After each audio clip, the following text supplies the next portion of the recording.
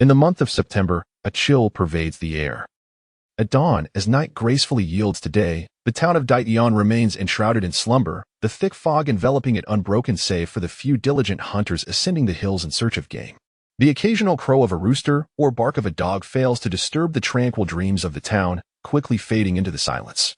Nestled against the backdrop of the small Yushan mountain, Daition bears a name that reflects the hope of fruitful cultivation. Yet, due to the scarcity and barrenness of arable land, its inhabitants have resorted to generations of hunting to survive. As the rooster crows thrice, the sky brightens, and shadows of people begin to emerge on the streets, interspersed with the resonant sounds of practice emanating from the town, where the youthful aspirants strive to hone their skills. Among these voices, filled with youthful exuberance, are the determined shouts of boys, their hearts set on surpassing the likes of Qin Haoshuan and Zhang Quan. In the minds of these youths, beyond the ambition to outshine Qin Haoshuan and Zhang Quan, lies a dream as ethereal as mist being taken as apprentices by the celestial beings residing atop Yushan Mountain. They yearn to master extraordinary abilities, or at the very least, to become exceptional hunters. In a relatively grand courtyard at the western edge of Daition, their rival, Qin Haoshuan, still lies in slumber. Unbeknownst to anyone, a vividly patterned little snake stealthily slips into his room, skillfully ascending to his bedside and coming to rest motionless before his pillow. This snake, approximately half a foot long, boasts a dazzling array of colors on its scales, which are adorned with numerous small, raised bumps, giving it a peculiar texture neither quite like scales nor like armor. Its head is not the typical tapered shape of most snakes, but rather appears somewhat square and oddly shaped. Ugh! Qin Haoshuan rubs his eyes, sitting up abruptly. Upon noticing the vibrant, unmoving snake at his bedside, he is not startled. Instead, he deftly removes a small yellow object from the snake's mouth. This yellow object, about the size of a fingernail, emits a delicate fragrance. He then gently tucks the still motionless snake into his embrace. This small yellow item is a precious huangjing, outwardly resembling an unremarkable yellow pebble. Despite its unassuming appearance, its fine texture, and the soothing aroma it exudes attest to its rarity. It is no wonder that the old man at the apothecary has been extolling its virtues for years, certain it could fetch a handsome price. Qin Haoshuan's ancestry once boasted officials, but after relocating to Daition, they established a family rule. One must pursue knowledge but refrain from seeking officialdom. Now, his father barely earns a living through farming, while his mother contributes with small washing jobs in town. Having begun his education early, Qin Haoshuan grasped that studying was for enlightenment rather than merely for the sake of titles. Thus, he matured faster than his peers, accompanying adults on hunting expeditions since the age of 8, honing his skills amidst peril and conflict. By the age of 10, he ventured into the mountains alone, as the adults reserved the larger game for themselves. Although he often faced danger, Qin Haoshuan consistently emerged unscathed. The only injury he sustained was at 12 when he was bitten by a peculiar little snakean encounter that irrevocably altered the course of his life. On a summer morning following 4 days of relentless rain, the mountain paths were treacherous and rife with miasma. With no rice left at home, Qin Haoshuan set out at the break of dawn in search of prey. However, the nearby hunting grounds had been largely depleted. After wandering for hours without success, he suddenly spotted a swift roe deer darting past, and instinctively pursued. The deer was cunning, weaving through the thickets, evading Qin Haoshuan's arrows and leading him deeper into the heart of Yushan Mountain. Though Daition's hunters had always remained on the periphery, fearing the ominous tales of what lay within the rumored presence of deities and malevolent spirits, Qin Haoshuan, with determination, pressed onward. After a relentless chase, he finally succeeded in bringing down the elusive deer, only to find himself deep within Yushan, a realm untouched by human presence. Towering trees obscured the sun, while dense underbrush thrived, and the ground was carpeted with layers of decaying leaves, leaving him to navigate by memory. Contrasting the ancient giants outside, this secluded valley was filled with vibrant flora, an oasis of tranquility alive with the sounds of birds and the fragrance of blossoms. Ignoring the potential dangers, Qin Haoshuan began fervently gathering herbs. As he reveled in his foraging, a brightly colored snake suddenly leapt from the grass, sinking its fangs into the webbing of his right hand. A wave of dizziness washed over him, and with a thud, he collapsed, losing consciousness. Time lost meaning as he lay in a stupor, only to awaken to a surreal transformation. The once familiar grass now loomed like towering trees, and the valley felt inexplicably vast. Upon moving, he discovered an astonishing agility, gliding through the foliage as if he were not walking but slithering. By a clear pool, he he beheld a reflection that was no longer his human form, but that of a vividly patterned snake. Not far away, his own body lay sprawled in the grass, devoid of life. Could he have perished? Had he become the very snake that bit him? With a mere thought, a powerful force tugged at his spirit, pulling him into the snake's form. As night descended, the miasma of Yushan began to creep, and inhaling it would spell certain doom for a human. Yet, the little snake, accustomed to this environment, was immune to its effects. With a surge of will, Qin Haoshuan fused his spirit with the snake, discovering that the rising miasma posed no threat to him. From that day forth, he would often inhabit the snake's body at night, delving deep into Yushan in search of rare herbs, which he would sell to the apothecary for a far greater profit than hunting could yield. His family's fortunes improved, and he became a paragon among the youths of Daitian. However, while the thrill of treasure hunting as a snake was exhilarating, each possession left him fatigued the following day, craving nothing more than to sleep. Having changed his attire, Qin Haoshuan stepped out into the world, the dark circles under his eyes betraying his exhaustion as he forced himself to greet acquaintances along the way. As he made his way to the apothecary, a series of anguished cries reached his ears. "Oh, Zhang Leida, I truly have no money. Please spare me. Oh." A group of boys mercilessly kicked two others rolling on the ground. One, dressed in fine garments, appeared utterly unfazed, reveling in the agony of others as he emitted chilling laughter. This was none other than Zhang Kuang, Qin Haoshuan's equal in notoriety. A crowd of onlookers had gathered, some filled with indignation, others with sympathy, yet none dared voice their feelings in the presence of the well-dressed bully. "Watch closely. This is the consequence of failing to pay your dues," Zhang Kuang's lackeys proclaimed, triumphantly stepping on one boy's face. At that moment, another boy, unable to contain his outrage, shouted, "Thief! Zhang Kuang, may you meet a fitting end." Zhang Kuang, who had refrained from intervening until now, flashed a sinister grin, striding forward with intent to kick the boy, silencing him, a move that would surely shatter the boy's teeth. "Zhang, do you not see me here?" Qin Haoshuan, passing by, did not even lift his gaze. "If you dare strike, I will bind you and leave you for the wolves on Yushan."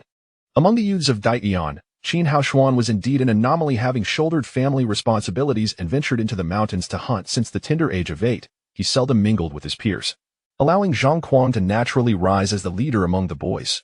Zhang Kuang's father was the most exceptional hunter in Dadian town, and Zhang Kuang himself was exceptionally gifted at the tender age of 12. He had single-handedly slain 2 ravenous wolves, marking him as a prodigy. Yet, this fierce character, who could reign supreme among the children of Datian town, harbored a profound fear of Qin Haoshuan. Last year, he had suffered a brutal beating from Qin Haoshuan, resulting in 4 broken ribs and a 3-month convalescence. Since then, he dared not provoke Qin Haoshuan again. He understood that Qin Haoshuan was a man of his word. Should he follow through on a threat, such as binding him and tossing him to the wolves, he would undoubtedly do so. With a heart full of resentment, Zhang Kuang's expression shifted, a hint of frost lingering at the corners of his brow. "Qin, these 2 have violated my rules. They must be taught a lesson," he declared. Qin Haoshuan merely scoffed inwardly, questioning when extortion and plunder had become acceptable norms. He could not be bothered to engage in conversation with Zhang Kuang and succinctly uttered a single word: "Scram." Zhang Kuang's face darkened at the response, yet he knew that confrontation would only bring him misfortune. He cursed Qin Haoshuan in his mind 1,000 times, perplexed by his thoughts. A person who grew up immersed in books should have understood the concept of benefit and harm and recognized that an alliance with him could lead to dominance in their territory. Why, then, did Qin Haoshuan insist on opposing him at every turn? Seeing the grimace on Zhang Kuang's face, Qin Haoshuan could fathom his thoughts and sighed inwardly, muttering to himself, "Qin Haoshuan, having been educated from a young age, you ought to comprehend the intricacies of benefit and harm and recognize that shunning such vile characters is paramount. Why do you find it so hard to restrain yourself in such situations?" As he pondered this, a bitter smile crossed Qin Haoshuan's lips. Although his education had imparted wisdom, it had also cultivated certain unpleasant habits of a scholar. He was aware that sometimes it was best to remain aloof from matters that did not concern him, thus avoiding many troubles. Yet, he found himself unable to suppress his sense of righteousness. With keen eyes, one of the onlookers noticed the faint waft of medicinal fragrance emanating from Qin Haoshuan's tightly clenched fist, exclaiming, How fragrant. Brother Qin, what delightful treasures have you acquired today? Are you planning to sell them at the Chun family pharmacy?" "Brother Qin, I heard that 2 visitors from afar have cleared out the Chun family pharmacy's precious herbs and even proclaimed they would offer significantly higher prices than the pharmacy for any rare materials." "Indeed, I have heard as much. Brother Qin, you often possess remarkable items. If they take an interest, you might strike it rich. Qin Haoshuan felt a surge of excitement, sensing a stroke of good fortune, and cheerfully promised, "Let us see if the selling price is favorable. I shall treat you all to drinks." Amidst the jubilant cheers, Qin Haoshuan was surrounded by a throng of youths as they made their way to the Qin family pharmacy. As he entered, all eyes were drawn to him, while Zhang Kuang, with only a few loyal followers remaining by his side, ground his teeth in frustration. Soon the day will arrive when the mountain deity selects disciples. I must be chosen to unleash my pent-up grievances. Chapter 2. The selection of celestial apprentices in the mountains and the town of Daitian. The Qin family pharmacy is renowned, known to all and sundry. Whenever hunters return from the mountains, often injured or poisoned, Old Man Qin possesses an extraordinary ability to cure them, thus earning a stellar reputation in the town. Nestled on a less conspicuous street, the pharmacy displays a large character for medicine, while Old Man Qin's apprentices busily engage in the various processes of preparing remedies, filling the air with the refreshing scent of herbs. Despite the flourishing business, Old Man Qin remains leisurely, entrusting all operations to his apprentices.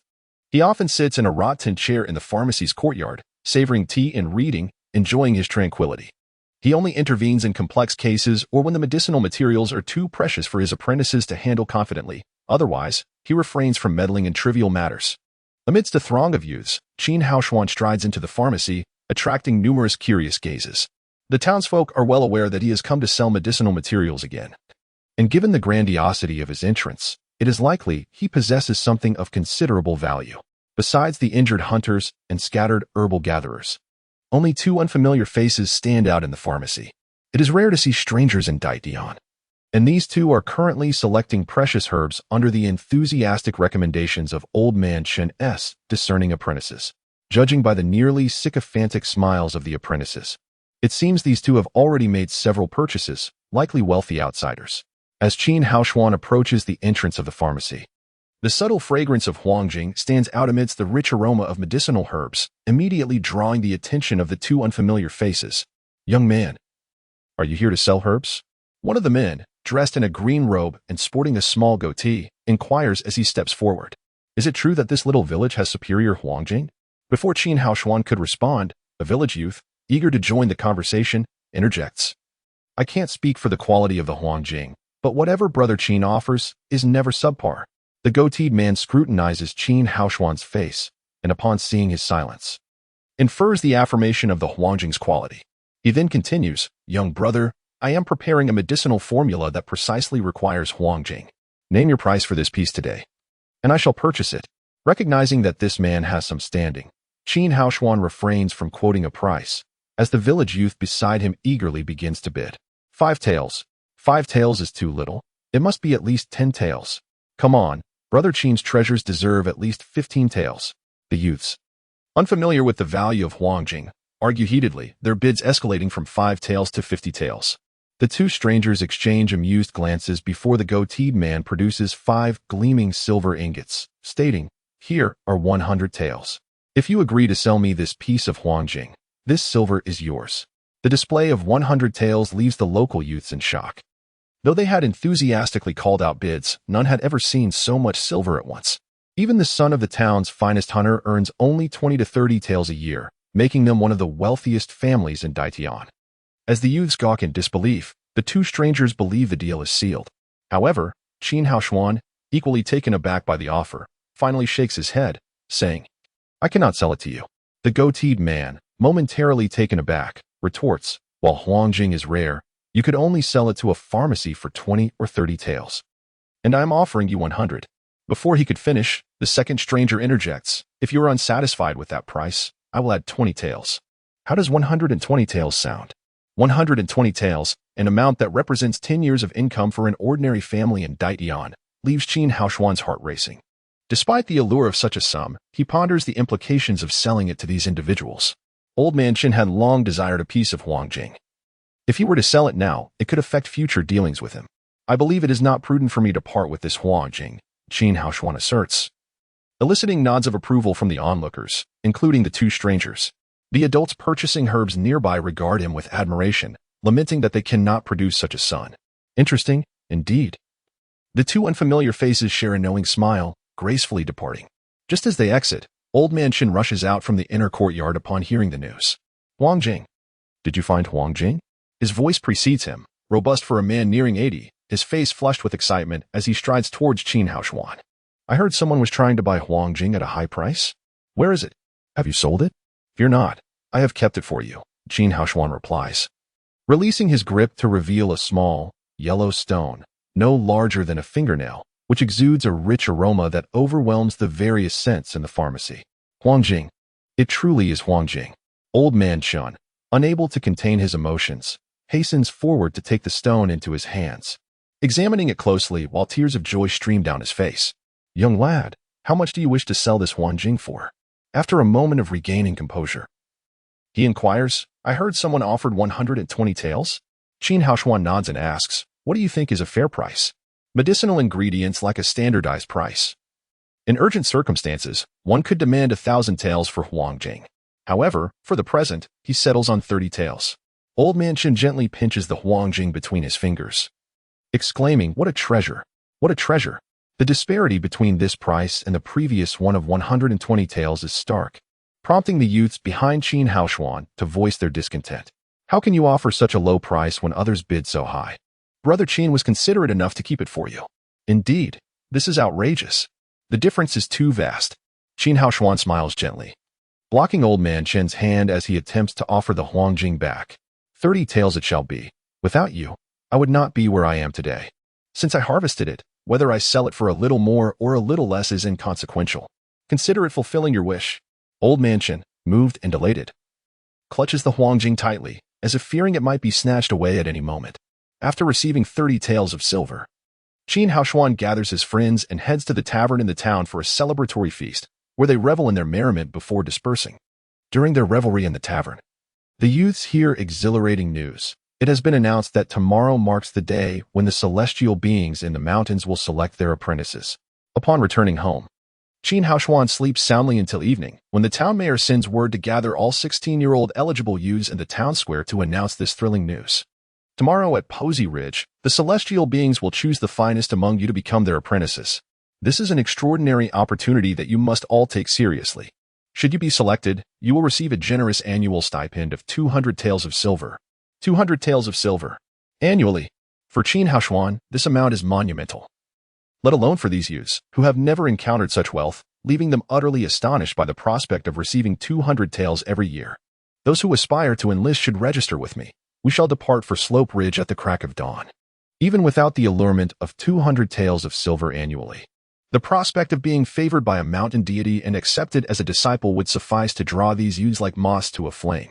Qin Haoshuan, too, yearned to become an immortal, yet he was more concerned that his aging parents might lack sustenance in his absence. How could he abandon them to become a deity, leaving his parents desolate and helpless? However, with the annual settlement allowance of 200 taels of silver, the situation was different. Once chosen by the deities, this annual sum would ensure his parents' livelihood, allowing them to live out their days in peace. He could then wholeheartedly pursue the art of eternal youth with the immortals, confident that his parents would support him. Qin Haoshuan, alongside the excited youths, registered in the town elder's office. During the registration, Zhang Kuang, buoyed by the flattery of his cronies, brimmed with confidence. The thought of being chosen by the deities, no longer a mere mortal, diminished his prior apprehension towards Qin Haoshuan. Qin Haoshuan, I am certain to be chosen by the deities tomorrow. When that time comes, we shall settle some scores. Qin Haoshuan inscribed his name upon the registry, and Zhang Kuang's almost arrogant voice echoed from behind. He turned, his eyes fixed upon the self-assured Zhang Kuang, a glint of severity flashing within, yet he remained silent. Zhang Kuang felt Qin Haoshuan's gaze penetrate his heart, piercing his very soul, causing him to shudder involuntarily, his skin prickling with gooseflesh. Having been glared at by Qin Haoshuan, Zhang Kuang swiftly regained his composure, a sinister glint flickering in his eyes. He inwardly chided himself for being carried away by his elation, too impulsive. He cast a venomous glare at Qin Haoshuan, then silently turned and departed before the throng of onlookers, eliciting a chorus of snickers, truly hoisting himself by his own petard. As he watched Zhang Kuang's departing figure, even Qin Haoshuan could not help but feel a chill in his heart. Should such a cunning and insidious character, one who knew when to advance and retreat, be chosen alongside him, he would need to exercise extreme caution. Chapter 3. The supreme immortal true ether primordial teachings as the second day dawned. Great Field Town, instead of slumbering, was abuzz with activity. Families with 16-year-olds eligible for selection adorned their homes with lanterns and decorations, slaughtering pigs and butchering sheep for ancestral rites. Many parents spent the entire night kneeling before their family shrines, praying for their children to be chosen by the immortals, thus achieving meteoric success. Having bid farewell to his parents, who had knelt before the shrine all night, and noting their weary countenances, Qin Haoxian, who had enjoyed a sound night's sleep, stepped out of his house with a heavy heart, escorted by 20 or so robust hunters clearing the path. A group of 40 16-year-old youths marched in force towards Slope Crest. Slope Crest marked the boundary between the inner and outer reaches of Little Islet Mountain, a flat expanse of grassland. Shortly after Qin Haoxian and the others arrived, two beams of white light pierced the morning mist from the eastern horizon, descending upon swords. As they landed, Qin Haoxian was startled to recognize them as the two individuals who had sought to purchase his Huang Jing at a high price the day before. Not only Qin Haoxian, but the other youths were also astonished that these two were the same outsiders who had appeared in Great Field Town yesterday. Zhang Kuang's face lit up with joy, and he exchanged a knowing smile with his cousin and lackey, Zhang Yang.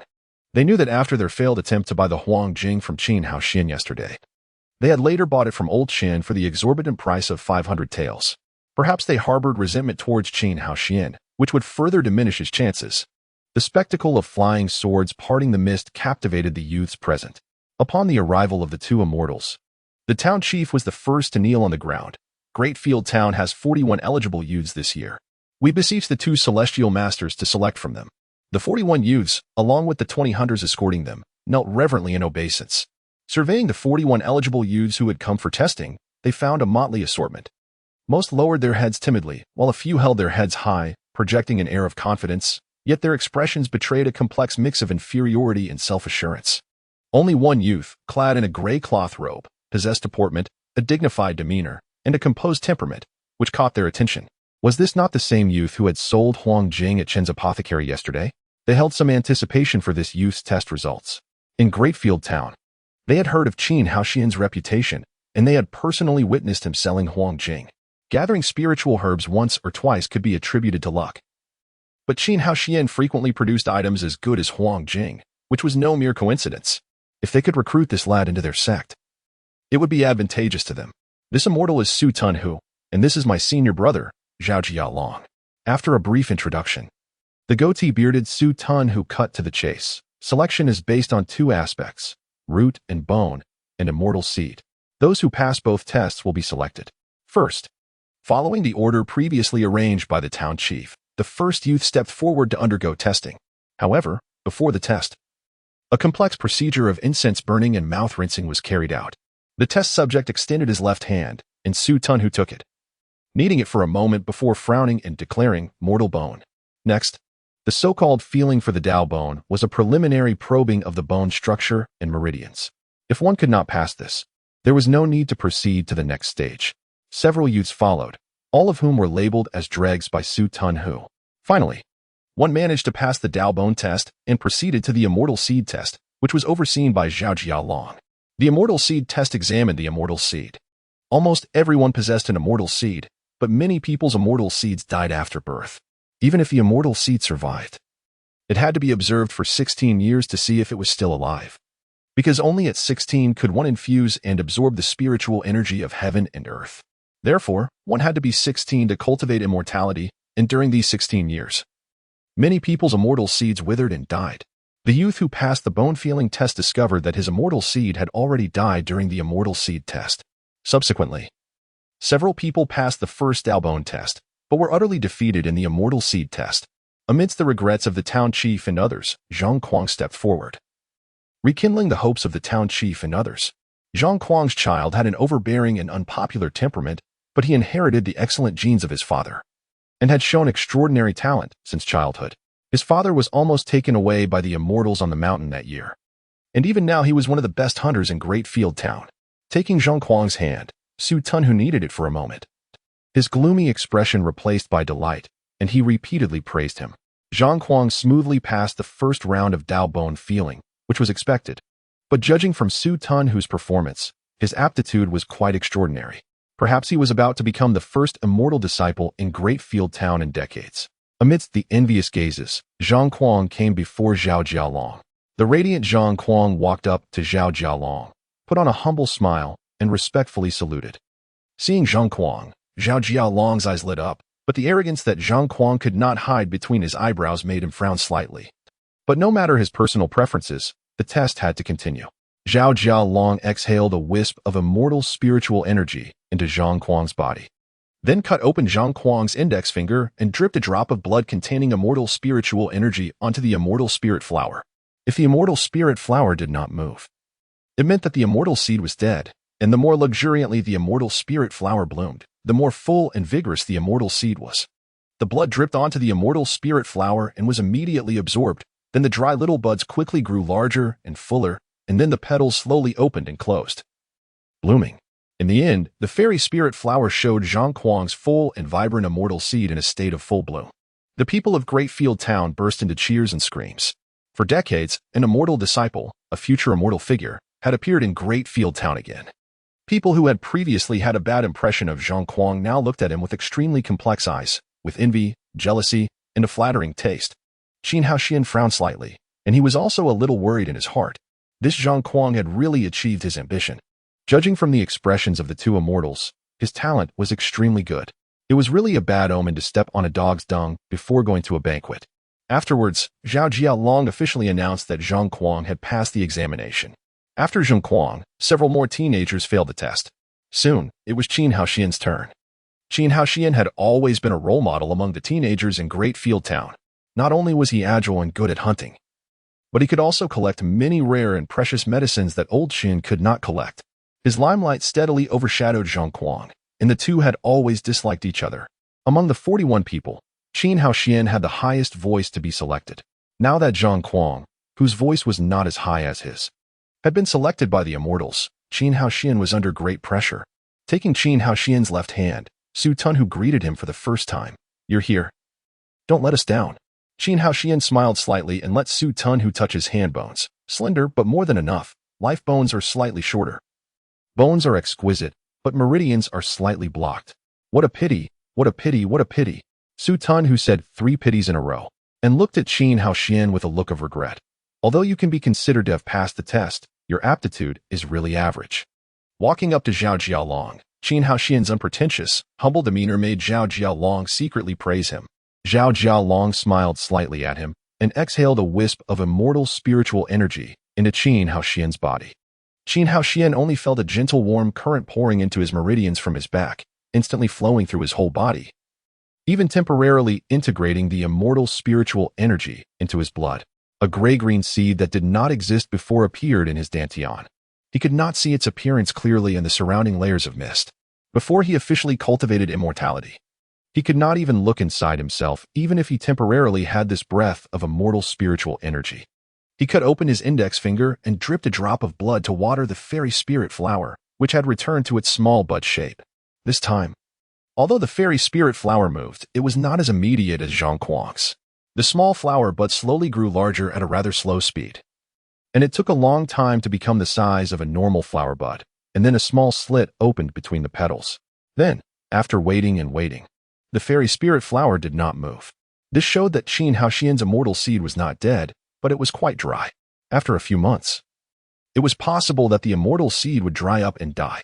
After a moment of contemplation, Zhao Jialong realized that Qin Haoxian's aptitude was borderline, and the decision to accept him rested on their shoulders. Zhao Jialong gazed at Qin Haoxian with a hint of regret, lamenting that the individual who could procure precious medicinal herbs like Huang Jing possessed such unremarkable talent, so unremarkable that it posed a dilemma. At that moment, Su Tunhu approached Zhao Jialong and whispered a few words into his ear.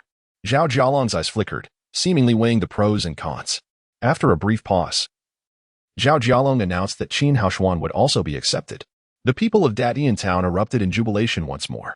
It was common knowledge that in such a desolate place as Dadian Town, it was normal for decades, even centuries, to pass without a single person being selected. Zhao Jialong and Su Tunhu had only come with the intention of going through the motions, yet they had unexpectedly recruited 2 individuals. Subsequently, large numbers were eliminated. Surprisingly, Zhang Kuang's cousin and lackey, Zhang Yang, also passed the assessment. Moreover, his performance was slightly better than Qin Haoshuan's. The immortal spirit flower obligingly opened a crack further, demonstrating that Zhang Yang's immortal seed possessed greater vitality than Qin Haoshuan's. Zhang Kuang's face was filled with the pride of a young man who had achieved success. He regarded Qin Haoshuan with disdain, his heart brimming with self-satisfaction. So you rely on your strength and meddle in other people's affairs? Once I've mastered spiritual techniques and become an immortal, I'll see how I deal with you. Qin Haoshuan ignored Zhang Kuang's provocative gaze. So what if your aptitude is slightly better and your immortal seed has more vitality? There are countless variables on the path of cultivation. Good aptitude does not guarantee future success. Otherwise, why would those immortals search high and low? They could simply recruit people with first-rate aptitude. Soon, all 41 youths had completed the test. This year, Datian Town had produced 3 immortal disciples, a cause for universal rejoicing. After giving instructions, Zhao Jialong and Su Tuna summoned their immortal swords and soared into the sky. The unsuccessful youths transferred their envy of the 2 immortals to the 3 who had passed the test, especially Zhang Kuang, whose performance was the most outstanding. In the near future, they would be able to soar through the air like immortals. News of the immortals selecting 3 youths in Datian Town spread, astonishing people within 100 miles. Many distant relatives, with whom contact had been severed generations ago, flocked to their doors, bearing gifts and uttering flattering words, seeking to curry favor with the future immortals by any means possible. The threshold of Zhang Kuang's house, whose aptitude was the most outstanding, was worn down by gift givers, both familiar and unfamiliar. The other 2 families also received their fair share of visitors. After a night of revelry, the 3 youths, surrounded by countless fellow villagers, arrived at the entrance of the town. Su Tunhu and Zhao Jialong were already waiting there. Due to the long journey ahead, the town elder had purchased 5 fine horses in the county town overnight for them to ride. The 5 mounted their horses. With a flick of his hand, Su Tunhu affixed a yellow talisman to the rear of each horse. As if injected with stimulants, the 5 horses neighed and darted forward. The path of immortal cultivation was long and irreversible. Esteemed immortals, may I inquire as to how to address you without being impolite? Qin Haoshuan spurred his horse forward, catching up with Su Tunhu and Zhao Jialong, and asked in a respectful manner, "Senior brother." Zhao Jialong uttered 2 words expressionlessly and coldly. Zhang Kuang and Zhang Yang secretly chuckled at Qin Haoshuan's rebuff, but put on a docile appearance. Zhang Kuang feigned honesty and said, "It is a great honor for Zhang Kuang to be noticed by you 2 senior brothers and accepted into the sect. I hope that senior brothers will guide me in the future." Su Tunhu and Zhao Jialong were uninterested in Zhang Kuang's clumsy flattery and ignored him. Zhang Kuang was displeased, but maintained a smiling facade. "Senior brother Zhao, senior brother Su, we 3 come from remote and backward places and have limited knowledge. We only know that immortals like yourselves come to select disciples every year, but we are unaware of more detailed information. To avoid making a fool of ourselves at the sect and embarrassing you 2 senior brothers who are guiding us, could you please enlighten us?" Qin Haoshuan's words were neither arrogant nor humble, and were very appropriate. The aloof Zhao Jialong grunted in agreement. "Our sect is the national religion of the Xianglong Kingdom. Heaven bestowed an immortal registry and conferred the name Supreme Immortal True Primordial Beginning Sect, generally known as the Primordial Beginning Sect. It has been passed down for thousands of years. The sect is located on the Yellow Emperor Peak of Dayu Mountain and has tens of thousands of disciples. It is the only immortal sect in the Xianglong Kingdom. The sect leader is the national immortal teacher of the Xianglong Kingdom. The enthronement of each emperor must be reported to the sect leader for approval." Speaking of the Primordial Beginning Sect, even the aloof Zhao Jialong wore a solemn and reverent expression, which caused Qin Haoshuan and the other 2 to beam with joy and yearn for the sect. Chapter 4. The absolute poison valley of Taichu Mountain. Zhang Kuang was secretly calculating in his heart. If he were to ascend to the position of the sect leader, he would become the guardian immortal of the Xianglong Kingdom, a title more illustrious than that of the emperor. At that moment, Su Tuna took the lead in the conversation. If our Taichu sect could venture into the absolute poison valley and retrieve the magical artifacts and techniques lost during the Celestial Demon War, we would not merely be the foremost sect of the Xianglong Kingdom." He paused, pride swelling within him as he continued. "Our Taichu sect possesses a unique advantage that other sects lack. We are the closest to the battleground of the Celestial Demon War, the absolute poison valley. Countless powerful beings perished in that war, and the treasures they devoted their lives to collecting lie scattered throughout the valley, ancient techniques, sorceries, and numerous artifacts capable of causing a storm of bloodshed in the realm of cultivation. Then, why not rush in to retrieve them?" Zhang Kuang who had been pretending to be earnest, perked up his ears to catch every word from Zhao Jialong and Su Tanu, fearing he might miss something crucial. Upon learning that the valley, filled with countless treasures, was located near the Taichu sect and remained unexplored, he grew anxious. If those treasures were to be stolen by other sects, it would be disastrous. Su Tanu shot a scornful glance at Zhang Kuang, whose intelligence seemed to plummet at the mention of treasures, and scoffed. If it were that easy to take, would we need your reminder? Besides, if any other sect dared to encroach upon our Taichu sect's territory, do they think we are defenseless? They'll be raided. Zhang Kuang cursed Su Tunda inwardly while maintaining a simple smile, repeatedly agreeing. During the crucial moments of the Celestial Demon War, when the demonic forces began to falter, one of the demon ancestors, the Lord of 10,000 Poisons, in a fit of rage, self-destructed, poisoning countless celestial and demonic powerhouses. Aside from a few who managed to escape due to their comparable strength, none were spared. The Lord of 10,000 Poisons was an unparalleled powerhouse, and even now, cultivators entering the absolute poison valley risked death from the toxins within. Even knowing treasures lay inside, who would dare to venture forth? After the Lord of 10,000 Poisons self-destructed, the poisonous miasma spread across much of the Great Yushan, forming the absolute poison valley. Today, the Great Yushan is but a third of its original size, and even the most formidable cultivators hesitate to enter, unable to withstand the poisonous vapors. The vast absolute poison valley has only ever allowed entry, never exit. Qin Haoshuan could not help but gasp in astonishment. He had once explored the depths of the lesser Yushan while attached to a small snake, which was fraught with peril and easy to lose one's way. Now, he was faced with the prospect of the absolute poison valley, which was 3 times larger than the Great Yushan, the site of the ancient battlefield. Su Tun sighed softly.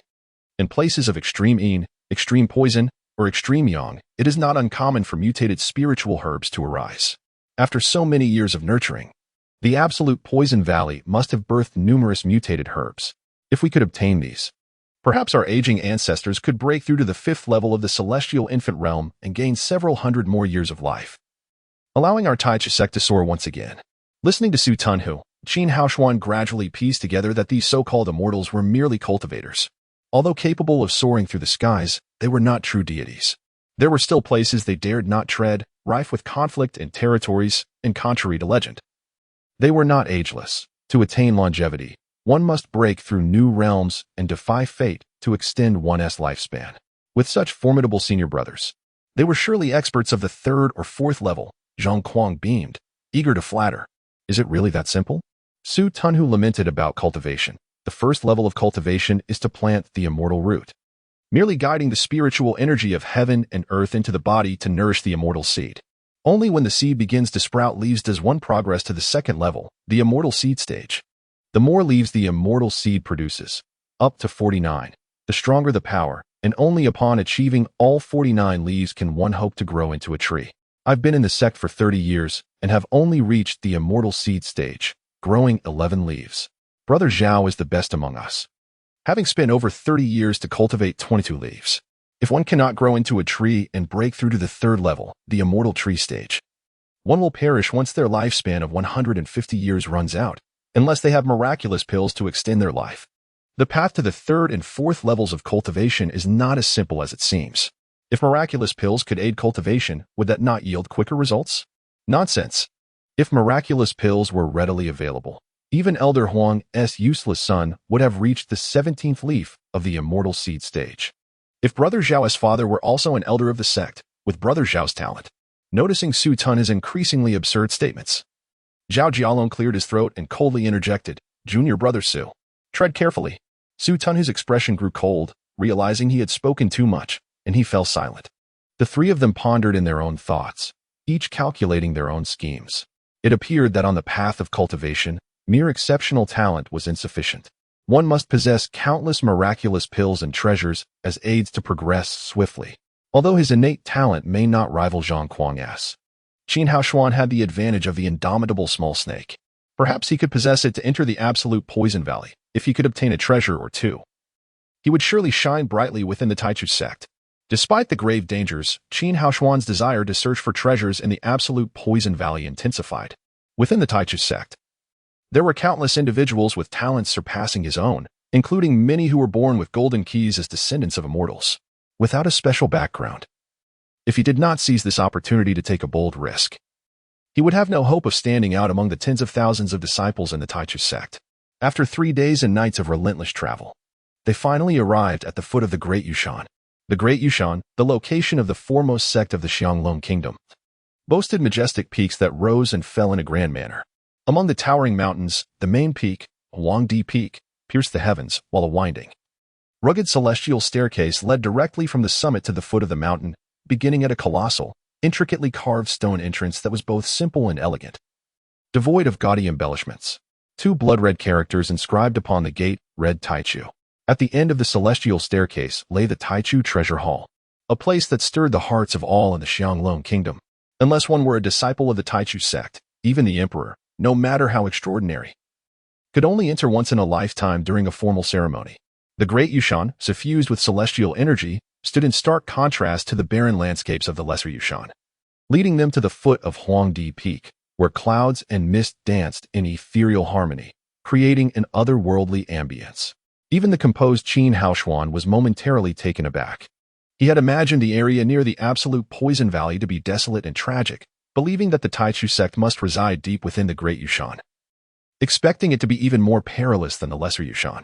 He was prepared to risk everything to ascend the mountain and learn the arts. Yet he found himself in a veritable paradise.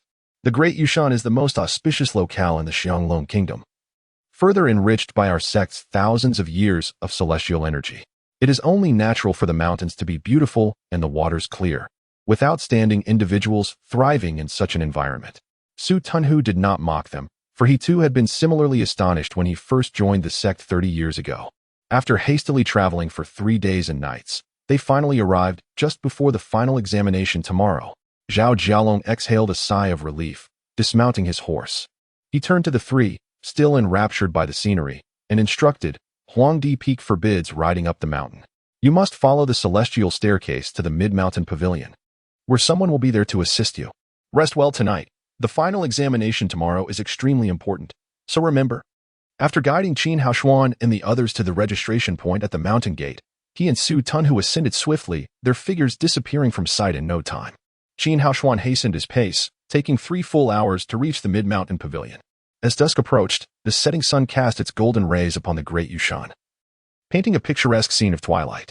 Standing on the mountainside, his gaze fell upon an array of exquisite buildings with red bricks and green tiles, towering trees, and flower beds bursting with vibrant colors, their fragrant blossoms arranged in perfect harmony. The half-mountain pavilion is, in essence, a lengthy corridor, serving as the public display for the Taichu sect. Adorning the waist-high walls of the corridor are intricate carvings depicting exotic beasts, majestic mountains, and numerous oddly shaped deities, alongside fragments of the sect's history. The corridor is bustling with a crowd of about 200 new disciples selected this year. The profound heritage of the Taichu sect leaves these youthful novices in awe, each one engrossed in the murals and inscriptions, their hearts swelling with pride at becoming disciples of such a venerable tradition. As the last of the newcomers trickle in, the sun dips below the horizon, and a man in his 40s, a disciple of the Taichu sect, arrives with an air of arrogance, commanding, "Follow me." He leads the 200 new disciples to the dining hall for a meal, then weaves through the elegant buildings toward their quarters. A young nobleman, adorned in luxurious garments and with a jade pendant at his waist, cannot help but exclaim, "Goodness, this is even more beautiful than the imperial palace gardens." The thought of residing in a realm more enchanting than the royal gardens stirs excitement among the predominantly humble disciples, filling them with anticipation. However, the guiding senior brother takes them through winding paths, ultimately leading them to a cluster of shabby, low-roofed houses. You will gather here tomorrow morning for the final assessment. The area above the mountains is a sacred ground of our sect, and you are not yet qualified to enter. Do not wander off, or you will be expelled and forever barred. He gestures toward the dilapidated houses, stating, "That will be your accommodation for tonight." A wave of disappointment washes over the youthful aspirants, though they silently curse the stinginess of the Taichu sect. None dare voice their discontent as they watch the guiding brother depart. Wait, is this a doghouse? Is this fit for human habitation? A tall, imposing youth questions, furrowing his brow without restraint. Clad in a yellow robe embroidered with golden dragons, his hair pinned up with a white jade hairpin, and adorned with an exquisitely carved dragon-shaped jade pendant, he is clearly no ordinary child of common folk. Be bold. Do you know who he is? He is the beloved third prince of the Xianglong Kingdom, Li Jing. announces a companion, similarly dressed in splendid attire, suggesting he too hails from a noble lineage. The guiding disciple's face hardens with disdain as he replies, even if the emperor himself were to grace us with his presence, he must adhere to the rules of the Taichu sect. A mere mortal's status holds no weight here. With that, he strolls away leisurely, feeling slighted. Li Jing and several noble companions wear dark expressions. Yet, Li Jing chuckles, saying, "Didn't Father always teach us to immerse ourselves in the lives of the common people and understand their hardships? This is simply a delightful opportunity for that." True to his royal upbringing, he deftly turns the situation to his advantage, garnering the goodwill of many humble disciples. Li Jing strides confidently into the shabby quarters, met by a musty odor. The narrow room is dark and damp. Stepping on the floor releases a squelching sound as water seeps up. His princely status draws the attention of many, and several individuals approach him to forge connections. The exuberant duo, Zhang Kuang and Zhang Yang, beam with enthusiasm, quickly befriending several youths, engaging in lively conversation. While most are busy making acquaintances and forming alliances for their future, a few remain silently seated on the edges of their beds, either feeling insecure or naturally introverted. Qin Haoshuan opts not to join the fray, offering perfunctory replies to those who attempt to engage him, choosing instead to select a blanket and begin tidying up. Beside him stands a small, timid boy, who appears quite delicate, seemingly overwhelmed by the experience of being away from home and surrounded by so many people. His unassuming stature renders him invisible to others, and no one approaches him. "Hey, could you help me shake out this blanket?" Seeing the boy's forlorn expression stirs Qin Haoshuan's compassion, prompting him to introduce himself. "I'm Qin Haoshuan from Little Yushan. What about you?" The boy smiles shyly, revealing a set of white teeth, and promptly takes the blanket, helping Qin Haoshuan shake off the dust before timidly responding, "Su." Siyu is most engaged in socializing. The quiet interaction between Qin Haoshuan and Siyu catches Li Jing's attention. While the slight Siyu goes unnoticed, Qin Haoshuan's robust physique and sun-kissed skin signal his potential, marking him as someone of interest. Li Jing approaches Qin Haoshuan, clasping his hands in greeting. "I am Li Jing. May I inquire your esteemed name?" "Brother Qin. From this day forth, we are all disciples of the Taichu sect and fellow brothers of the same year.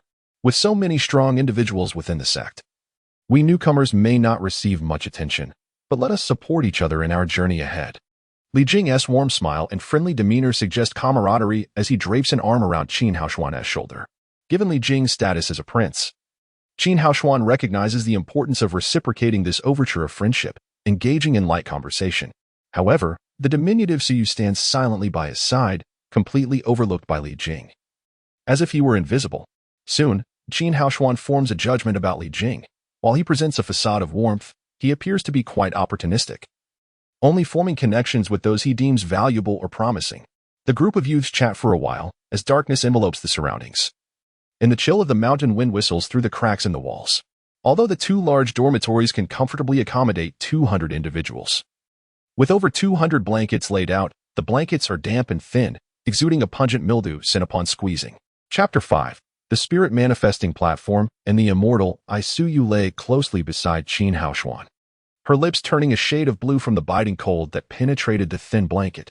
Not only Suyu, but even the robust Qin Haoshuan and other new disciples felt the chilling embrace of the night. In the dim light of the flickering candle, a dark hand reached for Suyu, yanking the blanket tightly wrapped around her away. With a shout, Suyu's eyes brimmed with unshed tears. Her frail form, too timid to argue, reason held no sway here, for might dictated truth. Qin Haoshuan observed the scene with growing ire. The audacity of the blanket thief incited his fury. Had it not been for the desire to avoid drawing unnecessary attention as a newcomer, he would have retaliated with a swift punch. "Come, let us share a bed.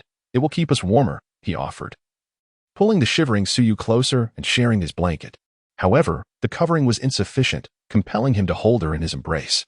Suyu's face, once pale from the cold, flushed a deep crimson from the warmth, rendering her motionless within his grasp.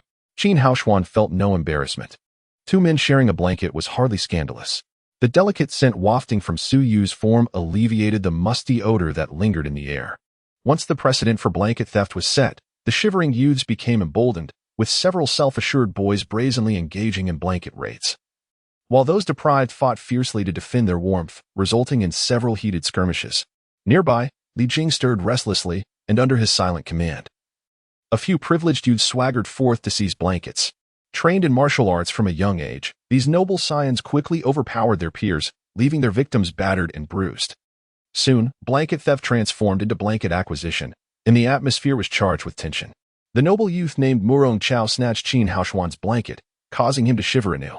Su Yu, frightened and cold, began to weep. Without hesitation, Qin Haoshuan sprang from his bed, emitting a deep, resonant growl from his chest.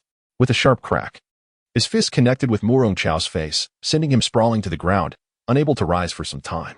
As Murong Chao groaned in pain, the others finally grasped the gravity of the situation, their expressions a mixture of shock and fear at Qin Haoshuan's prowess.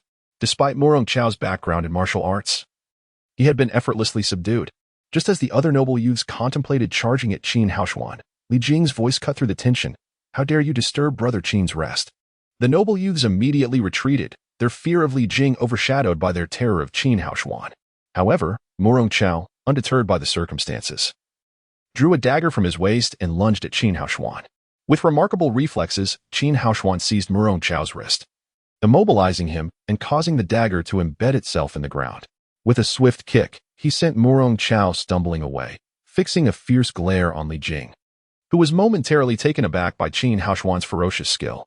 Recognizing the potential alliance with such a formidable individual, Li Jing approached with a solemn demeanor, reprimanding Murong Chao and the others before returning Qin Haoshuan's fallen blanket to him, suggesting, "The final test is tomorrow.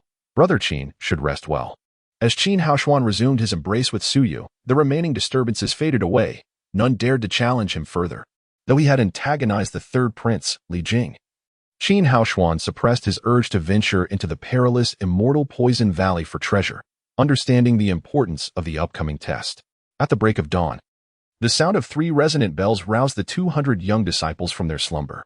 After quickly donning their garments, they gathered in the courtyard before the flat-roofed buildings. Under the guidance of the lead disciple, they partook of breakfast before traversing the ornate structures to the site of the final test. After a half-hour's walk, they arrived at an open square where the esteemed elders of Taichu sect awaited, including Huang Longjinren, the sect leader, who was traditionally reclusive.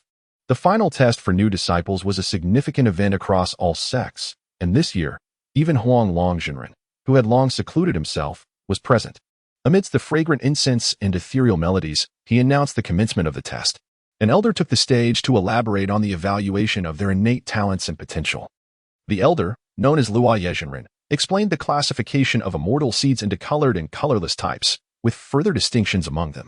He emphasized that the ultimate achievement of a cultivator could not solely be judged by their innate gifts. Diligent effort could also bridge any gaps in their natural endowments.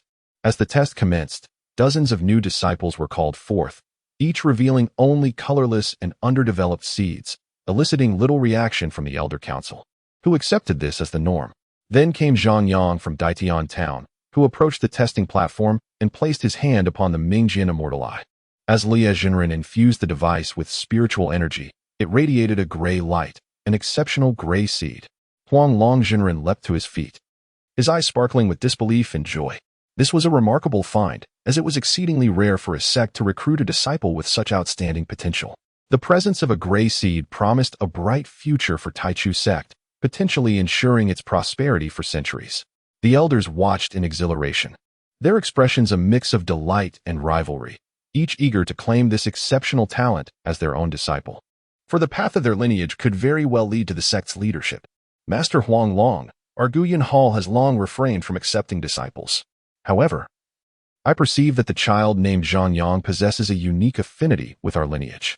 I propose that Master Huang Long take the initiative to guide him, allowing him to join our Guyan Hall after he reaches the immortal seed stage.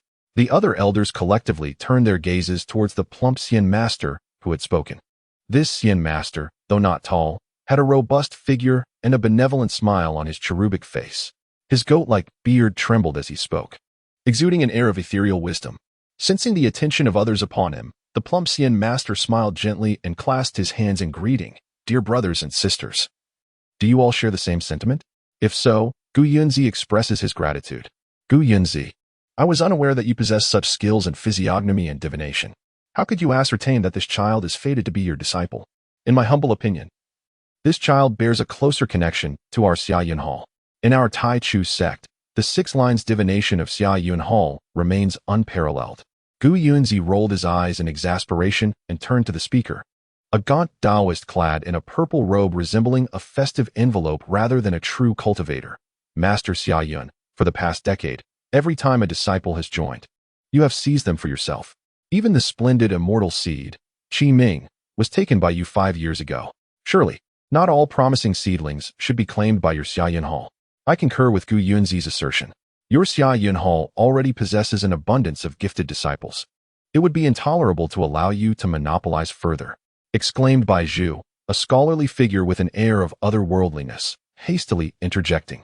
Master Huang, Grandmaster Luo Yi, Bai Zhu have always strived for harmony with the world. My disciples remain focused solely on nurturing outstanding talents and advancing our Taichu sect. Zhang Yang exhibits remarkable spiritual roots. Should he join my Bai Zhu Hall, he is bound to shine brilliantly. Gu Yunzi and Xia Yunzi exchanged exasperated glances. Realizing that Bai Zhu's apparent disdain for worldly affairs was merely a facade, now unveiled by the allure of the gray, immortal seed. A melodious voice, as clear as a lark's song, interrupted, "Esteemed brothers, my Bai Hua Hall traditionally accepts only female disciples. The current imbalance of yin and yang is apparent. Surely, with your generous hearts, you would allow Zhang Yang to join my Bai Hua Hall instead?" Su Bai Hua's Bai Hua Hall stands out within the Taichu sect, exclusively nurturing female disciples, often sparking concern from their male counterparts. The unspoken rule of only accepting female disciples has been upheld until now, making Su Bai Hua's request for an exception rather surprising. "This is quite improper," Gu Yunzi exclaimed, shaking his head while retrieving a white jade vial from his robe. As the vial emerged, an overwhelming aura of ethereal energy enveloped the entire stage. Chapter 6. The Arrival of the Purple Aura Master Huanglong. Not long ago, I discovered a rare stinling grass on Kanglin Mountain. Regrettably, my knowledge of alchemy is superficial. Should I attempt to refine it into a potion, it would be a grievous waste. Gu Yunzi produced a white jade vial, prompting unease among the others present. Xia Yunzi and the others quickly discerned Gu Yunzi's intentions and inwardly cursed him. "You scoundrel! You are attempting to bribe the sect master."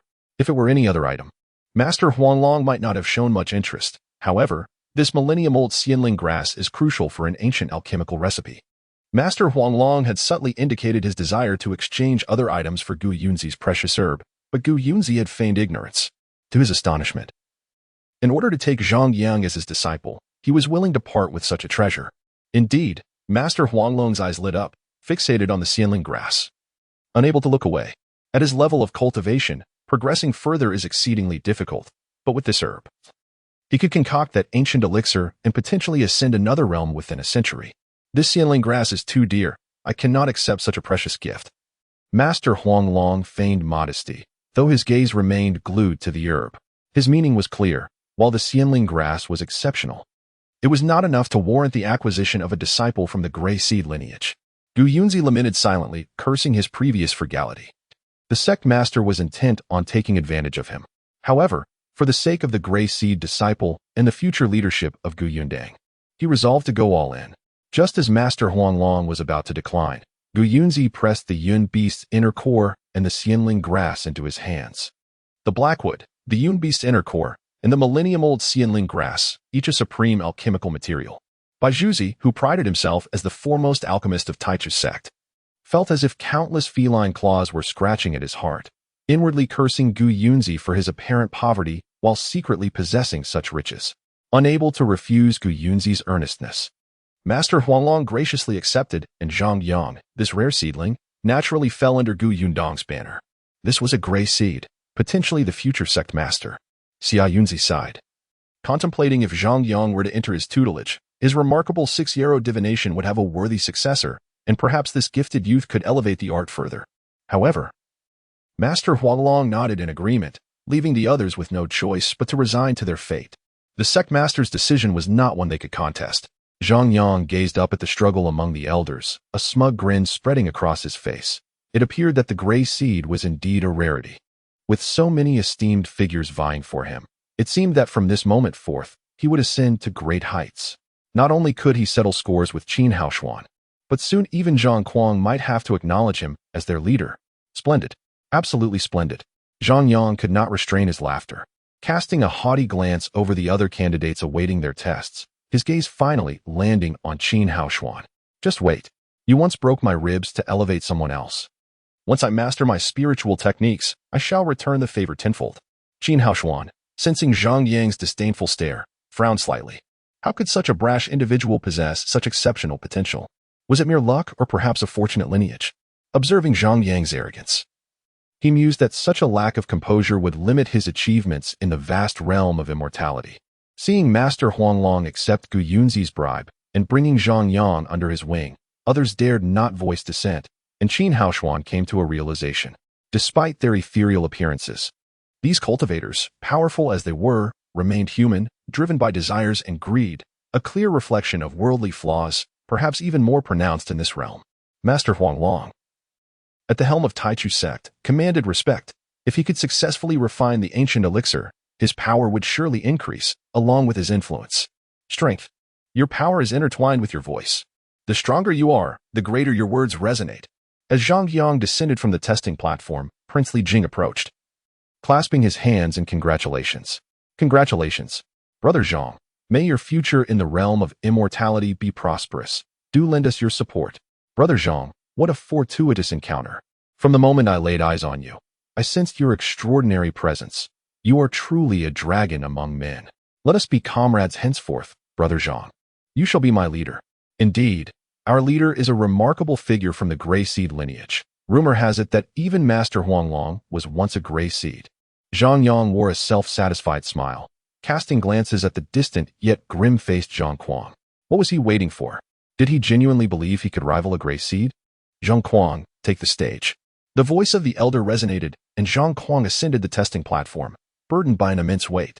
If the outcome revealed him as a colorless weak seed, he would never lift his head before Zhang Yang again. However, he quickly reassured himself. His initial test scores had far exceeded those of Zhang Yang. Surely, his potential could not be inferior. Throughout his life, had he not always outperformed Zhang Yang? With newfound confidence, Zhang Kuang strode onto the testing platform, casting a disdainful glare at the fawning Zhang Yang, silently declaring, "You were once my subordinate, and you shall be again."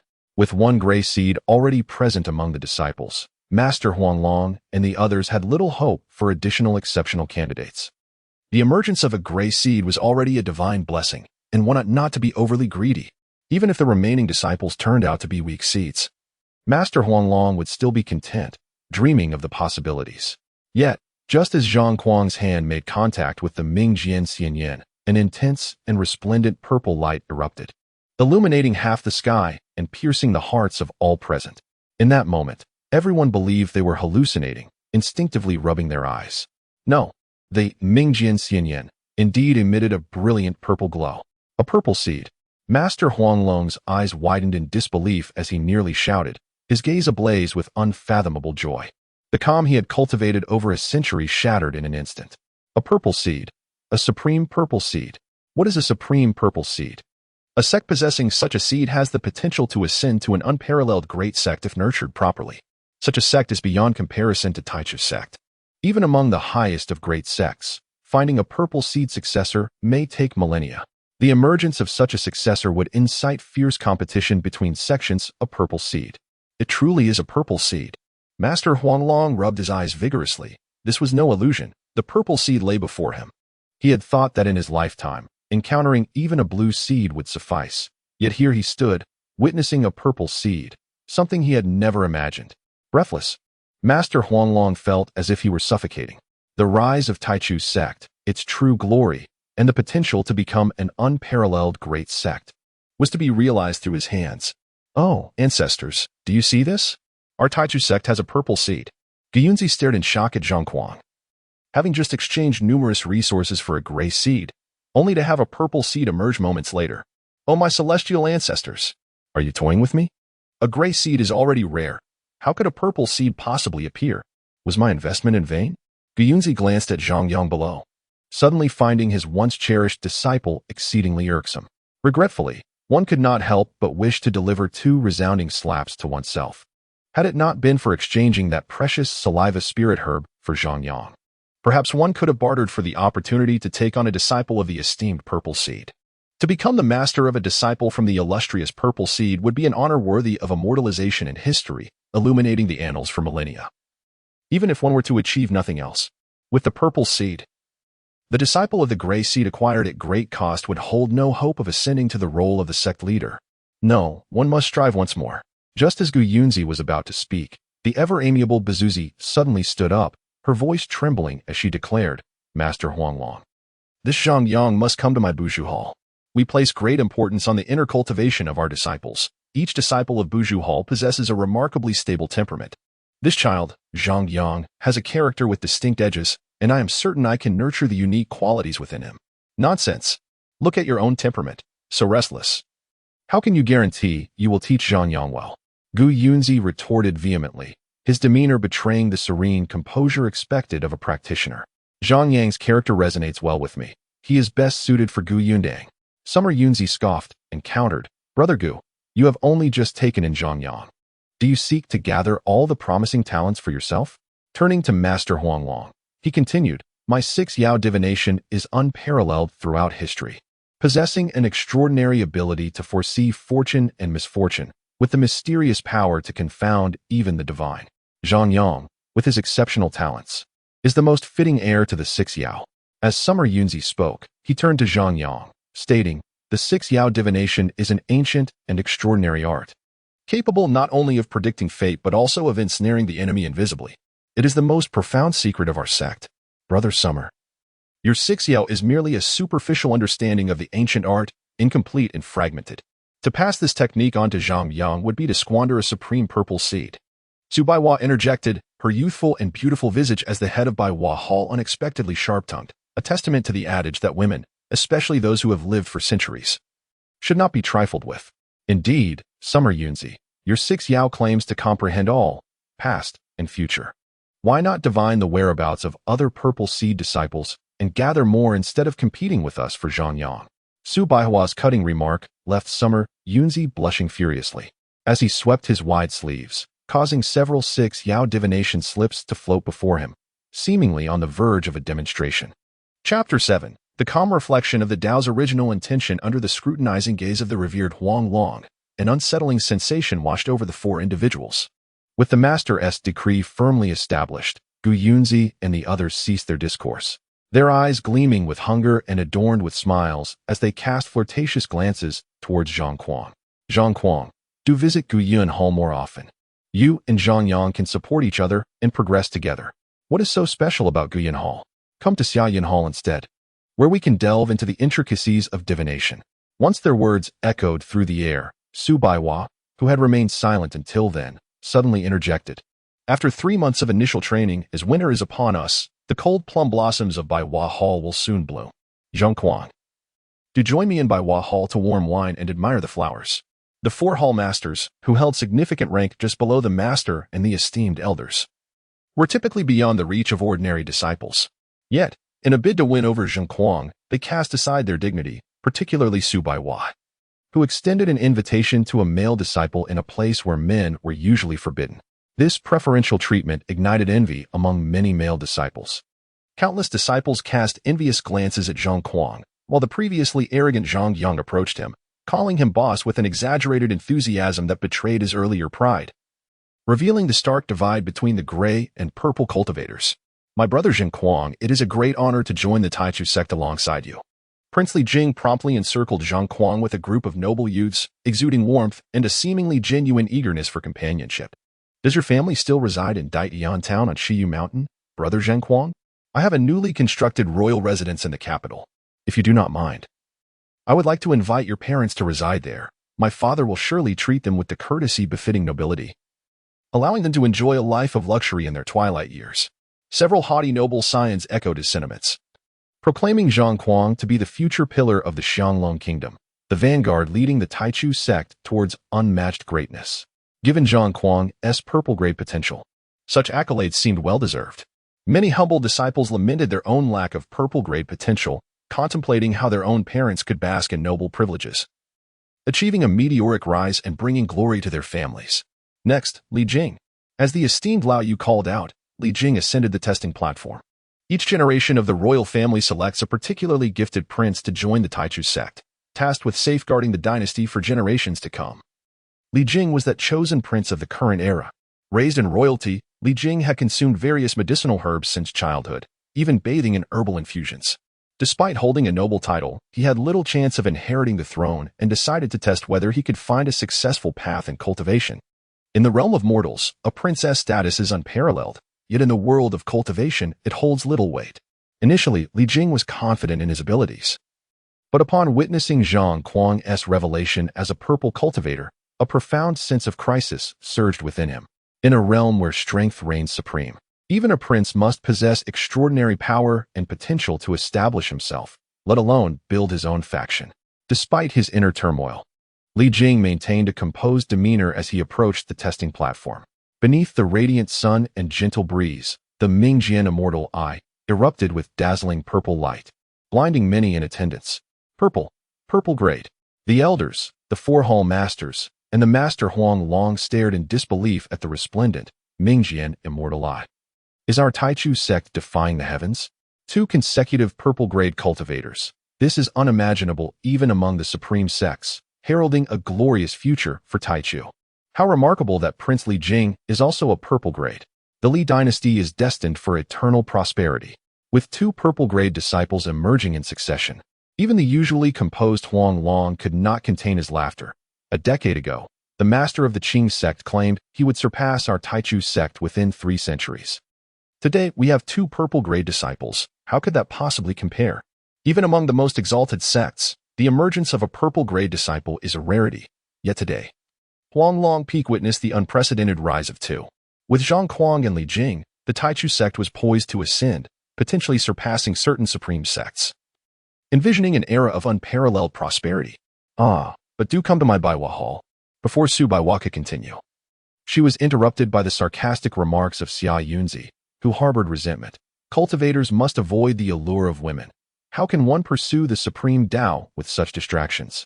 The feminine allure of Baiwa hall may overpower Li Jing's masculine vigor. Xia Yunzi Gu Yunzi, who had already taken Zhang Yang under his wing, gleefully fanned the flames. Xia Yunzi's words hold some truth. However, not all women are temptresses. Sensing the tension in the air, Huang Long interjected, Li Jing, like Zhang Kuang, will choose his own mentor after the testing. There is no need for further contention. With the master's word as final, dissent was quelled, and the testing resumed. The subsequent 30 disciples were all of colorless weak grades, but this did little to dampen Huang Long's spirits, as 1 gray grade was still a gain, complemented by the 2 exceptional purple grades. Yet, unbeknownst to the crowd, after Li Jing's revelation as a purple grade, his gaze towards Zhang Kuang shifted from admiration to hostility. Both were purple grade cultivators, but the position of master within the Taichu sect could only be held by one. Both Zhang Kuang and Li Jing harbored considerable ambition, destined to become adversaries. Next, Qin Haoshuan. At last, it was Qin Haoshuan's turn for testing, following his confrontation with Murong Chao the previous night. Even the esteemed Li Jing had shown him deference, sparking speculation about his formidable abilities and what grade he might possess. Qin Haoshuan strode confidently to the testing platform, bowing respectfully to Lao Yi before placing his hand on the frigid Mingjian immortal eye. As Qin Haoshuan approached, Lao Yi's eyes flickered with surprise. He exuded a mature demeanor and an almost ethereal aura that set him apart from the other disciples, who typically displayed signs of trepidation. A faint yet remarkably pure energy emanated from him.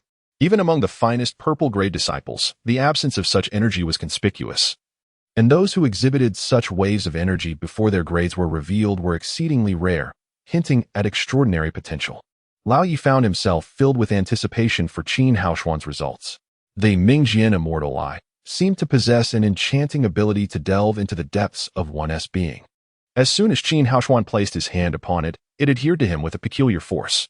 Lao Yi projected a strand of celestial energy, and in that moment, the eye appeared to penetrate Qin Haoshuan's essence, vibrating gently before emitting a dim glow devoid of color. A colorless weak grade, the most inferior of the weak grades. Teetering on the brink of failure. A collective sigh emanated from the audience, and Murong Chao's gaze turned icy as he began plotting his retaliation. Like Zhang Kuang and Li Jing, he too was a gray grade, and there was no comparison between his standing and Qin Haoshuan's, surrounded by admirers. Zhang Kuang let out a derisive laugh, cursing Qin Haoshuan as a failure. His lack of potential was evident, and once his own abilities flourished, it would be Qin Haoshuan who would suffer. Surrounded by sycophants, Zhang Kuang's relationship with his fellow townsmen was evidently strained. While they lauded his brashness, they simultaneously denigrated Qin Haoshuan. Their base flattery delighted Zhang Kuang, inflating his confidence.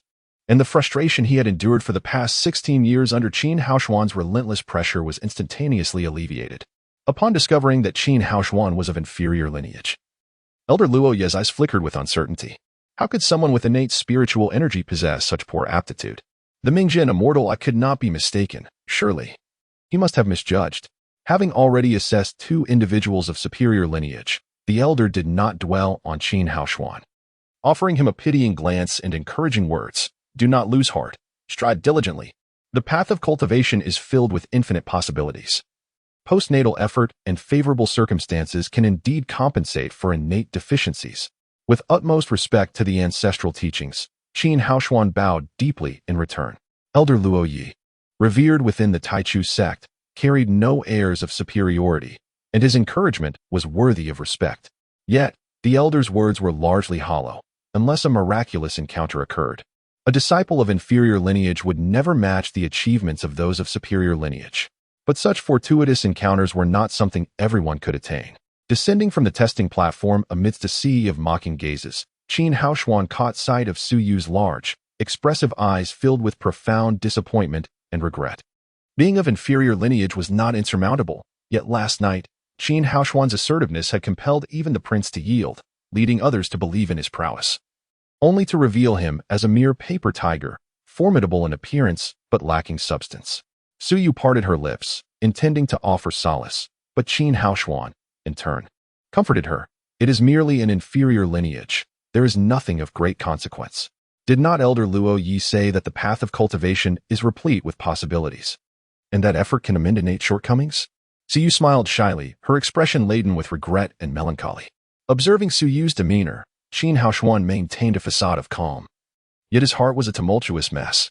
With his inferior lineage, he had to contend not only with Zhang Kuang, who bore a grudge against him, but also with Li Jing, whom he had offended last night.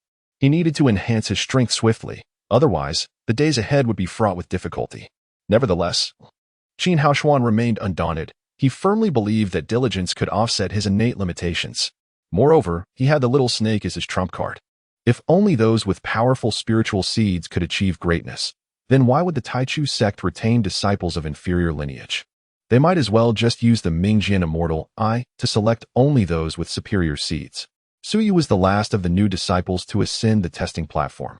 Apart from Qin Haoshuan, the others were eager to curry favor with the superior lineage disciples, Zhang Kuang and Li Jing, leaving no one to concern themselves with Su Yu's results, until the Mingjian immortal eye emitted a resplendent purple light.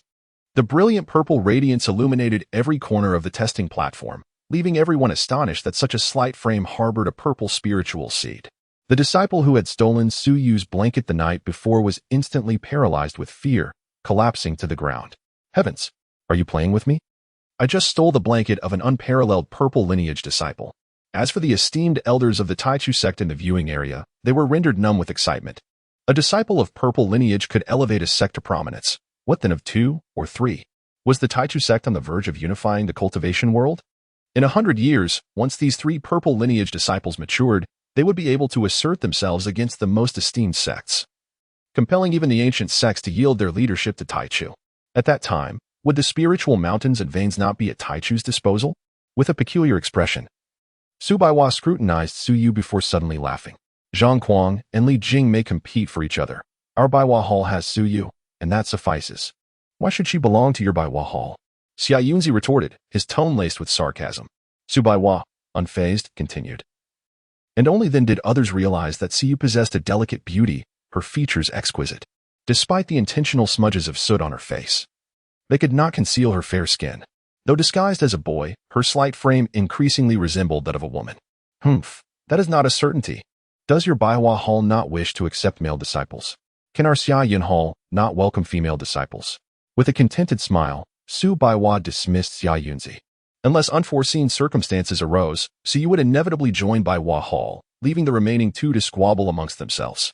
Seeing that Xia Yunzi continued to prattle on, Huang Longjinren sternly interjected, We shall discuss this matter later. I must ascend Qilin Peak to report to the ancestor, for him to make the final decision. At this, Su Baihua and the others were both shocked and distressed. The ancestor had secluded himself on Qilin Peak for centuries, ignoring mundane affairs. Why disturb him over the recruitment of a few purple lineage disciples? If the ancestor developed a fondness for talent and took all three under his wing, what would become of their aspirations? Yet, the sect leader's decision was not one they could oppose.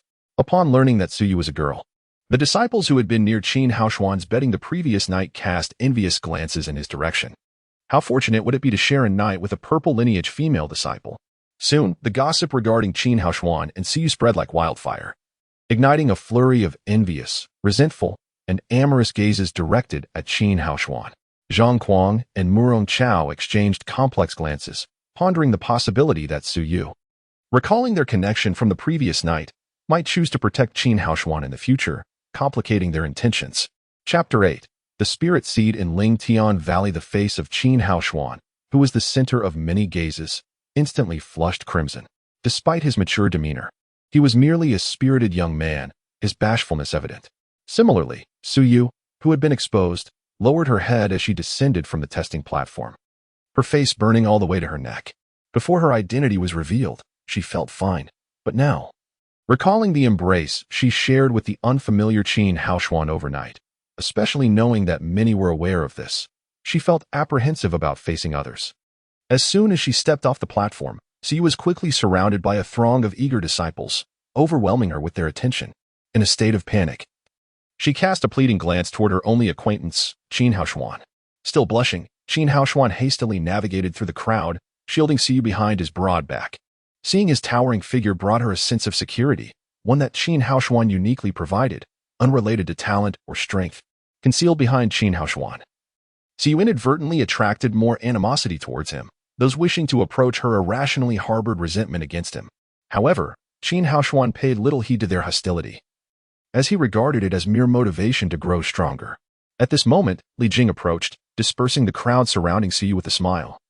Bowing his hands in greeting, "Junior sister Su, yesterday I failed to recognize your true identity, not realizing that the slender Su was indeed a beautiful maiden. If I have offended you, please forgive me. Congratulations, junior sister Su. You need no longer fear being bullied by certain individuals, nor worry about someone stealing your blanket while you sleep." A brazen and cold voice drifted from behind Li Jing. However, it would be wise for junior sister Su to maintain some distance from Qin Haoyu. You possess the supreme purple seed, while my compatriot here is merely a colorless weak seed. The difference is vast. If you get too close, others might perceive him as relying on a woman's influence, and he is quite sensitive about his pride. Li Jing's expression darkened at this blatant provocation from Zhang Kuang, who dared to mock him so openly while disparaging Qin Haoyu. Yet, beneath his arrogance lay a cunning nature. Having noticed Li Jing's intent to befriend Suyu, he rushed over to create discord. At this juncture, the headmaster, Huang Longjinren, announced, "The final tests for this year's new disciples are now concluded. Regardless of your seed strength, I hope you remain humble and diligent in your studies. Otherwise, even the best of talents may be squandered. You will now commence a 3-month foundational training period, which will determine your fate for a lifetime."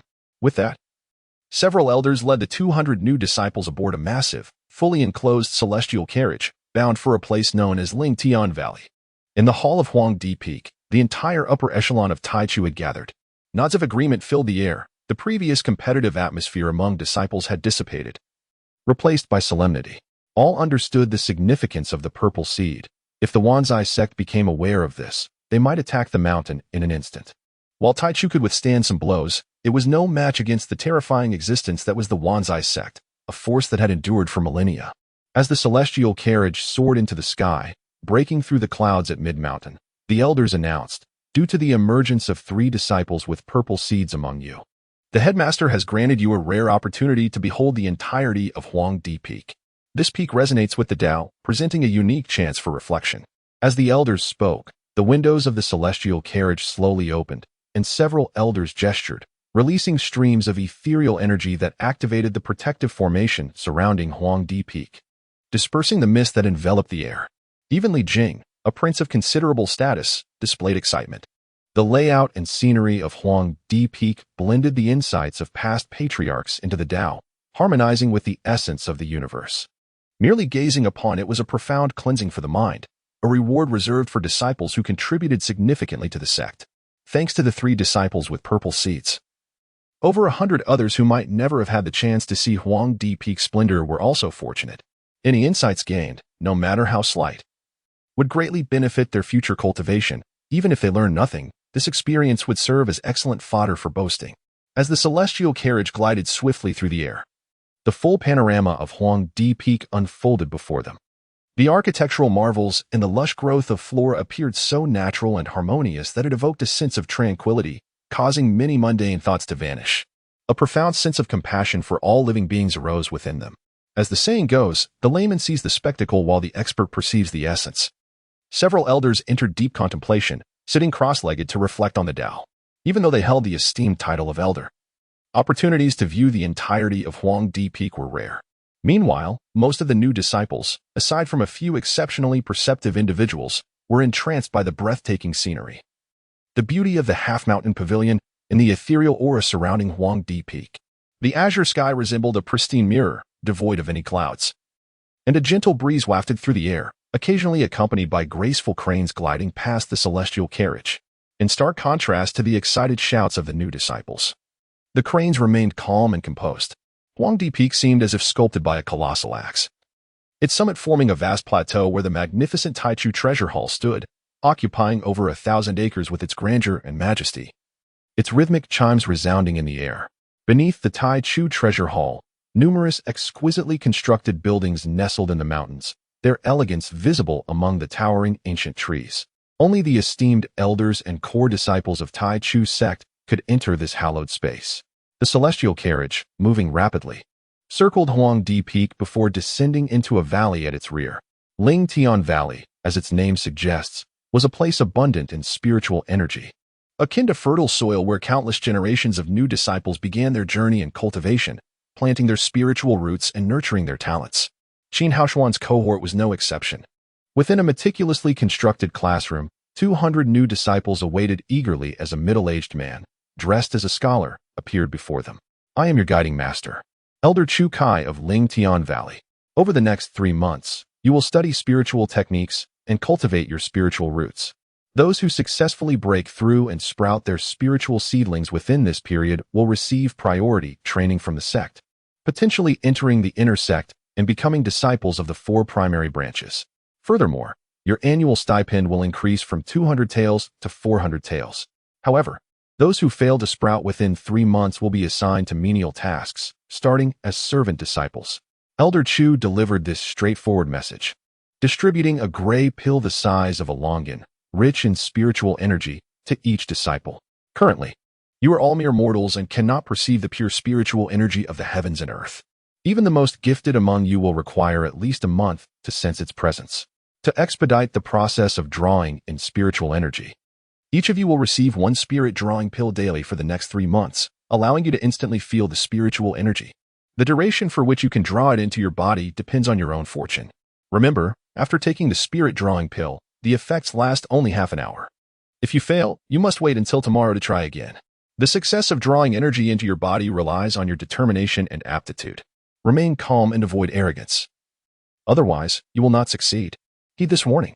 After explaining the method for drawing energy into the body and reiterating his advice, Elder Chu lit a long incense stick, which served to focus the mind and keep time, truly a dual-purpose tool.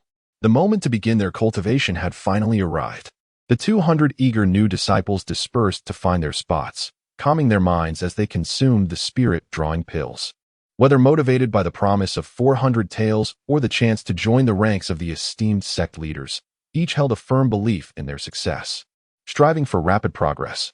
Upon ingesting the spirit-drawing pill, it dissolved instantly, flowing into their bodies. Moments later, Qin Haoshuan felt an exhilarating lightness, as the previously empty air around him became infused with pure spiritual energy, ethereal and colorless, refreshing his spirit. Although Qin Haoshuan's body experienced the sensation of spiritual energy for the first time, he was no stranger to it. His soul had felt this energy countless times while inhabiting a small serpent. Even in the most barren of places, there exists a trace of celestial spiritual energy, albeit in a more diluted form. Moreover, many spiritual herbs and extraordinary plants exude various types of spiritual energy. The small serpent, endowed with a keen sensitivity to this energy, could discern it with remarkable acuity, allowing it to locate a variety of spiritual herbs. While Qin Haoshuan was still basking in the exquisite sensation of his body as first encounter with spiritual energy, other new disciples had already begun to attempt the absorption of this energy into their bodies. Suddenly, a powerful aura erupted from the northwest corner as Li Jing successfully drew spiritual energy into his being. Born into royalty, he had received systematic training from a young age, growing up nourished by spiritual pills and herbal infusions. Among this cohort of new disciples, he was undoubtedly the foremost in vitality, and after consuming the spirit-absorbing pill, his aura surged, instantly drawing spiritual energy into his body to nourish his celestial seed. The celestial seed trembled slightly, extending a delicate root. After successfully absorbing the spiritual energy, Li Jing's complexion became rosy, and a faint aura emanated from him. His eyes sparkled with newfound vivacity, and his already handsome features radiated an ethereal charm, exuding an air of superiority that invited both admiration and a sense of inferiority in others. Li Jing had already left the rest far behind, focusing solely on drawing spiritual energy into his body over the next 3 months to nurture his celestial seed and hasten its sprouting. This astonishing speed left Elder Chu, the enlightening sage, dumbfounded, his aged face flushed with excitement. It was said that even the current sect leader, the esteemed Huang Longjinren, had taken a teased duration to successfully draw spiritual energy into his body. Li Jing, with his royal lineage and purple celestial seed, almost effortlessly managed to channel the energy upon consuming the spirit-absorbing pill, breaking through the first threshold on the path of cultivation. Elder Chu sighed, realizing why esteemed sects would go to great lengths to vie for a disciple with a purple seed. With such formidable talent and comprehension, based solely on the speed of his spiritual energy absorption, his future achievements appeared limitless. The act of drawing energy into the body is the first step in cultivation. For those with exceptional aptitude, it is as easy as flipping a hand, while many weaker disciples remain stuck at this stage for an extended period. Startled by Li Jing's display, the majority of new disciples opened their eyes, many gasping in admiration. Elder Chu counted carefully, noting that fewer than 10 remained unaffected, still deep in meditation, with Qin Haoshuan among them. His gaze lingered on Qin Haoshuan for a moment. The boy emanated a faint yet remarkably pure aura, distinct from the celestial spiritual energy. It was at least far more refined than that found in Danyu Mountain. Having spent a lifetime as an enlightening sage, Elder Chu had never encountered anyone who had not yet drawn spiritual energy but radiated such harmonious and pure spiritual energy. Regrettably, the boy appeared to possess average talent. As Elder Chu pondered over Qin Haoshuan, another disciple nearby, Suyu, erupted with the unique aura characteristic of drawing spiritual energy into her body, completely capturing his attention. After successfully absorbing the energy, Suyu's complexion glowed, and she exuded an exceptional feminine grace. Her bright eyes swept over Qin Haoshuan, noticing his closed eyes and lack of response. Undeterred by the envious and flattering gazes of others, she too closed her eyes to absorb and cultivate spiritual energy, striving to swiftly enter the realm of celestial seedlings. Even amidst such potent displays of energy, Qin Haoshuan remained unperturbed, showing no signs of urgency or inferiority in response to the successes of others. His serene demeanor and steady breath evoked admiration even from Elder Chu, who lamented the boy's slightly lacking aptitude.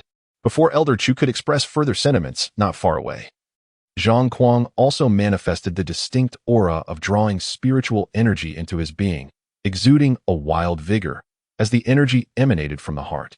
Within the span of fewer than 30 breaths, 3 disciples with purple seeds had sequentially absorbed spiritual energy, breaking through their celestial seeds. Chapter 9. The firmness of the Tao heart. Such speed evoked envy even in Elder Chu, let alone among the other new disciples. Following the successful induction of spiritual energy into their bodies by 3 purple seed disciples, the majority of the onlookers became increasingly restless. Invoking spiritual energy is an endeavor that requires both boldness and meticulousness, necessitating a tranquil mind to succeed. However, in their agitation, they hastened the process, only to find that their impatience rendered them unsuccessful. A few disciples even turned pale, had it not been for Elder Chu's timely intervention. They might have suffered spiritual injuries that would hinder their achievements for a lifetime. One by one, The three talented purple seed disciples successfully invoked the energy within a span of a few hundred breaths. Soon after, the gray seed disciples, Zhang Yang and Mu Rongchao, also exuded the aura of successfully guiding spiritual energy into their bodies. The disparity between gray and purple seeds became apparent in the comparative speed of their inductions. While talent is not the sole determinant of a cultivator's future achievements, it is undeniable that those with superior aptitude start at a higher point. Within the next incense stick's worth of time, several promising colorless seed disciples successfully invoked the spiritual energy, sending waves of powerful energy rippling through the room, making it nearly impossible for others to concentrate. To avoid falling into a state of madness, some had already chosen to give up. A quarter of an hour remains, Elder Chu announced, glancing at the incense that had burned down considerably. Instantly, many disciples opened their eyes, unable to calm their minds, rationalizing that with 3 months remaining, there was no need to rush. As time passed, the number of those who chose to abandon their efforts grew, and the incense approached its end. The effects of the spiritual induction pills were about to dissipate, yet within the entire academy, only Qin Haoshuan remained immersed in his cultivation. Unlike the others who were preoccupied with the passage of time, Qin Haoshuan had completely lost track of it, his entire focus dedicated to the experience. He felt no urgency, no anxiety, only a tranquil heart, steadfast in its pursuit of the Tao. Having previously entered the body of a small snake multiple times, Qin Haoshuan was unlike his peers. He had encountered spiritual energy before. Thus, despite being of weaker seed quality, he possessed a deeper understanding of spiritual energy than those with full seeds. However, the challenge lay in controlling the energy intake, which was significantly more difficult than for those with abundant seeds. Even before the fully developed seeds sensed the ethereal energy, Qin Haoshuan had already experienced it ahead of them. This situation was akin to a person with an injured leg racing against a healthy individual in a 100-meter sprint. The injured party faced considerable disadvantage. Yet, if the injured individual started just 10 meters from the finish line, they might still have a chance to outpace the healthy competitor. The disparity in Qin Haoshuan's aptitude brought an odd comfort to Mu Rongchao, whom he had previously bested in a confrontation. Both he and Zhang Kuang shared a single-minded ambition to cultivate spiritual techniques and exact revenge upon Qin Haoshuan, tormenting him to the point of despair. Complex gazes fell upon Qin Haoshuan, who remained steadfast in his efforts, some filled with admiration, others with disdain. Elder Chu's eyes, however, shone with appreciation. Although Qin Haoshuan's aptitude was lacking, his unwavering Tao heart was commendable. As an enlightened mentor, Elder Chu understood that the longer one takes to guide spiritual energy into the body, the more challenging it becomes. Without a stable Tao heart and a peaceful mind, success is unattainable. The fact that Qin Haoshuan could maintain his focus and steady breathing, persisting without delusion or fear, marked him as one of the most resolute newcomers he had ever encountered. As the time drew near and the incense dwindled to a faint ember, Qin Haoshuan remained poised. The external clamor failed to disturb his tranquility. As enemies, Li Jing and Zhang Kuang were taken aback by his tenacity and endurance, secretly admiring him while reminding themselves that, should the opportunity arise, they would not hesitate to eliminate Qin Haoshuan without mercy. Such a person must be denied any chance of reprieve, lest they seek revenge. Elder Chu glanced at the incense, announcing, "There are 10 breaths left." His proclamation sparked a flurry of fervent discussions and ridicule. "I bet he won't succeed." "Of course not. If he were to succeed, he wouldn't be a weak seed. A useless person seeking to attain something beyond their grasp. 5 breaths. 4 breaths. 3 breaths. 2 breaths." Yet, Qin Haoshuan did not waver, his expression remaining serene and composed, his breathing as steady as ever. This calm demeanor astonished Elder Chu, who had intentionally counted down to test the stability of his Tao heart. Mu Rongchao scoffed, "As a weak seed disciple, one must learn to face reality. What does a steadfast Tao heart matter if it ultimately leads to failure due to poor aptitude?" No one believed Qin Haoshuan would succeed. Even Elder Chu had prepared words of consolation for the resilient newcomer, urging him to try again the next day.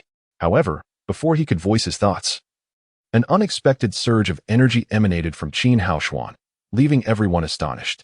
In the final second, Qin Haoshuan successfully guided the spiritual energy into his body, breaking through the seed and establishing his roots, thus embarking upon the genuine path of cultivation. The entire assembly erupted in astonishment. While they had anticipated witnessing a failure, Qin Haoshuan's success delivered a resounding blow to their expectations, leaving them speechless and wide-eyed. Elder Chu exclaimed in delight, his gaze toward Qin Haoshuan brimming with admiration. A weak seed disciple achieving such a resolute Dao heart and perseverance, successfully breaking through on the very first day of training, was unprecedented. Even Su Yu, who typically kept others at arm's length, offered Qin Haoshuan a warm smile.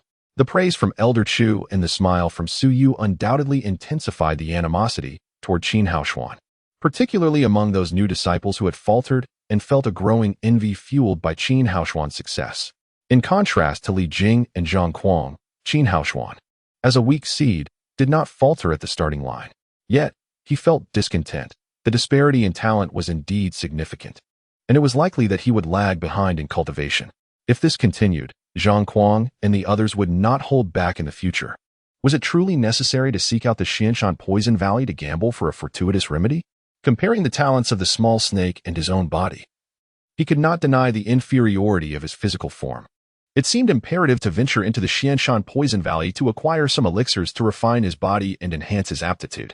Elder Chu cast an approving glance at Qin Haoshuan and, after tallying the number of successful inductions, noted that among the 200 new disciples, fewer than 10 had managed to guide spiritual energy into their bodies. Given that this was merely the first day of training, such a figure filled Elder Chu with elation. Next came the time for initial cultivation techniques. Elder Chu distributed a small booklet on cultivation to each disciple, containing the most fundamental technique for guiding energy. Those who had successfully inducted energy could now practice this technique, accelerating their absorption of spiritual energy to nourish their seedlings and hasten their growth. Once the seedlings broke through, they would reach the second stage of the seedling realm. Disciples who had not yet achieved energy induction approached the practice of guiding energy with reluctance while awaiting the spiritual induction pills for the next day. After all, according to standard practices, it could take anywhere from 1.5 years to several years to achieve a successful breakthrough. The technique posed no challenge for geniuses like Li Jing and Zhang Kuang. They grasped it almost instantaneously, beginning to draw in the surrounding spiritual energy at an astonishing rate, leaving Elder Chu astounded. At this pace, sprouting would merely be a matter of time, and not a long one at that. Though Qin Haoshuan had also succeeded, he lacked the innate understanding and talent of the purple seed disciples, unable to master the technique instantly. Instead, he progressed step by step alongside the others. As night fell, the servant disciples had prepared accommodations for the new arrivals in Lingtian Valley. Elder Chu remarked, "The path of cultivation cannot be pursued in isolation. There are many senior brothers in Lingtian Valley. Feel free to seek their guidance. Tomorrow, I will discuss some fundamental knowledge of cultivation with you and help you identify various medicinal herbs." After outlining several key points regarding energy guidance, he departed, allowing them to cultivate independently. Lingtian Valley serves not only as a training ground for new disciples but also harbors numerous miscellaneous disciples who have languished in their initial stages for over a decade or even decades. Most of these individuals remain stuck at the first level of planting celestial roots or the early stage of the second level, relegated to cultivating spiritual herbs for the benefit of others in the sect. Without a significant stroke of fortune to break through their current realms, they face a lifetime of stagnation and hopelessness. For these despondent miscellaneous disciples, the annual initiation training for newcomers presents a glimmer of opportunity. There have been instances where miscellaneous disciples have ingratiated themselves with promising new disciples, and upon the latter's rise to prominence, they were able to shed their own humble status. This year, the presence of 3 purple celestial seeds and 2 gray celestial seeds marks the most promising cohort since the founding of Taichu's sect. Even forming a connection with a single gray seed disciple could yield immense benefits. Upon arrival at the dormitory, many miscellaneous disciples awaited eagerly, diligently attending to the strong new disciples with respectful gestures, guiding them to their accommodations, and ensuring that all arrangements were flawlessly executed. Within Lingtian Valley, there are hundreds of miscellaneous disciples cultivating spiritual herbs, yet only 5 possess colored celestial seeds, resulting in fierce competition. Furthermore, achievements in cultivation are not solely determined by the strength of celestial seeds. Many miscellaneous disciples, slightly behind the curve, began to contemplate forming connections with weaker seed disciples, hoping for a stroke of luck. As every year, some weaker disciples achieve remarkable breakthroughs. Among the weaker seed disciples, Qin Haoshuan's charisma and presence are particularly captivating, and his perseverance in achieving a successful breakthrough has become legendary. One miscellaneous disciple, after observing the scene, decided to approach Qin Haoshuan. Just as he stepped forward, Zhang Kuang, accompanied by several sycophantic miscellaneous disciples, approached with an air of arrogance. Pointing at Qin Haoshuan, he proclaimed, "This is my friend Qin Haoshuan from the same hometown. When we were in Datian town, Brother Qin often guided my training. Last year, while sparring with him, I accidentally broke a few ribs and had to lie in bed for 3 to 4 months. Alas, despite Qin Haoshuan's exceptional skills, he is merely a colorless weak seed. It seems unlikely he will ever sprout. I kindly ask my esteemed seniors to look after him on my behalf." The implication of Zhang Kuang's words was unmistakable. The seasoned miscellaneous disciples, astute in their understanding, exchanged knowing smirks as they turned their gazes toward Qin Haoshuan, readily agreeing to Zhang Kuang's request to care for him. The disciple who intended to approach Qin Haoshuan was struck by a wave of panic, quickly retreating, realizing that associating with Qin Haoshuan might lead to unforeseen peril. Zhang Kuang, with his purple seed potential, promises boundless future achievements, and the miscellaneous disciples, anxious to curry favor with such a prodigious talent, were eager to align themselves with him. If not for the strict sect regulations prohibiting internecine conflict, they might have eagerly sought to eliminate Qin Haoshuan to claim credit for themselves. Although the miscellaneous disciples may lack exceptional talent and have emerged late, many are senior brothers in the realm of celestial seedlings, having cultivated for 10 years, 8 years, or even several decades. Qin Haoshuan, aware of his comparative weakness, felt an overwhelming sense of urgency. It dawned on him that these disciples would go to great lengths to ingratiate themselves with Zhang Kuang, posing a significant threat to his safety. He must urgently devise a strategy to elevate his cultivation level for self-preservation. It seems that tonight, he must venture into the abyss of immortal poison to test his luck. To ascertain whether, as his senior brother had claimed, spiritual herbs truly reside within. If he were to find a few precious spiritual herbs, it could greatly assist in enhancing his cultivation. Chapter 10. The Golden House Within the Book. In the stillness of the night, Qin Haoshuan transformed into a small serpent and ventured towards the abysmal immortal poison valley. The serpent moved with remarkable speed, swiftly navigating around the yellow Emperor Peak and across 10 mountains, arriving at the foreboding entrance of the valley, thick with malevolent energy. As Qin Haoshuan raised his gaze, he beheld the entrance cloaked in swirling black mist, surrounded by desolation for miles, devoid of any life or vegetation. Approaching the entrance, an immense pressure enveloped him, akin to an enormous boulder weighing him down, each step becoming increasingly laborious. Reflecting on his dire situation, Qin Haoshuan resolved to take a gamble. Despite the valley's toxic atmosphere, he entrusted his fate to the serpent's immunity to poison and pressed onward. Within the valley, ominous clouds loomed overhead, and sporadic flashes of lightning illuminated the parched, blackened earth. Littered with remnants of shattered artifacts, all rusted and exuding a chilling aura accumulated over millennia. Nearby, several towering stone formations loomed, one grotesquely deformed, while another bore a gaping hole, revealing the grayish sky beyond. Were these ghastly remnants the scars of the ancient battle between immortals and demons? Qin Haoshuan was overwhelmed by a sense of awe.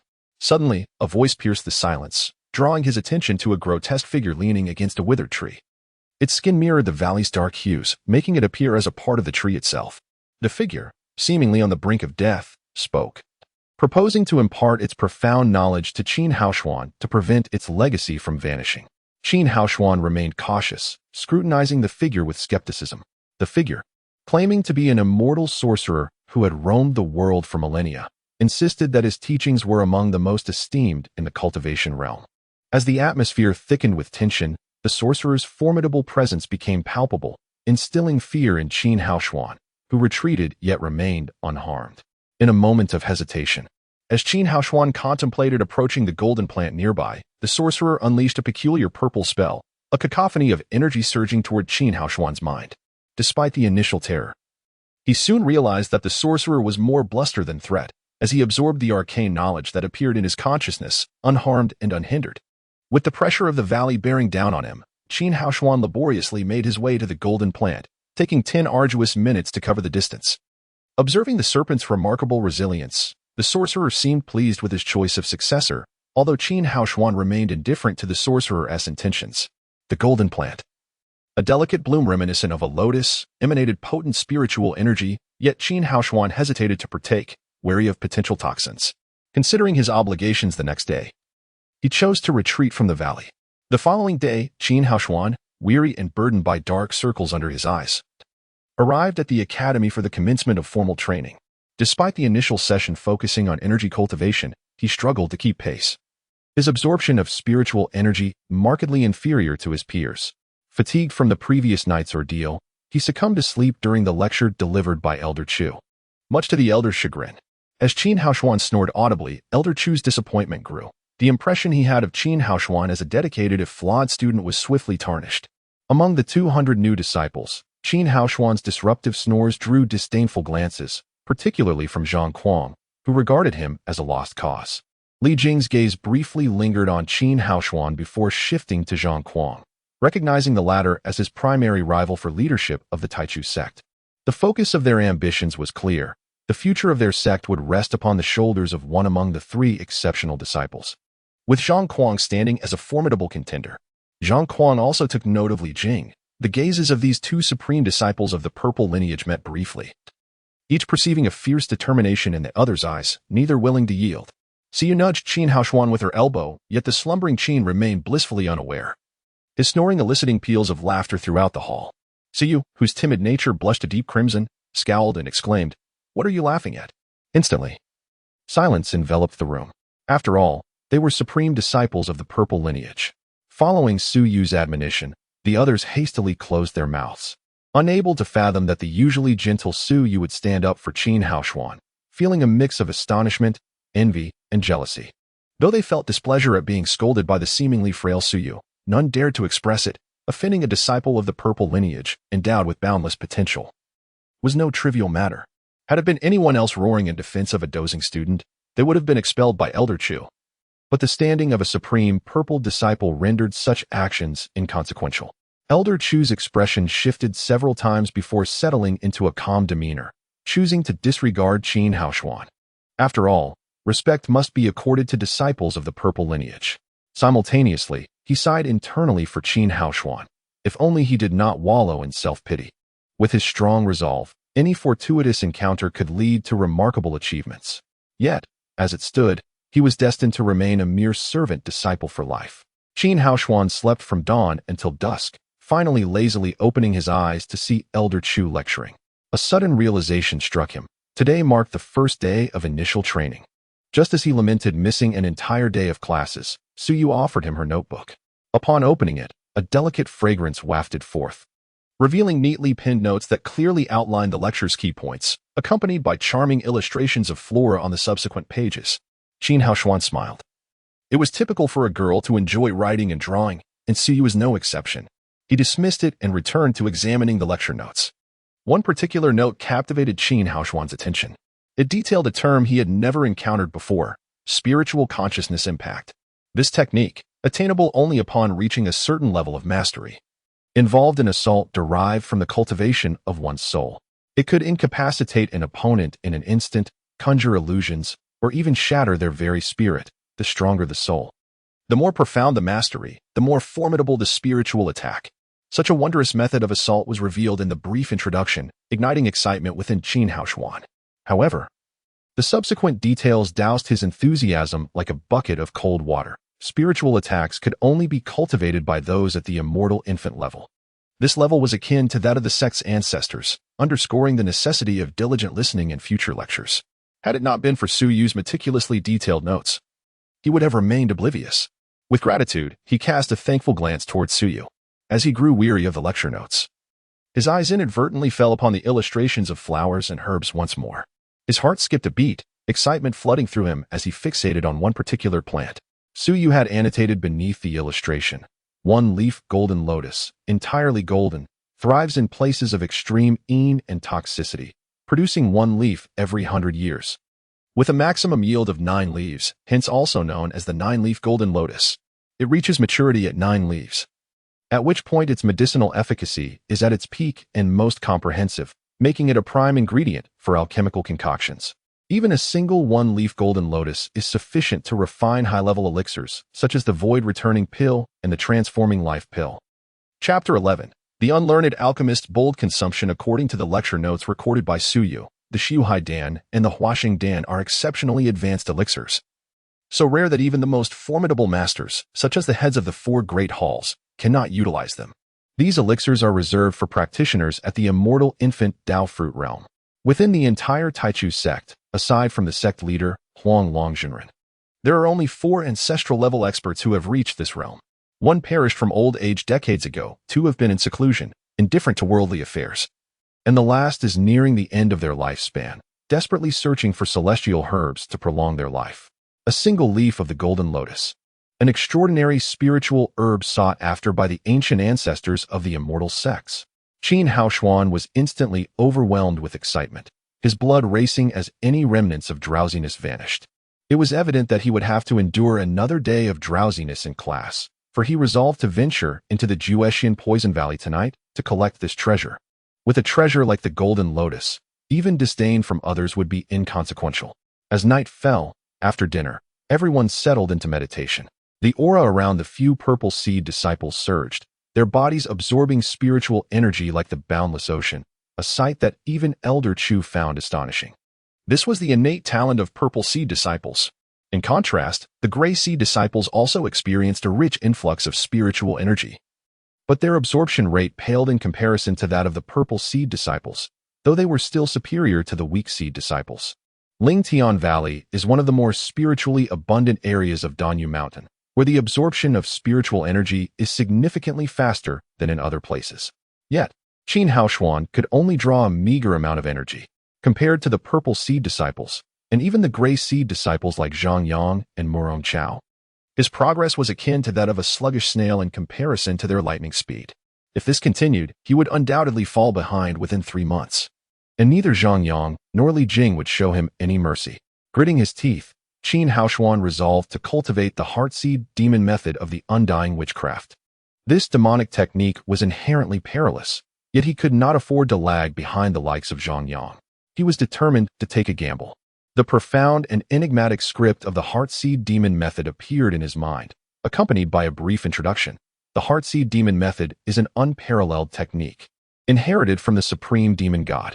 The first chapter of this method stood in stark contrast to the lowly qi drawing technique, elucidated with remarkable clarity. Although it is a demonic technique, it necessitates the assistance of celestial methods for cultivation.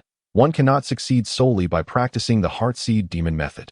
After several attempts, Qin Haoshuan successfully drew in the qi, feeling the spiritual energy of heaven and earth surge into his dantian, nourishing his celestial seed. A dark gray true qi, which had been clinging to his dantian, quietly entered along with the abundant spiritual energy. Elated by the exponential increase in his absorption rate, Qin Haoshuan paused, aware that as a weak seed disciple, drawing energy too rapidly might raise suspicion. However, glancing around, he noticed that his surroundings were calm. There was no turbulence or even a hint of rich spiritual energy nearby. To his delight, he discovered that the heartseed demon method absorbed energy so discreetly that it escaped notice. This is a common trait among all advanced techniques. Had it been as conspicuous as the qi drawing technique, the ancestors of the sect would surely cause upheavals in the world whenever they absorbed energy, as if the apocalypse had arrived. Continuing to cultivate the heartseed demon method, Qin Haoshuan's rate of absorption surpassed that of the qi drawing technique by manifold, even approaching parity with the gray seed disciples Zhang Yang and Murong Chao. Yet, when compared to Zhang Kuang and Li Jing, the disparity remained vast. No wonder each purple seed disciple is a favored child of the cultivation world. This only strengthened Qin Haoshuan's resolve to venture into the Juetian Poison Valley to harvest and consume the golden lotus. After several hours of cultivation, deep into the night, the diligent disciples began to retire for sleep. Although rigorous practice is essential, they are still mere mortals. Neglecting rest could lead to adverse effects. Thus, regardless of their seed quality, once their heads hit the pillows, they succumbed to slumber. Though fatigued, Qin Haoshuan was determined to enhance his strength swiftly. Once the others were sound asleep, he transformed into a small snake and swiftly made his way to the Juetian Poison Valley. Despite the clear skies and bright moon, ominous clouds loomed over the valley, and the chilling winds howled ominously from within. Having learned from his previous experience, Qin Haoshuan plunged into the valley without hesitation. "You're back." Upon entering the valley, the undying witchcraft greeted him, but Qin Haoshuan paid no heed, heading straight for the golden lotus. As he approached, his heart raced. This was an elixir coveted by ancestral-level figures of the Taichu sect. If used for alchemy, it would ensure the potency remained intact. However, consuming it whole would result in significant loss of efficacy. Having harvested the golden lotus, Qin Haoshuan resolved to consume it that night, though it seemed extravagant. He lacked the knowledge to refine it into a potion, let alone utilize such a precious ingredient for alchemy. A fleeting thought of asking someone else to refine it and splitting the potion crossed his mind, but he quickly dismissed it. If others were to discover his secret of entering and exiting the Jeweshan Poison Valley, even the sect's ancestors would be consumed by greed.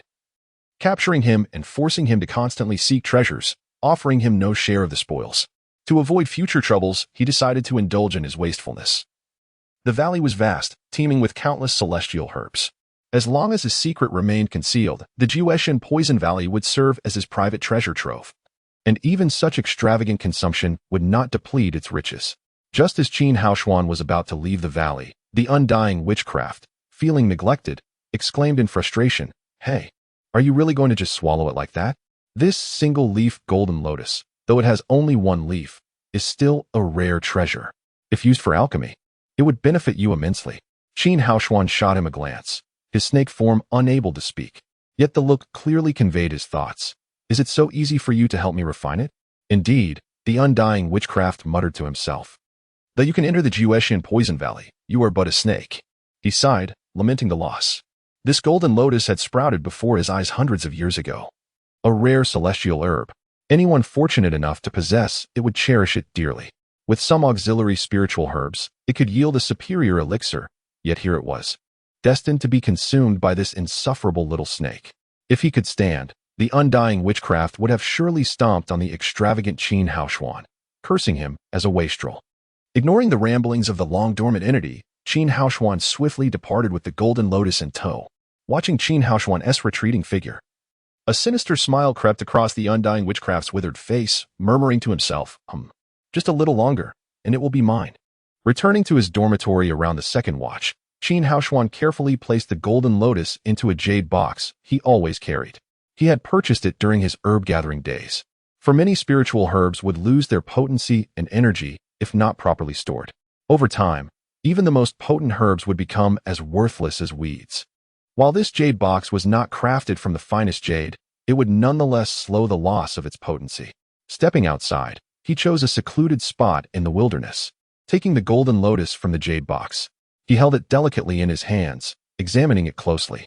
The golden lotus measured about 4 inches in length, its entire body gleaming with a golden hue, with a single leaf no larger than a thumbnail shimmering in the cold moonlight. Extravagant, too extravagant. Qin Haoshuan cradled a single golden lotus as if it were a precious treasure. This diminutive golden plant resembled an immense reservoir of spiritual energy, capable of concocting elixirs that might assist the venerable ancestors in transcending the stagnation of their current realm, or at least extend their lifespans.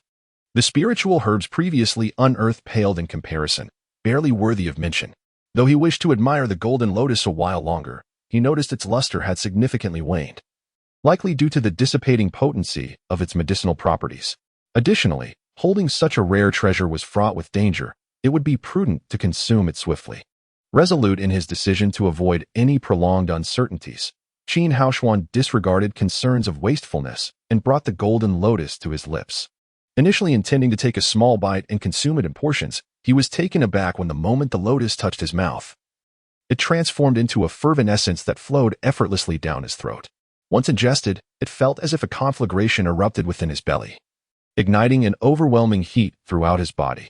Without hesitation, Qin Haoshuan assumed a cross-legged position and invoked the only technique he had mastered, the Qi induction method, guiding the spiritual energy generated by the lotus throughout his limbs and bones. As he practiced this technique, the fiery sensation within him subsided, and the once overwhelming heat dissipated, allowing him to harness the abundant spiritual energy coursing through him. What had previously been an awkward execution of the Qi induction method gradually became more adept, as he absorbed the celestial energies around him, while simultaneously nurturing a small fissure in his nascent spiritual seed, which blossomed with vibrant green as it fervently absorbed the energy he offered. Time slipped away unnoticed as Qin Haoshuan immersed himself in the dual pursuits of cultivating with the golden lotus and meditative practice. The night passed swiftly, and as dawn's first light graced his face, it roused him from his reverie of cultivation. The moment he ceased his technique, the fiery sensation reignited within him, rendering his body unbearably hot, as though he had consumed a cauldron of spicy soup rather than a single leaf of spiritual herb. The intensity felt as if he were about to burst, He was compelled to loosen his garments and expose his torso to the cool morning breeze, hoping for some relief, though it proved only marginally effective. At that moment, the lingering effects of his previous transformation into a serpent also surfaced, as waves of drowsiness washed over Qin Haoshuan. Thus, the scene unfolded. A weary youth with a disheveled appearance, bare-chested and yawning, trudged into the classroom. His disheartened demeanor left others in stunned silence. Qin Haoshuan certainly knew how to stir up trouble, consistently conjuring new spectacles to capture attention. Elder Chu shook his head in exasperation, lamenting the unteachable nature of youth. Akin to a decayed wood unfit for carving. The attire he donned bore no semblance to that of a cultivator. A scathing remark from Zhang Kuang elicited a nod of approval from Elder Chu, who mused that a celestial being ought not to present themselves as a mere peasant. Qin Haoshuan, both hot and fatigued, recognized that Zhang Kuang, now basking in the prestige of his purple lineage, commanded respect even from the elders. He chose not to engage in dispute, deeming sleep to be of utmost importance. Chapter 12. The Tiger of Yuanshan unleashes its might seated comfortably. Qin Haoshuan succumbed to sleep within mere breaths, while Elder Chu, unperturbed, continued his lecture, even as the gentle sounds of Haoshuan's snoring accompanied him until lunchtime. All right.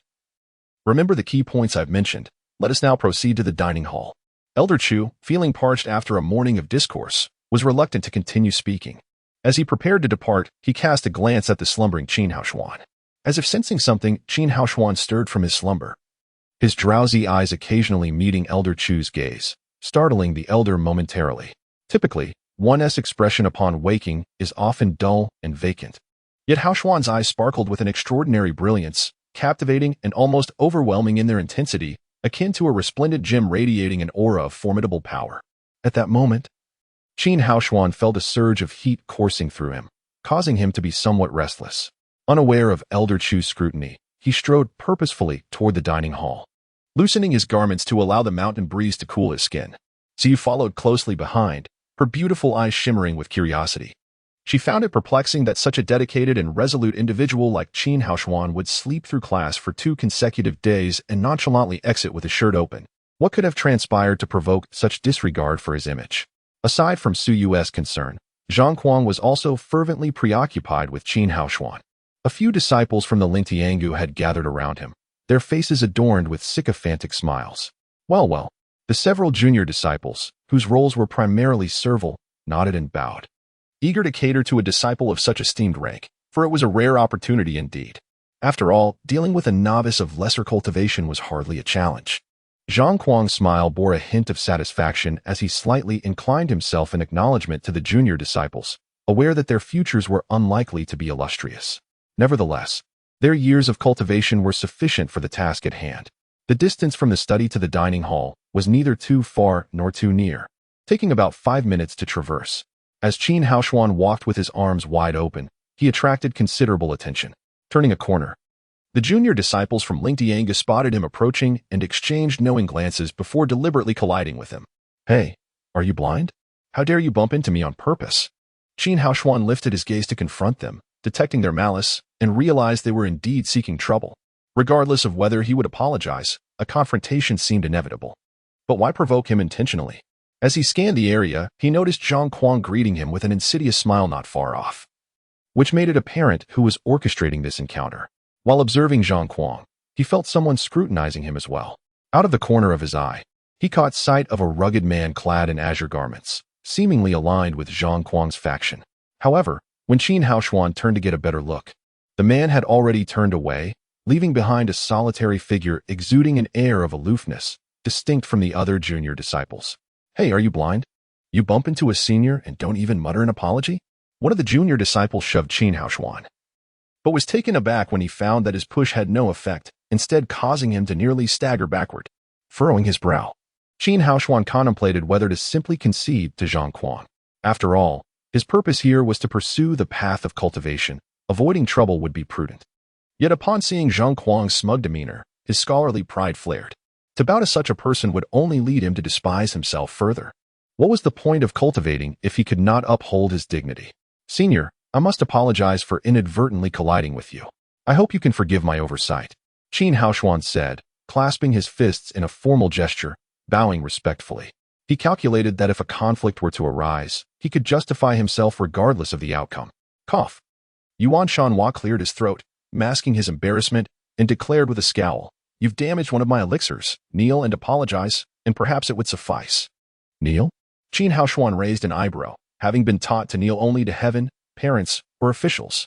Now, as a cultivator, even officials were not deserving of such submission. Thus, the notion of kneeling to apologize was absurd. Seeing Qin Haoshuan's expression, Yuan Shanhua felt reassured. This boy was indeed stubborn, providing him with the perfect excuse to escalate the situation. "What do you intend to do to my brother, Haoshuan?" Su Yu's voice rang out from the crowd, prompting the onlookers to instinctively part, allowing her to step forward and position herself between Qin Haoshuan and Yuan Shanhua. Her striking almond-shaped eyes sparkled with indignation as she glared at the disruptive junior disciples. The close relationship between Qin Haoshuan and Su Yu is not widely known within the Taichu sect. Zhang Kuang assumed that the assistance Qin Haoshuan had rendered to Su Yu when she was still emerging would have long been forgotten, particularly since she was now a favored disciple, destined for greatness. How could she possibly hold on to such a minor favor? Yet Su Yu did remember, and not only that. The night they shared a close moment had awakened feelings within her that transcended mere friendship. Upon witnessing Su Yu stepping in, Yuan Shanhua felt uncertain. Although he wished to retreat, he noticed Zhang Kuang's menacing gaze from afar. Having promised to aid Zhang Kuang in troubling Qin Haoshuan, backing down now would surely provoke Zhang Kuang's ire. Damn it! Yuan Shanhua cursed his misfortune inwardly. This predicament was akin to riding a dragon. There was no easy way out. Even if he spared Qin Haoshuan, he would not win Su Yu's favor. It was better to press on. At least he might gain Zhang Kuang's camaraderie. Resolute, Yuan Shanhua dared not confront Su Yu but turned his attention back to Qin Haoshuan, saying, "Qin, you are fortunate indeed. With a woman protecting you, I must say I envy you." Qin Haoshuan, already feeling agitated by the spiritual energy coursing through him, felt a surge of anger upon hearing these words. However, he recognized that should a confrontation ensue, he was highly unlikely to prevail against these senior disciples. And a beating was almost a certainty. Therefore, it would be wise to endure for the moment. Su Yu's expression darkened as she stepped forward, poised to strike. A disciple of the purple rank striking out? Should the victim possess any justification, they would still be helplessly beaten. And any retaliation would invite the sect leader's wrath upon them. Yuan Shanhua was truly experiencing a streak of ill fortune. Fearing for Su Yu's safety, he dared not summon his powers and hastily suppressed his spiritual force, concerned that it might inadvertently harm Su Yu. Even if he had 100 tongues, he could not defend himself in such a scenario. As Zhang Kuang approached the center of the gathering, he kept a watchful eye on Su Yu, ready to intervene should she choose to confront Yuan Shanhua and his ilk. Upon seeing Su Yu's readiness to act, he swiftly stepped forward to block her path, stating, "Su, why are you meddling in their affairs? Although I share a hometown with Qin Haoshuan, I must maintain fairness." He was indeed in the wrong. While others feared the purple rank, Zhang Kuang, being one himself, had the confidence to assert himself. Drawing upon his height and strength, he grasped Su Yu's arm and pulled her away from the crowd, showing no regard for her delicacy, leaving bruises upon her porcelain skin. Su Yu struggled to break free, but it was futile. Seeing Su Yu endure such treatment ignited Qin Haoshuan's protective instincts, and he pursued Zhang Kuang, declaring, "Zhang Kuang, you're asking for a beating, aren't you?" This proclamation sent shockwaves through the gathered crowd. A disciple of lesser rank challenging one of the purple rank? The disciples of the purple seed are treasures cherished by the sect leader, delicate and precious, akin to jewels that one fears to drop or melt in their mouth. Are you truly seeking your own demise? Although Zhang Kuang has validated the purple seed, he instinctively feels a twinge of apprehension towards Qin Haoshuan. Upon hearing the familiar threat from a fellow townsman, his instinct is to retreat, hastening his steps. Yet, under the scrutinizing gazes of the crowd, he soon realizes there is no reason to fear him. However, this panicked demeanor has not gone unnoticed, and Zhang Kuang feels a wave of embarrassment wash over him. Glaring fiercely at Yuan Shanhua and the others, fearing Qin Haoshuan, but not these senior brothers. From a distance, Li Jing observes the unfolding drama, likening it to a game of chess with beasts, an elephant devouring a tiger preying on a leopard chasing a mouse, and the mouse, Qin Haoshuan, confronting the elephant, Zhang Kuang. Sensing Zhang Kuang's silent command, Yuan Shanhua strides forward to pursue Qin Haoshuan, simultaneously shouting, "Zhang San, Li Si, engage." Having been educated since childhood, Qin Haoshuan understands that in a brawl, it is imperative to strike first to gain the upper hand. Yuan Shanhua sneers, an aura of spiritual light enveloping him as he gestures with his hands, unleashing a surge of yellow energy that darts towards Qin Haoshuan, striking him with force and sending him flying several meters. Mountain-pushing palm. The onlookers gasp in astonishment. Was this strike not excessively ruthless? Although the mountain-pushing palm is merely a fundamental combat technique of the Taichu sect, the impact on Qin Haoshuan's mortal form is bound to shatter several ribs, leaving him incapacitated. Brother Yuan's mountain-pushing palm has improved. They exclaim in praise, as Zhang San and Li Si's flattery grows increasingly sycophantic. This lad dares to challenge you. He must be tired of living. The spectators lament, fearing that this young man's path to immortality may be severed. With that recent blow, Qin Haoshuan will likely require at least a month of recuperation, losing precious cultivation time. Even with the backing of the purple seed during the assessment, the best he could hope for is to become a mere errand boy. Yet, in an unexpected twist, Qin Haoshuan finds an unparalleled sense of comfort. As he lies on the ground, having absorbed the impact of the strike, he feels no pain whatsoever. Instead, the intense heat within him dissipates at the moment of impact, transforming the chaotic spiritual energy into a nourishing essence that permeates his bones and internal organs. He is imbued with an overwhelming sense of strength. Chapter 13. Invigorating. Ever since consuming the mutated elixir from the Valley of Extinction, Qin Haoshuan had been enduring ceaseless, scorching torment. Paradoxically, the recent blow brought him an inexplicable sense of relief. Unbeknownst to him, the elixir was proving indigestible within his body. Prolonged accumulation would not only be fruitless but detrimental. Should the essence of the elixir solidify entirely, Qin Haoshuan would face either demise or paralysis. Similarly, Yuan Shan, who remained oblivious to the fact that his assault was, in essence, a therapeutic massage, offering considerable aid to Qin Haoshuan. Qin Haoshuan's unscathed state, shielded by his spiritual energy, astonished onlookers. Yuan Shan, whose palm strike possessed enough force to leave a crater in the earth. Many disciples who had cultivated for years struggled to withstand such an attack. It defied their comprehension how he could remain unscathed. Equally perplexed was Yuan Shan, who himself. Zhang Kuang had informed him of Qin Haoshuan's robust physique. Thus, the palm strike, though not intended to be lethal, was imbued with 40% of his power, enough to confine Qin Haoshuan to bed for a month or two. Is this the shattering mountain palm? Qin Haoshuan mused, equally astonished. A surge of warmth coursed through him, alleviating the internal heat, driven by the allure of relief. Qin Haoshuan surged toward Yuan Shan, who, even if he failed to strike, enduring another blow would be a welcome exchange. Good lad, Yuan Shan, who exclaimed. His eyes gleaming. Embarrassed by his initial failure, he amplified his strength, escalating from 40 to 50%. Yuan Shan, who, a disciple of 25 years and a third-leaf seedling realm cultivator, was considered mediocre. As the yellow palm imprint materialized once more, Qin Haoshuan discerned its trajectory. Despite a subconscious attempt to evade, he was struck squarely in the chest. Pleasurable, Qin Haoshuan thought. As he lay sprawled on the ground, he felt the internal heat dissipate, replaced by a stream of energy coursing through his bones and organs. Propelled by an unknown force, Qin Haoshuan sprang to his feet once more. Unbeknownst to Qin Haoshuan, this phenomenon was attributed to the effects of the golden lotus he had consumed the previous night. Each blow from Yuan Shan, who aided in the absorption of the accumulated energy within Qin Haoshuan's body, forcibly driving it into his bone marrow. However, Qin Haoshuan was employing the demon transformation art, imparted to him in the Valley of Extinction. This technique emphasized the cultivation of a robust physique. Ignoring all else, Qin Haoshuan rotated his neck and, under the astonished gaze of the crowd, charged toward Yuan Shan, who once more. Is this kid a monster? Yuan Shan, who wondered. Yuan Shan, who, caught off guard, unleashed the shattering mountain palm with 60% of its power. Qin Haoshuan was once again sent flying. The heat within his body diminishing, replaced by a stream of energy coursing through his bones and organs. Again, each time Qin Haoshuan rose, Yuan Shan, who amplified his strength. Yet, Qin Haoshuan remained unscathed. The onlookers grew accustomed to Qin Haoshuan's resilience. This time, Qin Haoshuan advanced to within 3 steps of Yuan Shan, who. Yuan Shan, who, growing increasingly apprehensive, abandoned the shattering mountain palm in favor of a more advanced technique. A domineering aura suddenly emanated from Yuan Shan, who, transforming him into a formidable iron fist, radiating a chilling intent. Overlord Fist. He's actually going to use the Overlord Fist. Good heavens, is Yuan Shan, who trying to kill him? The Dominator Fist was unparalleled in its ferocity. Unleashed with Yuan Shanhu's might, it could crush even a plate of iron. This is going to be fatal. Hearing the onlookers' cries of alarm, Suyu panicked.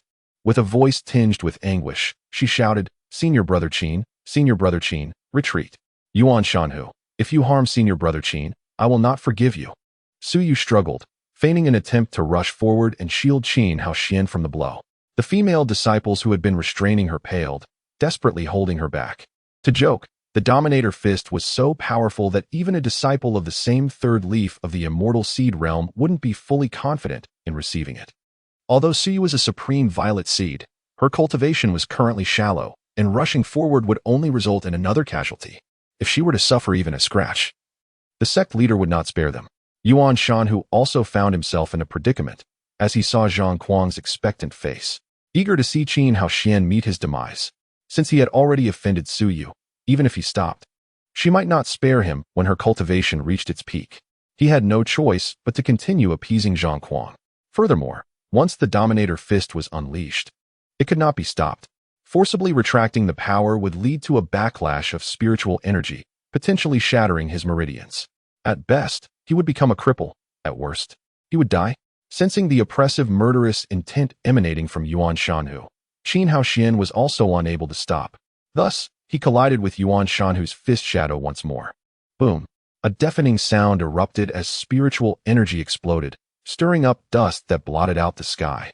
A crater with a diameter of 1 meter and a depth of half a foot appeared where Qin Haoxian had been standing. Qin Haoxian lay in the pit, his fate uncertain. At some point, the previously solitary and aloof bearded man had also appeared in the crowd. He had witnessed the entire duel, a contest of vastly different strengths with a shocking outcome. Qin Haoxian's monstrous physique and unwavering determination had earned his admiration. He had not expected Yuan Shanhu to defy all conventions and deliver such a fatal blow, even if Qin Haoxian were resilient. Being struck by a Dominator Fist with 90% of the power of a third leaf immortal seed realm senior brother would surely result in death. A murderous glint flashed in the bearded man's eyes as he stared at Yuan Shanhu. However, when his gaze fell upon Zhang Kuang's beaming face, he shook his head and sighed softly, preparing to leave. The other onlookers were also preparing to depart, as a life had been taken, and the enforcement team would soon arrive. To avoid unnecessary trouble, it was best to leave the scene as quickly as possible. Just then, Qin Haoxian, whom everyone had presumed to be dead, let out a long groan. Indeed, it was a groan of comfort. The heat that had been plaguing Qin Haoxian had been somewhat alleviated by Yuan Shanhu's earlier strikes. However, the force of the recent punch was just right, as if Yuan Shanhu had struck him all over his body. This refreshing sensation was akin to soaking in a hot bath after being on the verge of collapse, followed by a full-body massage. Yes, it felt as comfortable as a massage. Qin Haoxian reveled in this complete refreshment, but the good times didn't last long. Before long, that annoying heat returned. Damn it! Qin Haoxian cursed inwardly, swiftly rising from the pit. He was covered in dirt, like a beggar. But this did not detract from the rapid, boundless ascent of his image in the minds of others. My immortal ancestors above, what kind of freak is this kid? The Dominator Fist didn't kill him. More than just a freak, I'd say he's a monster. Look at him. He's just at the initial stage of the planting immortal root realm, just broken through, yet he can contend with the third leaf of the immortal seed realm. Are the sect's mirror immortal eyes broken? He's just a colorless weak seed. Can you believe it? I'll be damned. If he's just a colorless weak seed, then wouldn't I be utter garbage? A handyman disciple who had entered the sect over 10 years ago, and who had also been a colorless weak seed, shouted out, immediately eliciting numerous endorsements. Even seasoned veterans like them, who had been in the sect for over a decade, would not have emerged unscathed from Yuan Shanhu's punch. Yet, Qin Haoxian was completely unharmed. Not even a bruise could be found on his bare arms. Is he even human? He's simply a monster. Chapter 14. Divine Sense manifests its initial power. Yuan Shanhu's mind went utterly blank as he gazed at the nonchalant Qin Haoxian. His eyes reflected an unconcealable terror. As though he had encountered a specter, Qin Haoxian advanced a few steps, the heat within him rekindling. He addressed Yuan Shanhu. Come, let's continue. That punch felt rather invigorating. Yuan Shanhu, his face ashen with fright, retreated hastily, stammering, Stay back, don't come any closer, or I'll retaliate. Qin Haoxian's spectral display had utterly shattered his psychological defenses. In his 25 years within the Supreme Beginning sect, He had never witnessed a mere mortal, barely 2 days into cultivation, withstand so many spiritual attacks from a 3-leaf immortal seed realm cultivator unscathed. Such a phenomenon defied comprehension. If such a person were not exceptionally gifted, they must be an anomaly. Indeed, a veritable monster. Even those supremely talented, unparalleled violet seeds would have perished long ago. Amidst the crowd, the aloof, bearded man observed Qin Haoxian with a countenance of utter disbelief, his usual composure shattered. A new disciple, scarcely stronger than an average man, actively soliciting a beating, had terrified a handyman cultivator of over 2 decades. This defied all logic. As Yuan Shanhu faltered, Qin Haoxian grew displeased. The old codger had been pummeling him for so long, and now that he had finally begun to feel comfortable, he refused to continue. Such a lack of generosity was unacceptable. Step by step, he pressed forward, goading them, seeking only a thorough thrashing to achieve a state of blissful clarity. If they refused to strike him, he would be forced to take the initiative, ensuring that the handyman disciples of Spiritfield Valley, along with the arrogant Zhang Kuang and Li Jing, understood that he was not to be trifled with. Don't approach. We'll overlook your behavior today. Just leave.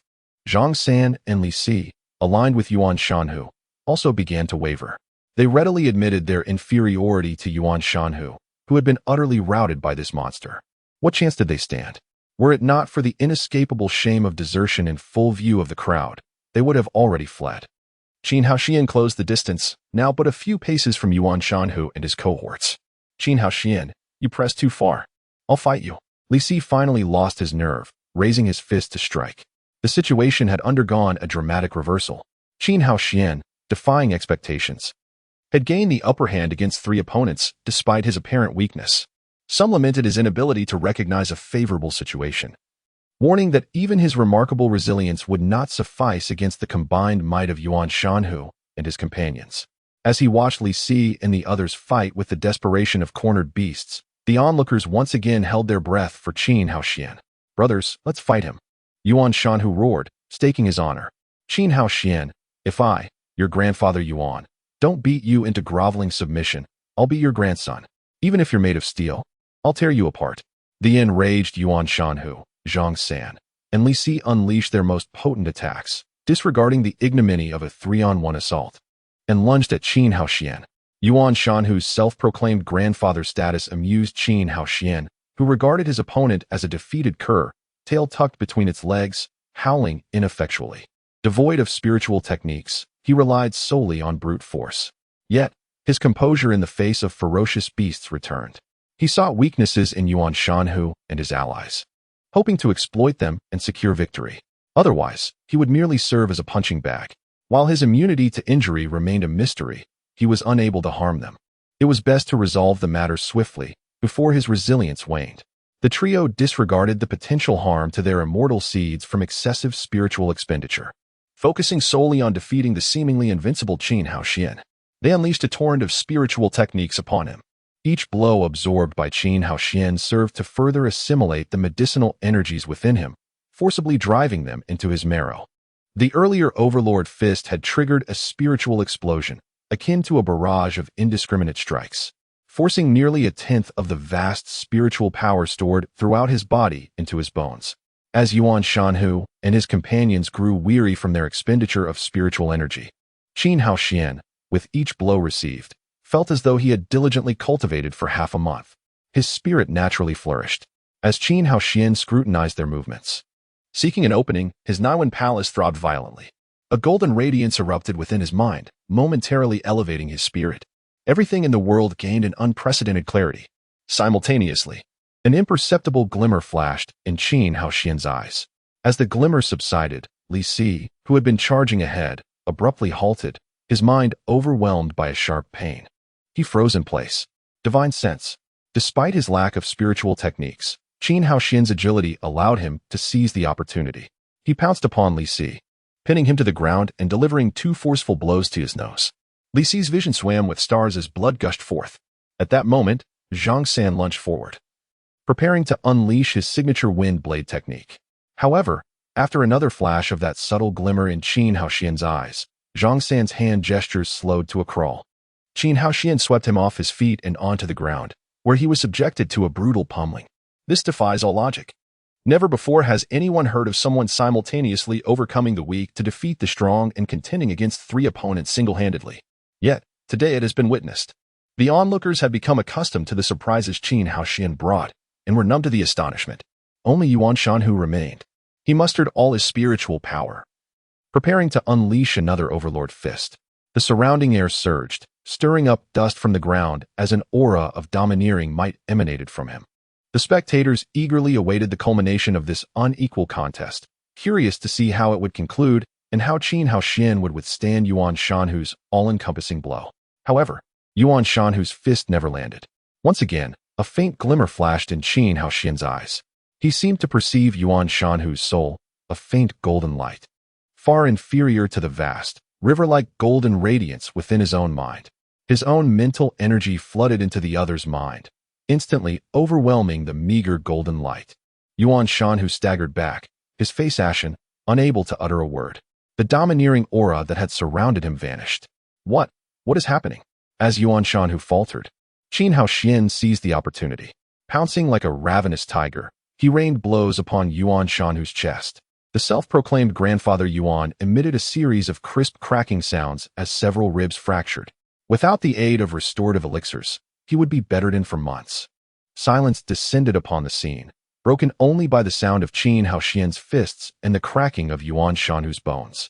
After a long moment, a chorus of astonishment erupted. Qin Haoxian defeated 3 opponents single-handedly? Is this real? If we aren't collectively dreaming, then it must be true. With the fight concluded, the female disciples released Su Yu, who offered Qin Haoxian a warm smile of approval and admiration. In the moment of crisis, Su Yu had dared to declare that his affairs were her own, vowing to avenge any harm inflicted upon Qin Haoxian by Yuan Shanhu. But now that Qin Haoxian was safe, Su Yu had reverted to her usual quiet demeanor. Amidst the murmurs of amazement, Qin Haoxian's mind remained exceptionally clear, rapidly processing the events. He recalled Elder Chu's lectures on the enigmatic divine sense attacks. Could that have been a divine sense attack? But surely divine sense attacks were only accessible to those at the immortal infant Dao fruit realm. He was merely a newly initiated planting immortal root cultivator, far from even the immortal seed realm. How could he have possibly unleashed a divine sense attack, had it not been for the mental assault? A peculiar sensation had repeatedly emanated from his eyes, each instance causing the movements of his adversaries to slow, rendering formidable opponents such as Zhang San and Li Si, both cultivators of the immortal root realm, stunned and immobile. How could this phenomenon be elucidated? Though curiosity gnawed at him, Qin Haoxian dared not seek clarification. Should his extraordinary ability be revealed, it would undoubtedly attract unwarranted attention, placing the secret of the little serpent he possessed in jeopardy. After weighing the pros and cons, he dismissed the notion of pursuing answers relentlessly. Unbeknownst to him, since acquiring the little serpent and binding his soul to it, he had been undergoing a form of cultivation. Over time, his spiritual awareness had grown remarkably potent, granting him the capacity to launch attacks. However, akin to the after-effects of his possession of the little serpent, he would awaken the following day feeling exceedingly fatigued and unable to resist the urge to sleep. As Qin Haoxian was lost in his errant speculations, an elder and several disciples clad in pristine white garments approached hastily from a distance. These individuals were members of the law enforcement team from the Taichu sect, with the elder named Xiyunzi leading the group, while the foremost disciple, Huang Li, was a strikingly beautiful woman. Despite her delicate name and enchanting appearance, she often bore an icy demeanor, as if everyone owed her a debt. Within Lingtiangu, she was infamous, earning the fearsome moniker of the Ice Demoness. Have you not perused the sect's regulations and doctrines as a newly initiated disciple? If you have, why engage in private dueling? Are you not aware that such conduct contravenes our rules, with severe repercussions that could lead to expulsion from the sect? Huang Li reprimanded in a rapid-fire manner, denying Qin Haoxian any opportunity for rebuttal. Those who engaged in private dueling would invariably concoct a multitude of excuses if given the chance. She then turned her ire towards Yuan Shanhua. After 25 years in the sect, do you not understand that the doctrines explicitly prohibit private duels? Not only have you engaged in such conduct, but you have also bullied a newly initiated disciple. Huang Li hesitated momentarily, ultimately swallowing the latter part of her statement, and furthermore, lost, out of sheer embarrassment. Instead of displaying anger at being chastised by a woman, Yuan Shanhua bowed his head, appearing genuinely intimidated by Huang Li. Chapter 15. The distinction between right and wrong in the distance. The audacious Zhang Kuang, who had been watching the spectacle unfold, realized that if he did not intervene at this moment, the consequences for Yuan Shanhua would not merely be punitive. He could potentially face the dire fate of being stripped of his cultivation and rendered a fool, cast out from the sect.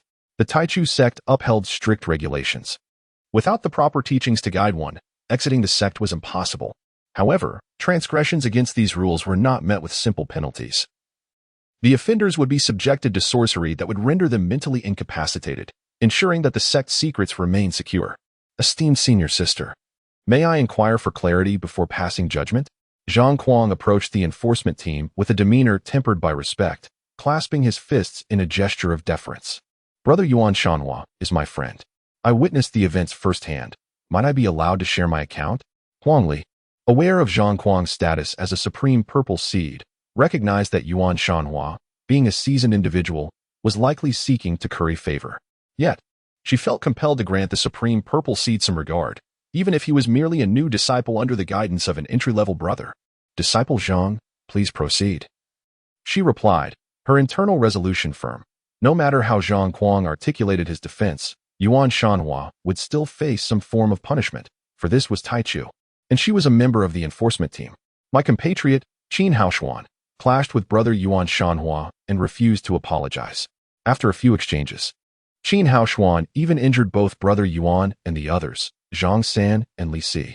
That is the crux of the matter, Zhang Kuang concluded, his gaze shifting from Huang Li to the elder Su Yunzi beside her.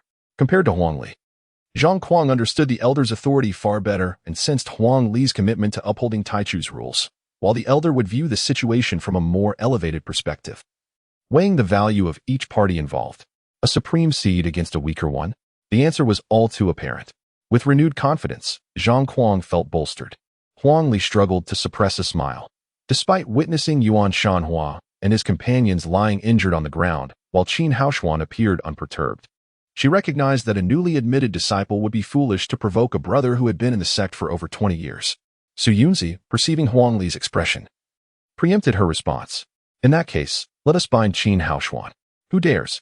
Several white-clad enforcement officers moved to apprehend him, but Suyu could no longer contain her composure. She dashed forward, standing defiantly between Qin Haoshuan and the enforcement disciples, glaring fiercely. With a newfound boldness, she confronted Su Yunzi without a trace of fear. Elder Su Yunzi, I am also a supreme seed. Her simple declaration rendered Su Yunzi visibly awkward. Having just supported one supreme seed, he now faced another who was defending a weaker disciple. Today, if you do not clarify this matter, none shall lay a finger on Brother Qin, unless I perish first. Suyu's resolute gaze swept across the assembly, her voice unwavering. The atmosphere grew tense as the supreme seed disciples erupted, leaving the room in a profound silence. Su Yunzi felt a sense of foreboding. Despite his status as an elder, he understood that he could not afford to offend Zhang Kuang and Suyu.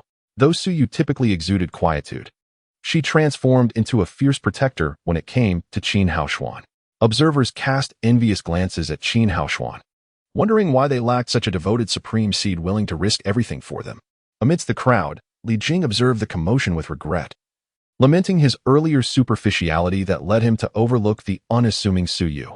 Had he made a favorable impression, perhaps he could have allied with her rather than standing with Qin Haoshuan, making it all the easier to defeat Zhang Kuang and ascend to the position of sect leader. Su Yunzi regarded Suyu with a mix of exasperation and concern. You wish to die? If you take such drastic measures for Qin Haoshuan, not only would the sect leader hold me accountable, but my entire family might face dire consequences. Please, elder, ensure justice for brother Yuan Shanhua. Zhang Kuang, recognizing Su Yu's stance, understood that retreating today would spell disaster for Yuan Shanhua and his companions.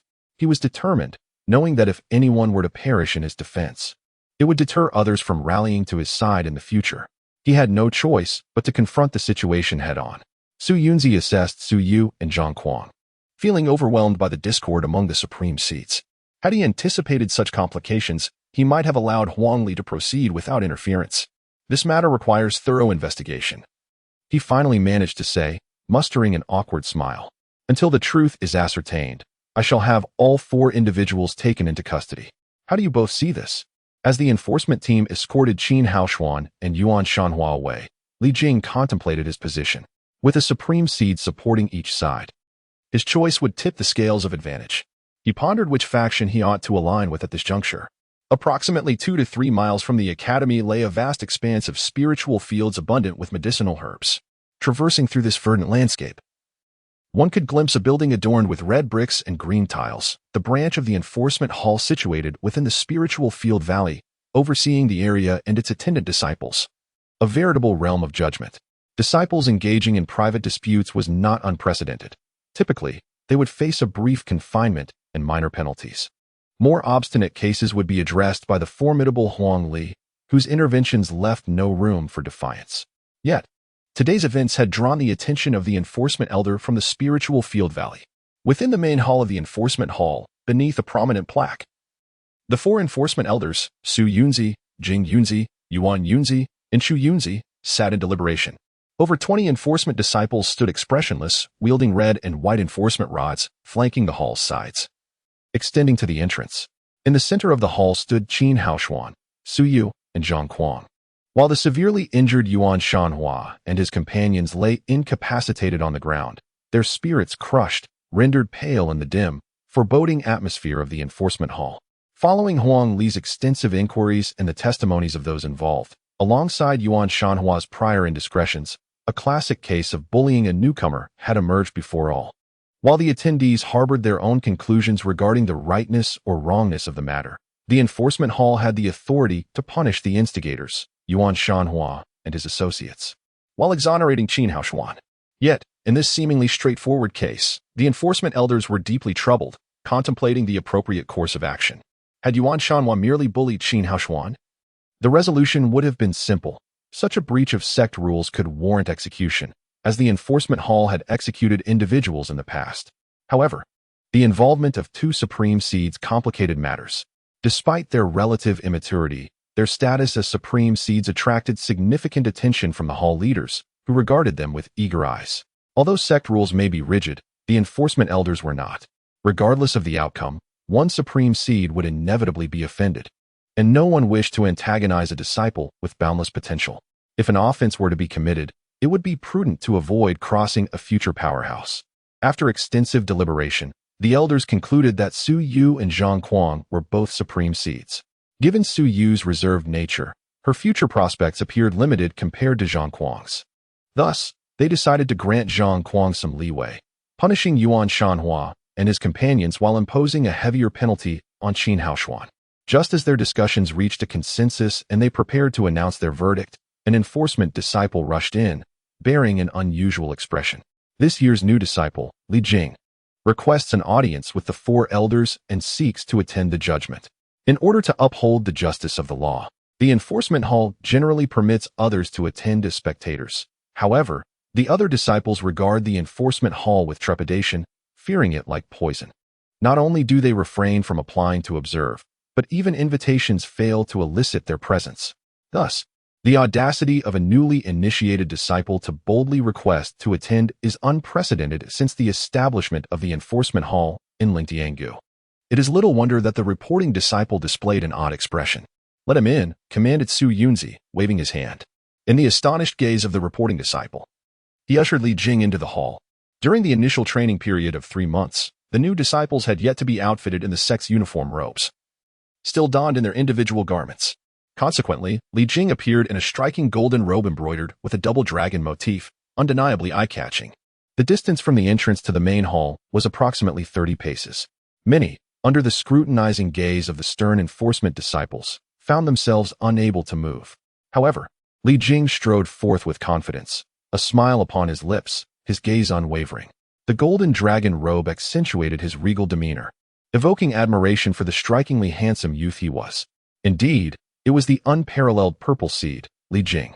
As he approached, 3 enforcement elders rose to greet him as a sign of respect, yet Shu Yunzi remained seated, his expression dark and his eyes flashing with animosity as he fixated on Li Jing. Disciple Li Jing pays respect to the esteemed elders. I have long heard of the strict regulations and doctrines of our Taichu sect, which I have yearned to witness. Today, I humbly request to observe the proceedings out of curiosity regarding the eventual verdict, he articulated. Well said, well said. Please, take a seat, Su Yunzi responded amiably, though inwardly he harbored suspicions. As the saying goes, one does not visit the Three Treasures Hall without a purpose. Li Jing's presence was undoubtedly not merely out of reverence for the doctrines. He must have ulterior motives. Su Yunzi's gaze swept over Su Yu and Zhang Kuang, and upon observing Zhang Kuang's displeasure, he suddenly understood. Since you have witnessed the events, why not recount them briefly? Su Yunzi suggested, testing the waters. It is quite simple. Li Jing replied. Yuan Shanhu and his companions bullied and provoked brother Hao Xuan, only to find themselves met with a formidable opponent, receiving a thorough beating instead.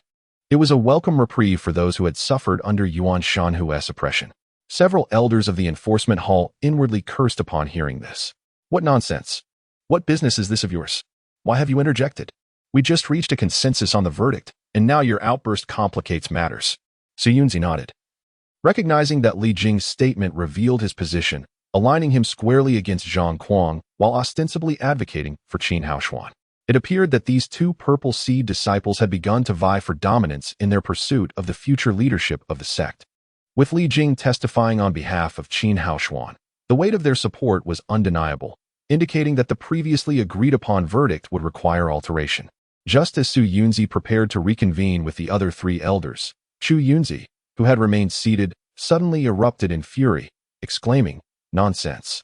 Chu Yunzi's explosive reaction startled everyone, including Li Jing, who had been pondering what grievance he had caused. Ever since his identification as a Purple Seed disciple, every member of the Taichu sect had treated him with kindness and deference. This was the first time he had been confronted with such inexplicable hostility. Chapter 16. The confrontation of the three purples. Chu Yunzi hailed from a humble peasant family, whose lineage had been dedicated to agriculture for generations. When he was 15, a rare drought struck, leaving the land barren. The corrupt local officials not only embezzled relief funds but also demanded that the starving populace pay taxes equivalent to previous years. This led to widespread despair and even instances of cannibalism. Chu Yunzi's parents perished in that calamity, and in his hunger-driven desperation, he led an attempt to raid the county grain depot. Captured and sentenced to death, he was saved by his master who happened to pass by. Otherwise, Chu Yunzi would have met a tragic end. From that moment, Chu Yunzi harbored deep resentment towards all bureaucrats of the Li dynasty, especially the third prince, Li Jing, whose conspicuous attire made him easily recognizable. Having made some progress in his studies, Chu Yunzi knelt at his master's door for 3 days and nights, imploring to descend the mountain for revenge. Ultimately, he received permission from the sect to issue a celestial edict, demanding the execution of all officials involved in the past events. Had it not been for the sect's regulations, Chu Yunzi would have stormed the palace with his talismanic sword to eliminate the entire Li family. Despite his discontent, Li Jing bowed respectfully to Chu Yunzi and inquired, "Elder, where has my disciple erred?" With a derisive snort, Chu Yunzi retorted, "Even if Yuan Shanhua is mediocre, he is still a three-leaf disciple of the immortal seed realm. How could Qin Haoshuan, who was only trained for 2 days, possibly defeat him? I suspect this matter is far from simple. Qin Haoshuan might be a spy from another celestial sect, or perhaps he is transformed from a beast." Upon hearing this, even the other elders regarded Chu Yunzi's assertions as dubious. Qin Haoshuan's origins from Xiaoyu Mountain were well documented. Although Chu Yunzi seemed to be targeting Li Jing, his claims of espionage were unfounded. The suggestion that he was a transformed monster was equally implausible, as no creature would transform into such an ineffectual disciple. However, Zhang Kuang stood up in agreement, stating, "Qin Haoshuan and I are from the same hometown, and I know him well. Before joining the Taichu sect, he often collected herbs on the mountain and frequently brought back rare medicinal materials that even seasoned gatherers could not match. Do you believe an ordinary hunter's son possesses such capabilities? At least I cannot. That is because you are not as capable as I am." Qin Haoshuan interjected suddenly, a hint of mockery in his smile. "I can gather herbs that you cannot, and when I wish to, I can reduce you to a state even worse than that of a dog." Li Jing clapped his hands in amusement and laughed. "Zhang Shidi, did you hear what Qin Shidi just said? I believe he speaks the truth. Your words merely affirm Qin Shidi's competence. Just because you cannot do something, must others also be incapable? Li Shidi, you." Zhang Kuang's face flushed, momentarily at a loss for words. At that moment, Chu Yunzi spoke again to rescue Zhang Kuang, targeting Li Jing with his words. "Li Jing, Qin Haoshuan, this is the law enforcement hall. How dare you speak so casually?" Zhang Kuang merely cited an example to demonstrate Qin Haoshuan's exceptional abilities, yet you distort his intent. What is your true motive? If any other disciple were subjected to such scrutiny by the law enforcement elder, they would be too frightened to speak. However, Li Jing remained unfazed, responding with a courteous gesture. Brother, I am merely stating the facts. Why must Zhang Shidi be so sensitive? Their mutual use of Shidi and brother in their dialogue hinted at a growing tension. To avoid further escalation, Siyunzi interjected, let us deliberate for a moment, and we shall announce our verdict. With a wave of his hand, a pale yellow barrier enveloped the four of them, obscuring their conversation from outside ears. Siyunzi, what is there to deliberate? We should simply announce the judgment we previously discussed. Chu Yunzi replied, visibly displeased. Siyunzi ignored Chu Yunzi's anger. Addressing the other two elders, now that Qin Haoshuan stands alongside two purple disciples, we must reassess the situation. What is there to reassess? Initially, I had no doubts. But now that Li Jing from the Li dynasty stands in his defense, it is clear that Qin Haoshuan is no good. Why else would he come to his aid? I suspect he is either a spy from another celestial sect or has transformed from a monster. Chu Yunzi openly expressed his hatred for the Li dynasty and Li Jing, extending his animosity towards Qin Haoshuan as well. Siyunzi and the others were at a loss, advising, Li Jing is also an unparalleled purple disciple, destined for greater achievements than either of us. His assistance to Qin Haoshuan is not merely for the latter's sake. He seeks the support of Suyu, who stands beside him. If he gains her favor, his chances of becoming the sect leader will dramatically increase. If we proceed with the previous judgment and offend both purple disciples, it would be unwise. Let future matters be dealt with in due time. If you do not wish to bear the blame, then allow me to announce the verdict. If Li Jing truly ascends to the position of sect leader, I will take full responsibility for today's events and will not implicate any of you. I foresee that Zhang Kuang's future accomplishments will surpass both of theirs. The others remained unconvinced, for even if they did not directly announce the judgment, the outcome would still require the consensus of all four elders. Offending two purple disciples at once would not bode well for their futures. After much contemplation, Siyunzi finally proposed, even excluding Li Jing, we must consider Su Yu's position. We owe her a measure of respect. Moreover, it was Yuan Shanhua and his companions who instigated this incident, possibly at Zhang Kuang's behest. Therefore, I propose to send Yuan Shanhua and his companions to the ice cliff for 15 days of reflection, while Qin Haoshuan will spend 7 days in the magma dungeon for punishment. As for whether he is a spy or a transformed monster, we require evidence. Should any proof emerge that he is indeed a malevolent entity, regardless of who defends him, he will face the sect's laws. Do you three have any objections? Siyunzi's decree was reasonable and well-founded, and the other two elders nodded in agreement. Any further objections from Chu Yunzi would be futile. He could only accept this reality. Once the deliberation concluded, the barrier dissipated. Siyunzi cleared his throat, surveyed the assembly, and pronounced, Yuan Shanhua, Zhang San, and Li Si have maliciously harassed Qin Haoshuan, undermining the brotherhood among disciples. They are to be exiled to the ice cliff for 15 days of reflection. Should they offend again, they will face severe punishment. After the cessation of hostilities from Yuan Shanhua and his companions, Qin Haoshuan grievously injured them. Regardless, he has transgressed the sect's regulations regarding personal disputes and will spend 7 days in the magma dungeon as a means of discipline. The Taichu sect is known for its clear rewards and punishments. No one is exempt. I hope all of you will take this as a warning. Upon the conclusion of Siyunzi's pronouncement, the law enforcement disciples stationed on either side of the hall erupted in a synchronized chorus of 3 deafening shouts, mighty, mighty, mighty. The thunderous roars reverberated throughout the hall, nearly shaking the very rafters, causing dust to rain down. As for Li Jing, he was indifferent to the verdict, as his purpose was merely to curry favor with Suyu. The harsher Qin Haoshuan's punishment, the more pleased he felt. Having only been initiated for 2 days, Li Jing was already attempting to form alliances. He realized that in dealing with Qin Haoshuan in the future, he must tread carefully around Suyu. Otherwise, he risked pushing her further into Li Jing's camp, complicating his own path to leadership. Zhang Kuang endured the situation, but Suyu was visibly upset. Throughout the proceedings, Li Jing had remained the victim, and the thought of Qin Haoshuan being confined in the magma dungeon for 7 days brought tears to her eyes. The very name of the dungeon was fearsome. Feeling touched, Qin Haoshuan shook his head slightly. It's best not to dwell on it. Keeping my distance from them allows me to focus on my cultivation without hindrance. As he spoke, he glanced at the 4 law enforcement elders, observing Suyu's unwavering resolve and the hatred in her gaze.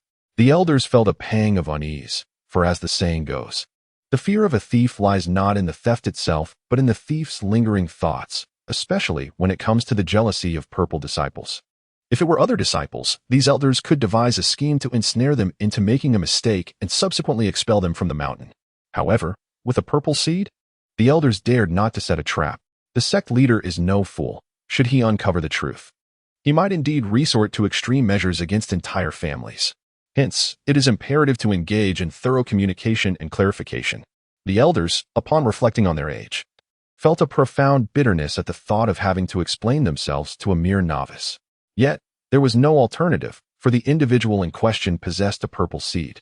Yuan Shanhua and the others were particularly stricken with fear, their bodies chilled to the bone as they huddled closer to Zhang Kuang, as if proximity might afford them some semblance of safety. Just as the enforcers were about to escort the four of them away to the confinement quarters, Zhang Kuang leaned toward Qin Haoshuan, sneering, "Do you believe that confinement will spare you from my wrath? We shall see." Qin Haoshuan sighed inwardly. His notorious temper, which had brought trouble back in the village, had now come home to roost. Yet, the thought of yielding to Zhang Kuang was utterly out of the question. After Qin Haoshuan and his companions were taken away, Suyu resumed her usual serene demeanor and approached Li Jing, saying, "Thank you, Senior Brother Li, for standing up for Senior Brother Qin. I shall remember this kindness." Li Jing beamed with delight, pleased by the young girl's commendation, having effortlessly garnered her favor. He had intended to express some courteous remarks to further solidify his good impression, but to his surprise, Suyu disregarded him and walked away. The law enforcement hall fell back into tranquility, yet no one within could find solace in their hearts. Chapter 17. Lava Cellar. A good place for cultivation under the escort of two groups of law enforcement disciples, Yuan Shanhu and his companions, along with Qin Haoxian, were taken to their respective confinement locations. The pitiful gazes cast by onlookers made the already crestfallen Yuan Shanhu and his group even more apprehensive. Qin Haoxian, however, felt a mix of trepidation and anticipation. Just how terrifying were these lava cellar and frost cliff that merely mentioning their names evoked such fear. The confinement area was not far from Spirit Field Valley. Passing through a narrow path, they arrived at a picturesque mountain peak, known as the Confinement Mountain or Repentance Peak, a well-known location within the Supreme Beginning Sect. With tens of thousands of disciples, the Supreme Beginning Sect saw numerous transgressions daily, resulting in frequent confinements. To prevent inmates from forming gangs and causing large-scale conflicts, visionary predecessors had used their great powers to create numerous confinement spots within the mountain's belly, such as the Lava Cellar, Frost Cliff, and Blade Mountain Cave. Each location could hold over 10 people, ensuring that unrepentant disciples experienced different treatments and significantly reducing management risks. The Lava Cellar and Frost Cliff are both inside the Confinement Mountain, a law enforcement disciple said icily. The environment within is different from the outside. Be especially careful when walking along the mountain paths, as you will encounter various dangers. Use your energy to resist them.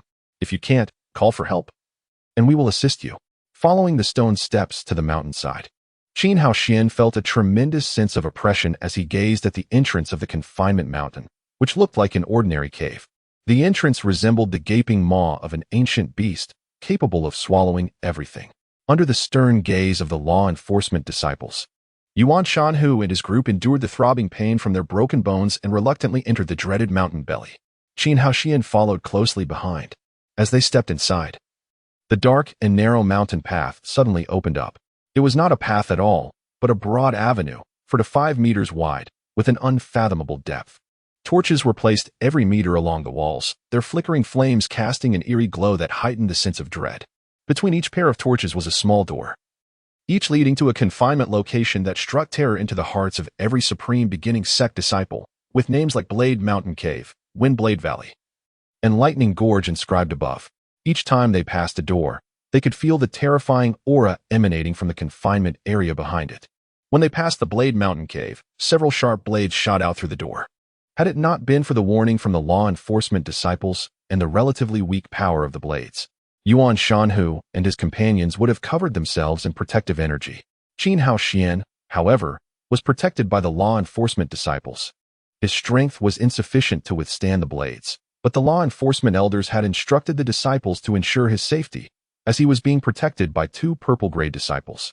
The ominous names, the terrifying atmosphere, and the various threats emanating from the small doors had already turned Yuan Shanhu and his group pale with fright. Already injured, they would be confined in such places for 15 days, a near-death experience. After passing about a dozen doors, Yuan Shanhu and his group were led into a small door labeled Frost Cliff. Qin Haoxian's lava cellar was directly opposite. Stepping into the lava cellar, Qin Haoxian felt a wave of heat wash over him. Although the temperature was uncomfortable and made breathing difficult, it was not life-threatening. The law enforcement disciples, who had been protecting Qin Haoxian all the way, no longer needed to do so once they reached the confinement area. Instead, they looked at him with a mocking expression, curious to see what was so special about the person being protected by two purple-gray disciples. Beyond the small door was a narrow, dark cave passage. The further down they went, the more intense the heat became. After walking about 500 meters, even the law enforcement disciples, who had not activated their spiritual energy for protection, were sweating slightly. Yet, Qin Haoxian remained unaffected, seemingly enjoying the heat. As he stepped into the lava cellar, he did not feel the oppressive heat. Instead, he felt a gentle breeze, which relieved the unbearable heat within his body. The law enforcement disciple smirked at Qin Haoxian, wondering how long he could endure. As they continued deeper into the cave passage, the temperature gradually increased, and the heat dissipated more of the heat within his body. In this environment, even breathing would scald the lungs of ordinary people.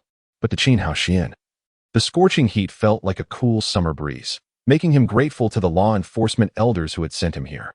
This place, which others saw as a hellhole, was a paradise in Qin Haoxian's eyes. After passing through a long corridor, they arrived at the cellar. The entrance was a large iron gate, with a lock made of refined steel. Unless one was an extremely powerful cultivator, the gate could not be opened without a key. The law enforcement disciples opened the iron gate, pushed Qin Haoxian inside, and slammed it shut, hiding behind it to observe him secretly. Every newcomer received a welcome meal, without exception. Before Qin Haoxian could see his surroundings or how many people were in the lava cellar, he was inexplicably beaten. Ever since he arrived at Great Yu Mountain, he had been bullied by Li Jing and others. Even Zhang Kuang had jumped on him to show off, and he had sent Yuan Shanhu and his group to beat him. Had he not been lucky, he would have lost most of his life.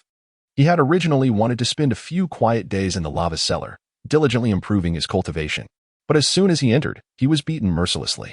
All of this combined treatment ignited a fire in Qin Haoxian, even though he was usually calm. The beating, in particular, stoked his anger. It doesn't hurt? Qin Haoxian, filled with rage, wanted to throw off the blanket and fight back. However, he realized that the blows felt like a massage. Not only did they not hurt, but the unbearable heat in his body seemed to lessen with each blow. Comfortable. The blows felt almost as good as when Yuan Shanhu had used his spiritual powers to hit him. They were very satisfying. Qin Haoxian immediately abandoned the idea of fighting back and assumed a comfortable position, lying on the ground like a dead dog, enjoying the pummeling. The medicinal effects of the golden lotus leaf, combined with the miraculous demon-planting Dao Heart technique, made Qin Haoxian's welcome meal incredibly enjoyable. He wished they would hit him harder. In the lava cellar, even slight movements would cause one to sweat, let alone such strenuous activity. The group beating Qin Haoxian was drenched in sweat. This kid's cultivation level seems low. We've been hitting him for so long, and he hasn't made a sound. Did we kill him? Finally, a lean man wiped his sweat and voiced his concern, which echoed the thoughts of the others. In the lava cellar, even breathing deeply felt suffocating, let alone being covered with a blanket and subjected to such a beating. Even a disciple in the immortal seed realm would not be able to withstand it. The group stopped hitting him and lifted the blanket, which had been torn in several places. They saw Qin Haoxian's jade-like face, steady and deep breathing, and the complete lack of bruises on his body. He even had an expression of enjoyment. This was completely different from their expectation of Qin Haoxian being beaten to death or suffocated. It would have made sense if Qin Haoxian were a highly skilled cultivator, but he looked like a novice who had just entered the immortal root realm. Although they had not used their spiritual power, they should have been able to beat him half to death. As they were wondering, Qin Haoxian, whose body was starting to feel hot again, opened his eyes and looked around, finally seeing the lava cellar. The place for confinement was often arduous. Yet Qin Hao's expectations were subverted. Aside from the stone walls, there were only a dozen or so disciples of the Supreme Beginning sect also confined. Save for a scant few clad in meager attire, most were shirtless. Predominantly of the second or third leaf of the immortal seed realm. They were left breathless and drenched in sweat after their barrage of fisticuffs, yet the recipient of their violence seemed unfazed, nonchalantly surveying his surroundings, which only further incensed them. The exertions of their assault were met with nary a whimper from the youth, prompting one burly fellow to bellow in fury, rapidly gesticulating with his hands to form a spell, causing the temperature around him to rise sharply as spiritual energy surged. A small ball of fire materialized in his hand, which he flung at Qin Hao, resulting in a resounding explosion, akin to a resplendent firework. Though the bursting flame spell was but a rudimentary spiritual technique, even its execution by this man was insufficient to cause death. Yet, even a disciple in the later stages of the planting immortal root realm would sustain injuries from it, making it more than adequate to beat Qin Hao to within an inch of his life. A boisterous voice cautioned against excessive force, remarking that the newcomer had only just joined the sect and it would be untoward if he were killed, followed by a peal of raucous laughter. A comfortable moan escaped Qin Hao's lips as he found himself invigorated by the bursting flame spell, unharmed and even relishing the assault. The man named Lao Yi felt his pride wounded, and he unleashed spell after spell upon Qin Hao. Soon, others, spurred by envy, joined the fray, and the small lava cellar was filled with the howling of various spiritual techniques, all crashing down upon Qin Hao. Flames, wind blades, and hailstones engulfed him in a maelstrom. Little did they know that their various spiritual techniques were not harming Qin Hao, but instead serving as a free form of massage, driving the medicinal power of the golden lotus within him into his organs and marrow. The intense heat dissipated, leaving him in a state of indescribable comfort. This relentless bombardment continued for a full quarter of an hour, until the perpetrators were drained of their spiritual energy and collapsed to the ground, staring at Qin Hao with incredulous eyes. Even a powerhouse of the third leaf of the immortal seed realm would be left either dead or crippled by such an assault. Yet this youth appeared unscathed, even refreshed. Chapter 18. The Prison Overlord's Freedom. You? Old Yi stammered, swallowing hard as he gazed at the newly arrived monstrous disciple. The sect leader said, "One must be reasonable." Qin Haoshuan chuckled. Having been a scholar since childhood, he understood perfectly well that one should reason with reasonable people and be a fool to reason with the unreasonable. Once, a renowned Confucian scholar tried to reason with a notorious bandit, only to have his head lopped off by the rogue. These individuals before him required communication through fists, the quickest way to reach an understanding. For the sake of everyone's well-being in the coming week, let's have a proper discussion with our fists. Qin Haoshuan seized old Yi, who was slumped nearest to him, and delivered a fierce blow to his chest. Cracking sounds echoed as several of his ribs, devoid of any protective energy, snapped under the assault. He collapsed to the ground, wailing in agony. Discarding old Yi, Qin Haoshuan pounced on another burly fellow, raining down iron fists without hesitation. One disciple at the third leaf of the immortal seed realm, still possessing some spiritual energy, attempted to resist. Gathering his power, he began to cast a spell once more, ready to attack Qin Haoshuan. Qin Haoshuan glared fiercely at him, and in that gaze, far from being ferocious, the immortal seed realm cultivator froze. He felt as if his soul had been struck a heavy blow, his mind blank. The spell dissipated, and he was promptly pummeled into a swollen mess by the onrushing Qin Haoshuan, who finished the job by stomping on him a few times. What is a beatdown? Those who were on the receiving end of Qin Haoshuan's ministrations now understood the true meaning of the word. Two law enforcement disciples, who were peeking from behind the iron gate, exchanged bewildered glances. They had expected Qin Haoshuan to suffer a great loss, but instead, he was not only unharmed and enjoying a hearty newcomer's meal, but he was also single-handedly beating the immortal seed realm cultivators to a pulp, leaving them howling in despair. After the lesson, the group harbored no thoughts of revenge, nor dared they approach Qin Haoshuan. Jesting aside, who would risk provoking a monster who seemed impervious to injury? That would be akin to a venerable elder seeking a noose, tired of living. Qin Haoshuan activated the Tao Heart demon seed art, and spiritual energy, imbued with the volatile heat of magma, surged wildly into his body. The violent energy mixed within would need to be carefully filtered by others, as absorbing it directly would inevitably lead to cultivation deviation. However, Qin Haoshuan had no such worries. His body, tempered by the witchcraft path, was exceptionally robust. The volatile, heated spiritual energy, upon entering his body, instead tempered the violent energy within, akin to a soothing hand gently caressing his feverish form. A portion of this spiritual energy nourished his immortal seed, while another part infused his bone marrow. Although the cultivation speed was not as rapid as a purple seed's absorption of spiritual energy, it was still far faster than what was possible outside. However, Some individuals were unwilling to allow Qin Haoshuan to live so comfortably, even in confinement. As dusk fell, in a secluded dwelling within the living quarters of the Spirit Farm's menial disciples, Zhang Kuang stood surrounded by a throng of fawning lackeys. As you may know, my fellow villager, Qin Haoshuan, and I have some history. Last year, he even broke several of my ribs. Now that he's been confined to the magma cellar, I don't want to give him a chance to recover. Zhang Kuang's eyes gleamed with malice as he surveyed the menial disciples. I've spoken with a law enforcement disciple. As long as someone is willing to deliberately commit an offense, he'll help me send them into the magma cellar. I want to leave Qin Haoshuan with no escape. Zhang Kuang continued, when my spiritual arts are perfected and I have a place in the Supreme Beginning sect, I won't forget those who helped me today. With tens of thousands of disciples in the Supreme Beginning sect, and countless talented and powerful individuals, standing out and shedding the identity of a menial disciple was exceedingly difficult. However, a promise from a purple seed disciple with limitless potential was another matter entirely. Even if the future wasn't guaranteed to be bright, it could at least help them escape the scorn and low status of a menial disciple and enjoy the treatment of an ordinary disciple. This was an immense temptation for them. Immediately, the menial disciples clamored to volunteer. I'll go. A man with a resemblance to Yuan Shanhu slammed a fist into a thick tree trunk. With a resounding crack, the tree snapped and crashed to the ground, silencing the chaotic clamor. I am Yuan Shanhu's cousin, Yuan Shanxiang. Fifth leaf, immortal seed realm. Qin Haoshuan harmed my cousin, causing him to be confined with injuries. I will not let him off lightly. Each additional leaf in the immortal seed realm represented a significant increase in power. A fifth leaf immortal seed realm cultivator was considered quite powerful among the menial disciples. After Yuan Shanxiang volunteered, the other disciples, who considered themselves inferior, fell silent. Looking at Yuan Shanxiang's explosive muscles and the display of his strength, Zhang Kuang smiled in satisfaction. Qin Haoshuan, can your bones be harder than that tree? Unbeknownst to Qin Haoshuan, Zhang Kuang's desire to see him dead was more urgent than he could have imagined. Qin Haoshuan, who had been meditating for an unknown number of hours, suddenly heard the clanging of the iron gate being opened. The aroma of food wafted in, instantly breaking his concentration.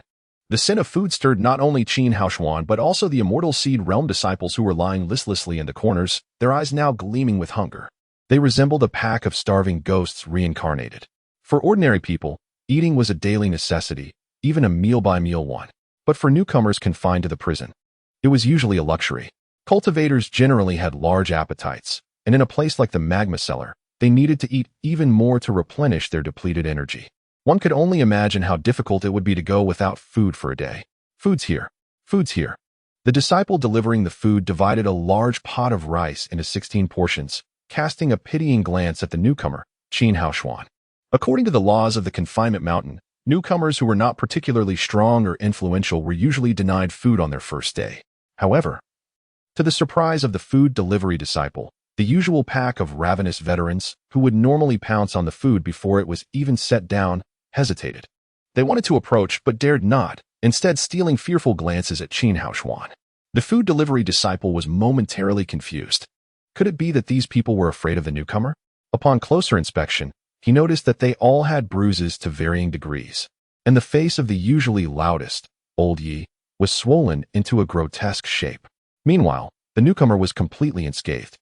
Could it be that these people had been bullied by the newcomer? It didn't make sense. The newcomer, no matter how you looked at it, was only at the initial stage of the planting immortal root realm, having just broken through. He was far from being rooted, let alone sprouted. And even if he had sprouted, he wouldn't be a match for the experts in the immortal seed realm, would he? Moreover, this place was full of fierce immortal seed realm experts, each specializing in causing trouble, which was why they had been sent here in the first place. And among them, there were even experts at the third leaf of the immortal seed realm. As if to confirm his suspicions, Qin Haoshuan leisurely stood up, walked to the door, and began to devour his portion of food. The veterans, upon receiving a glare from Qin Haoshuan, were too afraid to approach, despite being so hungry that their stomachs were sticking to their backs. Qin Haoshuan wolfed down his entire portion in a few bites. Since becoming a cultivator, he could eat 20 steamed buns in a single meal. One reason was that cultivation consumed a lot of energy, and another was that the food at the Supreme Beginning sect was particularly delicious, containing a special energy that replenished the massive amount of energy expended during cultivation. He used to think that immortals didn't eat mortal food, but now it seemed like complete nonsense. Describing cultivators as rice buckets was no exaggeration. After finishing his large bowl of rice, Qin Haoshuan still felt ravenous. Noticing that the veterans, who had just received their food, still had most of it left in their bowls, he walked over and stopped them from eating. To the astonishment of the food delivery disciple, he swept away the remaining food from the 15 veterans, who dared not say a word.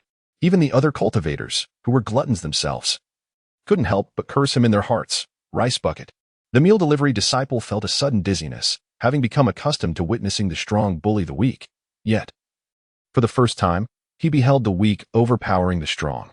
Observing Qin Haoshuan's ferocious eating manner, the seasoned veterans gathered together, whispering in hushed tones, "With our prowess, we cannot even harm him. What kind of anomaly is he?" It is said that the mightiest practitioners of martial arts can defeat cultivators at the seventh leaf of the celestial seed realm. Yet those martial experts cannot cultivate immortality due to the inability to merge martial and immortal paths. I suspect he might indeed belong to this category of martial prowess. It must be so. Otherwise, how could an ordinary mortal possibly stand against us? Masters of martial arts are extraordinarily formidable beings in the mortal realm. Without immense determination and extraordinary opportunity, one cannot attain such a level. The seasoned veterans regarded Qin Haoshuan with a newfound wariness. After satisfying his hunger, Qin Haoshuan resumed his cultivation. To others, the magma cellar appeared to be a torturous prison. To him, it was a paradise for training. With only 7 days at his disposal, he needed to seize the opportunity to fully absorb the medicinal power of the single golden lotus within him. Such an opportunity was exceedingly rare. "Brother Haoshuan, Brother Haoshuan." At the sound of a familiar and gentle call, Qin Haoshuan opened his eyes from his meditation to see Su Yu's face outside the iron gate. Her delicate features were flushed purple due to the excessive heat, and a wave of unspoken emotion surged within him. He had traversed the arduous and perilous path from Spirit Field Valley to the magma cellar and understood well the dangers involved. Now Su Yu, whose physical strength was inferior to his, had braved great risks to come here. Here are the notes from this afternoon's lecture. Take a look. I heard it's quite hot here, so I brought you some water. Su Yu approached Qin Haoshuan, handing him the notebook before pulling out a water pouch. "It's all right. I'm not thirsty." Su Yu glanced at the seasoned veterans surrounding them, then looked back at Qin Haoshuan, her spirits sinking as she said, "I went to find the sect master, but he is away on a trip, and I couldn't meet him." Chapter 19. The Dawn of a Mortal Path and the Knocking on the Heavenly Gate A Journey? What a splendid pretext.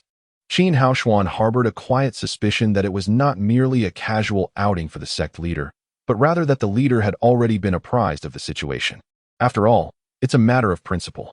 Both the palm and the back of the hand are flesh.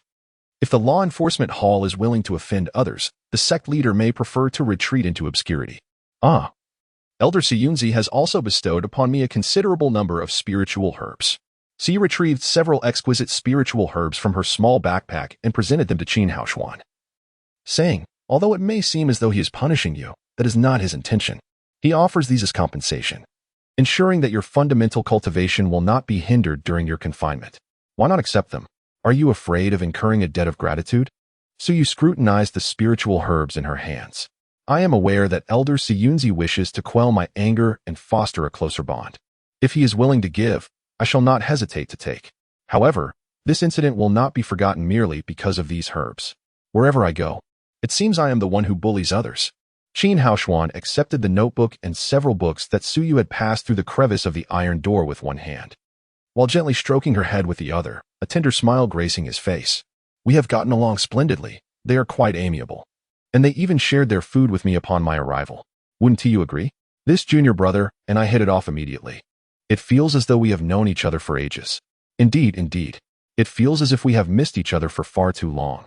Having just been soundly beaten, the seasoned veterans, famished and weary, scarcely possessed the strength to converse. Each of them harbored a desire to see Qin Haoshuan utterly vanquished, vowing to exact revenge once they advanced to the eighth leaf. Yet, for now, they dared not provoke him and were left to acquiesce to his every word. "Oh, that is certainly a good thing." Observant Su Yu noted the scars on the veterans' faces and bodies, as well as their obsequious demeanor. She quickly deduced that they had followed in Yuan Shanhua's footsteps, attempting to bully Qin Haoshuan, but instead receiving a lesson from this peculiar individual, which brought her a sense of amusement. Lingering even a moment longer in the magma cellar would be an additional torment for the relatively inexperienced Su Yu. Glancing in astonishment at the seemingly content Qin Haoshuan, she swiftly departed from that dreadful place. Upon opening the notebook, Su Yu's elegant handwriting met his eyes, densely packed across dozens of pages. Qin Haoshuan felt a surge of gratitude. She had meticulously recorded every detail of Elder Chu's lecture. Despite her having slept through the morning and being confined in the afternoon, missing the class entirely. The first line of the notes elaborated on the initial two realms of cultivating immortality, the planting of immortal roots and the immortal seedling realm.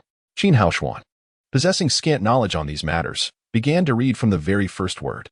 Establishing roots is far more challenging than germinating seeds.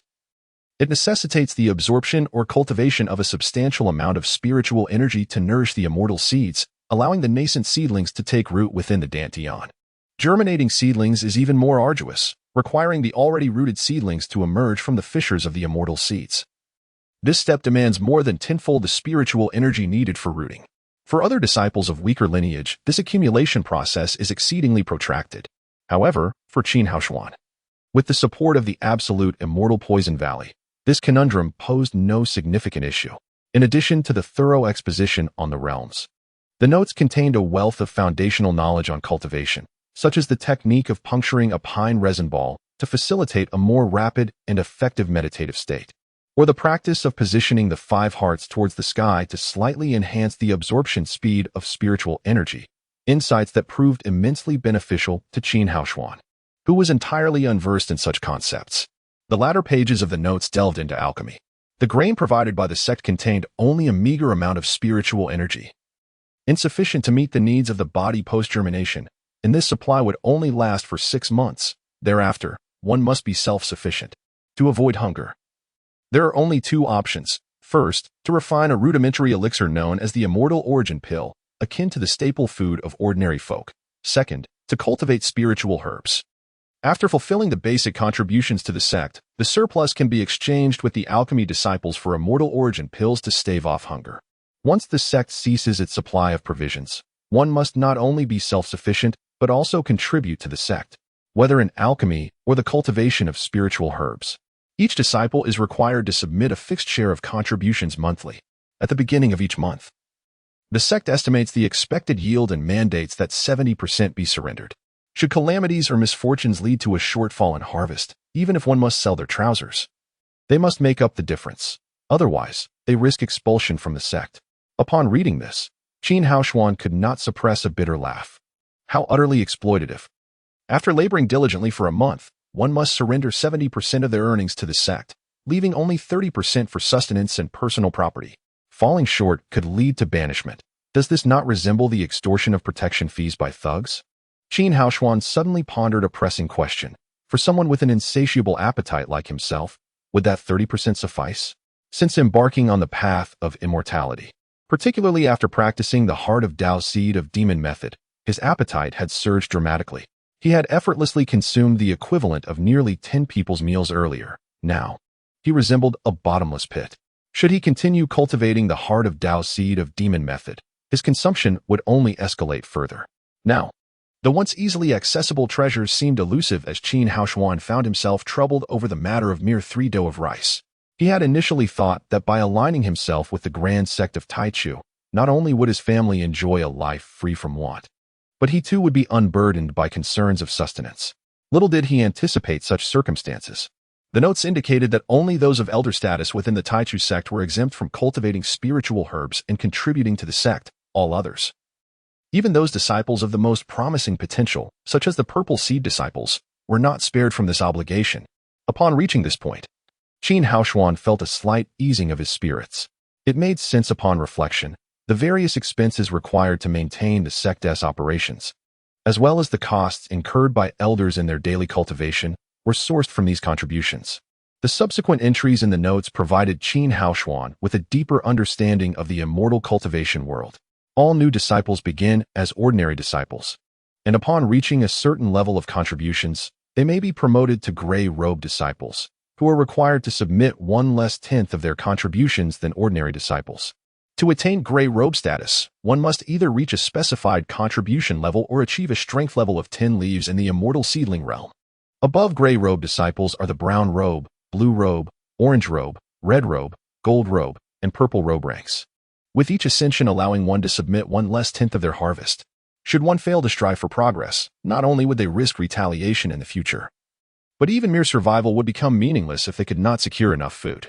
As he continued to peruse the notes, Qin Haoshuan discovered that beyond the cultivation of spiritual herbs and alchemy, two compulsory subjects, there existed another vital course, the art of crafting spiritual talismans. Spiritual talismans are not mere trinkets for charlatans. They are authentic jade slips, crafted through a special technique that engraves the creator's spiritual energy onto the jade. Talismans can be categorized into offensive, defensive, and auxiliary types. For cultivators, the ability to create talismans is an immensely important skill. Even the most formidable elders cannot guarantee they will not encounter fierce adversaries or dangers in the future, and having engraved talismans on hand may prove invaluable in self-rescue. Qin Haoshuan skimmed the section on crafting offensive and defensive talismans, but his gaze ultimately settled on the auxiliary talismans. The variety of auxiliary talismans was vast, each possessing unique advantages. For instance, the swift travel talisman could enable an ordinary person to traverse 1,000 miles in a day, while the earth escape talisman could allow one to burrow underground, truly essential for escape. Yet, what intrigued Qin Haoshuan most was a talisman known as the spirit gathering talisman. The spirit gathering talisman is one of the most fundamental auxiliary talismans, yet its crafting is no simple feat. Its function is to instantly enrich the spiritual energy in a small area, though the degree of enrichment remains relatively sparse for cultivation purposes. Consequently, it is typically employed in the cultivation of spiritual herbs and grains, enhancing both their yield and medicinal properties. This truly is a remarkable treasure. If he could forge a few spirit-gathering talismans, perhaps he would no longer need to worry about his provisions. However, as noted in his journal, the art of engraving talismans is far from a simple craft. It necessitates a profound understanding of numerous runes, a knowledge that is by no means inferior to the complexities of alchemy. Closing the notebook, Qin Haoshuan sighed deeply, realizing that the path of cultivation is indeed not an easy one. He had initially believed that merely meditating to accumulate spiritual energy would suffice for breaking through realms. But now, it dawned upon him that cultivation is an intricate discipline, and at his current level, he was merely scratching the surface of this vast field of knowledge. The mysterious veil of cultivation had finally lifted a corner for Qin Haoshuan. This partial understanding ignited his curiosity, particularly regarding the promotion system for disciples within the sect, which further fueled his indomitable spirit. Rubbing his slightly weary eyes, he established a goal to swiftly advance from the brown robe to the green and then to the purple robe, before he turned his attention to several other books sent by Suyu. These volumes served as textbooks for new disciples, containing content that was relatively straightforward. They primarily compiled classic cases encountered by predecessors during their initial forays into cultivation, published to guide new disciples, not only to avoid unnecessary detours, but also to potentially avert perilous paths. The road of cultivation is fraught with danger, and each year, a considerable number of disciples perish during their training. One particular case sent a chill down Qin Haoshuan's spine. It recounted the story of a disciple at the immortal seed stage who, after acquiring a scarlet fruit, acted recklessly and failed to refine the medicinal properties into a pill. He consumed the fruit whole, only to be violently obliterated by its potent effects. After reading the commentator's remarks attached to the case, Qin Haoshuan was drenched in cold sweat, lamenting his narrow escape. He then realized that sorcerers could directly consume spiritual herbs, enduring repeated purging until the unabsorbed potency was integrated into their organs and meridians. Chapter 20. The stage is set if the demonic transformation technique of the Tao Heart were not a long-lost sorcerer's secret. I would have perished upon consuming a single leaf of the golden lotus. A powerful cultivator at the immortal seed stage perished after consuming a mere fruit far inferior to the golden lotus. How could a mortal vessel like myself survive? Had it not been for Yuan Shanhu and those cunning veterans inadvertently assisting me by absorbing a portion of the chaotic spiritual energy within me, combined with the geothermal heat of the magma cellar, I would have long been overwhelmed by the medicinal effects. After perusing a tome primarily documenting spiritual herbs, Qin Haoshuan sighed heavily, realizing the immense value of the golden lotus, which could be used to concoct numerous elixirs sought after by the ancestors of various sections. Even those venerable cultivators find such a herb difficult to procure. If they were to learn that I consumed it whole, they would be infuriated beyond measure. Having flipped through the book for a while, Qin Haoshuan felt an intense heat coursing through his body, prompting him to meditate once more. In the harsh environment of the magma cellar, the lack of sleep could severely harm a cultivator's body. The drowsy old-timers. Witnessing Qin Haoshuan's prolonged study followed by his vigorous meditation, were taken aback, realizing the formidable nature of innate martial prowess. After spending 2 days in the magma cellar, Qin Haoshuan dedicated his time solely to meditation and reviewing the notes delivered by Su Yu every afternoon, with sleep amounting to a mere 2 or 3 hours each day. It was not for a lack of desire to sleep, but rather the overwhelming heat from the medicinal effects that would awaken him if he ceased his cultivation. Were it not for the nourishing properties of the golden lotus, an ordinary person would have crumbled under such intense training. Suffering from the torment of the golden lotus, Qin Haoshuan remained unaware that to those veterans, he appeared as a peculiar anomaly, a madman who needed no rest.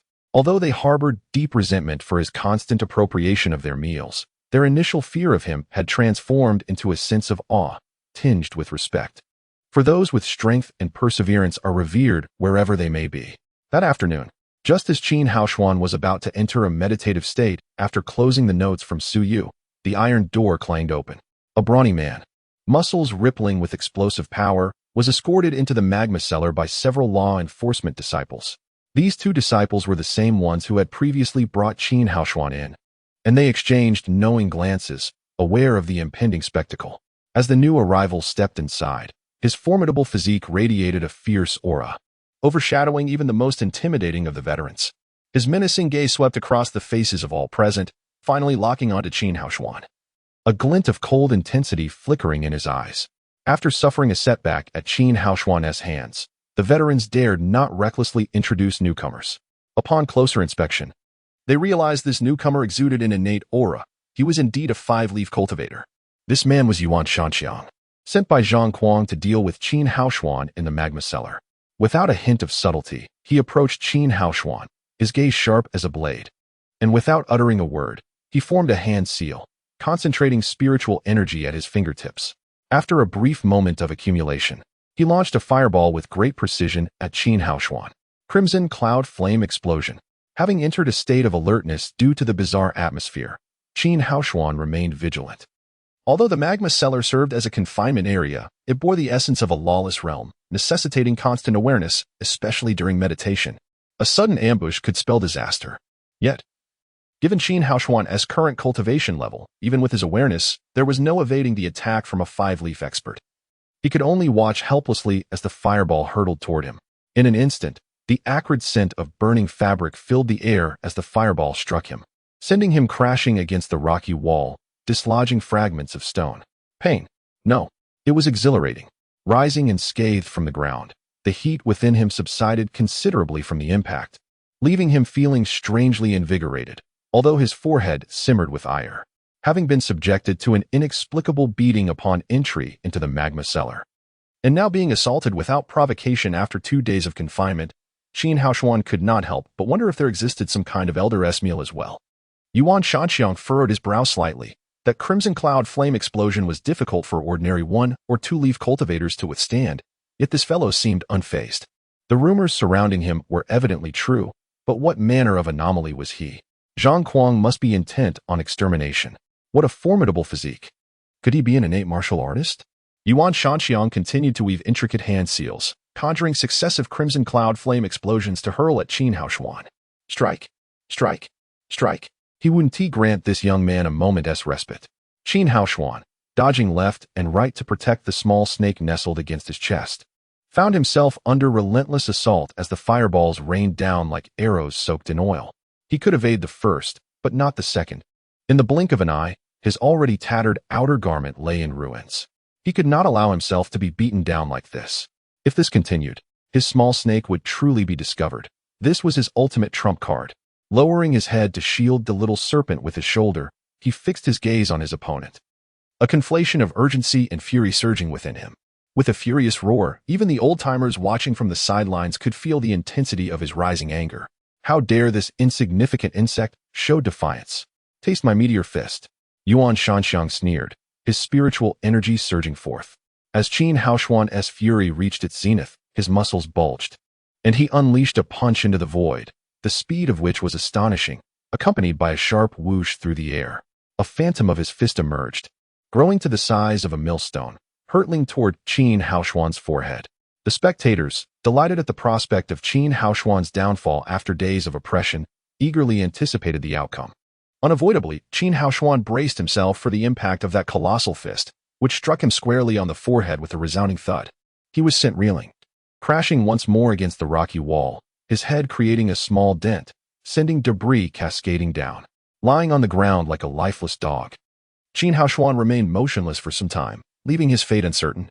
Is he dead or merely unconscious? It's hard to say. He seemed unfazed by our blows.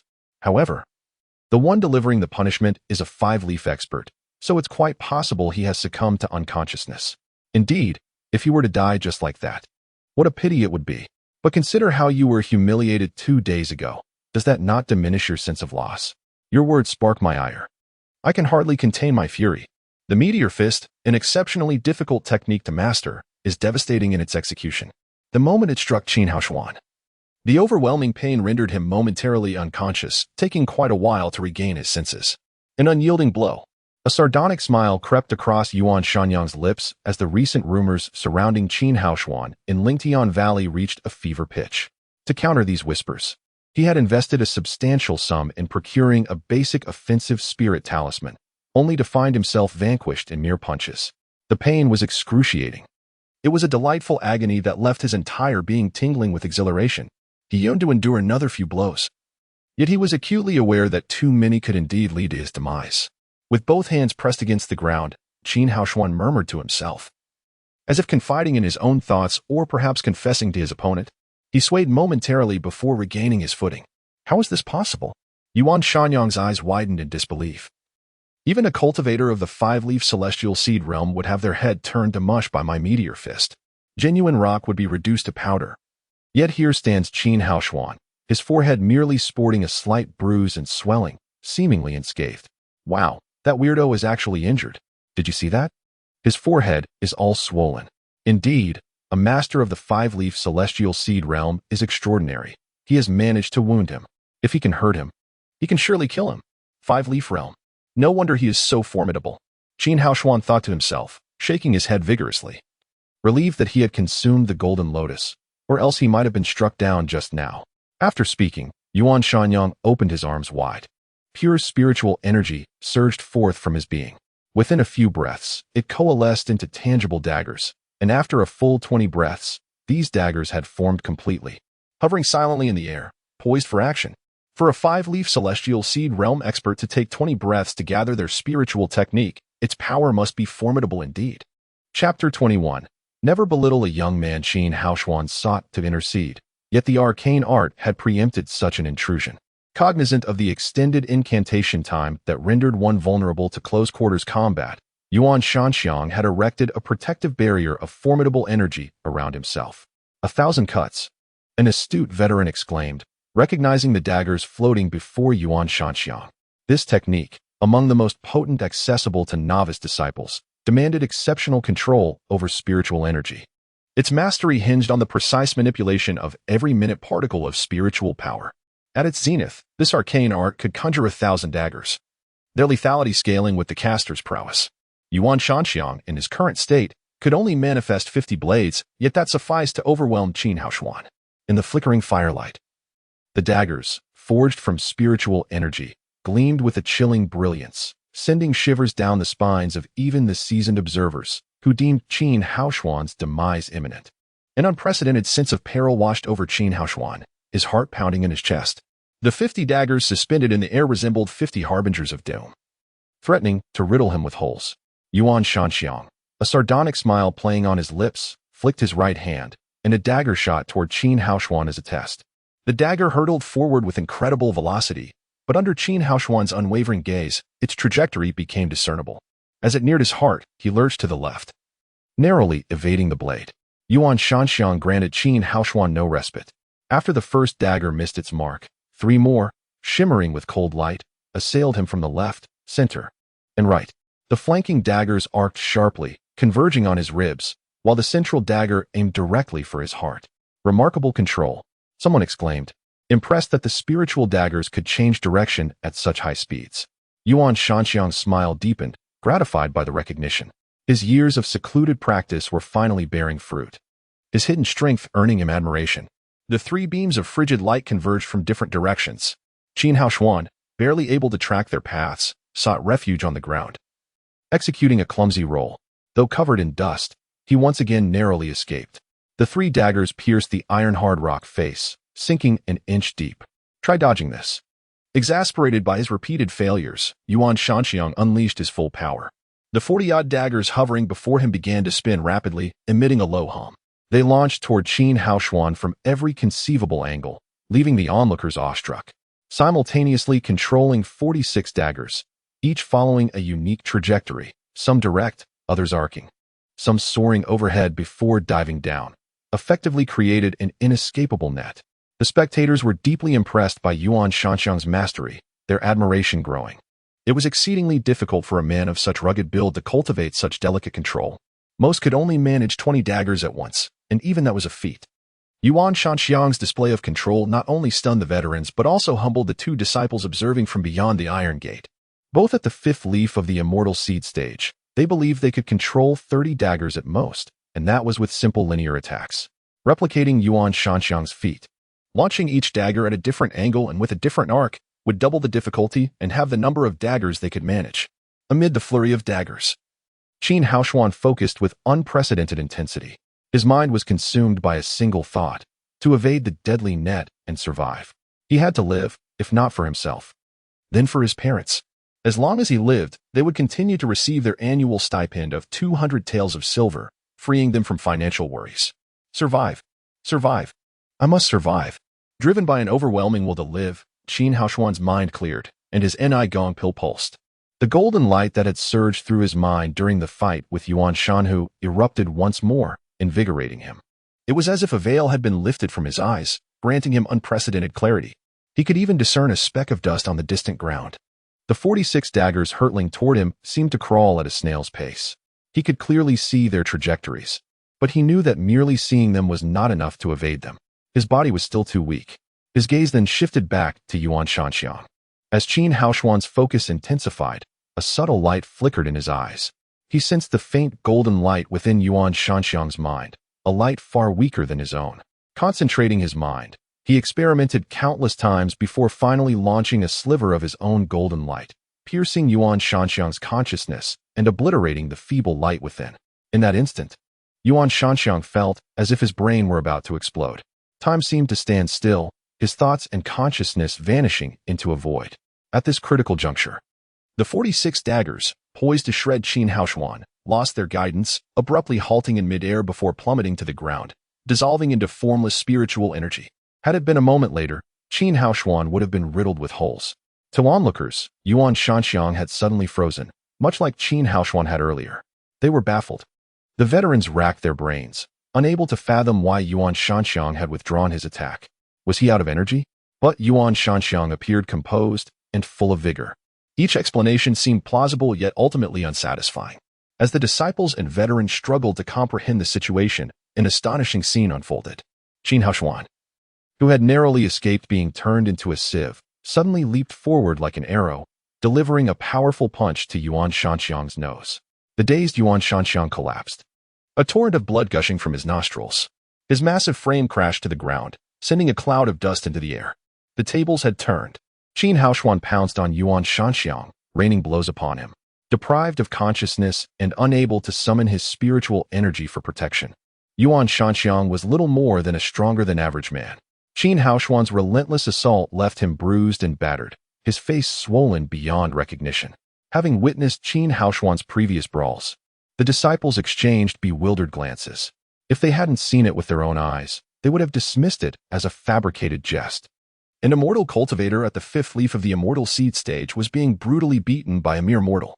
He wasn't incapable of defending himself. He had simply become inexplicably immobile, a defenseless target. After landing a dozen blows on Yuan Shanxiang, Qin Haoshuan was reminded of the man's potential threat. Once he regained consciousness, his strength was still a danger to Qin Haoshuan.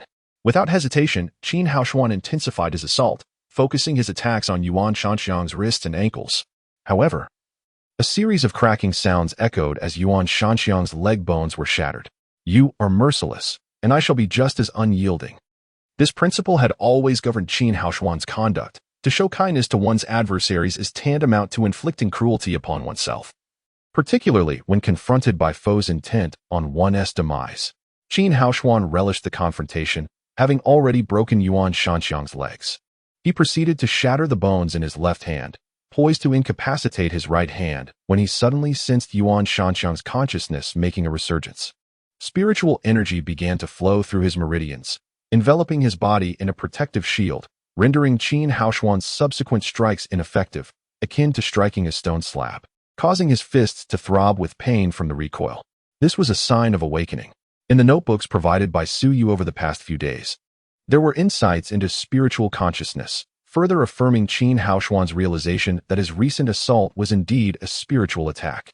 However, due to his own inadequacy and strength, being fundamentally a novice in the realm of cultivation, he lacked the understanding of the intricacies of such an attack, resulting in diminished potency.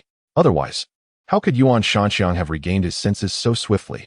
Had he possessed some knowledge of the techniques behind spiritual attacks, he might have obliterated Yuan Shanxiang's very soul, rendering him a mere imbecile if he survived. Qin Haoshuan had just leaped aside when Yuan Shanxiang emerged from his stupor.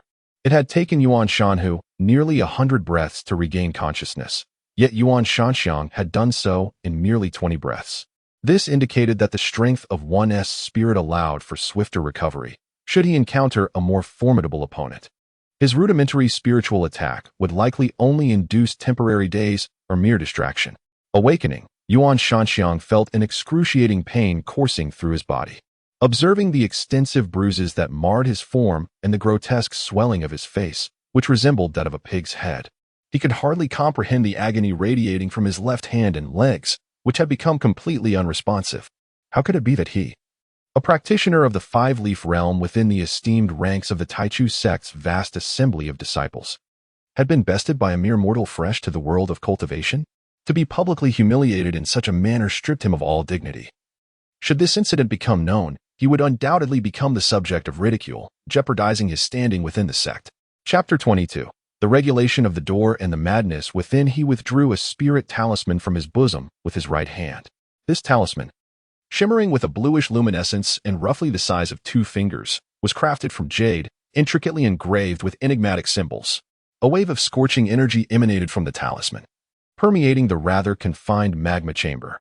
Sealed within this talisman was a formidable spirit technique known as blazing flame, its power far surpassing that of the most rudimentary fireball spell. With sufficient spiritual energy, it could be unleashed, its destructive force equivalent to a full-force strike from a 6-leaf adept of the immortal seed realm, capable of obliterating a tree as thick as a human's torso into dust. Even someone like Yuan Shanxiang, a 5-leaf cultivator of the immortal seed realm, would find it impossible to escape unscathed from such an assault. Despite Qin Haoshuan's robust physique, he too would be unable to withstand the talisman's might. The value of the talisman was clear to everyone present, except for Qin Haoshuan, a mere novice disciple. For an ordinary servant disciple, acquiring a talisman of such potency would require 2 years of frugality, and that was under optimal conditions of bountiful harvests. To those of limited strength, possessing a spirit talisman represented an additional layer of security for their lives. To use it carelessly was a grave extravagance. Even the 2 law enforcement disciples lurking outside the iron door exhibited a flicker of reluctance in their eyes, lamenting Yuan's murderous intent, fearing he might sacrifice a considerable portion of his wealth. In a fit of rage, Yuan Shanxiang felt no regret. Had he possessed more talismans, he would have employed them without hesitation, wishing nothing less than to obliterate Qin Haoshuan entirely. Just as he was about to infuse the talisman with spiritual energy, a sudden wave of intense danger surged within Qin Haoshuan, compelling him to focus intently on Yuan Shanxiang, preparing to launch a mental assault once more. However, Yuan had anticipated this, steeling himself and pouring every ounce of his energy into the talisman. Qin Haoshuan perceived the flow of Yuan's energy, sensing it was nearly sufficient to activate the talisman. In a moment of desperation, he let out a fierce shout, and a flash of golden light flickered in his mind, sending forth a mental projectile towards Yuan. This time, although Yuan was not caught off guard again, he momentarily hesitated. Seizing this fleeting opportunity, Qin Haoshuan charged forward recklessly. The danger emanating from the talisman felt even more potent than during Yuan's previous onslaught of spirit techniques. It was imperative to destroy it. Without the talisman, A temporarily incapacitated Yuan would be unable to harm him, despite the pain of his fractured limbs. Though cultivators possessed remarkable self-healing abilities, enduring daily torment would only exacerbate his suffering, rendering him unable to seek vengeance. At that moment, his murderous intent intensified. He was determined to secure the talisman, even if it meant facing expulsion from his sect or severe punishment. He had to eliminate Qin Haoshuan, lest future troubles arise. With his legs broken, unable to move, Yuan had no time to activate the talisman as Qin Haoshuan bore down on him with ferocity. He could only lean back, disregarding any semblance of grace. Rolling on the ground in agony, the pain from his broken bones solidifying his resolve to eliminate Qin Haoshuan. Though Qin Haoshuan was not the strongest opponent he had faced, he was certainly the most terrifying. This man was ruthless enough to cripple him. Had he been even a moment later to react, his right hand would surely have met the same fate. The desperate struggle for the talisman, coupled with Qin Haoshuan's momentarily disorienting mental technique, sent shivers of fear through Yuan. Here was Qin Haoshuan, merely immortal, having just broken through 2 days prior, yet he had bested a 5-leaf cultivator of the immortal seed realm. Alas! Even the heavens seemed to pity this weakling. In Yuan's path as he rolled was a jutting rock, which struck his fractured bones, causing him to pause in excruciating pain. In that brief moment of delay, Qin Haoshuan pounced, pinning Yuan down and targeting the broken limbs with merciless strikes. Even though Yuan was a formidable 5-leaf cultivator, he was still human flesh and blood. The agony allowed Qin Haoshuan to wrest the talisman from his grasp. With his last hope stripped away, Yuan felt a surge of rage and fear as he concentrated his remaining spiritual energy and struck Qin Haoshuan's abdomen with a powerful blow. The impact echoed with dull thuds, causing several of Qin Haoshuan's ribs to shatter as he was thrown back, blood spurting from his mouth. Under the gazes of all present, Qin Haoshuan, a mere mortal, had fought fiercely against a 5-leaf adept, resulting in a mutually devastating outcome that left everyone deeply shocked. As they beheld the grievously wounded Qin Haoshuan, and the now incapacitated Yuan, who was rendered helpless despite his abundance of spiritual energy and resentment, it became clear that Yuan's only hope of vanquishing Qin Haoshuan lay in the talisman, which had been snatched away in a brutal confrontation. The pain was immense, yet the cost had been worth the acquisition. Spitting out a mouthful of blood and saliva onto the ground, Qin Haoshuan grit his teeth against the agony and smashed the talisman into the earth. Though it was a precious item, it was the only thing in the magma chamber capable of threatening him. Its destruction was the safest course of action, as the talisman shattered into fragments.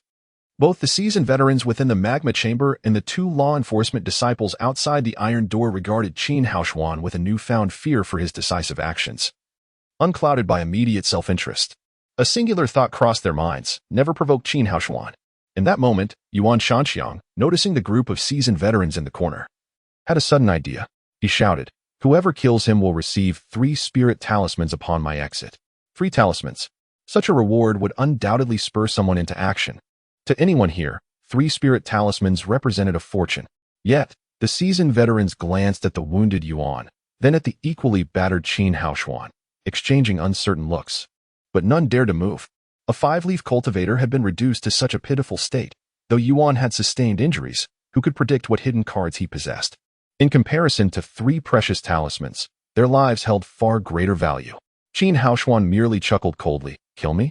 At this point, you still have the leisure to consider such a notion? Reflect on how you will justify your actions to the sect when I report this incident.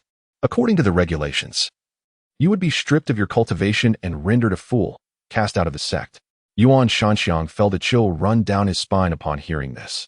Had he killed Qin Haoshuan, he could have concocted any lies about the deceased, but now that Qin was still alive, it dawned on him that he was likely doomed. The thought of the stringent sect laws left him feeling as if the world had turned dark, and the combination of his injuries and the mental blow caused him to faint.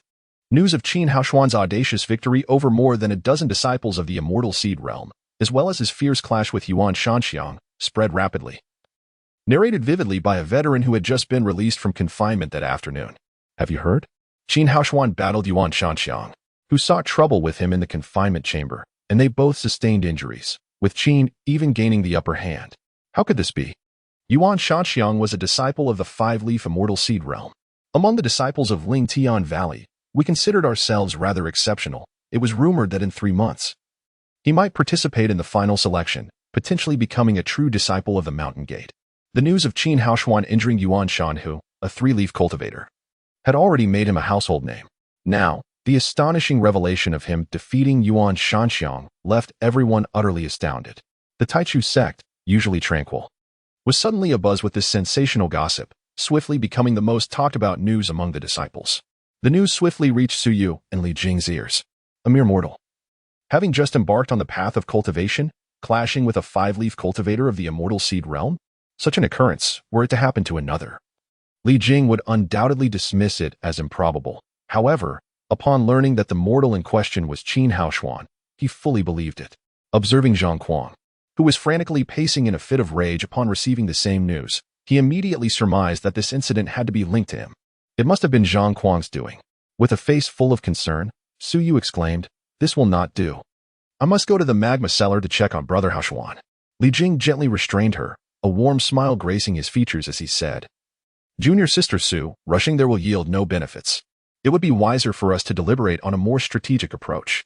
Despite harboring no fondness for Li Jing, Su Yu paused to hear him out, recalling his previous assistance in the law enforcement hall and recognizing her own lack of a viable solution. "I am certain this matter involves Zhang Kuang. Otherwise, what motive would a five-leaf cultivator have to trouble junior brother Qin without cause? Moreover, I have received word that Zhang Kuang was seeking someone to create a disturbance just days prior, intending to imprison Qin Haoshuan in the magma cellar." Li Jing's words intensified Su Yu's anxiety. Initially, she merely speculated Zhang Kuang's involvement, but now his assertions confirmed her suspicions. Given the animosity between Zhang Kuang and Qin Haoshuan, he would not rest until he had eliminated Qin Haoshuan. It was possible he might even send someone after him in the magma cellar, causing her worry to deepen. Seeing Su Yu's growing concern, Li Jing felt a sense of triumph. If he could secure her allegiance, Zhang Kuang's power would be rendered ineffective. Although Su Yu was disinterested in forming cliques or seeking fame, she was nonetheless an unparalleled talent with limitless potential. Gaining her support would undoubtedly smooth his path towards becoming the sect leader. His smile grew warmer and more radiant. After a brief pause, Li Jing suggested, "I believe Zhang Kuang will not easily relent. The best course of action at present would be to emulate him. Junior sister Su could enlist a formidable ally to create a ruckus that results in being sent to the magma cellar, thereby providing protection for junior brother Qin." While Li Jing's proposal was indeed sound, Su Yu had been besieged by sycophants ever since her unparalleled talent was revealed. Yet she disregarded their ulterior motives and remained solitary, unlike the other two prodigies who were surrounded by countless admirers. Though she considered the idea of sending someone into the magma cellar like Zhang Kuang, she found herself without allies and lacking acquaintances within the law enforcement hall. The confinement chambers atop the mountain were numerous, making it exceedingly difficult to ensure someone would be allocated to the magma cellar. "Thank you, Senior Brotherly, for your righteous assistance. Should Brother Haoshuan emerge unscathed, I shall repay your kindness." Su Yu's frown eased slightly as she offered Li Jing a polite smile, her charm captivating. In that moment, the delicate allure she exuded even stirred Li Jing, who was accustomed to the presence of numerous exquisite beauties.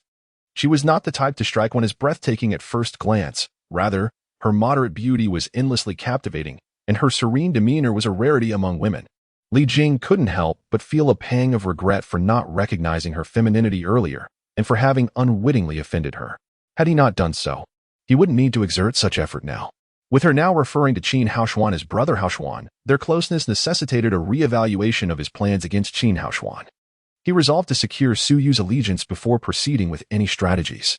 "Rest assured, junior sister Su, I shall take care of this matter," Li Jing assured her before hastily taking his leave. He needed to act swiftly, if any harm were to befall Qin Haoshuan in the magma cellar. His plans to win over Su Yu would be severely delayed. As Su Yu watched Li Jing depart, she turned towards the law enforcement hall. The actions taken by Yuan's family this time were such that even Zhang Kuang could not defend them. Since they dared to create such trouble, they must be prepared to face the sect's regulations. The consequences would be the forfeiture of their cultivation and reduction to a state of folly. The rules of Taichu had never been mere decorations for display. Chapter 23. Retribution for Good and Evil in a secluded corner of Lingtian Valley. A group of loyal followers gathered around Li Jing, among whom were several cultivators of the immortal seed realm, including a few formidable figures at the five-leaf stage. The purpose of their assembly was to seek assistance for a particular matter. Li Jing cleared his throat and scanned the crowd, although his request was framed as a plea. His regal demeanor exuded an air that brooked no refusal. I wish to appoint someone to protect Qin Haoshuan in the magma cellar. As soon as Li Jing's words fell, Morong Chao nearly leapt to oppose him, but a mere glance from Li Jing quelled his dissent. Aware of his own indiscretion, Morong Chao held back his objections. Though discontent simmered beneath the surface, not only Morong Chao, but the others also found it difficult to comprehend Li Jing's intentions at such a time. To refrain from kicking a man when he was down seemed more than sufficient. Why should they extend a helping hand? Noticing the perplexity etched on their faces, Li Jing offered a slight smile and clarified, because of Su Yu. The mention of Su Yu sparked a realization among them. Given Su Yu's close association with Qin Haoshuan and his previous interventions on Qin's behalf, it became evident that if they aimed to win Su Yu over, they needed to support Qin Haoshuan. Securing Su Yu's allegiance would undoubtedly yield significant benefits for Li Jing. Morong Chao, not lacking in intelligence, recalled his earlier lapse and promptly knelt before Li Jing, imploring for forgiveness. Understanding the prince's character, he knew that although Li Jing might not voice his displeasure, any offense would surely lead to difficult days ahead. Your Highness, I acted thoughtlessly. I beg you to impose a just punishment. Rise, Morong Shidi. Your intentions were only for my benefit. What offense could there be? Li Jing assisted Morong Chao to his feet, continuing. Have I not said many times that we are both disciples of the Taichu sect, akin to brothers? Addressing me as your Highness feels overly distant. Calling me Shixiang would reflect our closeness far better.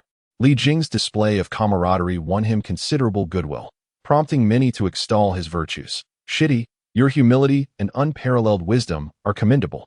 And with your supreme potential as a purple seed, your future achievements are boundless. A tall man at the five-leaf stage stepped forward, saying, Shidi, allow me to take on this task. Chang Qingshan's eagerness garnered Li Jing's approving gaze, inspiring the others to similarly volunteer. Once everyone had expressed their willingness, Li Jing gestured for silence and stated, I am grateful for the support of my esteemed brothers. Since Brother Chang was the first to volunteer, I shall entrust this matter to him. Receiving Li Jing's endorsement, Chang Qingshan felt as if he had stumbled upon a great fortune, eliciting envious glances from the other cultivators who silently cursed themselves for not being the first to step forward for such an opportunity. Meanwhile, in the magma cellar, Qin Haoshuan lay on the ground, feeling the fiery agony of his wounds after the clash with Yuan Shanxiang. However, the pain had diminished significantly after half an hour, and he found himself able to move, albeit with great discomfort. Uncertain if his injuries played a role, Qin felt the medicinal power of a single golden lotus settling within him, igniting a restlessness that compelled him to rise and cultivate. What if the medicinal heat overwhelmed him and caused him to explode? Much to the astonishment of those around him, Qin Haoshuan, despite being injured by a five-leaf stage cultivator, struggled to sit up and assumed a meditative posture, seemingly indifferent to the severity of his condition. Although he was a martial arts prodigy, he remained immortal. The fact that he could withstand such a ferocious attack and still rise to meditate was nothing short of extraordinary. Despite the excruciating pain, Qin Haoshuan soon found his breath stabilizing as he absorbed spiritual energy, calming the violent medicinal force within him. If not for the silent nature of the Dao Heart Demon Seed technique he practiced, his speed of absorption would have left everyone in the magma cellar utterly astounded. Is this boy a monster? Yuan Shanxiang, who lay in a corner struggling to move, recalled the intensity of his own strike. Even a 2- or 3-leaf stage cultivator might have been obliterated by such force, yet Qin Haoshuan, a mere mortal, not only survived, but was also able to sit up and cultivate. As the fragrant aroma of food wafted through the air, Qin Haoshuan, now ravenous, leaned against the wall and staggered to the iron door. He shot a glare at the hesitant old-timers who had come to collect their meals, causing them to tremble in fear. Unceremoniously, Qin sat down and devoured the food, emptying over 10 portions with remarkable appetite, far exceeding his usual intake. Even though he was injured, the old-timers dared not voice their grievances, for the psychological impact Qin Haoshuan had on them was profound. Having tasted the force of his fist, they did not believe they could rival him in the coming days, especially not against the injured Yuan Shanxiang, who could only watch in disbelief as Qin consumed all the food. After a while, Li Jing's appointed envoy arrived at the magma cellar, another 5-leaf stage disciple. The law enforcement disciple escorting him regarded Qin Haoshuan with astonishment, unable to fathom how an unremarkable newcomer could engage in a fierce battle with a 5-leaf cultivator. Capturing the attention of 3 purple seed disciples, Chang Qingshan, upon arriving, had anticipated a dismal sight. It was already astonishing for an ordinary person to injure a 5-leaf disciple. He had dismissed the exaggerated rumors, convinced that Yuan Shanxiang would not be as badly off as claimed. Yet upon witnessing the reality, he realized the rumors were indeed true. Yuan lay incapacitated, while Qin Haoshuan was not only alive, but thriving. Qin Shidi possesses remarkable skill. Chang Qingshan finally regained his composure and addressed Qin Haoshuan with a respectful nod. Li Jing Shidi and Su Yu Shimi entrusted me with your care. But it seems that may have been unnecessary. Li Jing sent you? Qin Haoshuan raised an eyebrow and chuckled. I suspect Li Jing is less concerned about my welfare and more interested in winning Su Yu over. Li Jing and Su Yu sent you? The old-timers gaped, their eyes nearly popping from their sockets. A purple seed disciple had dispatched a 5-leaf cultivator to deal with Qin Haoshuan. And yet 2 other purple seed disciples had rushed to protect him. The significance of an unparalleled purple seed was not lost on the seasoned old-timers, who understood the immense potential it represented. Engaging with such an individual could lead to a luminous future, while offending them would be tantamount to signing their own death warrant. What, indeed, was Qin Haoshuan's true nature? It is astonishing that an unparalleled purple cultivator would wish to eliminate him. Yet 2 other unparalleled purple cultivators are dispatched for his close protection. This intricate web of relationships has instilled fear in the severely injured Yuan Shanxiang. Fortunately, he did not succeed in killing Qin Haoshuan. Otherwise, the other 2 purple cultivators would undoubtedly invoke the sect's doctrines to terminate him. And even the arrogant Zhang Kuang would be unable to protect him. His initial intention of seeking revenge against Qin Haoshuan after recovery has been completely dispelled. As Yuan Shanxiang observed Qin Haoshuan drawing nearer, a sense of unease enveloped him. What could this young man be plotting? Suddenly, Yuan Shanxiang sensed a murderous aura emanating from Qin Haoshuan, prompting him to rise hastily, yet he was a beat too slow. Qin Haoshuan's foot came down forcefully upon the shattered bone of his left foot. This violent action exacerbated his rib injuries, causing him to grit his teeth in agony, while Yuan Shanxiang let out a wretched scream akin to that of a slaughtered pig. What are you doing? Yuan Shanxiang lay on the ground, bewildered as he glared at Qin Haoshuan. This is for your safety. Cultivating requires such ruthlessness. In the ensuing days, Qin Haoshuan diligently absorbed spiritual energy. To the onlookers, the spiritual energy within the magma pit seemed like a ticking time bomb. Failure to eliminate the toxic heat could easily lead to madness. However, for Qin Haoshuan, who retained a considerable amount of the medicinal properties of the 1-leaf golden lotus and practiced witchcraft, it was a tremendous boon. Within merely 3 days, his injuries had healed by 60 to 70%, a recovery rate that would be deemed astonishing for any cultivator not utilizing spiritual medicines, let alone for a mere mortal like Qin Haoshuan. Despite the vigilant protection of Changqingshan, Qin Haoshuan relentlessly continued to torment Yuan Shanxiang daily, depriving him of sustenance for 3 additional days. Consequently, Yuan Shanxiang's condition did not improve. Rather, he grew weaker and more emaciated. On the 4th day, upon seeing Qin Haoshuan approaching once more, he did not hesitate to kneel and bow his head, vowing with utmost sincerity that he would harbor no ill will towards him for the rest of his life, pleading for forgiveness for his past transgressions, all in a desperate attempt to avoid further punishment. As 7 days swiftly passed, Qin Haoshuan, amidst the escort of 2 law enforcement disciples, prepared to depart the magma pit. To his surprise, he felt a twinge of reluctance. By now, his injuries had healed by 80%, and the roots of his celestial seedlings had become increasingly distinct. Although there were dangers inherent in this place, the immediate threats had subsided, allowing him to rest easy without fear of ambush. Upon exiting, he would have to remain vigilant against the potential schemes of Zhang Kuang or Li Jing, making the tranquility of the magma pit seem preferable. As Qin Haoshuan was escorted away, the seasoned cultivators confined within the magma pit erupted in genuine laughter, for they anticipated a future of ample meals. Yuan Shanxiang, still grievously injured, wept with joy, realizing that after 5 days of torment, he had only been spared further suffering after kneeling in supplication. Each time his injuries showed signs of improvement, they would only worsen again. Had he remained in the magma pit for another 10 days or half a month, he might have faced a lifetime of disability. After enduring this ordeal, he felt his strength had significantly diminished. However, before he could catch his breath, Huang Li entered the confinement chamber, her face cold, accompanied by 2 law enforcement personnel. Unfolding a decree in her hands, she proclaimed, "Criminal Yuan Shanxiang, having repeatedly violated sect rules, shall have his cultivation abolished, rendered foolish, and cast into the Fool's Institute as labor." What?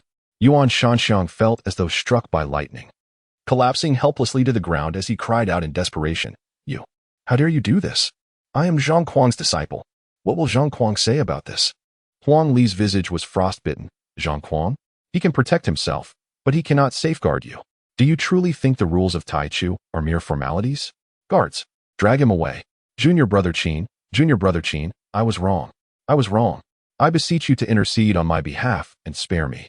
Yuan Shanxiang was dragged past Qin Haoshuan, continuously pleading for mercy, yet all he received in return was Qin Haoshuan's indifferent gaze. Chapter 24. The true nature of youth. Huang Li cast a cold glance at the others in the confinement chamber, remarking, once you exit, be sure to familiarize yourselves with the rules of Tai Chu. Otherwise, the next time, it will be you. Several seasoned individuals instinctively shrank back, nodding repeatedly. The Fool S Institute. For them, it would mean a lifetime of servitude, reduced to drooling imbeciles, toiling in the fields for Tai Chu until death. Upon stepping out of the confinement mountain and back into daylight, Qin Haoshuan exhaled a heavy sigh, having absorbed considerable medicinal energy during his days in the magma cellar. Though the geothermal heat was absent now, the internal discomfort was no longer as unbearable as it had been upon entry. Returning to Lingtian Valley, he witnessed the bustling scene outside the Zhongkuang dormitory, a flurry of activity and excitement. To emphasize the superiority of the elite disciples, the sect had assigned individual dormitories to 3 purple seed and 2 gray seed disciples just a day after Qin Haoshuan was imprisoned, sparing them from the communal sleeping arrangements. At that moment, Zhongkuang wore a beaming expression, basking in the flattery that flowed incessantly around him. While he smiled, an air of arrogance was unmistakable. Congratulations, Brother Zhang. You have taken root in just 7 days, breaking the record for the fastest cultivation in our Tai Chu sect. Truly unprecedented. Even the current sect leader, Huang Long, took 20 days to succeed.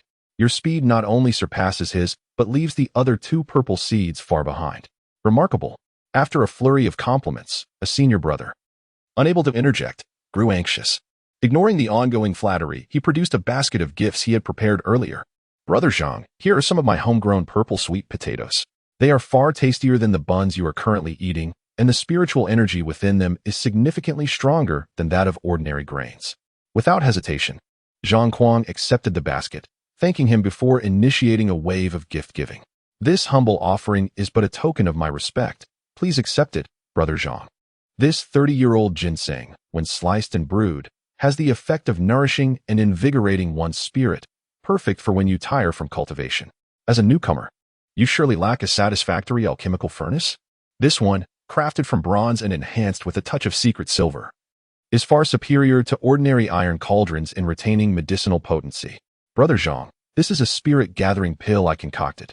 Consuming it can expedite the recovery of your spiritual energy. As the gifts grew increasingly lavish, some individuals hesitated to present their more mundane offerings. In a bid to curry favor with the most promising purple seed disciple, some even offered their life savings. One individual, having kept his hands clenched for a long while, finally resolved to speak. Brother, I have nothing of particular value to present, but this spiritual talisman may not be rare. However, when infused with spiritual energy, it can unleash a strike akin to that of a 7-leaf cultivator. I know you are a prodigy and likely won't need it, but it is my humble offering. Others were taken aback that someone would part with such a precious talisman as a gift to please Zhang Kuang. For these lowly disciples, facing uncertain futures, a single talisman could mean the difference between life and death in dire situations. Zhang Kuang accepted each gift with a smile, viewing the cheap offerings from these menial disciples as a means to win his favor. They had not lost out. In fact, they had gained immensely. Had it not been for his recent initiation, such trifles would not have piqued his interest. This scene did not escape the notice of the returning Qin Haoshuan, who silently admonished himself to diligently cultivate. Zhang Kuang had taken root in 7 days, while he had merely developed a scant layer of roots. He resolved to visit the immortal Poison Valley more often to seek rare materials and to learn alchemy, ensuring he did not waste such precious treasures. Zhang Kuang, brimming with self-satisfaction, caught a glimpse of Qin Haoshuan from the corner of his eye, and a flicker of wariness passed through him. You are still alive? Good. Very good. In the past, I would have regarded you with disdain, but now, I have taken root. Once I sprout and learn formidable immortal techniques, I will surely defeat you. After all, I am a purple seed, while Qin Haoshuan is merely the weakest of the weak seeds. Though Qin Haoshuan understood the importance of discretion, he remained youthful at heart, possessing the stubbornness typical of his age. Seeing Zhang Kuang's smug demeanor, He was determined not to let the other enjoy his triumph too comfortably. If there was an opportunity to vex him, he would seize it without hesitation. I say, Zhang Kuang. Qin Haoshuan's words drew the attention of everyone surrounding Zhang Kuang. When I emerged, the law enforcement team sentenced Yuan Shanxiang, stripping him of his cultivation and rendering him a fool, relegating him to the Fool S Institute for Labor. You and your entourage should heed this and properly learn the rules of Taichu. What? The flatterers around Zhang Kuang displayed expressions of shock. Yuan Shanxiang was rendered powerless? Even a purple seed could not escape this fate? Zhang Kuang's face darkened. He had already been informed by the law enforcement hall. And he had even exerted effort to save Yuan Shanxiang, but to no avail. He had intended to find a moment to console the Yuan family later. But he never anticipated Qin Haoshuan would appear at this inconvenient time. The scene unfolding around Zhang Kuang was equally witnessed by Su Yu, Li Jing, and others nearby. Su Yu clapped, chuckling as he remarked, "Now, all those seeking to curry favor with Zhang Kuang must think twice before acting." Li Jing maintained a calm demeanor, though anxiety brewed within him. As a fellow Purple Seed disciple, Zhang Kuang had taken root in 7 days, shattering the record, while he himself had yet to do so. The widening gap between them could jeopardize his aspirations for the sect leader position. He needed to take root swiftly and strive to be the first to sprout. With the gap still manageable, he must seize the opportunity to catch up and surpass Zhang Kuang. Su Yu gazed at the disheveled and slightly gaunt Qin Haoshuan, feeling an inexplicable pang of sympathy. He looked back at Zhang Kuang, whose gaze toward Qin Haoshuan was laced with provocation, and a sense of concern arose within him. Currently, Zhang Kuang had yet to sprout, sending others to bully Qin Haoshuan. However, once Zhang Kuang emerged, the situation would escalate far beyond mere bullying. A Purple Seed disciple would undoubtedly receive focused cultivation from the sect, while no matter how hard Qin Haoshuan tried, he would remain a weak seed disciple. Even with relentless effort, his future accomplishments would pale in comparison to Zhang Kuang's. Given Zhang Kuang's rapid rooting, it was clear that his aptitude surpassed even that of Su Yu and Li Jing. Once Zhang Kuang mastered formidable spiritual techniques, not only would Qin Haoshuan suffer, but so would Su Yu's own circumstances. Reflecting on the night they had first arrived at Daiyu Mountain, when Qin Haoshuan had protected him and allowed him to sleep peacefully, Su Yu resolved that he must not let Zhang Kuang bully Qin Haoshuan. The individuals following Li Jing each harbored their own thoughts, contemplating whether they had aligned themselves with the right person. If Li Jing faced hardships in the future, how could they, as his subordinates, hope to rise above? As Su Yu approached Qin Haoshuan, he scrutinized him from head to toe, inquiring, "Are you all right?" "I am well. In the confinement mountain, I had food and drink, and no one disturbed my quiet cultivation." Su Yu smiled gently, then shifted his gaze back toward Zhang Kuang, sighing with concern, "I have yet to take root." Observing Qin Haoshuan's steady breathing, Su Yu found it hard to believe that he had indeed suffered injuries, as reports indicated. He could scarcely fathom how someone slightly more robust than an ordinary person could subdue seasoned cultivators of 2 or 3 leaves with such ease, let alone break the legs of a 5-leaf cultivator and torment him daily. Today marks Brother Qin's emergence from the magma cellar, a momentous occasion. I, along with my fellow brothers, have awaited this day for quite some time. Li Jing approached, wearing a bright smile, grasping Qin Haoshuan's hand in a display of camaraderie. "We have all heard tales of your impressive exploits in the magma cellar, and I am in complete awe of your prowess." Upon hearing the news, my brothers were utterly enamored with you, eagerly coming forth to greet junior brother Qin, congratulating him on emerging unscathed from the molten depths of the magma pit. As the saying goes, one should not strike a smiling face. Though I harbored no fondness for Li Jing, he had nonetheless rendered me assistance. To disregard him would be an act of pettiness. After exchanging a few pleasantries, I withdrew my hand. Being grasped by a large man felt rather uncomfortable. Furthermore, behind Li Jing stood Mu Rongqiao, glaring fiercely, his expression one of animosity, devoid of any admiration. "Senior brotherly, you are too kind. I was bullied by villains in the magma pit, and if not for your gallant intervention, I might have emerged with a missing limb or worse." Meanwhile, the commotion surrounding Zhang Kuang gradually subsided, attention shifting to Li Jing and Qin Haoshuan. Given the existing tensions among Zhang Kuang, Li Jing, and Qin Haoshuan, a hapless subordinate, yearning to ingratiate himself but lacking the finesse, suddenly blurted out a sarcastic remark. What is there to discuss with a weakling? Indeed, despite both being of the purple lineage, distinctions existed even among them. Instantly, Zhang Kuang's underlings, unwilling to be outdone, began to hurl their own scornful jibes. Zhang Kuang, reveling in the mockery directed at Li Jing, found greater joy in it than in any flattery aimed at himself, erupting into hearty laughter. In the face of derision, Qin Haoshuan maintained an air of indifference, while Li Jing's smile faded, and his subordinates glared with indignation, the atmosphere thickening with the impending threat of conflict. Chapter 25. Heavy Heart. Tangled thoughts on the path of immortality amidst the verbal sparring between the two parties. Qin Haoshuan maintained an impassive demeanor. Both Zhang Kuang and Li Jing harbored grievances against him. If they could engage in a mutual conflict, he would be more than pleased to witness it unfold. However, having just emerged from the magma cavern, encountering two groups bickering like village women was indeed a disheartening sight, especially as Li Jing's expression grew increasingly grim.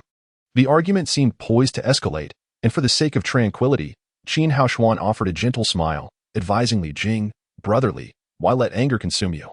What merit is there in quarreling with a gaggle of unrestrained petty individuals?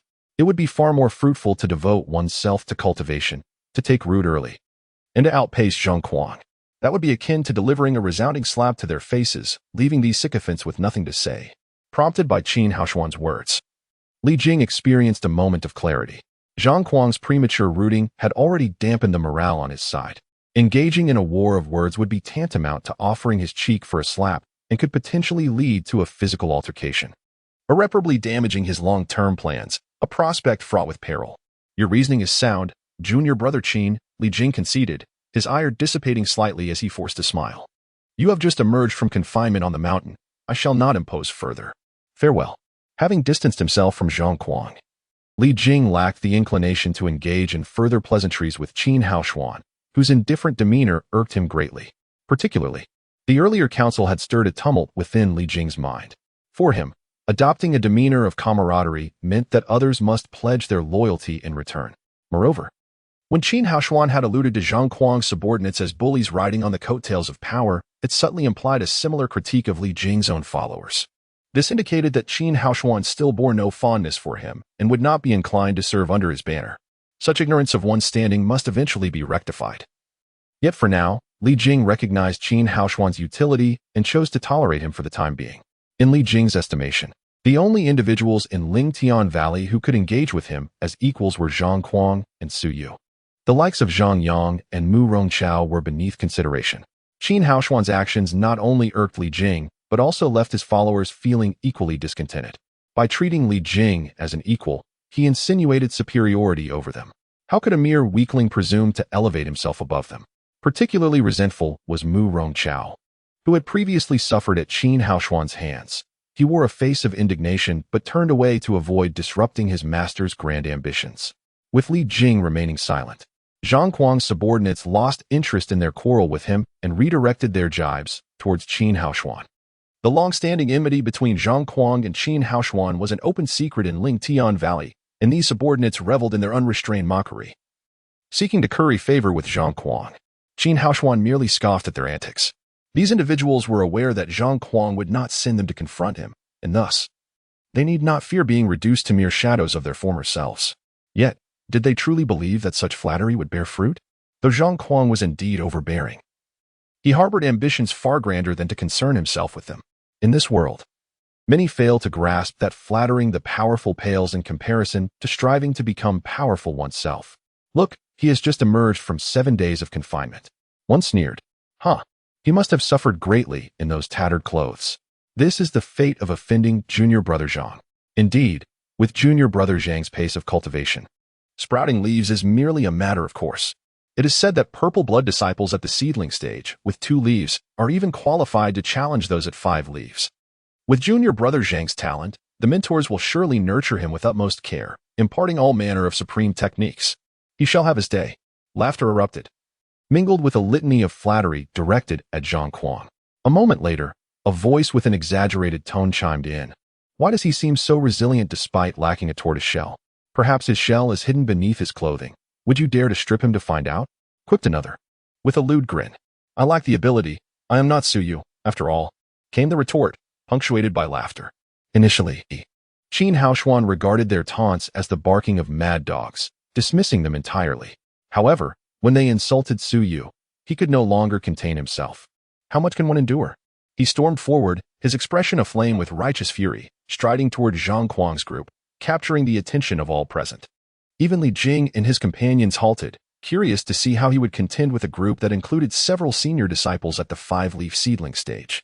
What do you think you're doing? This is the territory of the Zhang clan. You cannot simply waltz in here. They barked, warning him to retreat or face their wrath. As Qin Haoshuan advanced, several less formidable disciples faltered, gripped by fear. In recent days, his reputation had soared. Rumors of his confrontation with Yuan Shanxiang, where both had suffered, had spread like wildfire.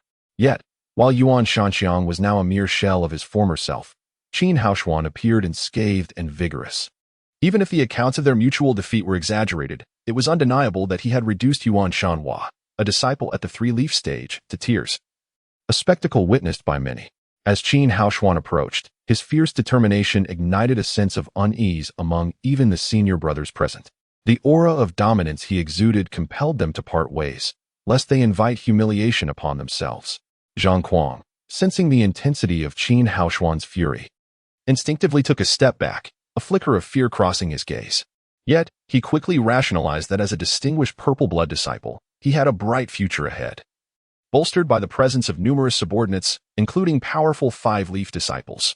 With such support, why should he fear Qin Haoshuan? In that instant, the psychological advantage he had over Qin Haoshuan crumbled to dust. As he regarded Qin Haoshuan again, his eyes brimmed with animosity, a visceral desire to consume him whole. 10 steps, 7 steps, 5 steps. With each stride, Qin Haoshuan closed the distance. His unstoppable momentum instilling dread in the hearts of the five-leaf disciples. Such is the nature of presence. When one is strong, another weakens. Just as Qin Haoshuan was about to collide with them, they instinctively yielded a step back. Ignoring Zhang Kuang's venomous glare, Qin Haoshuan seized the lewd disciple beside Zhang Kuang. Lifting him off the ground, his eyes glinting with icy resolve. Do you believe that before he even sprouts, I wouldn't hesitate to render you powerless? The disciple dangled helplessly in the air, devoid of the bravado he had displayed earlier. His legs flailed as he sought assistance from Zhang Kuang and the other powerful disciples, while desperately attempting to maintain a facade of composure. You wouldn't dare? Little did he realize that the tremor in his voice betrayed his fear. He had completely forgotten that he was a mere one-leaf disciple in the presence of Qin Haoshuan's formidable reputation. The thought of attacking his captor never crossed his mind. He was paralyzed by terror. Should it come to confinement, do you think I fear such a consequence?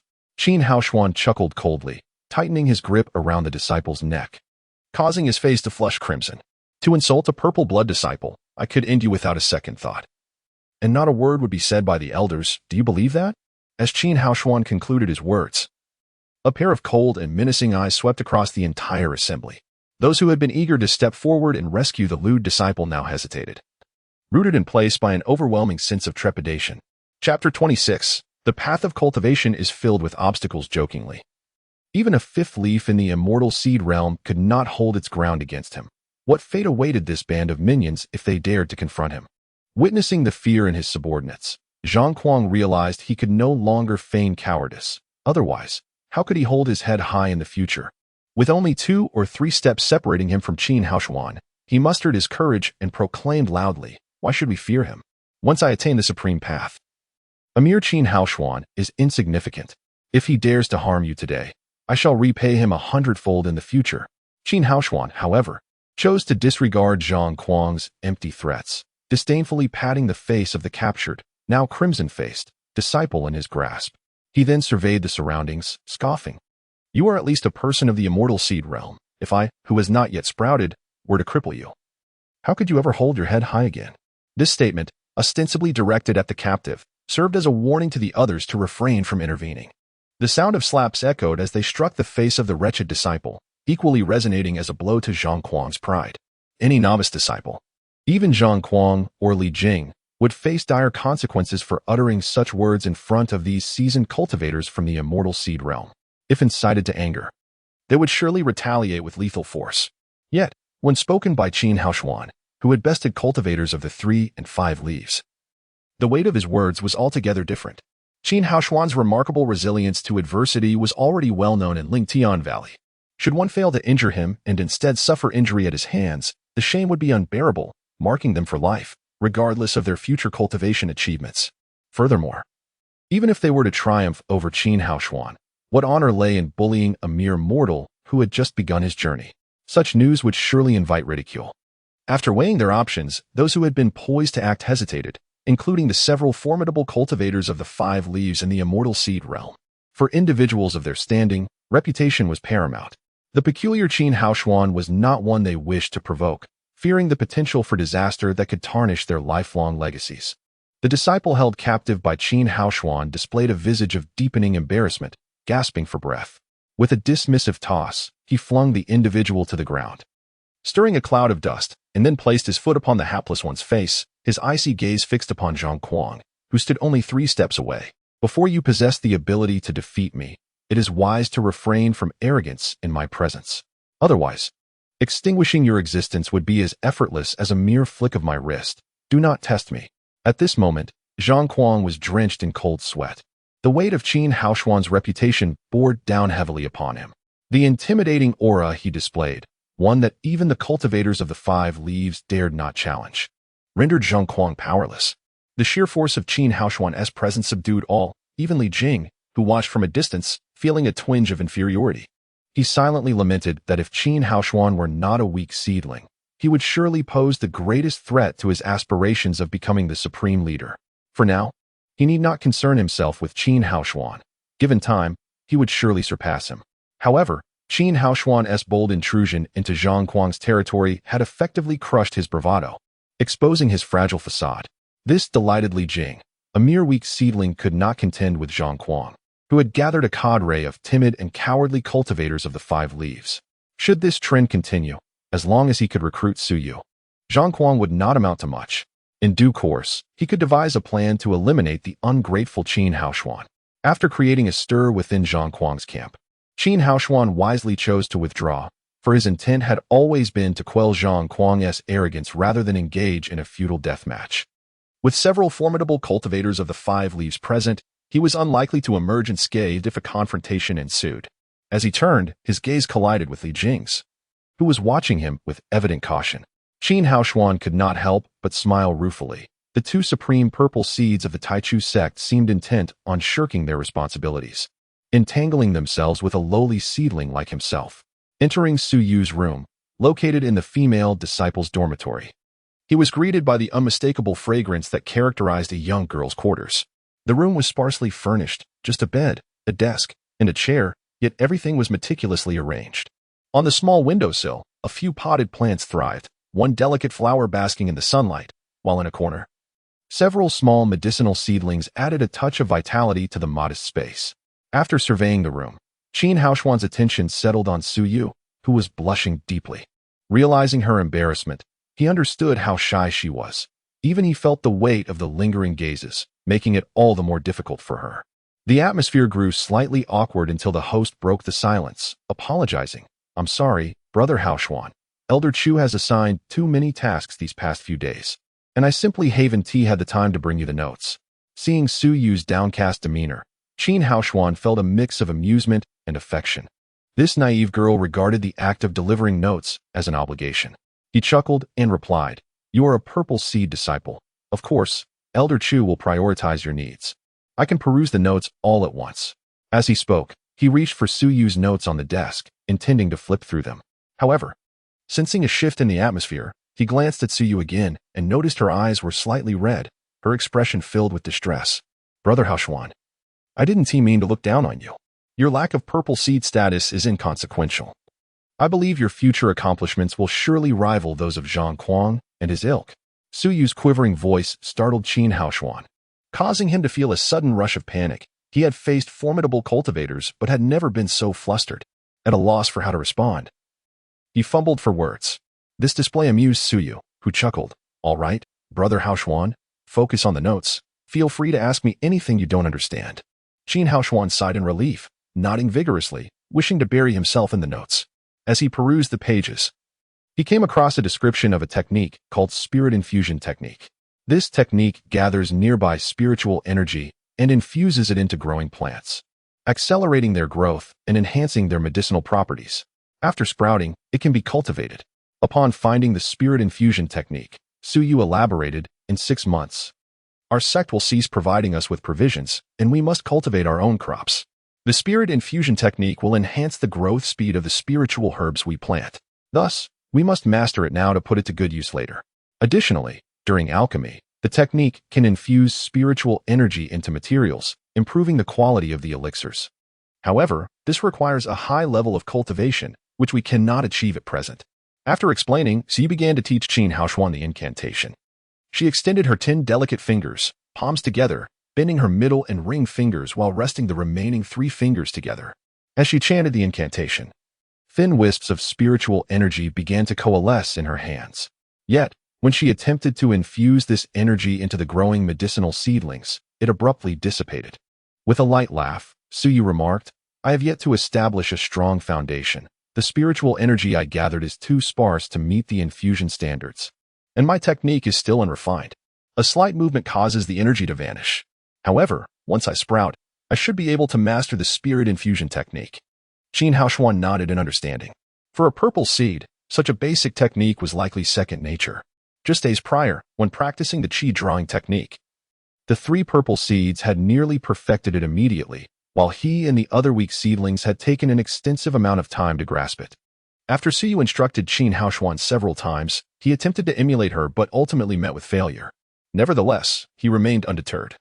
Acknowledging that individual aptitude varies and that such disparities are ordained by fate, beyond one's control, he firmly believed that through diligent effort, he could still bridge the gap with the disciples of the purple lineage. Suyu, intending to offer words of comfort, was reassured by Qin Haoshuan's nonchalant demeanor, realizing that her concern would not dampen his spirits. Through their interactions over the past few days, she came to understand that Qin Haoshuan was a person of optimism and broad-mindedness. Despite his average aptitude, his personal charisma shone brightly, allowing him to stand out in any crowd. Even the most gifted disciples of the purple lineage could not overshadow his brilliance, which was evident in the envy he drew from Zhang Kuang and Li Jing. Qin Haoshuan diligently reviewed his notes, approaching Siyu with humility whenever he encountered difficulties. Siyu, generous with her knowledge, thoroughly elucidated the contents of the notes they had compiled over the past few days. As dusk approached, his stomach began to rumble. During dinner with Suyu, Qin Haoshuan, whose appetite was 5 times that of others, attracted numerous gazes. Following his moniker monster, he earned a new title, glutton. Due to the lingering effects of the medicinal power within him, he had no desire to venture into the perilous immortal poison valley at that moment. Moreover, sleep felt like a luxury for his overheated body, prompting him to turn away from the dormitory in search of a tranquil spot to engage in his cultivation. Chapter 27: Cultivation and Growth in the Mountains. Upon stepping out of the dormitory, Qin Haoshuan felt an intense heat engulfing his body after spending the entire afternoon reviewing notes without practicing. It was as if his flesh and blood were on the verge of self-ignition, compelling him to seek a tranquil spot to meditate and absorb spiritual energy, thereby alleviating the internal turmoil caused by the potent medicinal effects he had consumed. The potency of the one-leaf golden lotus was overwhelming, not something that could be endured in just a day or two. This experience also deepened his understanding of the value of the absolute immortal poison valley, illuminating why Taichu had chosen this place to establish his sect. If Taichu were ever to enter the absolute immortal poison valley, one could only wonder how far he would ascend. However, as it stands, according to the elders, no one would be able to enter the valley for several thousand or even tens of thousands of years, utilizing the Dao Heart Seed Demon technique. Qin Haoshuan drew a substantial amount of spiritual energy into his body. Although the spiritual aura in Lingtian Valley was not as infused with the heat poison as that of the magma cellar, it was still quite rich.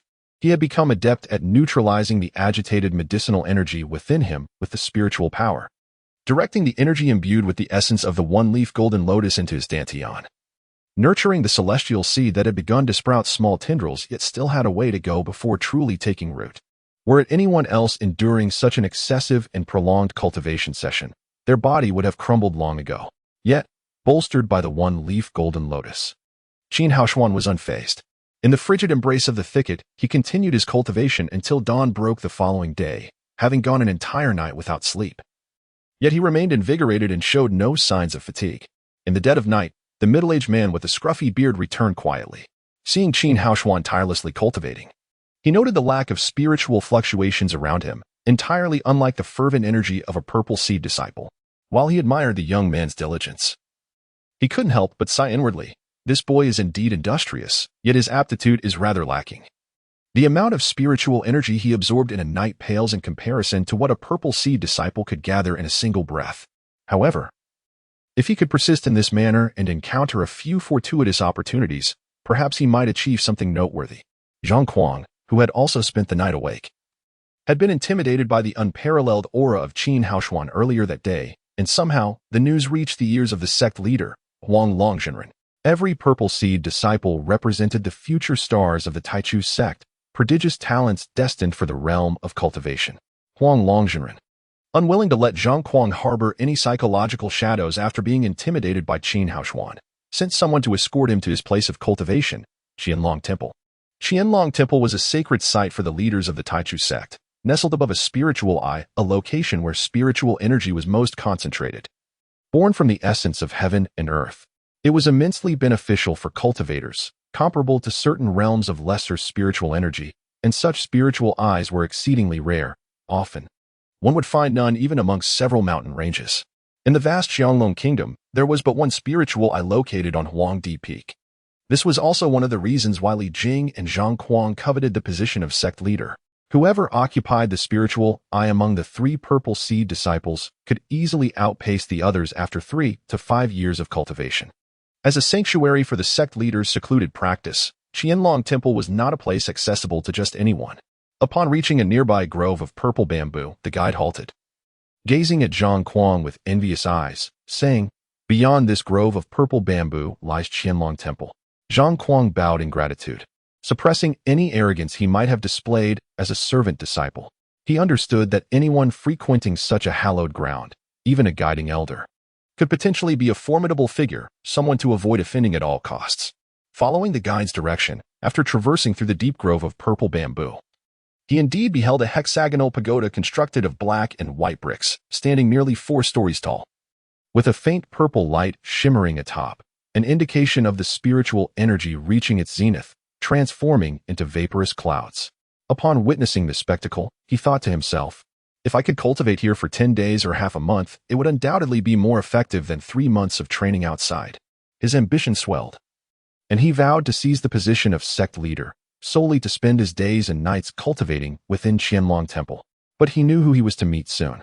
Taking a deep breath to calm the tumult within, he donned a more humble smile and stepped into the sacred ground of every Taichu disciple, Qianlong Temple. The initial impression upon entering Qianlong Temple was the overwhelming richness of spiritual energy, so dense it was almost suffocating. Huang Longzhenren, clad in a silken robe, sat cross-legged in the center of a massive bagua diagram within the pagoda, absorbing spiritual energy. The aura around him was so thick it felt tangible. As Zhang Kuang drew nearer, the enveloping energy caressed his skin like smooth silk. Noticing Zhang Kuang's entrance, Huang Longzhenren took a deep breath, gathering his energy. The dense aura that had clung to him dissipated with his focus, and he opened his eyes to regard Zhang Kuang, softly commanding, "Sit." Zhang Kuang, initially poised to bow, hesitated for a moment at the sect leader's command, revealing a flicker of internal struggle on his face. Nevertheless, he ultimately succumbed to the moment and hastily performed a bow before sitting down on the spot. Huang Longzhenren was pleased with Zhang Kuang's demeanor. While most would succumb to his mental allure, Zhang Kuang, a purple seed disciple, displayed a steadiness of character surpassing that of ordinary individuals. "I hope to seek your forgiveness for my recklessness," esteemed sect leader, Zhang Kuang spoke, recalling his earlier lapse in decorum. Huang Longzhenren smiled gently, raising his hand to effortlessly lift the prostrated Zhang Kuang back to a seated position. "I did not summon you today to chastise you, but rather to convey that as a purple seed disciple, you carry significant responsibilities and far-reaching missions. Engaging in petty disputes with a weak seed disciple will only cloud your mind and impede your cultivation. Your true competitors should not be your fellow sect members. Li Jing and Su Yu, you must broaden your horizons, transcending the Taichu sect and setting your sights on the entire realm of cultivation. This is my expectation for you 3 purple seed disciples." Huang Longzhenren's words ignited a spark of realization in Zhang Kuang, filling him with exuberance. Indeed, as a purple seed disciple, why should he stoop to engage in rivalry with Qin Haoshuan, whose future potential was limited? Once his own cultivation deepened, dispatching Qin Haoshuan would be a trivial matter. The burdens that had long weighed upon Zhang Kuang now seemed to lift, and the figure of Qin Haoshuan faded from his mind. "Thank you, esteemed sect leader, for your guidance. I shall not disappoint your expectations." Sensing Zhang Kuang's newfound clarity, Huang Longzhenren smiled with satisfaction. The 3 purple seed disciples were the hope for the rise of the Taichu sect. and he did not wish for trivial matters or inconsequential figures to hinder their promising futures and derail the sect's splendid opportunity for prosperity, now firmly rooted in his cultivation. He felt more attuned to his surroundings. Zhang Yang's room was quite close, merely 100 meters away. Logically, even if he did not snore, he should have been able to hear the sounds of breathing from within. Yet, the room was eerily silent, seemingly devoid of life. To confirm his suspicion, he approached Zhang Yang's room and pushed the door open, discovering the bed meticulously made. Indeed, he was absent. Recalling Zhang Yang's frequent unexplained disappearances over the past few days, he pondered whether he was concealing something from him or had found a spiritually rich location for cultivation. This thought briefly crossed Zhang Kuang's mind. Yet he did not delve deeper. After all, Zhang Yang was merely a gray seed disciple and posed no real threat. Just as Huang Longzhenren had advised, one must elevate their perspective to journey farther. What Zhang Kuang was unaware of was that Zhang Yang had indeed found a place for cultivation.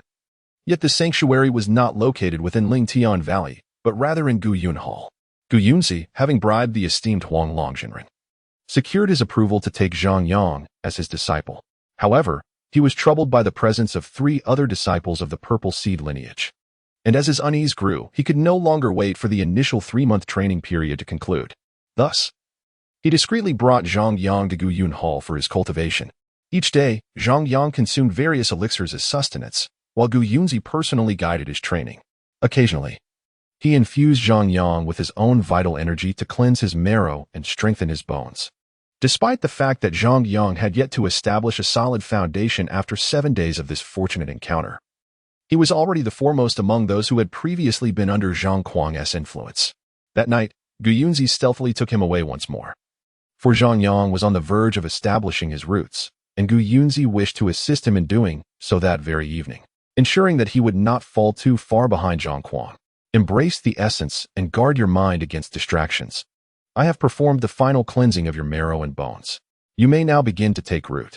Gu Yunzi's voice resonated with gravity, tinged with a hint of anxiety, as if the one about to take root was not Zhang Yang, but himself. Zhang Yang opened his eyes and swallowed a pill the size of a longan placed before him.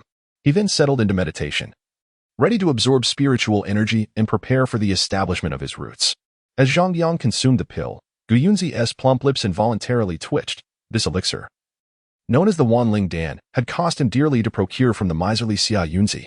The Wanling Dan contained an immense reservoir of spiritual energy, and its effects were remarkably gentle, ensuring that disciples in the realm of planting celestial roots would not suffer any backlash from its potency. Chapter 28. The hasty friction of boiling beans upon swallowing the universal elixir. Zhang Yang felt a surge of potent spiritual energy emanating from his dantian, significantly enhancing the efficiency of his qi induction technique. Unbeknownst to him, as he activated the technique, the surrounding spiritual energy began to churn with fervor, akin to the fervent practice of 3 disciples of the purple seed. Gu Yunzi, observing with gleaming eyes, silently praised Xia Yunzi's alchemical prowess, affirming that the investment in the universal elixir was indeed worthwhile. Zhang Yang continuously absorbed the spiritual energy, channeling it into the sprouting immortal seed, which visibly thrived and extended its roots at a remarkable pace. After a period of diligent absorption, Zhang Yang sensed it was sufficient. He ceased the qi induction technique and poured all his accumulated spiritual energy into the immortal seed. Under the immense influx of spiritual energy, the seed's roots grew longer, ultimately plunging into Zhang Yang's dantian, sending ripples of faint spiritual energy through his body. His aura subtly intensified, prompting Gu Yunzi's eyes to narrow into mere slits of joy. "Master, I have succeeded. I have taken root," Zhang Yang exclaimed, brimming with pride. "I have outpaced both Li Jing and Siyu in establishing my roots." Gu Yunzi, though eager to laugh aloud, tempered his excitement for the sake of maintaining his esteemed image before his disciple. He nodded thoughtfully, stating, "The gray seed is not inherently weak. As long as one gains an advantage from the outset, it can certainly rival the purple seed." This affirmation ignited a spark of exhilaration within Zhang Yang, who began to formulate his own ambitions. Although Zhang Kuang was a purple seed, he had recently encountered setbacks against the weaker Qin Haoshuan, leading to a significant decline in his prestige among his subordinates. If Zhang Yang could expedite his training and sprout ahead of them, then suppress Qin Haoshuan, those wavering loyalties would undoubtedly shift in his favor. If he could demonstrate his potential to rival the purple seed disciples before the elders, he would surely attract greater attention. perhaps even crafting a legendary tale of the gray seed triumphing over the purple seed. With newfound confidence swelling within him, Zhang Yang felt invincible. Convinced that nothing was beyond his reach, the phrase "where there's a will, there's a way" resonated profoundly.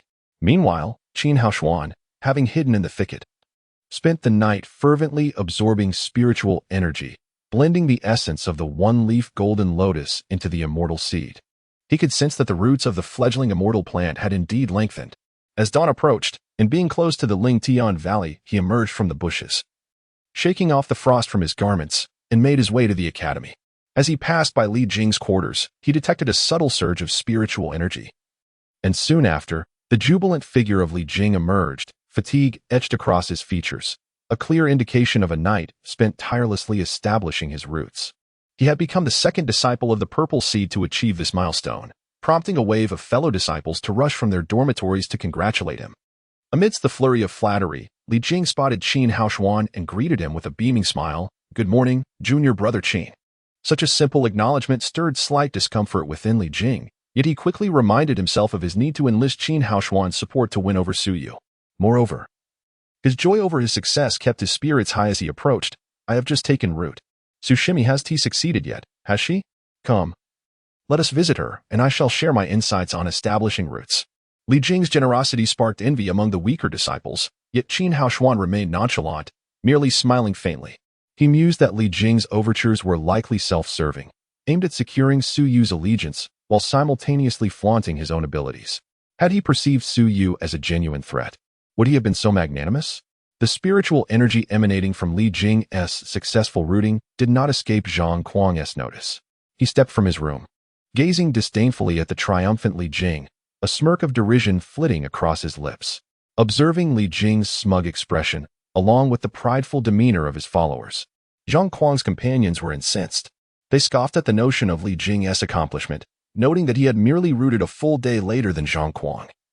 Questioning what merit there was in his triumph. Merely rooting first does not signify strength, they quipped. Did they not grasp this fundamental truth? They continued. Thank goodness our leader established roots first. Otherwise, some would genuinely believe they were the best in the world. Before Zhang Kuang's followers could voice more, Li Jing's companions could no longer restrain themselves and retaliated. Have you heard of the saying, "A child prodigy does not always guarantee a great future"? Let us see who sprouts first. As this verbal sparring escalated, Li Jing raised a hand to quell the bickering, stating, "There is no need for further discourse." As junior brother Qin aptly noted, it is not about a single day's progress. The true outcome will reveal itself when we sprout. Yet, Li Jing's followers were not as composed as Qin Haoshuan. They vocally cheered and flattered him with praises, extolling his wisdom and broad-mindedness as a blessing to their sect. Casting a glance at the typically reticent Qin Haoshuan, Li Jing, buoyed by the flattery, suggested, "Let us proceed to Sushimi's quarters. I wish to share my experiences of rooting with her to aid her in achieving the same." As they approached the female disciple dormitory, they sensed a familiar surge of spiritual energy emanating from Su Yu's room. She too had successfully rooted. The realization struck Li Jing like a thunderbolt. He lamented the missed opportunity to be the first to commend her. However, when Su Yu emerged, he donned an amicable smile and extended his congratulations. "Congratulations, Sushimi, on your successful rooting." Su Yu merely smiled in response, expressing her gratitude while ignoring the flattery from Li Jing's entourage, and promptly turned to Qin Haoshuan, "Brother Haoshuan, shall we go for breakfast and then to class?" Li Jing, chuckling heartily, interjected, "Let us go together." He positioned himself beside them, disregarding any objections from either Qin Haoshuan or Su Yu, and strode toward the dining hall. As they made their way behind the male disciple's dormitory, passing Zhang Kuang's residence, a sudden outburst echoed from within. Zhang Yang has also successfully rooted. Heavens! Both the gray seed and the purple seed had rooted simultaneously. Even Qin Haoshuan halted in his tracks, drawn to the commotion, witnessing Zhang Yang, who was now actively recruiting followers. Gone was the subservience that Zhang Yang once displayed as Zhang Kuang's subordinate. He now exuded an air of arrogance, confidence radiating from his smile, deliberately flaunting his achievement. Even if you rooted 8 days earlier, what does it matter? You are still merely a gray seed, he thought. Relishing the thought of Zhang Kuang's humiliation at his audacity, Zhang Kuang's eyes glinted with fury as Zhang Yang, wearing a mock-serious smile, clasped his fists and declared, "Brother Kuang, from this day forth, I shall stand independently. No longer shall I trail behind you and become a nuisance." I aspire to contest for the position of the head of Taichu in the future. As Zhang Yang made his proclamation, he glanced at Li Jing standing beside Qin Haoshuan. Although Li Jing remained silent, a smirk of amusement played on his lips. He neither refuted Zhang Yang's assertion of Zhang Kuang's lack of ambition nor displayed any sign of displeasure, instead exuding an air of calm, inscrutable confidence. Starkly contrasting Zhang Yang's brash demeanor, a clear delineation of superiority. On the surface, Li Jing appeared indifferent to competing with Zhang Yang, yet his demeanor unambiguously conveyed disdain, signaling to all that he regarded Zhang Yang as unworthy of contention, even unworthy of his conversation. Observing this farcical spectacle of arrogance and rivalry, Qin Haoshuan could only shake his head. Once, the two brothers had conspired to bully others in the town. Now, they had devolved to a point of mutual enmity. Zhang Yang's audacity had significantly waned. His actions were akin to simultaneously challenging 3 individuals of the purple seed, a mindset that could lead to considerable misfortune in the future. Having merely entered the sect for 8 days and barely established a foothold, they were already embroiled in disputes over a position that was a vast distance away. It was perplexing to comprehend what they were truly contesting. Was it a matter of strength versus weakness? Such distinctions could not possibly be discerned within a mere 8 days. What difference did it make to establish oneself first? The path of cultivation is fraught with myriad encounters. Even extraordinary talent can yield varying degrees of achievement based on differing circumstances. Moreover, in the face of the supreme Tao, all are but ants. And even those of the purple seed are not but specks of dust in the cosmos. Cultivators do not contend with the heavens for life, aspiring instead for immortality and transcendence, yet they squabble over a position of sect leader, which is a profoundly short-sighted and superficial pursuit. Qin Haoshuan turned to the silent Su Yu and remarked, "The essence of cultivation lies in attaining immortality and enlightenment. What use is there in vying for the position of sect leader? In my eyes, ascending to that role merely burdens the heart with worldly concerns, entangling one in trivial matters that detract from the time and state of mind necessary for cultivation, potentially causing one to miss countless opportunities. Their struggle for the position of sect leader is a fundamental misalignment of priorities. My dear, even if you attain formidable cultivation in the future, do not involve yourself in their contest." Chapter 29. How can different paths conspire together? Many express disdain, even ridicule, towards Qin Haoshuan, a mere weak blood disciple, instructing the esteemed purple blood disciple Su Yu. Yet Su Yu, with utmost seriousness, nodded and replied, "Brother Haoshuan, you need not worry, I am not like them. What you say is indeed correct." One brash minion, unreserved in his mockery, scoffed, "A weak blood disciple daring to lecture a purple blood one? What a farce! Only a naive and kind-hearted sister like Su would believe his nonsense." Qin Haoshuan chose to ignore the taunts, while Li Jing silently chuckled at Qin Haoshuan's narrow perspective. It was no wonder he emerged from a humble background as a mere hunter. As an emperor's son, one could access resources unimaginable to the common folk. Especially as the leader of the Taichu sect, the resources available to him were likely far beyond what anyone present could fathom. The spiritual energy of Qianlong Temple alone was something beyond the reach of other places within Taichu. Only those who truly stand at greater heights can see further. Without such elevation, how could one comprehend the astonishing resources visible from that vantage point? The more Li Jing pondered, the more he believed he had previously overestimated Qin Haoshuan. A frog at the bottom of a well can only ever see the walls of its confinement. If Qin Haoshuan had ever set foot in Qianlong Temple and experienced its spiritual energy, 100-fold denser than that of the outside world, he would surely not speak so foolishly. But alas, as a mere weak blood disciple destined to be a lifetime servant, what opportunity would he have to visit such a place? Zhang Kuang furrowed his brow, unusually restrained, refraining from immediately rebutting Qin Haoshuan. Having absorbed Huang Long's teachings, he found some merit in Qin Haoshuan's words, yet felt these insights were incomplete. "Haoshuan, you make some valid points, but alas." Zhang Kuang chuckled, "Cultivating immortality requires resources. Without them, great achievements are but a distant dream. Only by becoming the sect leader can one enjoy the finest resources of Taichu. It is a pity you remain oblivious to the benefits of such a position, tainting Sister Su's future with your reckless words. Be wary should the elders hear you. You may be branded as one leading the purple blood into misfortune, rendering you foolish." Qin Haoshuan, faced with Zhang Kuang's condescending critique, merely smiled and chose silence. When words cannot find common ground, even a single utterance is excessive. Zhang Yang, standing nearby, nodded discreetly. Despite the rift with Zhang Kuang, he resonated with the idea that becoming the sect leader would indeed grant access to superior resources, enhancing future prospects. with guidance from Gu Yunzi, the elixirs provided. In the cleansing of his marrow and bones, he had rooted himself successfully just hours behind Zhang Kuang and even before Li Jing and Su Yu. A testament to the power of resources. Regrettably, Qin Haoshuan's insights would never reach the ears of the sect leader Huang Long. After decades in leadership, he would surely regard Qin Haoshuan with newfound respect. Though the sect leader enjoyed the best resources of Taichu, these were still limited. Since his ascendance to the realm of the immortal infant, he had made no further progress, constrained by the duties of leadership. At Huang Long's level, he understood the significance of mindset and vision. Reading countless books paled in comparison to traversing vast distances. Being shackled to the modest Huang Di peak equated to being imprisoned in thought and perspective, missing out on countless potential opportunities. In contrast to the epiphanies of serendipity and rare treasures, the meager resources afforded to the sect leader were hardly worth mentioning. Of course, if Huang Long were present, he would not underestimate Zhang Kuang and the others, as these newly initiated disciples were still young, merely 16 years of age. Regardless of their current prowess or mindset, they had vast potential for growth. With the innate talent of the purple blood disciples, it was natural for them to develop a sense of pride. As their cultivation deepens, their disposition will undoubtedly evolve, and there is no need for haste. Cultivation is not a sprint but a long-distance marathon. Qin Haoshuan maintained his serene smile, pondering the matter of resources. Could the resources of the absolute immortal Poison Valley possibly be inferior to those available to a mere sect leader of Taichu? With the resources of the absolute immortal Poison Valley, one must still possess diligence and an expansive mindset to achieve greatness. Relying solely on resources to become a formidable expert is a mere fallacy. The example of the one-leaf golden lotus stands as a living testament.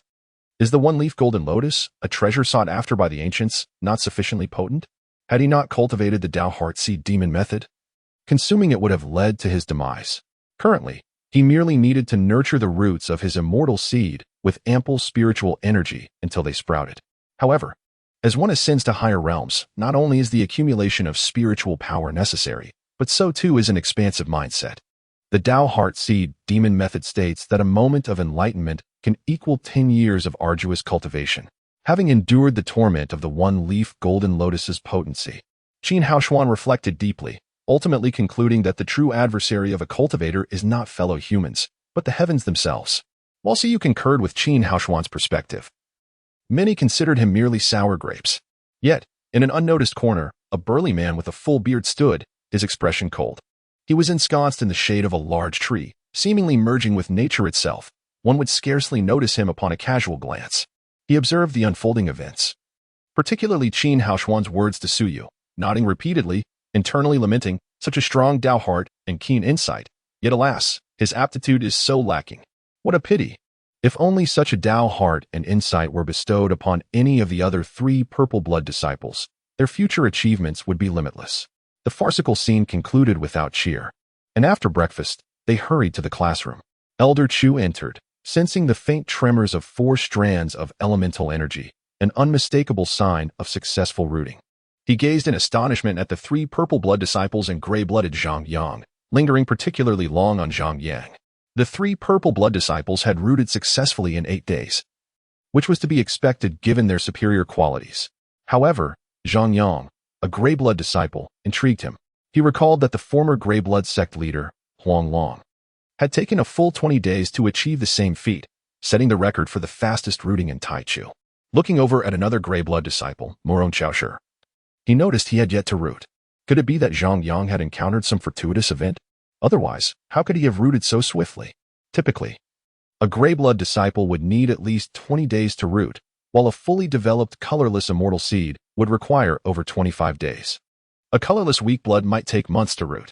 Astonished, yet mindful of his responsibilities, he cleared his throat and began, "Today, I will teach you about the art of Bagua, a foundational knowledge crucial for arranging formations. If you do not grasp this, you shall struggle with formation techniques in the future. Formation techniques represent a profound discipline for cultivators, serving substantial purposes. For instance, while adventuring and seeking treasures, one may employ formations to turn peril into safety. Formations are classified into illusionary and offensive defensive types. Illusionary formations can induce various illusions in enemies, such as the earth collapsing or a sea of flames, and formidable practitioners can combine these with mental attacks, instilling sheer terror in their trapped foes. Conversely, offensive-defensive formations, as the name suggests, encompass both attack and defense, should a participant err in their steps.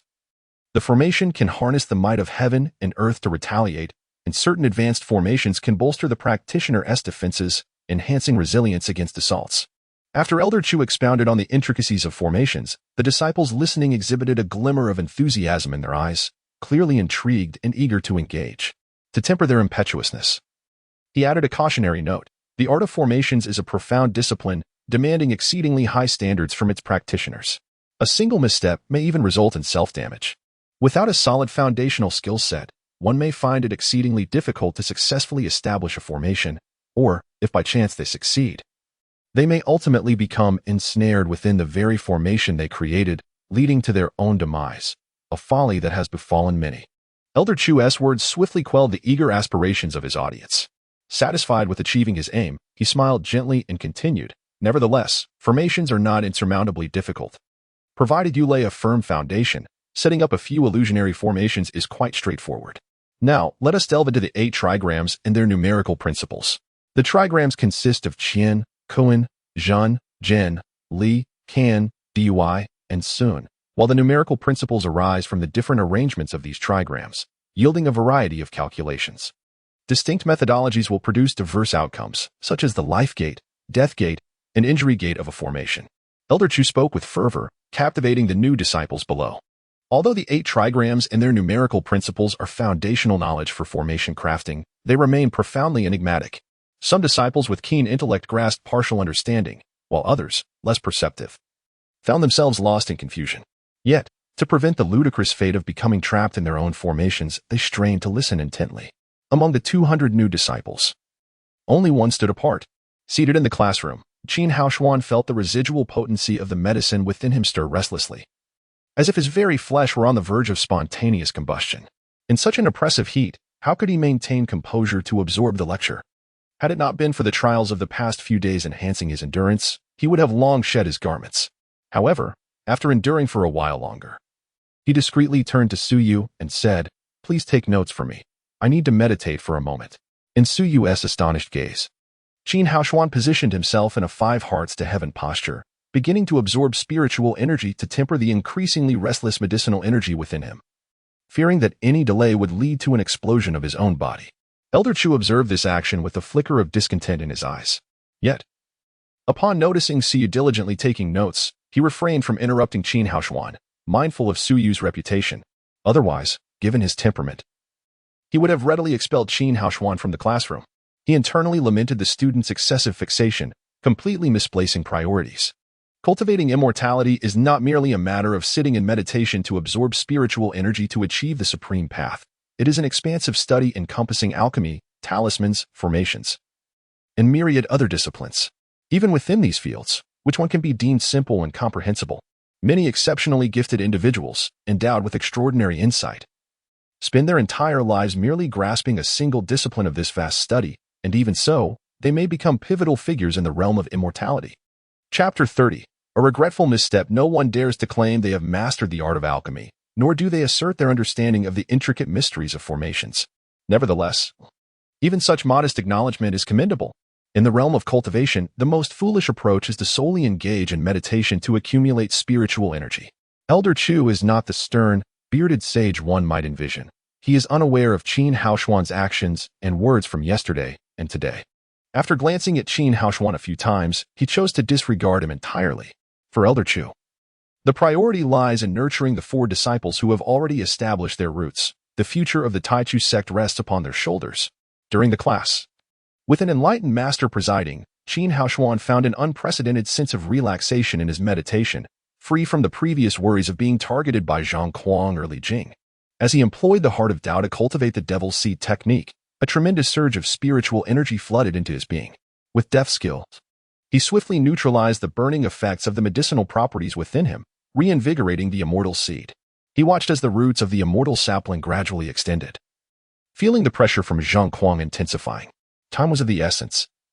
He needed to solidify his foundation and consume the residual medicinal power of the golden lotus before venturing into the valley of immortal poison. While acquiring some miraculous elixirs would be beneficial, securing protective treasures would be even more advantageous. As Elder Chu passionately lectured, He occasionally cast a sidelong glance at the meditating Qin Haoshuan.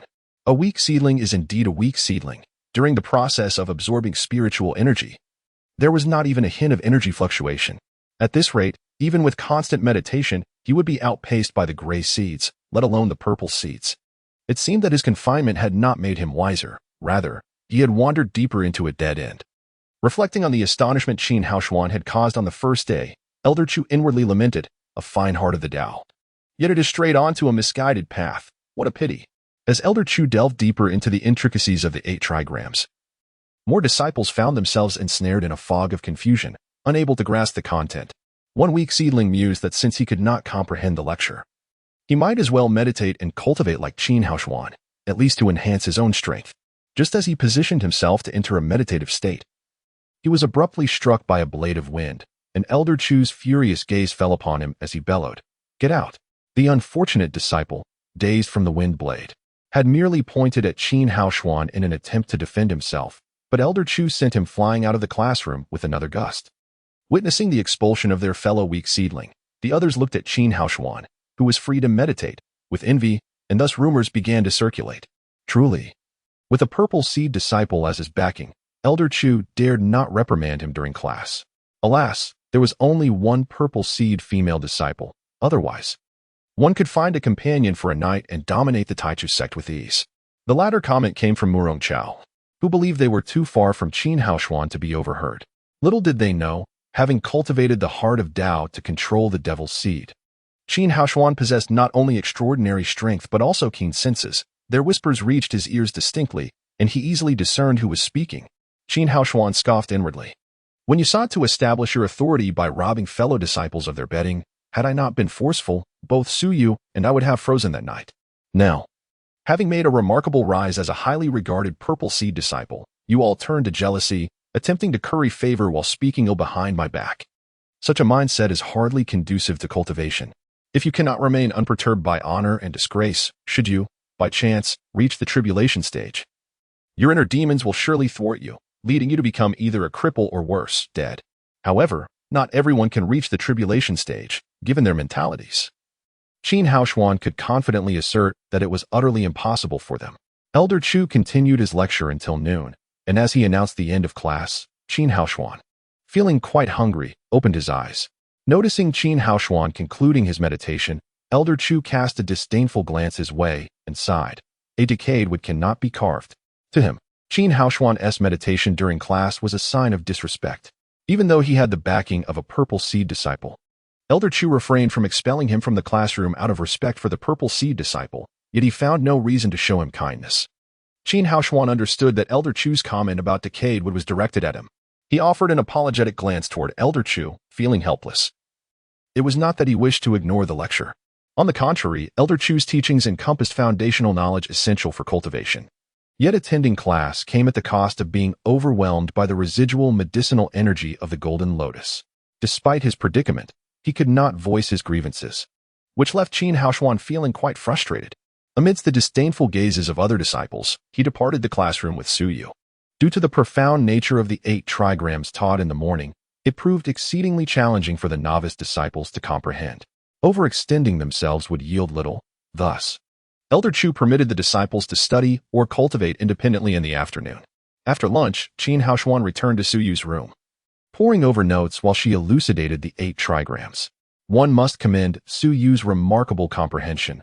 What others perceived as incomprehensible was easily articulated by her. Not only did she flawlessly recount Elder Chu's lessons, but she also infused her explanations with her own insights and perspectives. Although Qin Haoshuan grasped only fragments of the material, it was far superior to struggling alone with what seemed like an enigmatic text. The afternoon was spent in Suyu's explanations and Qin Haoshuan's meditation practice. She had become accustomed to his occasional restless interruptions, where he would abruptly meditate, only to return to normalcy and continue absorbing her teachings. Among these new disciples, while some offered Qin Haoshuan special attention, Zhang Yang also enjoyed a similar privilege. Having just finished lunch, he quietly left Lingtian Valley and arrived at the designated meeting spot, where his master, Gu Yunzi, awaited him. Gu Yunzi, a portly figure, stood on a large rock, hands clasped behind his back, gazing into the depths of the great island mountain. shrouded in mist, the direction of the Valley of Immortal Poison. Upon arriving, Zhang Yang respectfully bowed and expressed his queries regarding the 8 trigrams to Gu Yunzi.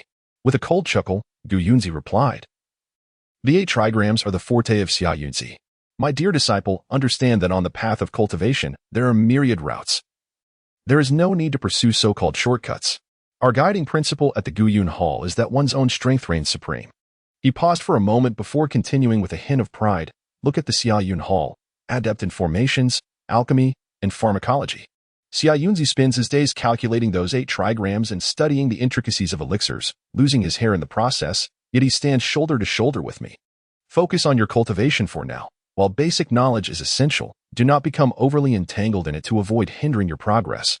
Though Zhang Yang felt some disagreement with his master's words, he recalled how, under Gu Yunzi's guidance, he successfully established his roots in just 7 days, standing alongside the Purple Seed disciples with great prestige. Thus, he dispelled his doubts and nodded in agreement. Under Gu Yunzi's instruction, Zhang Yang practiced further. Yet a subtle shadow of worry lingered on his face.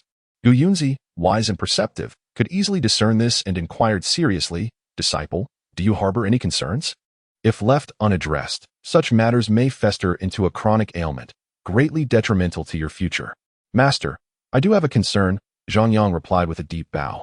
"There is a fellow townsman, currently also under the Taichu sect, named Qin Haoshuan. Although he is merely a weak seed disciple, his strength is astonishing, even matching a 5-leaf master in a fierce confrontation. He looms over me like a mountain, weighing heavily on my mind." "Ah, your townsman. He must be Zhang Kuang's compatriot. I recall you were quite close to Zhang Kuang, correct?" Zhang Kuang displays arrogance before others, yet before Qin Haoshuan, he resembles a mouse confronted by a cat. Having been humiliated by him just yesterday, Gu Yunzi scoffed softly, a spark of inspiration illuminating his mind, as he declared, "Though Zhang Kuang possesses a commendable purple talent, his moral integrity is profoundly lacking. Rest assured, this matter shall be entrusted to me." With the assurance of his master, Zhang Yang continued his practice with great enthusiasm. Meanwhile, Gu Yunzi fell into deep contemplation. He had heard rumors among the disciples regarding this newly admitted weak talent, yet he had deemed them mere exaggerations. How could a mere mortal, having just entered the sect for a few days, withstand the spiritual attacks of a 3-leaf cultivator from the immortal seed realm and appear unscathed? Furthermore, how could he engage in a fierce battle with a 5-leaf cultivator from the same realm, both sustaining injuries? The magma cellar was a perilous place where a mere mortal's survival was questionable, let alone contend with a 5-leaf cultivator. Moreover, although the 5-leaf realm is considered inferior, it does not imply such utter helplessness. Why does this sound so absurd? Perhaps there exists an extraordinary encounter, one that even Qin Haoshuan himself is unaware of? Initially, Gu Yunzi did not pay much attention to Qin Haoshuan. Even if a mere mortal were to have an extraordinary encounter, it would likely be a trivial one. Significant encounters typically come with substantial risks. There have been instances where disciples of the Taichu sect experienced fortunate events. But the rules of the cultivation world dictate that great fortunes are often accompanied by great peril. In general, minor fortunes are not coveted by the elders of Taichu. Much like a child finding 3 coins on the road, it is a tremendous gain for them, but merely 3 coins for an adult.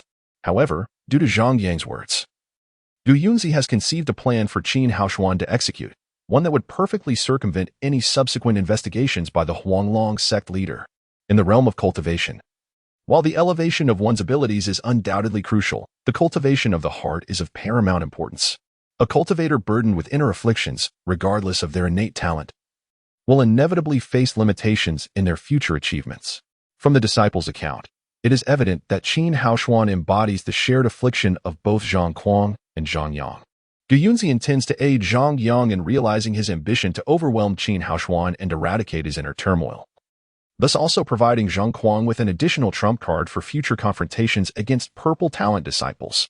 In his early years, Gu Yunzi encountered a fortuitous event that granted him access to certain spiritual techniques from the Heavenly Corpse sect. The techniques practiced by this sect are exceedingly sinister, enabling the practitioner to transform others into their own corpse soldiers. These soldiers not only inherit the full cultivation of the one they were crafted from, but they also lack self-awareness, obeying their creator unconditionally. More importantly, these soldiers grow in strength alongside their master's cultivation. The better the materials used in their creation, the greater their potential for future development. If Zhang Yang's claims hold true, then Qin Haoshuan would indeed be an exceptional candidate for crafting a corpse soldier, physically robust, capable of engaging a five-leaf cultivator to a standstill. Even Gu Yunzi felt a twinge of temptation. However, in order to fulfill Zhang Yang's aspirations and to relish in the impending glory of becoming a supreme master, he resolved to allocate such a valuable material to Zhang Yang. Yet, to harm a disciple of his own sect weighs heavily on Gu Yunzi's conscience. After much deliberation, he reassured himself that Qin Haoshuan is merely a weak talent disciple with limited prospects for advancement. It would be more beneficial to convert him into a corpse soldier, thus aiding Zhang Yang and contributing to the Taichu sect. When the time comes for their descent from the mountain, he shall bestow some silver upon Qin Haoshuan's parents, ensuring they enjoy a comfortable old age.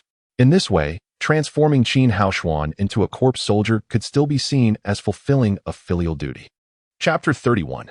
Malicious schemes turned against offerings. Qin Haoshuan remained in Su Yu's room until nightfall, when she finally completed her explanation of Elder Chu's divination techniques. Despite her thoroughness and personal insights, Qin Haoshuan still grasped only a fraction of the concepts. Just as he approached the thicket, Gu Yunzi had been waiting there for quite some time. As the esteemed leader of the Gu family, a figure of significant authority within the Taichu sect, it was perplexing for him to appear in such a secluded area as Lingtian Valley. His demeanor clearly indicated that he was there for Qin Haoshuan. Disciple Qin Haoshuan pays respect to head Gu. Although taken aback, Qin Haoshuan maintained a respectful demeanor. Please rise, Gu Yunzi said with a warm smile. Extending his right hand in a gesture of support, Qin Haoshuan felt a powerful force lifting him, preventing him from bowing too deeply. Today, I have come specifically to find you, Gu Yunzi continued. I have observed you for many days and find you remarkably determined, with a steadfast heart suitable for cultivation. Although you are considered a weak variant, which disqualifies you from joining Gu Yunzong, I am willing to mentor you privately. As your cultivation progresses, I will be able to formally accept you as a disciple. The directness of Gu Yunzi's declaration took Qin Haoshuan by surprise. During the assessment, Gu Yunzi had barely acknowledged him, and upon discovering his weak status, had not even cast him a second glance. Now, he was making a special visit and offering personal instruction, which felt exceedingly strange. For someone of Gu Yunzi's stature to humbly guide a novice disciple was a tremendous opportunity that would leave most in a state of elation. However, Qin Haoshuan expressed only polite gratitude, devoid of any exuberance, and a hint of confusion flickered in his eyes. Gu Yunzi, who had initially harbored a skeptical attitude towards Qin Haoshuan, found his resolve strengthened. The rumors surrounding Qin Haoshuan's steadfastness and composure in the face of adversity were evidently true. With this in mind, Gu Yunzi's satisfaction blossomed as he said, Haoshuan, if you have any questions, feel free to ask. I am here to enlighten you. Indeed. Qin Haoshuan had several queries. Seizing the opportunity presented by Gu Yunzi's willingness to instruct him, he asked without hesitation. Gu Yunzi answered his questions with thoroughness and enthusiasm, embodying a fervent desire for talent. Yet, instead of alleviating Qin Haoshuan's doubts, it only intensified them. There were countless individuals with superior qualifications, and for a figure like Gu Yunzi to expend such effort on him seemed excessive. Despite his suspicions, Qin Haoshuan wisely chose not to voice them. Offending someone of Gu Yunzi's caliber was not a risk he could afford. As Gu Yunzi addressed Qin Haoshuan's inquiries, he found himself increasingly conflicted. Although this young man was a weak variant, he possessed an innate understanding of cultivation, posing questions of far greater depth than Zhang Yang. If he were to be transformed into a corpse soldier, Gu Yunzi's heart ached at the thought. While he had occasionally leveraged his position for personal gain, he had never truly harmed a disciple of the sect. To transform a person into a corpse soldier would be a grave transgression against the natural order. Yet, if this disciple could disrupt the meditation of the three purple variants, Zhang Yang's future aspirations of becoming the sect leader would be jeopardized. And his lineage had never produced a leader before. After a long pause, Gu Yunzi made a resolute decision. Let it be. Even if Zhang Yang becomes the sect leader, he may only temporarily suppress the purple variants. This will not harm the future of Taichu, and it will allow my lineage to shine. Sacrificing a weak variant is a worthy trade-off. One day, when I pass on, I shall seek forgiveness from our founding ancestor. After addressing some of Qin Haoshuan's uncertainties, Gu Yunzi feigned contemplation before reluctantly stating, your constitution is unique, and practicing these rudimentary techniques would be a waste of talent. I possess a rare spiritual technique I acquired during my youthful travels, which is well suited for you. Gu Yunzi produced a vial of pills, pouring one into Qin Haoshuan's hand. This pill, known as the Zhuangpa pill, will greatly enhance your physical strength when combined with the techniques I teach you. Qin Haoshuan hesitated to consume the yellow bean-sized pill. But Gu Yunzi's eager gaze intensified his suspicions, leaving him uncertain about how to refuse. Once ingested, he felt a fiery sensation coursing through his body, counteracting some of the heat from the one-leaf golden lotus within him, providing a moment of relief. Quickly follow my guidance for energy cultivation, Gu Yunzi urged, pressing down on Qin Haoshuan as a stream of energy surged into him, forcibly stirring his internal spiritual energy. In just a brief moment, Qin Haoshuan felt his muscles harden and strengthen significantly, his power vastly increased. All of this transpired under Gu Yunzi's assistance, leaving Qin Haoshuan unable to refuse. Although he sensed something strange about Gu Yunzi, he could not pinpoint the source of his discomfort. Seeing Qin Haoshuan obediently consuming the pill and practicing the corpse refining technique, Gu Yunzi felt a sense of satisfaction. As he prepared to depart, he cautioned, "This technique was obtained during my travels in my youth. The Taichu sect has strict regulations against practicing external techniques, so you must not speak of this matter. Otherwise, it will bring you nothing but harm." Gu Yunzi's words, half cautionary and half threatening, deepened Qin Haoshuan's unease. Knowing the Taichu sect's prohibition against external techniques, it was troubling that Gu Yunzi, as the head of Gu Yunzong, would knowingly break the law. Thus, something was amiss. However, reporting Gu Yunzi was out of the question. Qin Haoshuan recognized his inferior status compared to the head. And although the rules of Taichu were clear, he feared that he might be silenced before he could even make a report. With this paper in hand, Qin Haoshuan approached the undying witch. The small snake grasped the paper curiously, and the undying witch, barely opening her eyes, scanned the contents before scoffing. This technique is called the corpse refining technique, belonging to a sinister sect known as the Heavenly Corpse Sect. Along with this technique, there should be supplementary pills, right?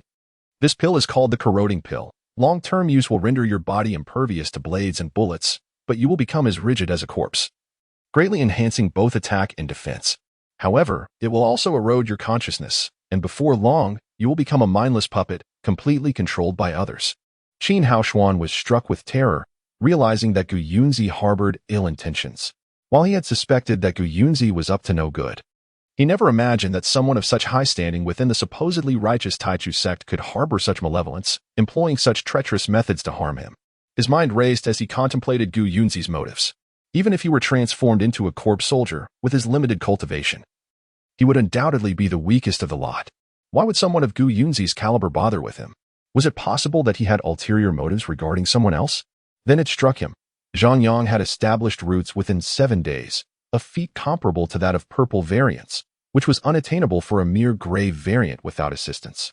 Clearly, someone was aiding him, and since Zhang Yang had been designated as Gu Yunzi's disciple, it was evident that Gu Yunzi was indeed behind Zhang Yang's rapid progress. It appeared that there were powerful forces backing him, making it all the easier for him to act. With a sigh of lamentation, Qin Haoshuan reflected upon his experience at the Taichu sect, where he found himself ensnared by the machinations of others. Previously, he had been outwitted by the likes of Zhang Kuang and Li Jing, but he believed that through diligent cultivation, he could eventually rise to a level where such treachery would no longer pose a threat. However, the current scheming of Gu Yunzi had transcended his capacity to cope. This echoed an old adage: no one offers kindness without ulterior motives. They are either deceitful or a thief. He inwardly admonished himself to remain vigilant against those who shower him with unsolicited goodwill, for it was evident that such gestures often concealed ulterior intentions. After all, in a world teeming with individuals, why would anyone single him out for their affections? As he ruminated on this, his gaze inadvertently fell upon the grotesque and corpulent figure of the undying witch, and a sudden realization struck him. Could it be that this ancient sorcerer also harbored some hidden agenda? Coincidentally, the undying witch spoke up, her voice frail yet resonant. Although the corpse refining technique is indeed malevolent, you may continue your cultivation. The Heart of Tao's demon technique that I imparted to you is rather unique. It can eradicate the toxicity of the corrupting pill, transforming it into a genuine elixir for refining your body. Chapter 32, Cultivating the Path and Tilling the Fields. Upon hearing the benevolent warning from the undying witch, Qin Haoshuan cast a few glances at the grotesque visage of the ancient sorcerer. Despite the years that had passed, he could discern nothing of value in that grotesque face. This old demon had lived for countless years, having grown cunning with age. He could not even penetrate the mysteries of the ancient Yunzi, let alone this one. Thus, He set aside his thoughts and resolved to continue wandering through the abyssal immortal poison valley, hoping to chance upon some treasures of heaven and earth. If he could fortuitously acquire a protective talisman, it would be even more splendid. As a battlefield of the legendary war of immortals and demons, the abyssal immortal poison valley lay strewn with countless spiritual techniques, magical artifacts, and various elixirs. Each of these items, if merely stumbled upon, would provide immense benefit to his modest cultivation. Previously, he had traversed only about 100 steps within the valley. This time, taking a different direction, he managed to walk about 10 steps before he suddenly sensed a faint fluctuation of spiritual energy in the distance. In this toxic realm, where the miasma was rampant, any spiritual energy was tightly suppressed. The faint energy pulsating from afar, though weak, was remarkable for managing to transmit itself over 100 steps amidst such oppressive toxicity. He could only wonder whether it was a spiritual technique, a magical artifact, an elixir, or perhaps something as rare as the golden lotus. His heart raced as he hurried towards that direction, but he soon found himself unable to advance another step under the immense pressure. It seemed that his failure to imbue his soul into the small serpent's body had left him without any progress in resisting the valley's oppressive atmosphere. Henceforth, even if it meant sacrificing sleep in class, he must dedicate a fixed amount of time each day to enter the small serpent's body. Otherwise, navigating the vast abyssal immortal poison valley, where treasures lay deep within, would be an arduous endeavor. Watching Qin Haoshuan's retreating figure, the Undying Witch's lips curled into a sinister smile as he muttered to himself, "It appears many covet this fellow." Alas, the so-called corpse-refining techniques of the third-rate heavenly corpse sect cannot compare to my own method, which merges the heart-seed demon technique with the stealing heaven method. This small serpent surely harbors suspicions about me, but it matters not. I cultivate the authentic heart-seed demon technique, and with the infusion of the stealing heaven method, the higher his cultivation rises, the easier it becomes for me to seize his body. Should he persist in consuming those corrosive pills, not only will he remain unpoisoned, but he will also nourish my demonic seed, hastening his growth, thus allowing me to claim his shell sooner. At this thought, the Undying Witch gazed upon the dark and desolate abyssal immortal poison valley, a glimmer of hope igniting within him. The faster Qin Haoshuan grew, the sooner he could escape this cursed place that had imprisoned him for millennia. Once I emerge from this mountain, the cultivation world shall surely experience a grand upheaval. The Undying Witch emitted a series of eerie cackles, only to wince in pain as his injuries flared up, his eyes shimmering with malice. "Oh, little serpent, grow swiftly. Grow swiftly." Having lingered in that ghastly valley for many years, could the Undying Witch truly resign himself to waiting for death? Given his frail appearance, it was evident he could not endure much longer. Had he never considered escaping the valley, or finding a way to leverage his own departure from the abyssal immortal poison valley? Qin Haoshuan pondered these questions, but could not discern a clear answer. The only viable course of action was to diligently enhance his own strength. Only by elevating his power could he ensure his survival in this perilous realm rife with traps. The prospect of leaving Taichu was utterly out of the question. According to the sect rules, leaving without authorization would result in pursuit by the enforcement team, leading to a fate of insanity. His cultivation level would surely not evade the detection of the mountain's protective array. It was said that even the sect's guardians could scarcely avoid its scrutiny. Thus, the only path forward lay in living cautiously, progressively honing his skills to safeguard himself. As the residual medicinal energy of the golden lotus within him began to stir once more, compelling him to cease his wandering thoughts, Qin Haoshuan entered a meditative state to cultivate. After absorbing spiritual energy throughout the night and harmonizing the medicinal potency within to infuse the celestial seed, he opened his eyes at dawn. To his astonishment, the golden light of his consciousness appeared slightly more robust than the previous day. While elated, he was also plagued by uncertainty. He knew nothing of how to cultivate his consciousness. His meditative practices merely involved absorbing spiritual energy and nurturing the celestial seed, which had no bearing on refining his consciousness. Could it be the result of last night's embodiment of the small serpent? The more he contemplated, the more convinced he became. Only cultivators at the celestial infant or bone of Tao level could refine their consciousness, while he was merely immortal. It seemed he had inadvertently cultivated his consciousness, revealing that entering the small serpent's body allowed for such training, a capacity inaccessible to others, thus rendering his consciousness particularly formidable. Though he had unraveled the mystery of his consciousness's strength, waves of drowsiness washed over him. Did this mean that each time he embodied the small serpent, it would drain his consciousness, leaving him fatigued the following day? Adjusting his attire, he disregarded breakfast and hastened to the academy. Today, Elder Chu would lecture on the knowledge of feng shui.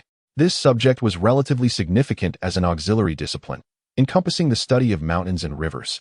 As cultivators, one must learn to read the landscape to discover genuine spiritual grounds. Many spiritually rich locations remained hidden, with seemingly barren lands often concealing extraordinary spiritual sights.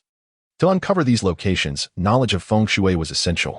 Beneath the spiritual grounds lay a wealth of spiritual energy, and the quality of such grounds was determined by the concentration of energy beneath the surface. Planting spiritual herbs in these grounds yielded far superior harvests compared to ordinary soil. Some cultivators even constructed shelters atop the finest spiritual grounds to serve as their training sites. Of course, Elder Chu's teachings on feng shui during class only covered the fundamentals and would not suffice for locating training grounds. However, finding a suitable plot for cultivating spiritual herbs within Lingtian Valley was more than adequate. This would directly impact the selection of spiritual grounds and the harvest for the coming year. Should the sect cut off their food supply and contributions be required, selecting the right land would ensure all issues were resolved. Conversely, a poor choice could lead to hunger for the year ahead and possibly even expulsion from the sect.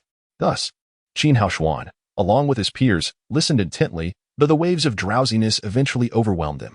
After letting Suyu take notes, he succumbed to slumber at his desk. Fortunately, Suyu was accustomed to recording notes for Qin Haoshuan, and Elder Chu had grown used to such an eccentric student who either slept or meditated during class. As Qin Haoshuan's snores echoed, the morning slipped away unnoticed, and Elder Chu, too lazy to rouse him, gazed at the sleeping figure with a smirk, thinking, "Sleep on. Sleep on. You'll soon learn your lesson this afternoon." In the afternoon, the class would not convene in the academy.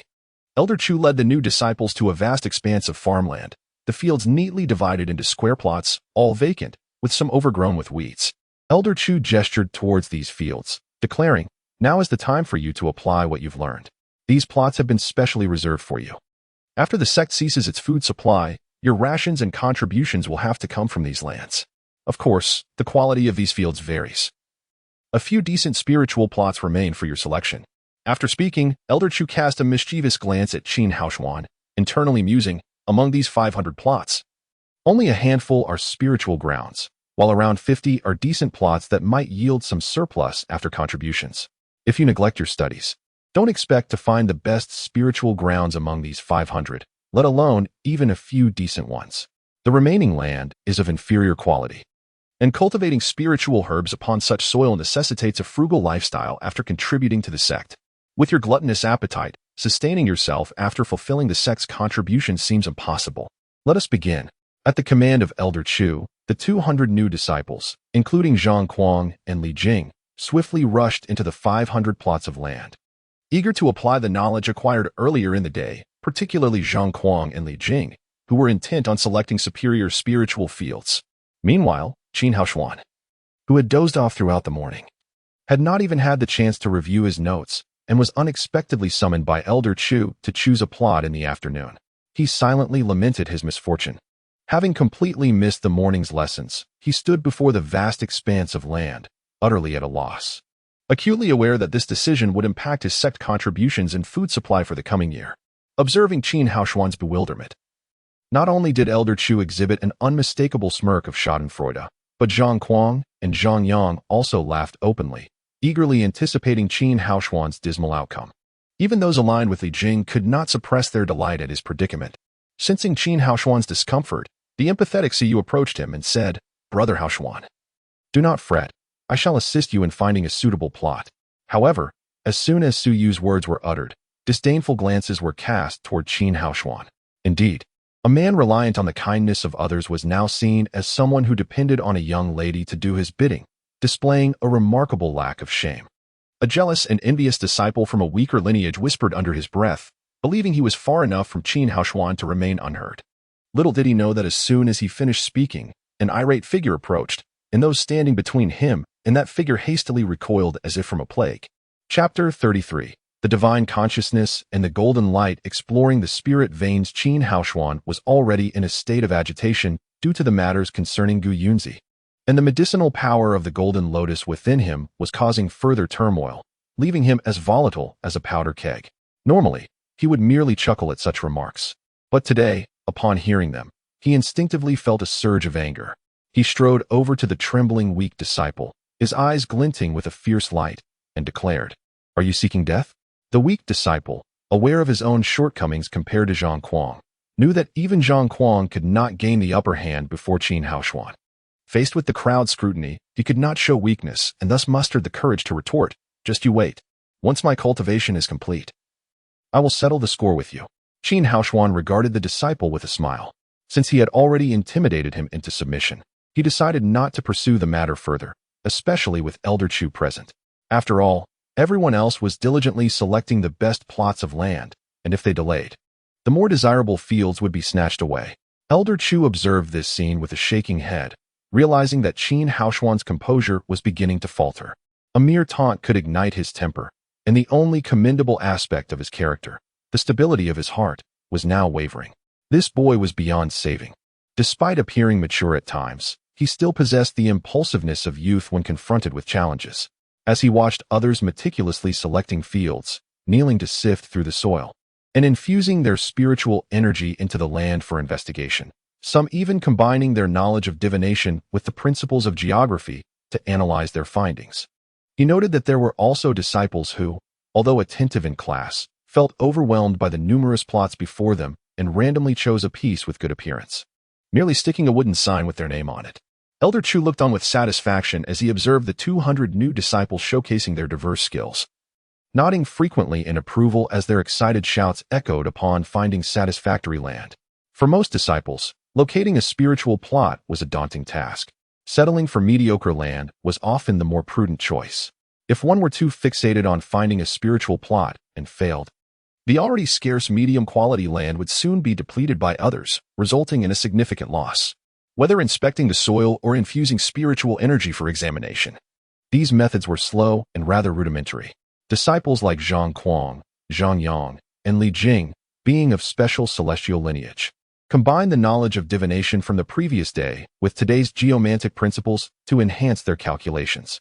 Before long, both Zhang Kuang and Li Jing successfully identified fertile spiritual land, garnering envious glances and the approval of Elder Chu. They were truly exemplary purple disciples, excelling in all aspects compared to their peers.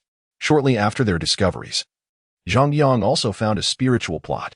Given his heightened sensory perception compared to ordinary disciples, it was only natural for him to identify the land first. Zhang Yang's performance caught Elder Chu's attention as well. Though a gray disciple, his progress in rooting, personal understanding, and cultivation advancements were not inferior to those of purple disciples. If this momentum continued, his future achievements would be boundless. Among the 5 special celestial disciples, only Su Yu, the purple disciple, and Murong Chao, the gray disciple, had yet to find suitable land. Su Yu's inability to locate a spiritual plot was not due to her lack of understanding of the divination principles or geomantic knowledge. Rather, it was due to Qin Haoshuan not paying attention in class that morning. To protect Qin Haoshuan's reputation and assist him in finding land, Su Yu devised a plan. While pretending to search for spiritual land, she muttered to herself, reiterating Elder Chu's teachings and analyzing the quality of the land on site. Though her actions deceived others, they did not fool Qin Haoshuan. He felt a warmth in his heart for this kind-hearted girl, who, despite his refusal of her offer to help find land due to pride, was still subtly aiding him by restating the lessons and analyzing the land's quality. On the surface, it appeared she was also striving to find spiritual land, yet in truth, she was assisting him. Her motivation stemmed from the previous disparaging remarks made about Qin Haoshuan, which struck a chord with her. The insult of him being labeled a freeloader under her purple aura was a significant affront to any man. Moreover, she believed Qin Haoshuan could not possibly be as weak as he appeared. By sharing Elder Chu's teachings from that morning, she was confident he could find the spiritual land on his own. Brother Haoshuan, this is a piece of medium-quality land. While it may not compare to a spiritually rich plot, cultivating spiritual herbs here and contributing to the sect would still suffice for sustenance, Su Yu whispered, pointing to a reasonably appealing plot. Seeing Su Yu's hesitance, Qin Haoshuan couldn't help but chuckle softly. This silly girl was clearly concerned about his appetite, fearing he might end up with inferior land that wouldn't even fill his stomach after contributions to the sect. However, settling for medium-quality land was not Qin Haoshuan's ideal goal. Why should Zhang Kuang and Li Jing find spiritual land while he could not? If he viewed himself as inferior to the purple disciples, then they deserved to use spiritual land while he settled for medium or even inferior plots. If he lacked such ambition, how could he compete with Zhang Kuang and Li Jing in the future? After refusing and departing, a weak disciple who had been trailing them joyfully placed his nameplate on the medium-quality land, exuding an expression of having struck it rich. Yet, in Qin Haoshuan's eyes, this individual would never amount to much. Cultivating the mind and spirit in the pursuit of immortality required an unyielding heart. How could one hope to contend with fate and the heavens if they lacked such resolve? Those who resigned themselves to mediocrity would forever remain incapable of reaching great heights. Morong Chao observed all of this, and in his eyes, a weak disciple harboring such lofty aspirations was not a good sign. However, he was not in the mood to mock Qin Haoshuan, for he could sense the disdain directed at him from others. After all, among the 5 special celestial disciples, he was the only one who had yet to take root. This realization filled him with melancholy, and he overheard whispers suggesting that being a gray disciple was no excuse for failure, especially when Zhang Yang had already taken root. Typically proud and arrogant, Morong Chao felt an unusual calm upon hearing the gossip. As a gray disciple, failing to take root was already a significant embarrassment, and if he were to retaliate over mere words, he would only further tarnish his own reputation. Thus, during this selection of land, whether for the sake of future harvests or preserving his dignity, he was determined to secure a spiritual plot. After spending a good 10 minutes summarizing Elder Chu's methods for selecting spiritual land, Su Yu's explanations were etched in Qin Haoshuan's mind. Yet, regardless of the approach, finding a spiritual plot seemed improbable. Combining it with divination principles, given his current level of understanding, was indeed a challenge. Feeling anxious, Qin Haoshuan was aware that nearly 100 of the 200 new disciples had already secured their plots, while another 100, including Morong Chao, were still vying for spiritual land. The pressure of competition was immense. Junior sister, you should search for spiritual land on your own. I understand everything you said. With the remaining spiritual land dwindling, Qin Haoshuan decided to send Siyu off to continue her search for land independently. Seeing Qin Haoshuan's stubbornness, Siyu sighed quietly and refrained from offering further guidance, turning her attention to her own quest for spiritual land. Gazing at the remaining 400 acres of barren land, Qin Haoshuan began to contemplate methods for identifying the spiritual ground. The notion of meticulously kneading the soil and analyzing its quality to deduce whether it was spiritual land seemed excessively time-consuming and imprecise, relying too heavily on chance. Conversely, infusing his spiritual energy into the soil was akin to searching for a needle in a haystack, with each acre comprising a vast expanse. The task of patiently inspecting for spiritual springs beneath the surface was daunting. Completing a single acre in a day was already a formidable challenge, not to mention the sheer volume of 400 acres. Apart from these laborious methods, the only alternative was to amalgamate yesterday's knowledge of the 8 trigrams with some rudimentary principles of feng shui acquired today.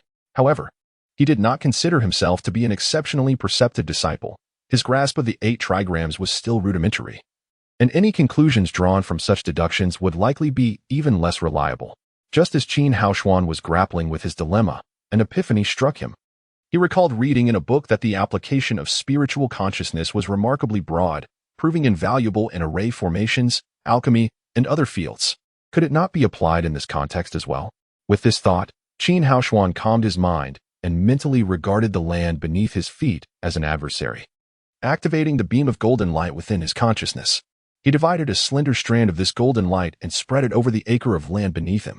At that moment, something extraordinary occurred. Qin Haoshuan sensed a faint flicker of spiritual energy beneath his feet, as tenuous as a dying candle in the wind, on the verge of extinguishing at any moment. He then partitioned another strand of consciousness to extend towards the medium-sized plot previously mentioned by Su Yu. Through the overgrown vegetation, he could distinctly feel a pulse of spiritual energy beneath the seemingly barren soil. Although not particularly potent, it was significantly superior in quality compared to the inferior land.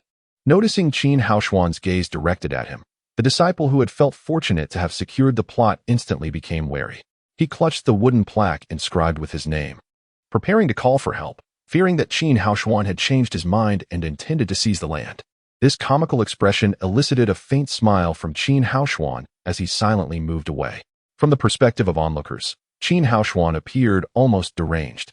Each time he approached a plot of land, he would stand silently for a brief moment before quietly departing, without employing any discernible method for surveying the soil. Not even bending at the waist. Qin Haoshuan paid little heed to the opinions of others. He was intensely focused on his quest for spiritual ground. Each plot, measuring an acre, required substantial expenditure of his spiritual consciousness to cover the entirety. As he conducted more tests, his pace slowed, and he grew increasingly fatigued, his complexion paling as a result of excessive consumption of spiritual energy, leaving him looking somewhat listless. Chapter 34. The Spirit Spring of the Barren Hill in the eyes of Elder Chu and the other outsiders. Qin Haoshuan ambled about, pausing intermittently and feigning an appearance of utter exhaustion. Observing Qin Haoshuan, one might be deceived by his demeanor if not for the knowledge that the art of divination and geomancy did not conform to his methods.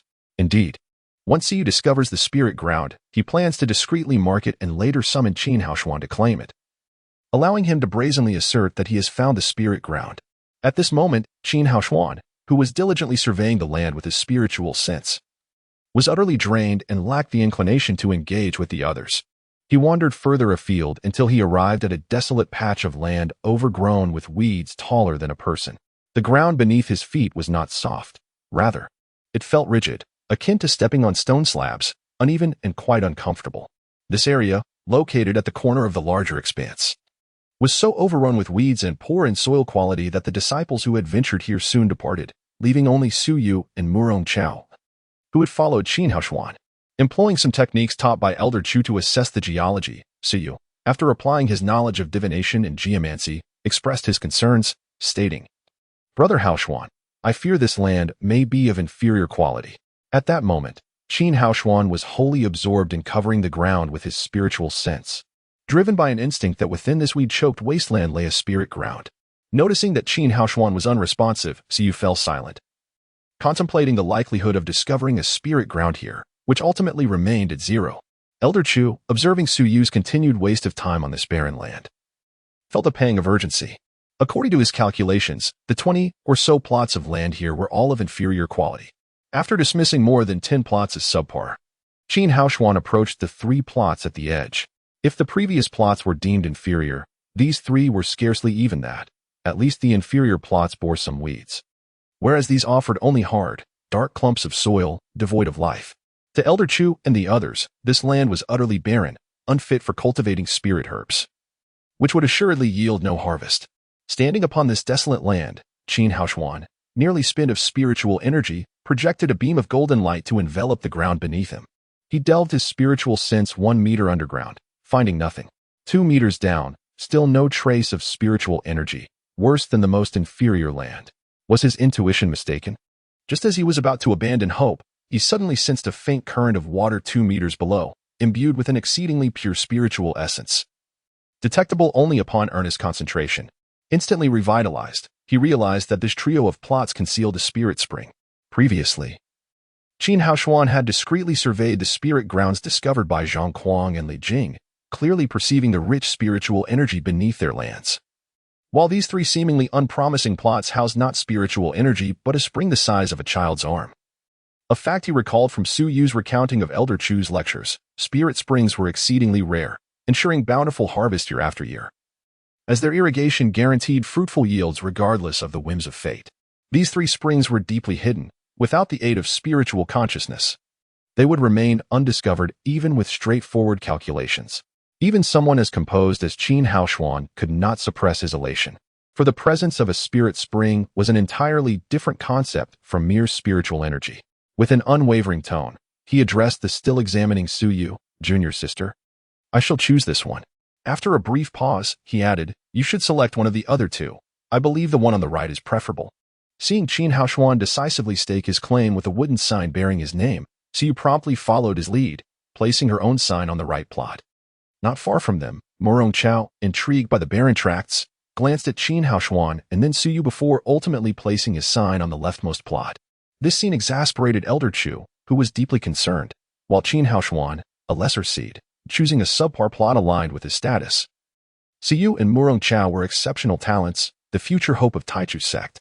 If they were misguided by Qin Haoshuan into selecting inferior land, the repercussions for their future could be dire. He hastily approached, removing a compass from his robe, his keen eyes scanning the surroundings, assessing the terrain and water flow, conducting calculations with fervor. After a considerable time, Elder Chu shot a fierce glare at Qin Haoshuan before adopting a more congenial demeanor towards Su Yu and Murong Chao, stating, "Choosing this land means next year, you won't even manage to fill your bellies, let alone contribute to the sect. I am offering you both a chance to reconsider. There is still time to change your minds." Upon hearing this, Qin Haoshuan firmly instructed Su Yu, "Trust my judgment, you cannot go wrong." Su Yu, casting a glance at Qin Haoshuan, resolutely shook her head in refusal, replying, "Elder, I will not change my choice." Witnessing Su Yu's unwavering rejection of Elder Chu's well-intentioned advice, Murong Chao, who had been hesitating, also decided to take a gamble. At worst, he would starve alongside the Purple Seed disciples. It was no disgrace. As Qin Haoshuan selected the plots, Murong Chao sensed an inexplicable aura emanating from him, inscrutable and profound, a stark contrast to the anxious whispers of others. Elder Chu's personal calculations drew the attention of the other disciples, who witnessed Su Yu and Murong Chao, under Qin Haoshuan's encouragement, each selecting a plot that could not be more wretched. Laughter erupted, as these plots were devoid of even weeds, dry and hard, prompting Elder Chu to frown in disapproval. Clearly the worst of the worst. Just moments ago, one might have envied Elder Chu's special consideration for them, offering a chance to select anew. Yet it turned out to be akin to choosing stones from a cesspool, both foul and unyielding, a situation that would only lead to regret. Qin Haoshuan, in his reckless pursuit, was dragging Su Yu and Murong Chao down with him. Was it possible that Su Yu's navet blinded her to Qin Haoshuan's folly? Had Murong Chao's wits also been muddled? If they failed to meet their sect contributions next year, the consequences would be dire. Listening to the murmurs, Zhang Kuang cast a derisive glance at Li Jing, remarking, in an attempt to win over Su Yu, he even sent Murong Chao to curry favor with Qin Haoshuan. "Be cautious, lest you end up with nothing but a loss, and next year you may have to compensate him for sect contributions, squandering a precious gray seed disciple." Li Jing smiled faintly, disregarding Zhang Kuang's mocking tone, yet a tempest brewed within him. Zhang Kuang presumed Murong Chao was his pawn, but he was well aware of the truth. He had merely advised Murong Chao to temporarily set aside his vendetta against Qin Haoshuan to facilitate his efforts to win Su Yu. Yet he had not instructed him to seek proximity to Qin Haoshuan. Su Yu and Murong Chao's resolute decisions left Elder Chu feeling powerless. He contemplated devising a strategy to separate Qin Haoshuan from Su Yu, lest the latter be led astray by Qin Haoshuan's influence. A potential blunder he could not afford should the sect leader hold him accountable. Displeased, Elder Chu, unable to persuade Su Yu and Murong Chao, shot another stern glare at Qin Haoshuan before gathering all the new disciples to commence a practical planting lesson. At Elder Chu's behest, several junior brothers brought forth bags of seeds, rice, corn, wheat, sweet potatoes, and other common crops. Cultivating spirit herbs demanded a high-quality environment and presented considerable difficulty. These new disciples were incapable of employing spirit irrigation techniques, and aside from the few spirit grounds, the rest of the land would yield little, if any, harvest. The farmland here is relatively barren. I suggest that you first cultivate corn and sweet potatoes, which are relatively easy to thrive. Once matured, aside from your own sustenance, the surplus can be exchanged with fellow disciples who raise spirit beasts for their manure as fertilizer. Observing the astonished expressions of the disciples, Elder Chu continued, stating that even a desolate plot can be transformed into a spiritual land, provided you are willing to exert effort in utilizing the spirit spring for irrigation and exchanging mature crops for spirit beast manure to fertilize the land. When Elder Chu mentioned spirit beast manure, a flicker of distaste crossed the faces of Li Jing and others, who, accustomed to comfort, had never even considered the prospect of handling something so unappealing as excrement. Among the 200 new disciples, many hailed from humble backgrounds and had ample experience with agricultural labor. Upon hearing that irrigation with the spirit spring and fertilization could convert barren fields into spiritual lands, they eagerly rolled up their sleeves, their initial despondence transformed into fervent enthusiasm. Su Yu glanced worriedly at the hardened soil beneath her feet. Her unhesitating choice of this plot at Qin Haoshuan's suggestion did not imply her complete agreement with his views, nor did she believe it to be an inherently fertile land. While appearances can be deceiving, with seemingly soft and fertile soil not necessarily being good land, this particular terrain was dark and hard. Even after Elder Chu's calculations, he shook his head, unable to declare it as favorable land. Su Yu's selection was primarily to uphold Qin Haoshuan's reputation. Murong Chao's decision was simpler. He opted for this land because Su Yu had chosen it. Despite previous tensions with Qin Haoshuan, his recent interactions had fostered a subconscious trust in him, due to the myriad surprises Qin had presented. With a sweeping gesture from Elder Chu, the disciples busied themselves, some fetching water from the spirit spring, others loosening the soil and sowing seeds, all engaged in a lively bustle.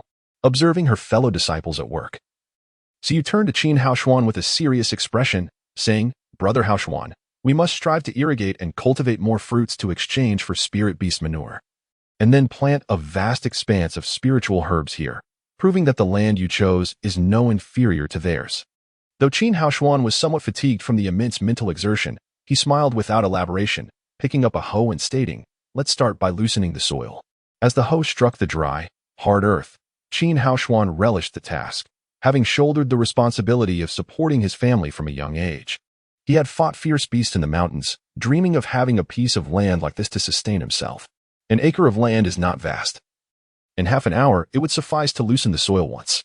Chapter 35, The Heart of Cultivation in the Spirit Field. While others had already loosened the soil in their fields, only Qin Haoshuan and his two companions were still laboring diligently. As their peers began sowing seeds, the trio appeared distinctly out of place. It was not due to idleness. Rather, the soil was excessively dry and hard. According to Elder Chu, to cultivate crops, one must dig at least 3 inches deep, a daunting task in such tough terrain. The other disciples, having completed their work, were expressions of schadenfreude, relishing the misfortune of those who heeded Qin Haoshuan's choice of this inferior land, disregarding Elder Chu's counsel. A few disciples closely associated with Li Jing gathered around him, casting furtive glances at Murong Chao and whispering among themselves, "Your Highness, it seems Murong Chao harbors ulterior motives. Despite your favor, he is not content and has brazenly joined forces with Su Yu and Qin Haoshuan, disregarding your position. Perhaps he envies that Qin fellow." Noticing Su Yu's limited circle of companions and seeking to usurp a share of the benefits. Indeed, Su Yu is a purple seed. And while her future achievements may not rival yours, becoming one of her few friends before her rise surely has its advantages. His rebellious demeanor suggests he wishes to emulate Zhang Yang, does it not? Listening to these comments, Li Jing's eyes flickered with sharp intensity, revealing his displeasure towards Murong Chao. After an arduous hour, Qin Haoshuan finally managed to turn over the dry and hard soil. To his relief, the soil beneath the top 3 inches appeared significantly improved. Less barren than he had anticipated, though still not comparable to medium-quality land. Among the 200 disciples, many had already sown their seeds, leaving only Murong Chao and Siyu still toiling in their fields. Murong Chao, hailing from a prestigious military family, gazed at the soil quality of Qin Haoshuan's field. His confidence bolstered. This land was indeed more promising than it appeared at first glance, perhaps hinting at future surprises. He was well-versed in various weapons, but wielding a hoe proved challenging. After an hour, he had barely turned over half of the plot. In this labor-intensive task, the advantages of purple seeds over gray seeds were rendered moot. The frail Siyu had developed blisters on her hands, having barely excavated a third of her field. After completing his own plot, Qin Haoshuan silently picked up a hoe and moved to Su Yu's field to assist her. At that moment, the group surrounding Li Jing approached Murong Chao's field at his behest, intentionally trampling the freshly turned soil. "Murong needs some help?" one of them taunted, jumping to compact the soil. "Why choose such inferior land? It's quite uncomfortable to walk on." "Uncomfortable? Let me try." Another chimed in. "Ouch, it really is. Murong, your soil isn't properly loosened. Let us help you compact it further." With that, the others joined in, quickly trampling Murong Chao's hard-earned work. Just as he was about to retaliate, Murong Chao noticed Li Jing's disapproving gaze upon him, which startled him into clarity. Since discovering his status as a gray seed, he had not been underestimated. He held a position just below Li Jing in their faction. However, Zhang Yang, also a gray seed, had established himself, while Murong Chao had not. Those dissatisfied with his elevated status were now vocalizing their contempt. He had deliberately distanced himself from Li Jing's faction to avoid their scorn. But in mingling with Qin Haoshuan and Su Yu, he had unwittingly crossed Li Jing's boundaries. Realizing this, Murong Chao shook off his melancholy and resolved to explain himself to Li Jing. At that moment, Qin Haoshuan and Su Yu, displeased by the treatment of Murong Chao's labor, approached the group. Standing before them, Qin Haoshuan calmly regarded the instigator and suggested, "Would you care to visit my field and see how well my soil is loosened?" And no, that's not necessary. Though Qin Haoshuan maintained a nonchalant demeanor, his reputation instilled fear in them. Under Li Jing's silent cue, they hastily retreated. Once they were gone, Qin Haoshuan wasted no time and began loosening the soil for Murong Chao, inspiring Su Yu, whose hands were already blistered, to join in the effort. This fellow truly is remarkable. Observing Qin Haoshuan tackle the tough ground and assist Murong Chao, even Elder Chu found it hard to believe. Unbeknownst to them, Qin Haoshuan cultivated the heart of cultivation and advanced sorcery, endowing him with extraordinary strength beyond their imagination, coupled with the excess medicinal power of the golden lotus within him. Such labor, while not as effective as cultivation, provided a means to alleviate his internal heat. In that moment, Murong Chao felt a surge of gratitude. Compared to the ups and downs of being with Li Jing, Qin Haoshuan's virtuous reciprocity illuminated what true warmth felt like. While he often called Li Jing brother, he was merely a subordinate, a pawn to be summoned at will, rewarded with a sweet word when pleased and harshly reprimanded when displeased. In contrast, with Qin Haoshuan and Su Yu, he sensed equality and respect. In that instant, Murong Chao grasped the essence of true dignity. With the assistance of Qin Haoshuan and Su Yu, Murong Chao's plot was soon fully loosened. After tackling 3 blocks of hard soil, Qin Haoshuan, only lightly perspiring, remained vigorous. After deliberation, the trio decided to plant the easiest crop to thrive with the shortest growth cycle, spirit corn. Typically, spirit corn matures in 100 days. But in the spirit fields of Lingtian Valley, coupled with daily irrigation from the spirit spring, harvest could be anticipated in 30 days. In the fields of Zhongyang and Li Jing, it could yield results in just 25 days. However, the spirit corn contained minimal spiritual energy, primarily serving to satiate newly admitted disciples or feed spirit beasts. Including Zhongyang and Li Jing, all new disciples opted to plant corn, intending to exchange it for spirit beast dung to fertilize their land for subsequent crops. At this juncture, Qin Haoshuan, Su Yu, and Murong Chao formed a cohesive unit, completing the sowing of their 3 plots while engaging in light conversation. Murong Chao's resentment towards Qin Haoshuan dissipated compared to the anxiety of being with Li Jing. He felt a newfound sense of freedom. The feeling of mutual respect and cooperation was delightful. After sowing, Qin Haoshuan did not pause for rest, but lifted an empty bucket and headed towards the spirit spring 5 miles away. Encouraged by Qin Haoshuan, the initially exhausted Murong Chao and Su Yu exchanged glances and, rising from the ground, each took 2 empty buckets to follow him. Though there was a spirit spring underground, it only allowed them to reap greater rewards at the same effort level as others. If they sat idly while others fetched water, the presence of the spirit spring would be of little consequence, since their plots were the most remote, while others needed to carry water for 3 miles. They had to trek 5. As a heavy burden of water descended, Murong Chao and Su Yu, who had never before carried water, developed blisters on their shoulders. Yet, they silently followed in the wake of Qin Haoshuan. In the eyes of these 2 extraordinary beings, the seemingly frail Qin Haoshuan appeared remarkably majestic, evoking a sense of reverence akin to gazing up at an insurmountable mountain. Qin Haoshuan effortlessly bore a load of water upon his shoulder, striding forward with remarkable agility, managing to keep the water in the bucket steady and undisturbed. Others attempted to outpace him, but as they hurried, the precious spirit spring water began to spill, leaving them breathless and fatigued by the time they reached their destination, with much of their water lost. In stark contrast, Qin Haoshuan maintained his composure, the bucket still brimming. And astonishingly, he repeated this feat over 100 times. While Su Yu and Murong Chao struggled with 1 load, Qin Haoshuan had already made 3 trips, thoroughly watering every inch of his field before turning his attention to assist Su Yu and Murong Chao. To onlookers, the trio's efforts seemed foolishly futile. Their land, devoid of any vitality, was far inferior to even the most barren soil, rendering their labor in vain. Meanwhile, Elder Chu was not idle. He quietly cultivated 2 parcels of fertile land, sowing seeds without the need for cumbersome buckets of spirit water. With a single incantation of the spirit rain technique, the 2 plots were soon nourished and vibrant. Observing Su Yu and Murong Chao laboring diligently, Elder Chu sighed inwardly, muttering to himself, "Tomorrow, you shall realize your folly. With such poor soil, no amount of effort will yield corn that rivals others."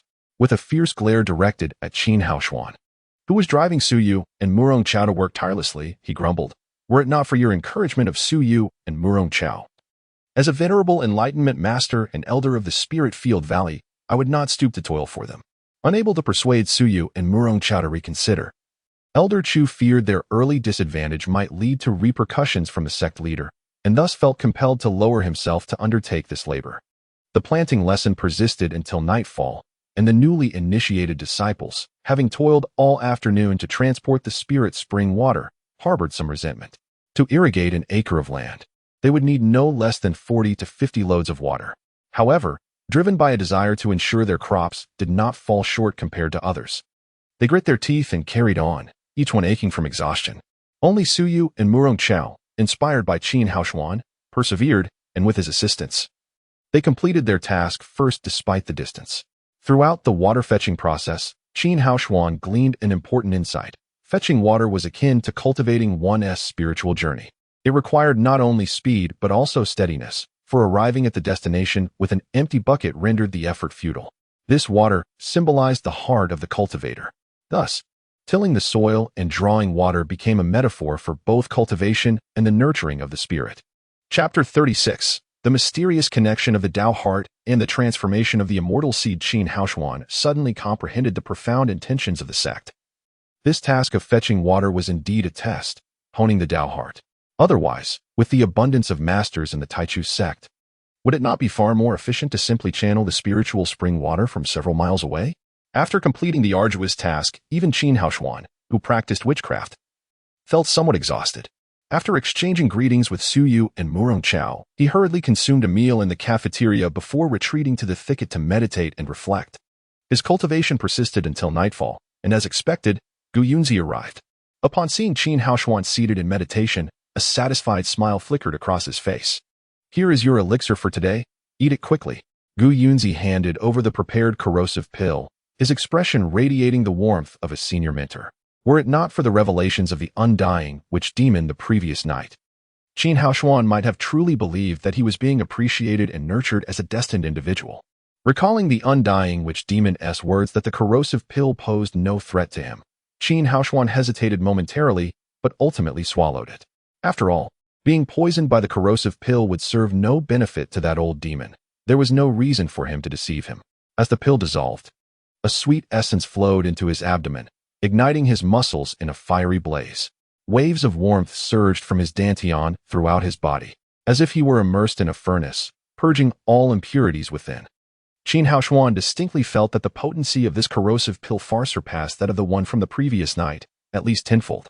The heat emanating from the pill was different from the residual warmth of the golden lotus. The latter erupted from within, capable of absorbing spiritual energy to neutralize the medicinal effects, ultimately transforming the explosive heat into pure spiritual power that nourished his body and irrigated the immortal seed.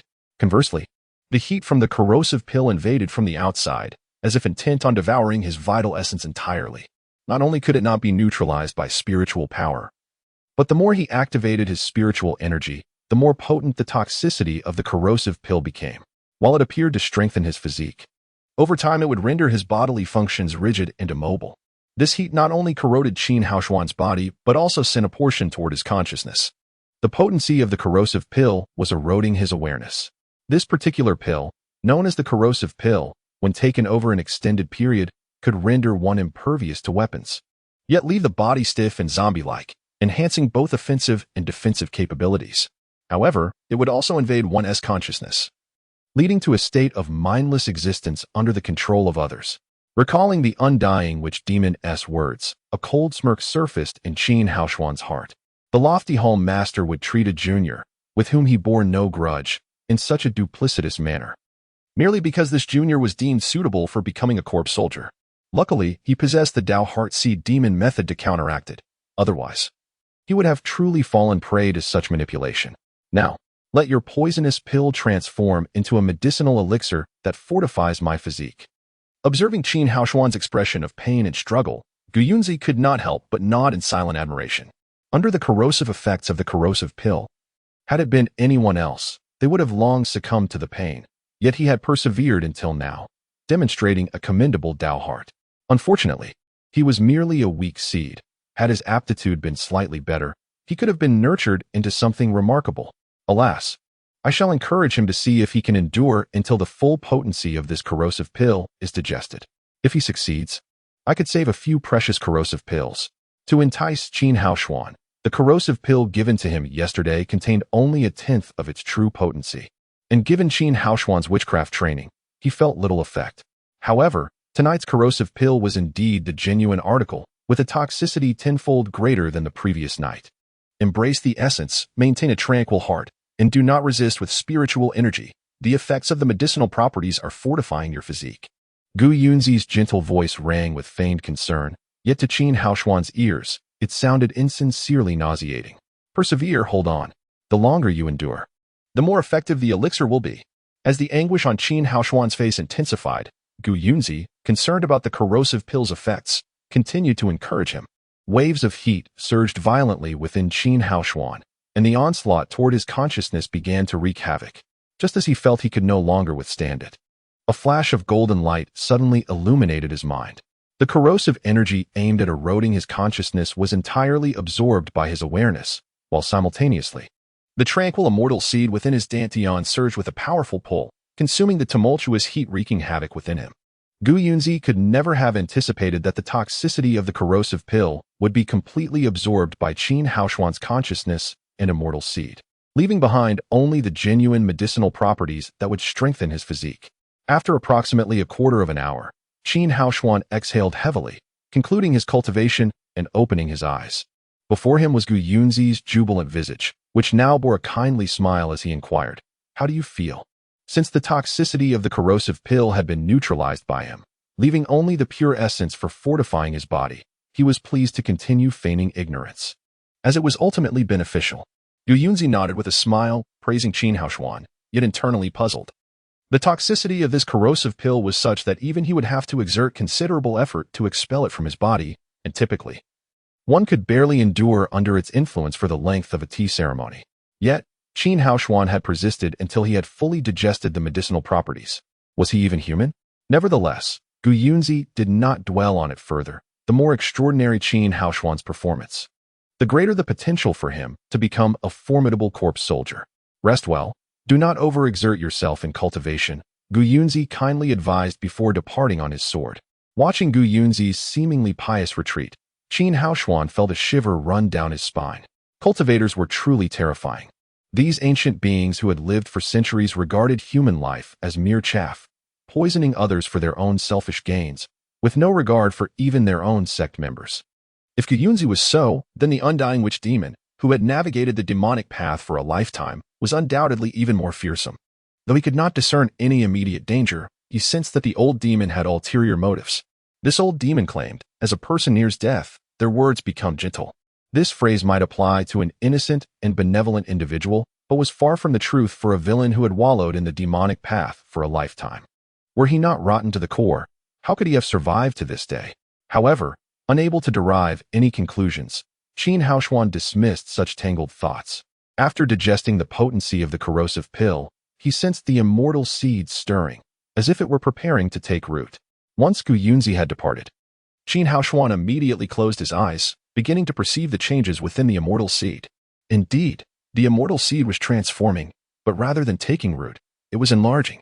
The seed continuously absorbed the spiritual energy from his dantian, gradually expanding at an exceedingly slow pace. This enlargement was not a transition from a shriveled seed to a plump one. It was merely a straightforward increase in size. The texts explicitly stated that a shriveled immortal seed could never become plump under any circumstances. The phenomenon he was experiencing had never been recorded, suggesting that such an occurrence had never transpired before. After roughly an hour, the immortal seed within Qin Haoshuan had doubled in size before coming to a halt. As the seed expanded, the hard shell encasing it grew thinner, indicating that the seed was not undergoing a natural growth, but was being inexplicably inflated by some external force. If that old demon could control the transformation of his immortal seed from such a distance, he would have long escaped the poison valley of the absolute immortal and would not have remained there for thousands of years. Could it be the toxicity of the corrosive pill? As Qin Haoshuan pondered further, he increasingly felt the likelihood of a profound transformation occurring since the celestial seed had absorbed the toxins from the corrosion pill. However, he refrained from inquiring about the potential drawbacks of the celestial seed's expansion, fearing that such knowledge might attract the attention of those merciless cultivators who had become utterly devoid of humanity, who might seize him for dissection and study. Upon thorough inspection, Qin Haoshuan discerned faint signs that the celestial seed was attempting to take root. Yet, in its current form, the celestial seed was a harbinger of uncertainty, leaving him unable to feel any joy. The instigator of this extraordinary transformation, the undying sorcerer, opened his eyes, which glimmered with a hint of malice. Ever since Qin Haoshuan's celestial seed absorbed the toxin of the corrosion pill, the sorcerer had cultivated his modified Heart of Tao demon technique, embedding a trace of demonic energy within the celestial seed. Now, that trace of demonic energy, having devoured the toxins, had finally merged with the celestial seed, evolving it into a celestial demon seed. What the undying sorcerer had not anticipated was that the small serpent was not his true form. His essence was that of a human. Contemplating the prospect of inhabiting a celestial demon seed, a coveted entity sought after by powerful practitioners of the demonic path, the sorcerer's eyes sparkled with an ambition that had lain dormant for millennia. Initially believing he would languish in that wretched place until his life force dwindled to nothing, ultimately becoming mere dust, he now saw a silver lining. Despite enduring countless years of suffering, the potential to forge the celestial demon seed, long yearned for by numerous demonic cultivators, made the tribulations worthwhile. The demonic seed diverges from the celestial seed in its foundational rooting method. While the celestial seed establishes a direct root system with a thick and long primary root from which lateral roots sprout, the demonic seed initially develops a fibrous root system, lacking a primary root, consisting solely of fine root hairs that can absorb spiritual energy rapidly and in abundance. Thus, in the early stages, its cultivation speed far surpasses that of celestial cultivators. As the celestial seed matures, it gradually produces numerous fibrous roots for completeness, while the demonic seed, in its growth, eventually forms a primary root to establish its core. Only by possessing a primary root can one embark upon the true path of immortality. Due to the distinctions between celestial and demonic seeds, in battles between cultivators of the same level prior to reaching the celestial tree realm, celestial cultivators often face defeat. However, beyond that point, the advantage of the demonic cultivators waned. Chapter 37. The intricate schemes of immortal and demon seeds. Though many believe that practitioners of demonic arts are more ferocious in battle than their immortal counterparts at the same level, the path of a demonic cultivator becomes exceedingly arduous with each advancement in the later stages. It is during these times that those adept in the dark arts contemplate whether they might seize an immortal seed and merge it with their own demonic essence, thus achieving a union of immortal and demon and creating a seed of both realms. While such dreams are enchanting, the reality is often harsh. Nearly all who have attempted to forge an immortal demon seed have met with failure. Over time, the concept of the immortal demon seed has transformed into an unattainable legend among those in the demonic path. It is said that those who possess an immortal demon seed have an extraordinarily stable foundation, with future achievements that defy conventional expectations. May the heavens not extinguish my essence, he mused. By merging the heart seed of demonic cultivation with the techniques of reincarnation, not only did he render himself undetectable, but he also honed his physical form, laying a solid groundwork for his future possession of another's body. Moreover, he had inadvertently created the coveted immortal demon seed that countless demonic experts yearned for. Though the initial progress of the immortal demon seed was slow, its potential was inherently high. The unyielding witch smiled to himself. But as he contemplated the numerous tribulations that the immortal demon seed might bring in the future, a frown briefly crossed his face, only to be replaced by a relaxed demeanor. Why dwell on such troubles? I have yet to seize a body. When the chariot arrives at the mountain, a path will surely emerge. Even if I remain in the abyss of immortal poison, if I can escape, what challenge in cultivation could possibly deter me? Grow swiftly, for the moment you sprout is the day of my rebirth. According to Elder Chu, those who attain the level of their ancestors in cultivation place immense importance on the refinement of spiritual consciousness. This ability not only aids in combat, but also in alchemy, talisman crafting, and array formation, skills that the other disciples find utterly incomprehensible, as they cannot even conceive of what spiritual consciousness entails. However, Qin Haoshuan, having tasted the benefits of spiritual consciousness, paid it particular attention, especially after his arduous journey of over 100 steps in the abyss of immortal poison had yielded scant progress. Upon returning to his dormitory and lying on his bed, the night was deep and serene, with the other disciples sound asleep. Qin Haoshuan, feeling at ease, attached his spirit to the small serpent. Though he did not plan to venture into the abyss of immortal poison again, he found that this practice of attaching his spirit to the serpent served as an excellent means of refining his spiritual consciousness. He resolved to engage in this practice daily so that when he next entered the abyss, he might discern the nature of the treasures that lay within its depths. After meditating and cultivating until midnight, and then practicing spiritual consciousness through the small serpent until dawn, Qin Haoshuan finally ceased his training. Just as he closed his eyes, he was roused by the crowing of a rooster.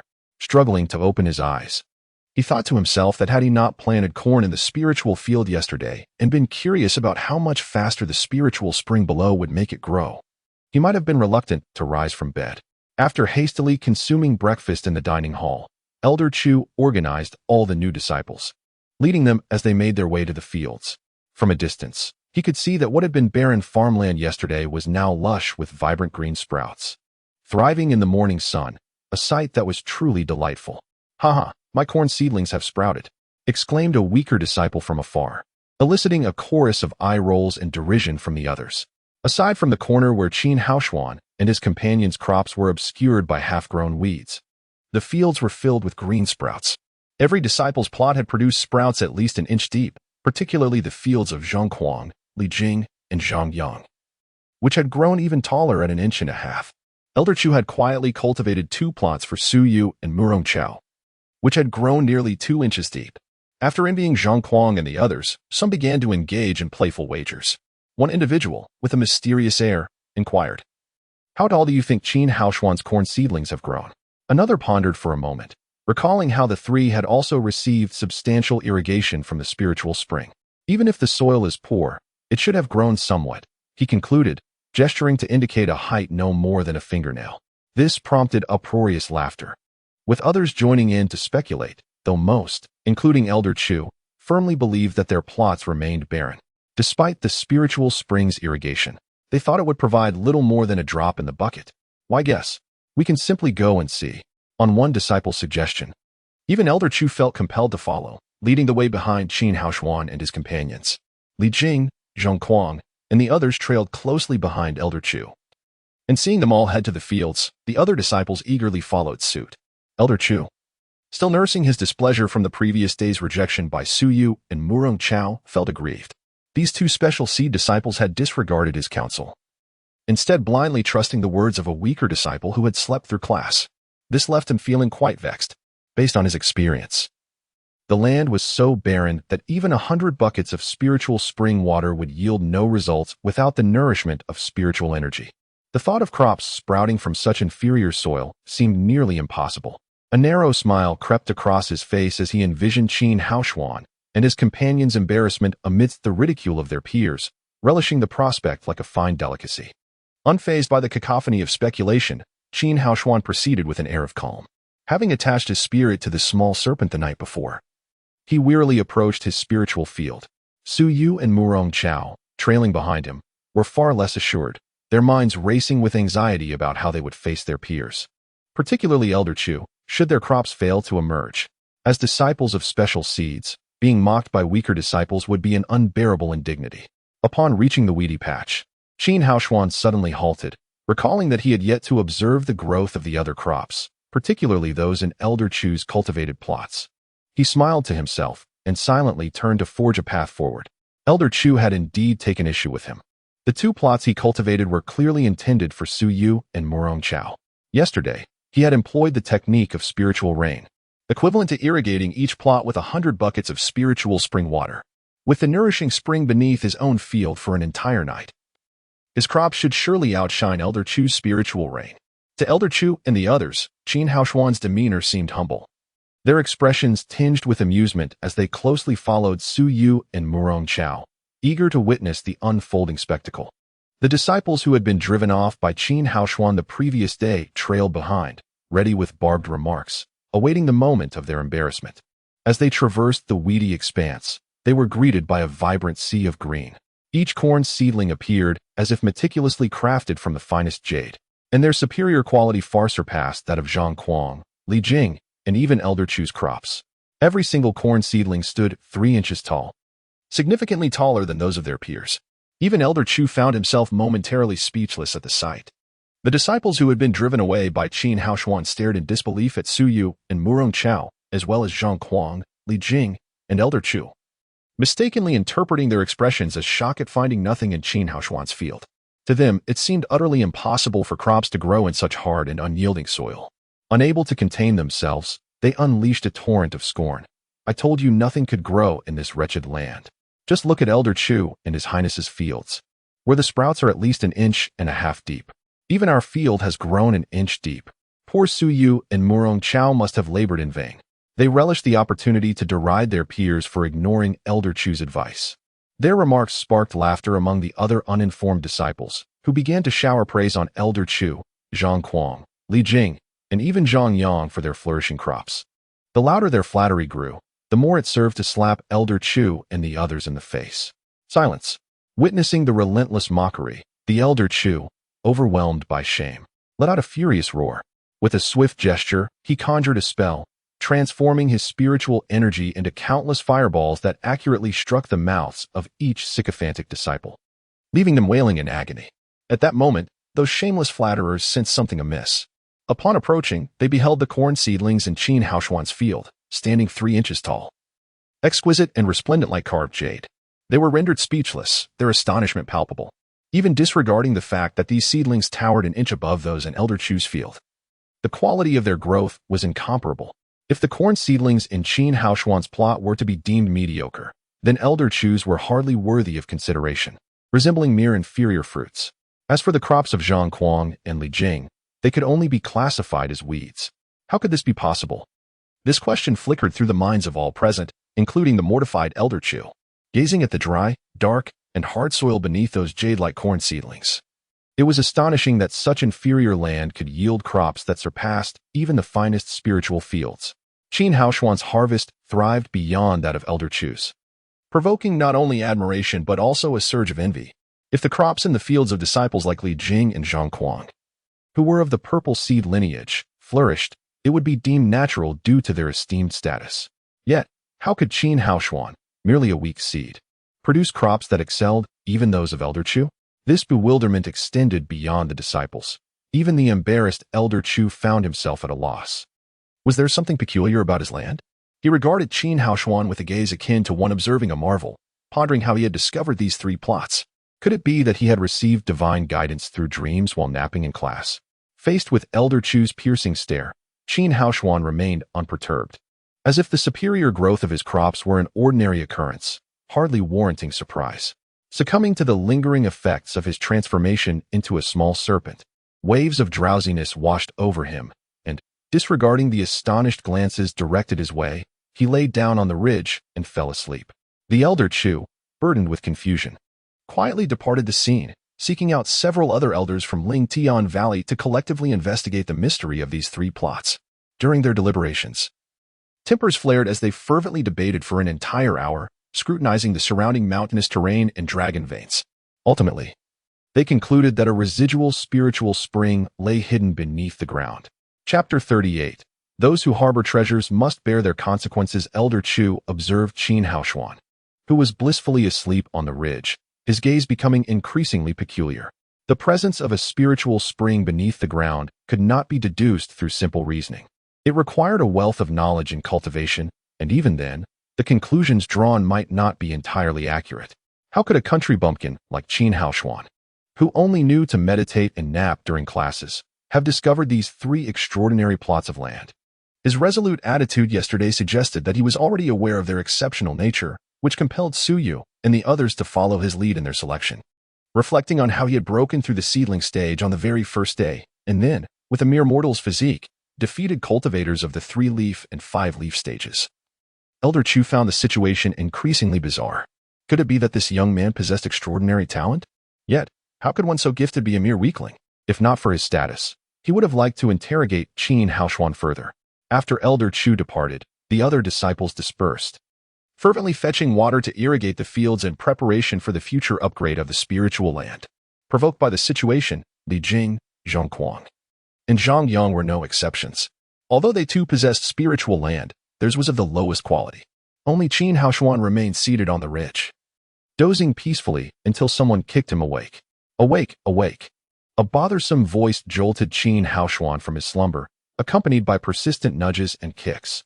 Blinking his bleary eyes open, he rose to find several unruly junior disciples before him, one of whom was short and stout. crossing his arms and sizing him up with an air of superiority.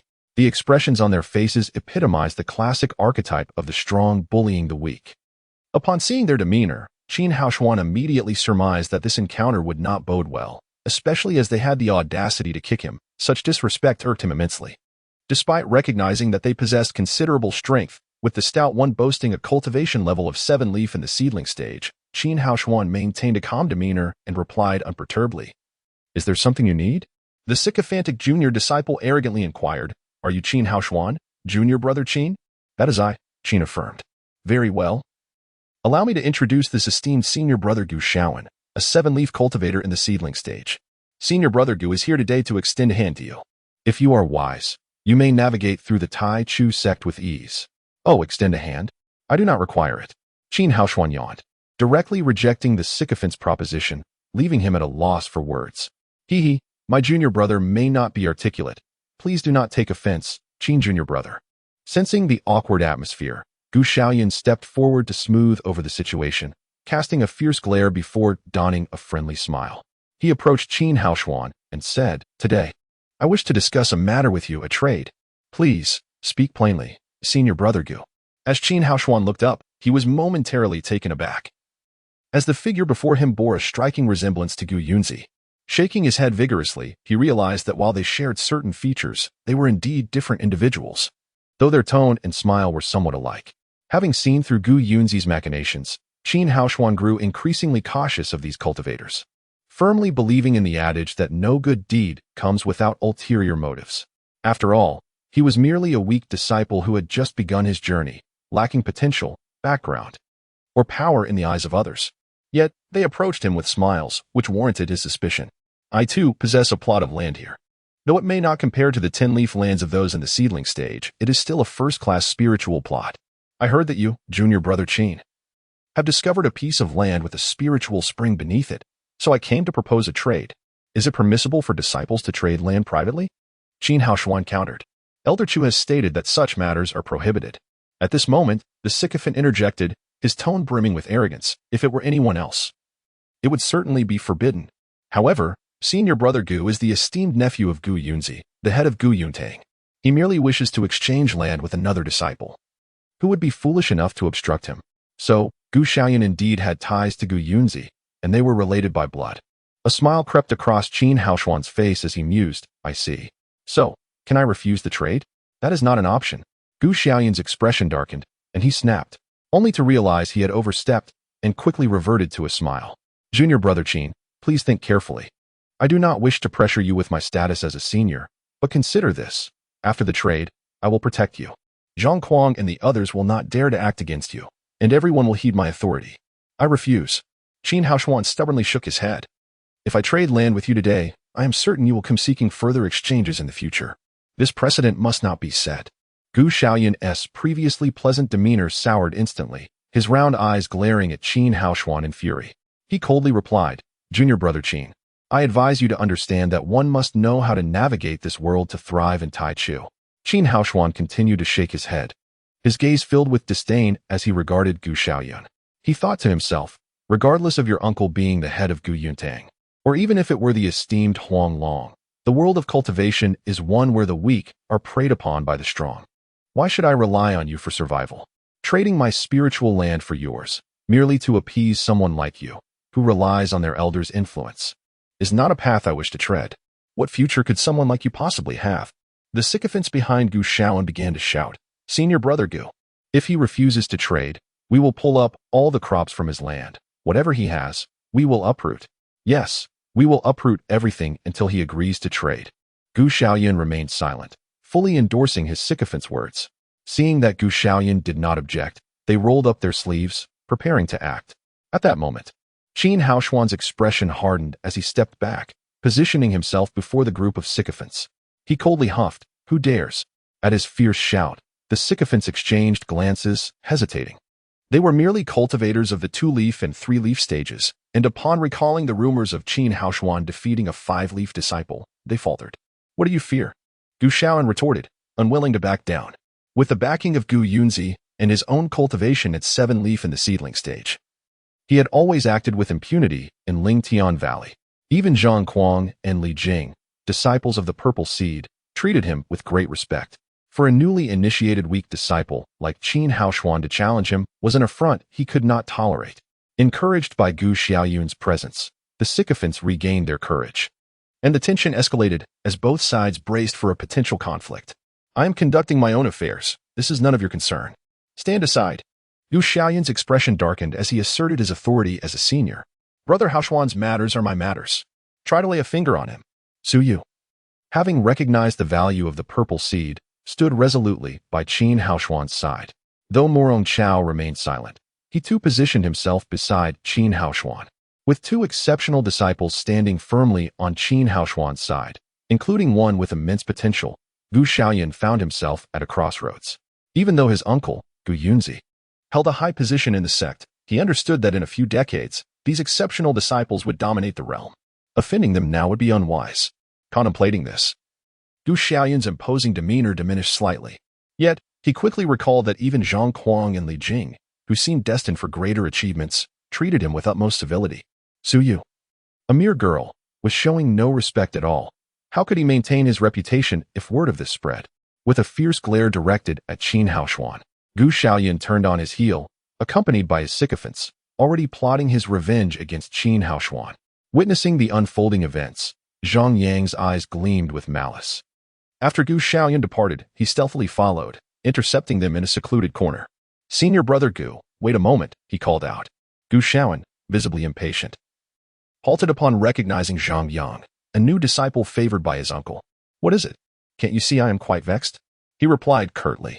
"Senior brother, that Qin Haoshuan has always been arrogant and overbearing, relying on Su Yu as his backing. He manipulates power among the factions of Zhang Kuang and Li Jing. And no one in Lingtian Valley dares to offend him, which only fuels his audacious demeanor. You witnessed his disrespect towards you, which is tantamount to disrespecting our master. This is a blatant disregard for authority." Zhang Yang's insinuations incited agreement from the sycophants who had just suffered defeat, embellishing the narrative until Qin Haoshuan was depicted as a villain who would betray his own mentors. Observing Gu Xiaoyun's increasingly dark expression, Zhang Yang concluded, "You are a distinguished practitioner of the 7 leaves in the celestial seed realm. After a few days of honing your skills in Lingtian Valley, our master will surely take you to Gu Yun Hall for proper cultivation. If you currently lack a means to deal with him, it may be prudent to let today's matter rest, lest it tarnish our master's reputation." Stung by Zhang Yang's provocations, Gu Xiaoyun's composure shattered, and an uncontainable rage surged within him. A mere weakling, relying on a stroke of luck and living off others, thinks he is untouchable. If I cannot subdue him, I shall lose faith in the Gu name. Furthermore, as a practitioner of 7 leaves, how could I be compared to that 5-leaf waste, Yuan Shanxiang? With that, Gu Xiaoyun swept away in anger. As he watched Gu Xiaoyun's furious departure, a smug smile crept across Zhang Yang's face. "Qin Haoshuan, I am most curious to see just how long your arrogance can endure." Chapter 39. True feelings emerge from adversity behind Gu Xiaoyun. His younger brother closely followed, inquiring, "Senior brother, what are your plans for dealing with that Qin fellow?" Gu Xiaoyun scoffed. "Does Zhang Yang truly believe I am a fool? Just a few words and he thinks he can provoke me into confronting Qin Haoshuan? He has the backing of the Zhejiang sect. If I had not feigned anger towards Qin Haoshuan in front of Zhang Yang, he would have seized every opportunity to aggravate me further. Is my dignity not already at stake? By displaying my ire towards Qin Haoshuan, I have temporarily staved off his attempts to humiliate me." As he spoke, Gu Xiaoyun quickened his pace, his mind still preoccupied with schemes to obtain the plot of land possessing the spiritual spring that Qin Haoshuan held. Such land would allow for the cultivation of high-grade spiritual herbs. The century-old blood ginseng in his possession would not grow further in his current territory. Even after 200 or 300 years, its efficacy would remain unchanged. Only with superior spiritual land could he hope for growth. Gu Xiaoyun was acutely aware that acquiring quality spiritual land from his fellow disciples would be a daunting task. If he were to borrow land for cultivation, he would inevitably have to share the fruits of his labor. Thus, Qin Haoshuan's land was the most promising option. "Brother Haoshuan, once I achieve mastery in my cultivation, I shall cast them all into the ice-fire abyss for punishment."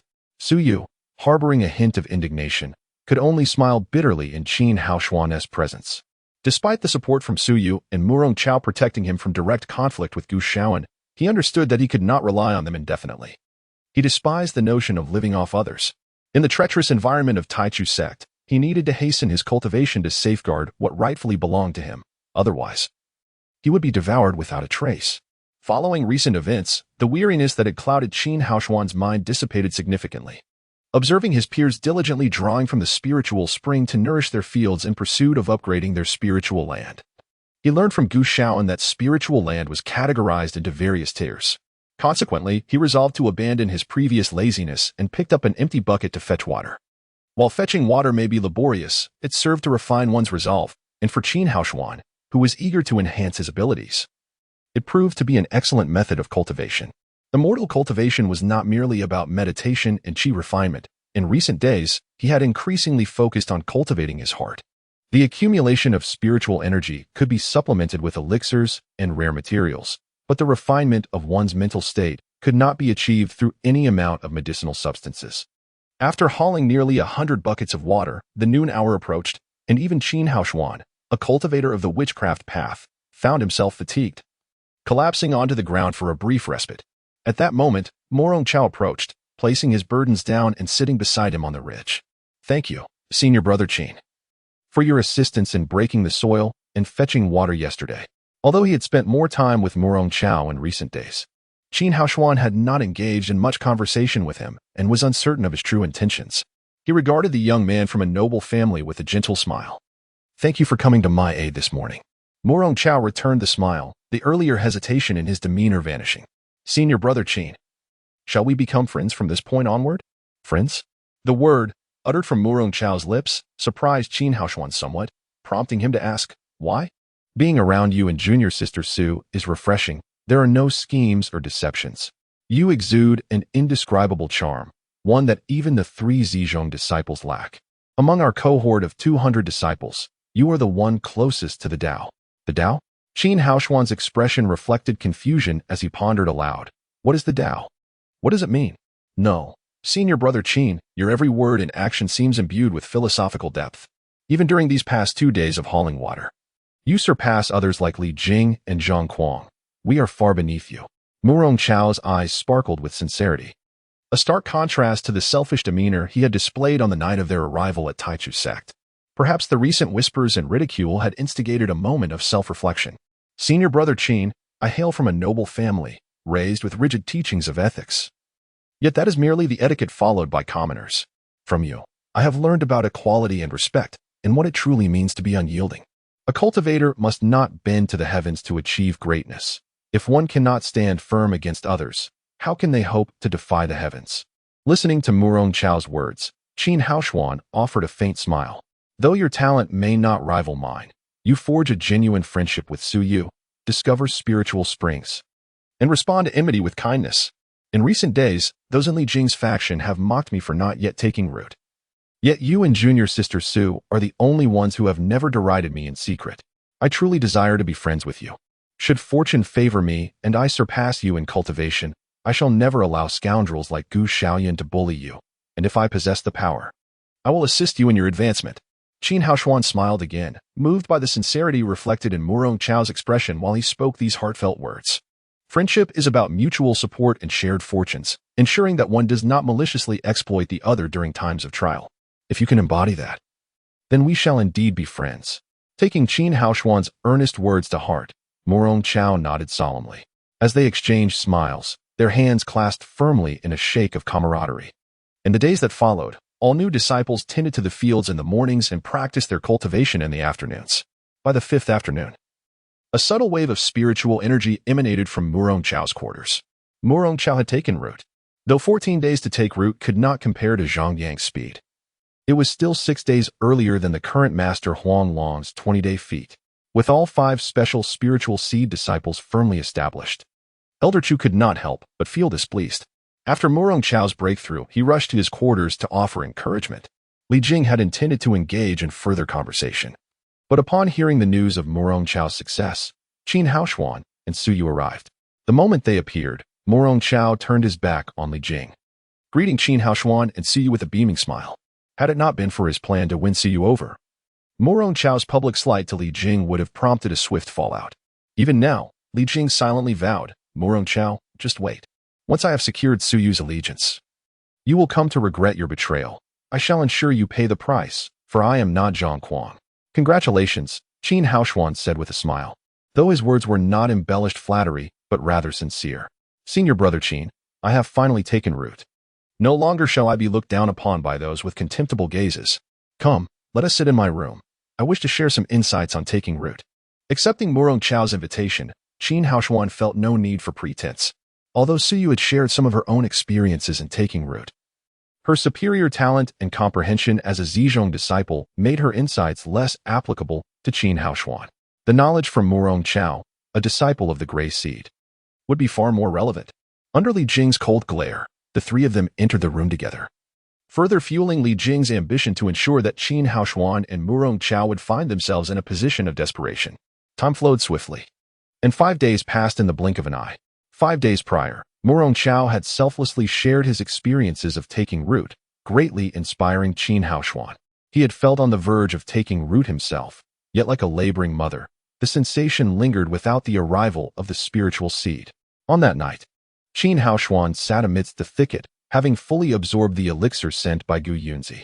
After Gu Yunzi departed, he turned his attention inward, discovering to his astonishment that his immortal seed had become entwined with numerous fine roots. This revelation left him perplexed. Wasn't the immortal root typically a singular main root penetrating the dantian? Why, then, did his immortal seed exhibit such an abundance of slender lateral roots?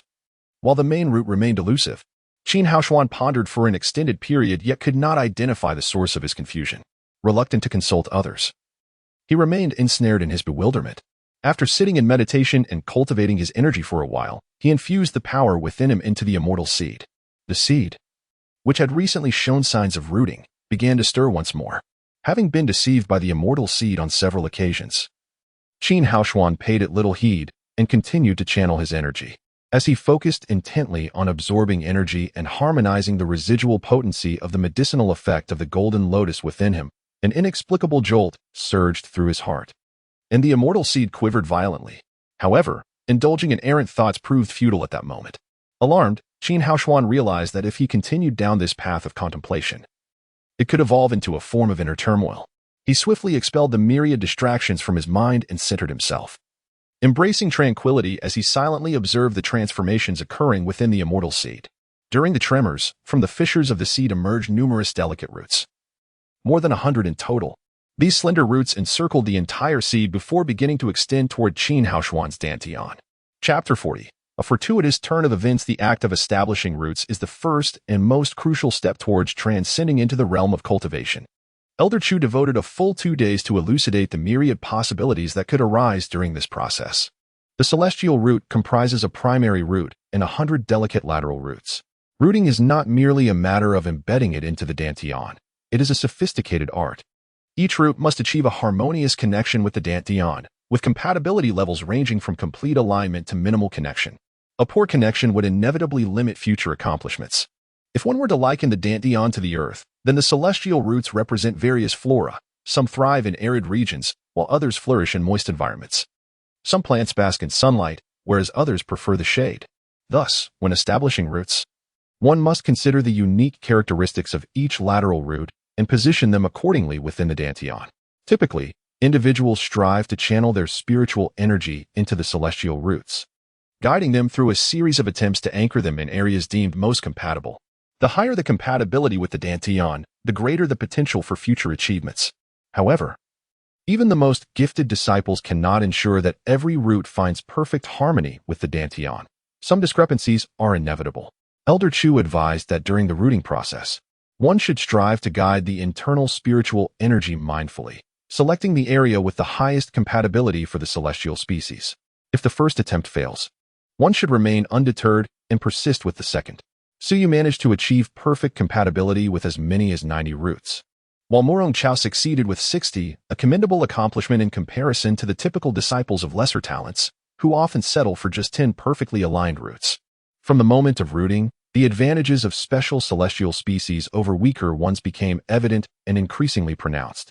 However, regardless of whether one possessed a special or weak celestial species, the roots would emerge sequentially, one after another, rather than all at once. How could one possibly have 100 roots spring forth simultaneously, even with the aid of spiritual energy to guide them? One could at most achieve perfect compatibility with just a couple, while the remaining roots would inevitably be misaligned. If that were the case, then the path of cultivation would come to an abrupt halt. No, a solution must be found. After laboriously reaching the rooting stage, he could not bear to watch his efforts crumble. He refused to resign himself to a life of servitude as the lowest-ranking disciple. The methods of guiding the celestial roots that Elder Chu had imparted flitted through his mind, only to be swiftly dismissed. The experiences shared by Su Yu and Murong Chao proved futile. The predicament he faced was unprecedented, not only for them, but for any cultivator of renown. Was it not customary to first anchor the primary root before the lateral ones? And who had ever witnessed the simultaneous emergence of 100 lateral roots? Qin Haoshuan found himself ensnared in an unparalleled quandary within the cultivation realm. Anxiously, he could only allow the 100 lateral roots to draw near, uncertain of how to guide them. For every root he attempted to direct, the other 99 would become chaotic. Yet, should he refrain from guidance, all 100 roots would become hopelessly entangled. What could he do? In his moment of despair, a bold notion surged into his mind. If consciousness could be employed in alchemy, array formation, talisman crafting, and even in assaulting foes or locating spiritual springs, could it not also be harnessed to discover the most suitable rooting spots for the celestial roots? Time was of the essence. Without hesitation, Qin Haoshuan closed his eyes, delving into meditation to summon his consciousness, attempting to untangle the chaotic mass of 100 lateral roots. Soon, he managed to disperse his consciousness across each delicate lateral root, treating it as spiritual energy to guide them toward their optimal anchoring points. A miracle unfolded. The once confused roots illuminated under the touch of his consciousness, revealing their perfect alignment with the Dantian, awaiting only the gentle guidance of spiritual energy to take root. For Qin Haoshuan, who had just been grasping at straws, this revelation was akin to a lifeline. He calmed himself and swiftly directed each celestial root toward its ideal anchoring point. With his consciousness as a guide, he completed the task of guiding all lateral roots in a remarkably brief period. As each of the 100 roots made contact with the Dantian, they rooted themselves deeply, engendering a profound connection between the celestial species and his internal spiritual energy. It felt as if every breath was more attuned and his senses heightened, aligning perfectly with the experiences described by Su Yu and Murong Chao post-rooting. Yet something seemed amiss. These delicate roots had anchored into the Dantian. But what of the primary root? Where was the primary root that Su Yu and Murong Chao had mentioned? Was it not customary for the primary root to be established first? As Qin Haoshuan anchored the 100 lateral roots, the undying witch of the absolute Poison Valley sensed the occurrence. His murky eyes slowly opened, and in a feeble voice, he muttered, "How? How is this possible?" The undying witch, having existed in a half-dead state for an indeterminate number of years, had witnessed much. Yet this was the first time he encountered a celestial species whose 100 lateral roots emerged simultaneously, and to make matters more astonishing, each one was perfectly anchored. How could this be? Even the most exalted purple species could not achieve such perfection, let alone simultaneously. How had he managed this? But what of the primary root? Just as the undying witch and Qin Haoshuan were mired in concern, Qin Haoshuan suddenly felt the celestial species tremble once more. A root, considerably thicker than the 100 lateral roots, emerged from the fissure and plunged directly into Qin Haoshuan's Dantian. The anchoring process for the 100 lateral roots and the primary root was now complete. In that moment, the spiritual energy from the Dantian no longer required a convoluted method of infusion. It flowed directly from the celestial species through the root, allowing for the most immediate exchange of energy. Waves of spiritual energy were drawn into the young sprouts still nestled within the celestial species, proving far more effective than traditional methods of irrigation. Having successfully completed the rooting process without incident, Qin Haoshuan exhaled a long sigh of relief. Su Yu and Murong Chao had both established their primary roots first, followed by the emergence of the 100 lateral roots. Perhaps it was due to the unique mutation of his celestial species that the lateral roots took precedence, yet he was grateful that it had concluded safely. The undying witch's face broke into a satisfied smile, sensing that Qin Haoshuan had successfully taken root. Although the order of emergence was peculiar, he had completed the celestial species aspect. Now, it was time for the demonic species. If he could anchor 500 demonic lateral roots with the same perfection as these 100 celestial roots, he would have stumbled upon an unprecedented treasure, an extraordinary gem. As he marveled, several slender lateral roots began to emerge simultaneously from the fissure in the celestial species. Qin Haoshuan had no time for hesitation. He swiftly employed his consciousness to explore and then guided them to root in their ideal positions.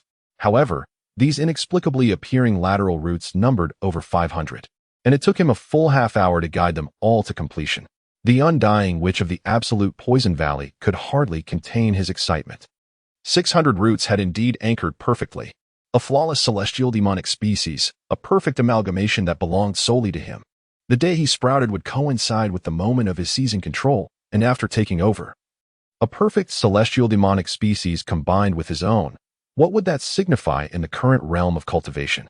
After anchoring the 500 slender lateral roots, the celestial species fell silent. Yet at that moment, Qin Haoshuan's celestial species had established one primary root and 600 lateral roots, a staggering six-fold increase compared to others.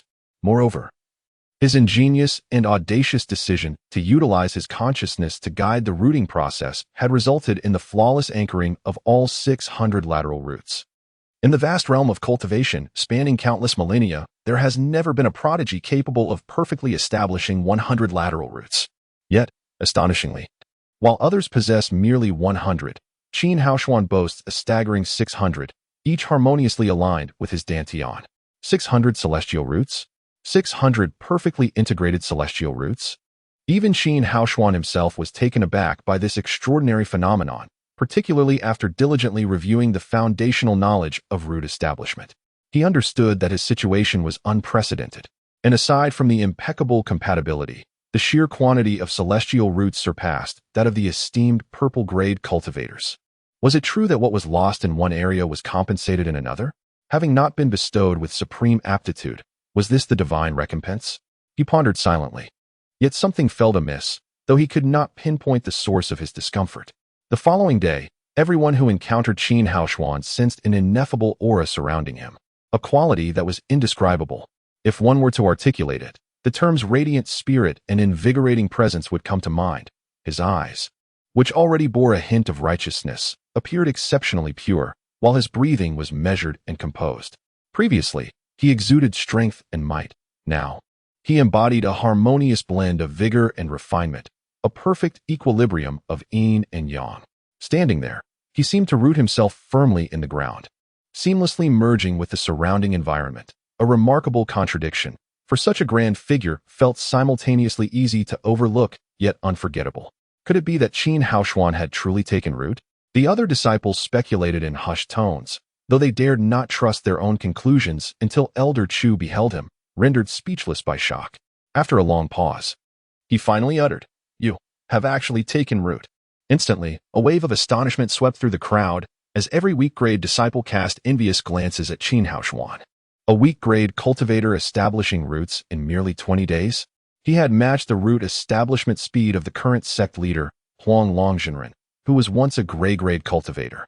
Yet, Qin Haoshuan was undeniably a genuine weak-grade. How could this be possible? Chapter 41. The blindness of the multitude. The disciples of the weaker lineage could not help but lament that Qin Haoshuan seemed to be favored by the heavens, able to challenge even those of the purple lineage, while they themselves had to go to great lengths to appease these special celestial seeds. Laying the groundwork for a brighter future, it was a given for a disciple of a special celestial seed to take root within 20 days. But Qin Haoshuan's rapid establishment threw their mental state into disarray. Feeling the myriad gazes directed at him, Qin Haoshuan increasingly sensed his alienation from them. In the pursuit of cultivation and self-improvement, he acknowledged that he had encountered fortuitous encounters, yet his heart, he had differed from them from the very beginning, which was an essential reason for his current state. The tales of Qin Haoshuan's exploits seemed too extraordinary to believe, yet they were undeniably true. The news of a weak lineage disciple taking root in just 20 days spread like wildfire through the Taichu sect, even reaching the ears of the higher-ups, shaking the very foundations of the four halls. Various rumors proliferated. Some claimed Qin Haoshuan's success was due to diligent effort, while others speculated he must have mastered some arcane sorcery. The discussions were rife and varied. At the Qianlong Temple, the esteemed Huang Longzhenren was enveloped in the gathering of spiritual energy, which coalesced above his head into shimmering threads that floated in the air, tangible in appearance. With each breath, he absorbed a formidable concentration of spiritual power. Suddenly, a small paper crane fluttered in through the window. A weak lineage taking root in 20 days? Huang Longzhenren murmured, Having served as the sect leader for hundreds of years and possessing profound knowledge of the Taichu sect's extensive history, he could not recall any weak lineage disciple he knew achieving such a feat in 20 days. Even he, of the Gray lineage, had taken 20 days, while others of his kind required around 21 or 22 days. After reading the contents of the paper crane, he crumpled it into fragments that scattered in the wind. After weighing the pros and cons, Huanglong Jinren did not delve deeper into his thoughts. The notion of a weak lineage disciple taking root in such a short time was indeed startling. Yet the world of cultivation was rife with extraordinary occurrences. If there was indeed a fortuitous encounter, reaching this point was not impossible, but what kind of encounter could it be? If it were truly a stroke of luck, how should it be managed?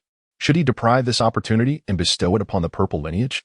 Huanglong suddenly found himself amused. If Qin Haoshuan truly had a fortuitous encounter, it was his fortune to cherish, not to be taken away. Such a person could also serve to temper the hearts of the purple lineage at a lower level. To deprive him of what might not even be a significant opportunity and grant it to the purple lineage could skew their disposition instead. As Huanglong continued to ponder, he became increasingly convinced that this was the right course of action, compared to those of the purple lineage who took root in 7 or 8 days, and the gray lineage who took 8 days. Qin Haoshuan's astonishing feat seemed trivial. One could only blame poor luck for arriving in a time when 3 purple seeds were emerging, making gray seeds less valuable. Otherwise, considering his performance, he would undoubtedly have been prioritized for cultivation. However, with 3 purple disciples to nurture, there was no time to attend to a mere weak seed. Gu Yunzi, who had long placed surveillance in Lingtian Valley, was the first to learn of Qin Haoshuan's rooting. Overjoyed yet astonished, he feared that the rumors surrounding Qin Haoshuan would expose his own misdeeds of feeding him corrosive pills, an act that could ruin the disciples of the sect. As one of the 4 hall masters, he could not bear the weight of such grave sins. Thus, he personally traveled to Lingtian Valley to inform Elder Chu and the other elders, stating, "Qin Haoshuan is my privately instructed disciple. I ask that you all extend your care towards him." As the master of Gu Yuntang, one of the 4 great halls, Gu Yunzi's presence in the sect was undoubtedly significant. His personal intervention to clarify Qin Haoshuan's status altered the elders' perceptions of him.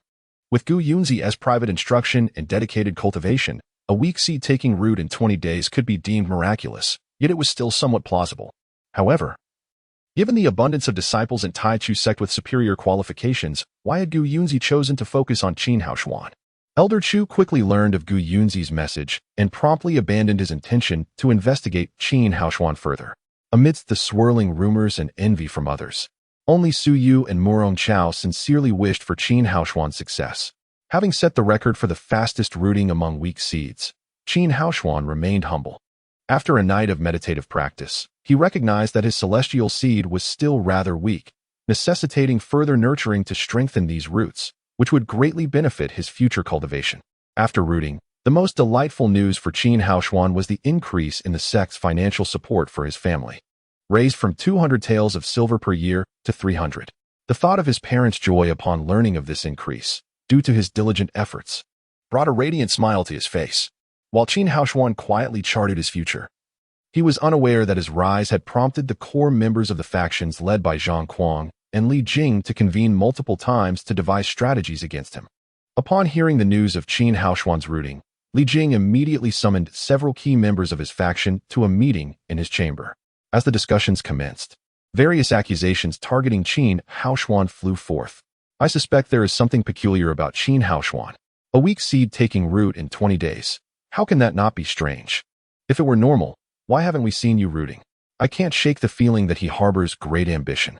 On one hand, he is wooing Su Yu to become his loyal follower, constantly calling him Brother Haoshuan in an excessively affectionate manner, while he is also recruiting Murong Chao. In our cohort of 5 special celestial seed disciples, only Su Yu and Murong Chao have become his supporters. I believe he aims to control them, gradually expanding his influence, ultimately positioning either Su Yu or Murong Chao as the sect leader, allowing him to revel in the power from behind the scenes."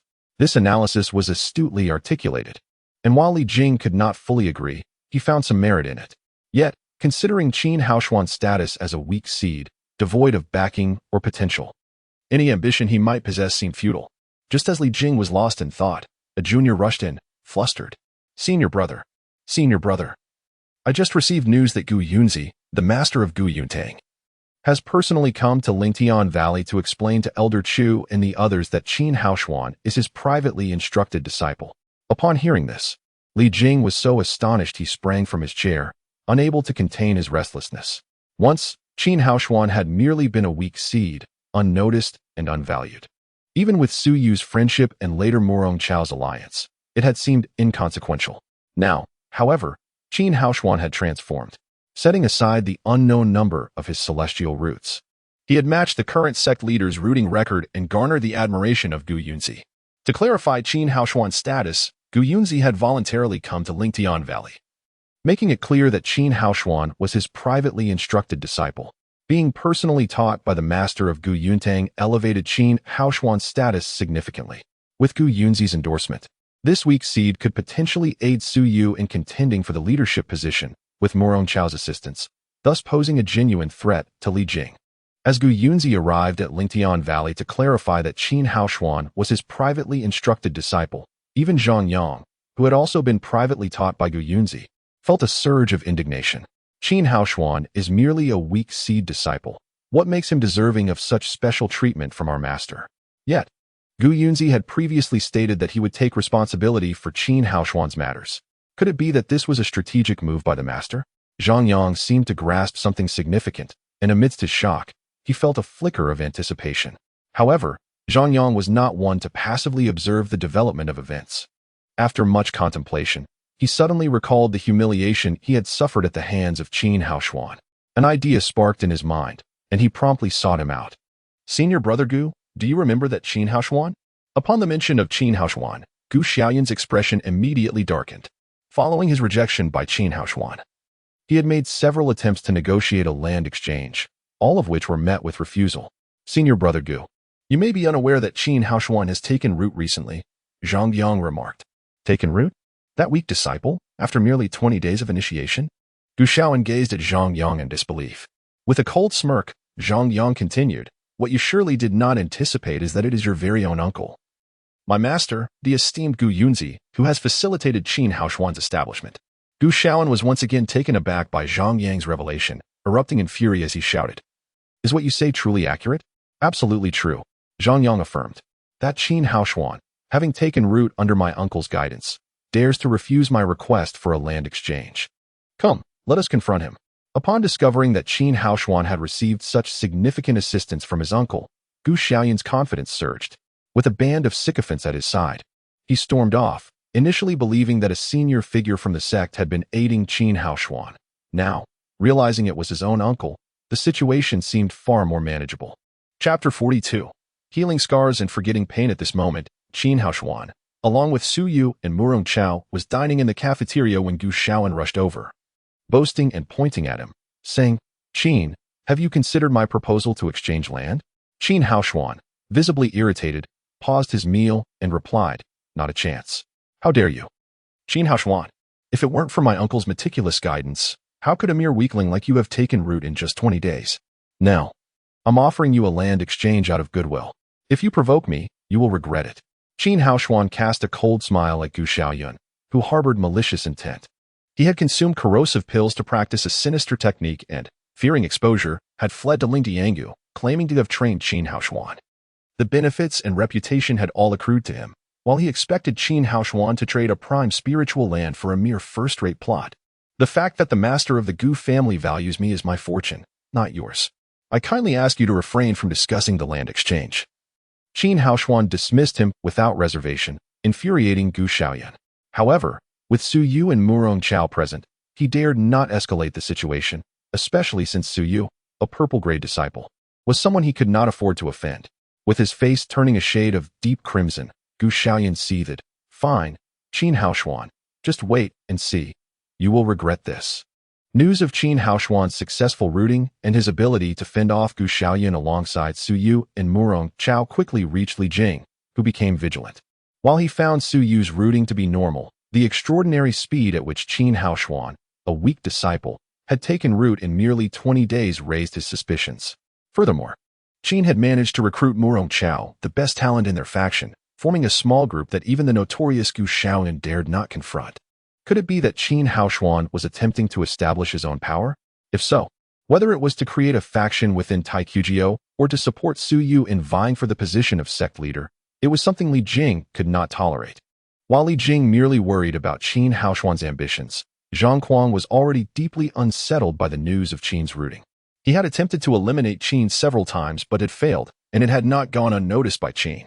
Now, with Gu Xiaoyun's backing and the support of Su Yu and Murong Chao, Qin Haoshuan seemed to rise as the unspoken leader of their small group, with both Su Yu and Murong Chao following his lead. If Qin Haoshuan truly formed a faction to oppose him, the combination of a purple grade and a gray grade disciple in his group would be formidable. Zhang Kuang shared Li Jing's concerns, fearing that Qin's burgeoning power could jeopardize Su Yu's bid for the sect's leadership. Despite Qin Haoshuan being a weak disciple, his remarkable speed in taking root had proven that he was neither useless nor ordinary, catching the attention of the higher-ups within the sect. Dealing with him in the future would be increasingly difficult. Although Master Huanglong had summoned Zhang Kuang for a lecture, it did not deter Zhang's intentions toward Qin Haoshuan. Rather, it taught him the art of patience, waiting until he had sufficient strength and influence before striking. When news of Qin Haoshuan's rooting reached him, Zhang Kuang gathered his faction and summoned several five-leaf disciples to discuss. Qin Haoshuan must not be allowed to thrive. Otherwise, if he grows powerful and unites with Li Jing, we will be the first to suffer. Why bother with a weakling? Even if he rooted in 20 days, the path of cultivation is long. You are a purple grade disciple. In time, your cultivation will far surpass his, one disciple suggested. Why not find an excuse and have a few five-leaf brothers deal with him? Upon hearing this proposal, the five-leaf disciples exchanged glances, one voicing a resolute refusal. No way. Qin Haoshuan has Gu Xiaoyun behind him and is not to be trifled with. If we provoke him and it reaches Gu Xiaoyun's ears, how will we stand in Taikugyo? Besides, Gu Xiaoyun is Zhang Kuang's master, and Zhang Kuang is at odds with our leader. If we force the issue, they might unite against us, making our lives difficult. Despite his lofty rhetoric, the disciples' heart raced with apprehension. They were all aware of Qin Haoshuan's formidable reputation, having previously engaged in a fierce battle with Yuan Shanxiang that left both sides wounded. With Qin now having successfully taken root, if they failed to subdue him, they would lose face within Taikugyo. If they did manage to eliminate him, they would still have to worry about Gu Xiaoyun's vengeance. Zhang Kuang would undoubtedly throw them under the bus, seizing all the advantages for himself while they faced expulsion from the sect or years of confinement, ruining their futures. Zhang Kuang shot a cold glance at the five-leaf disciple, fully aware of their ulterior motives. No need for further discussion. I have my own plans, he declared, dismissing them with a wave of his hand. Alone in his chamber, he pondered deeply. I must not force Qin Haoshuan and Zhang Kuang, or even Li Jing, into an alliance against me. As Zhang Kuang ruminated on how to handle Qin Haoshuan without inciting Gu Xiaoyun's jealousy or allowing him to ally with Zhang Kuang, a subordinate knocked and entered, whispering in his ear. Zhang Kuang's frown instantly transformed into a grin. After sending away the messenger, Zhang Kuang muttered to himself, this morning in the cafeteria, Gu Xiaoyun's inept nephew sought to exchange land with Qin Haoshuan, nearly sparking a conflict with them. It seems the key to sowing discord lies with that incompetent nephew. With this thought, Zhang Kuang smiled slightly and set off to find Gu Xiaoyun. When Zhang Kuang located Gu Xiaoyun, he found him sulking. As a seven-leaf disciple in the realm of immortals and the nephew of the Gu family master, Gu Xiaoyun believed even Elder Chu would grant him some respect in Lingdiangu. Yet, that Qin Haoshuan, relying on the protection of two special disciples, especially the purple-grade Su Yu, had dared to disregard him entirely, an affront he could hardly tolerate. Good morning, Brother Gu. Zhang Kuang greeted cheerfully. Why the long face? Who has upset you? Gu Xiaoyun, not foolish, recognized the condescension in Zhang Kuang's demeanor. Clearly, he had come to gloat over Gu Xiaoyun's humiliation at Qin Haoshuan's hands. Zhang Kuang, self-deprecating, chuckled at his own overacting, yet he pressed on. I heard that Master Gu has been assisting Qin Haoshuan in taking root. Did you attempt to leverage this tremendous favor to exchange for his land, only to be rejected in front of everyone? Gu Xiaoyun nodded, his brow furrowing. The news of a disciple taking root in just 20 days was indeed rare. A momentous occasion for a weakling like him, akin to a rebirth. As these thoughts coursed through his mind, Gu Xiaoyun's anger toward Qin Haoshuan intensified, overshadowing any desire to mock Zhang Kuang's meddling. Such ingratitude. Zhang Kuang's voice was low, his casual commentary only fanning the flames of Gu Xiaoyun's ire. If Master Gu were to assist me, I would gladly offer to exchange for a piece of spiritual land. Gu Xiaoyun, momentarily blinded by his emotions, overlooked the insincerity in Zhang Kuang's words. Just the thought of a purple-gray disciple treating him with respect was enough to ignite his desire for revenge against the weaker Qin Haoshuan. Brother Zhang, if the opportunity arises, I will certainly recommend you to my uncle for proper cultivation. Amidst her disdain for Qin Haoshuan, Gu Xiaoyun did not forget to curry favor with Zizhong, one of the future sovereigns of Taichu. Upon hearing her words, Zhang Kuang could not help but scoff internally, thinking to himself that he had no need for her uncle's influence. Initially, the four hall masters had vied to take him as their disciple, and now it seemed as if he were unwanted, receiving favors from someone of such little worth. It was no wonder that after several years, he had only reached the 7th leaf of the immortal seed realm. With such intellect, it was only fitting that Qin Haoshuan would take advantage of him. Despite his derision, Zhang Kuang understood the necessity of this alliance and maintained a grateful smile, since senior brother Gu holds me in such high regard. I too shall devise a strategy that could teach Qin Haoshuan a lesson. What do you think?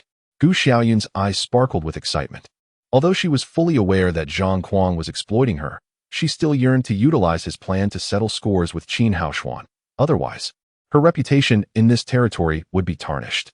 Isn't Qin Haoshuan reluctant to exchange land with you? Such an ungrateful individual deserves a lesson to remind him of his place, she remarked. Zhang Kuang grinned mischievously and leaned closer to Gu Xiaoyun, whispering, "Tonight, you should go to his fields and uproot his crops. Let him toil in vain. And from now on, whatever he plants, you shall uproot until he concedes to exchange land with you." At this suggestion, Gu Xiaoyun let out a cold laugh. "Junior brother Zhang, your thoughts align perfectly with mine. I was indeed planning to do just that tonight. It seems great minds think alike." "Indeed, great minds think alike," Zhang Kuang echoed with a smile, but inwardly he cursed. "If I were to align with a bear like you, I would have been cursed for 8 lifetimes. Since we are in agreement, let's dispense with the formalities of senior brother. Just call me Gu Gu." Gu Xiaoyun, seizing the opportunity, looked at Zhang Kuang's seemingly innocent demeanor and realized that establishing a rapport or even a fraternal bond could serve her well when Zhang Kuang rose to prominence. Zhang Kuang paused momentarily, then quickly regained his composure. "Thank you, Gu Gu, for your kindness. However, I have one more matter to discuss with you." Chapter 43. The Canine's Power and Machinations. Gu Xiaoyun, disregarding whether Zhang Kuang's reaction was genuine or feigned, was aware that this matter, once spread, would compel Zhang Kuang to acknowledge the existence of this peculiar brother in the future. He himself was comfortable within the Taichu sect. Gu Gu was aware of Zhang Yang, his cousin, who had always obeyed him since childhood, but after he settled down, he turned against him, establishing his own faction and opposing Gu Xiaoyun. Zhang Kuang feigned delight. And having achieved his objective, he no longer felt the need to engage with the arrogant Gu Xiaoyun. He respectfully bid farewell and departed. Gu Xiaoyun, feeling bolstered by his connection with Zhang Kuang, rallied a few lackeys, declaring, "Tonight, we shall uproot all the crops in Qin Haoshuan's field." After a moment's thought, Gu Xiaoyun mused, "Qin has just taken root. As a weak variety, he will undoubtedly attract the attention of the sect's higher-ups. We should bide our time until the heat of scrutiny is lessened, then we shall proceed to destroy his crops. Gu Gu is wise and brilliant. We must show that boy what he is truly up against." Indeed, with Gu Ji's newfound alliance with the formidable Zhang Kuang, the future of the Taichu sect would be at his command. Meanwhile, aside from Li Jing, Zhang Kuang, and Zhang Yang were each harboring their own schemes against Qin Haoshuan. The Undying Witch, lurking in the absolute immortal Poison Valley, was also plotting. A flicker of excitement danced in his murky eyes, a sensation he hadn't felt in millennia. As Qin Haoshuan began his rooting process, the Undying Witch had sensed it. Initially, he prayed for Qin to form several perfect roots. But upon witnessing the bizarre sequence in which Qin Haoshuan's roots appeared all at once, the Undying Witch fell into despair, lamenting that his painstakingly nurtured seed might fail at the rooting stage. In both cultivation of immortality and demonhood, it had never been heard of anyone achieving perfect compatibility with all side roots to their dantian. Yet Qin Haoshuan not only accomplished this, but did so with an extraordinary number: 600 side roots perfectly aligned with one main root, 100 celestial roots, and 500 demonic roots. This exceptional combination of yin and yang foretold a glorious future for him post-transmigration, even potentially leading him to ascend and attain enlightenment. He awaited the emergence of his shoots. The Undying Witch, wearied by his laughter, slowly closed his eyes, his inner excitement lingering.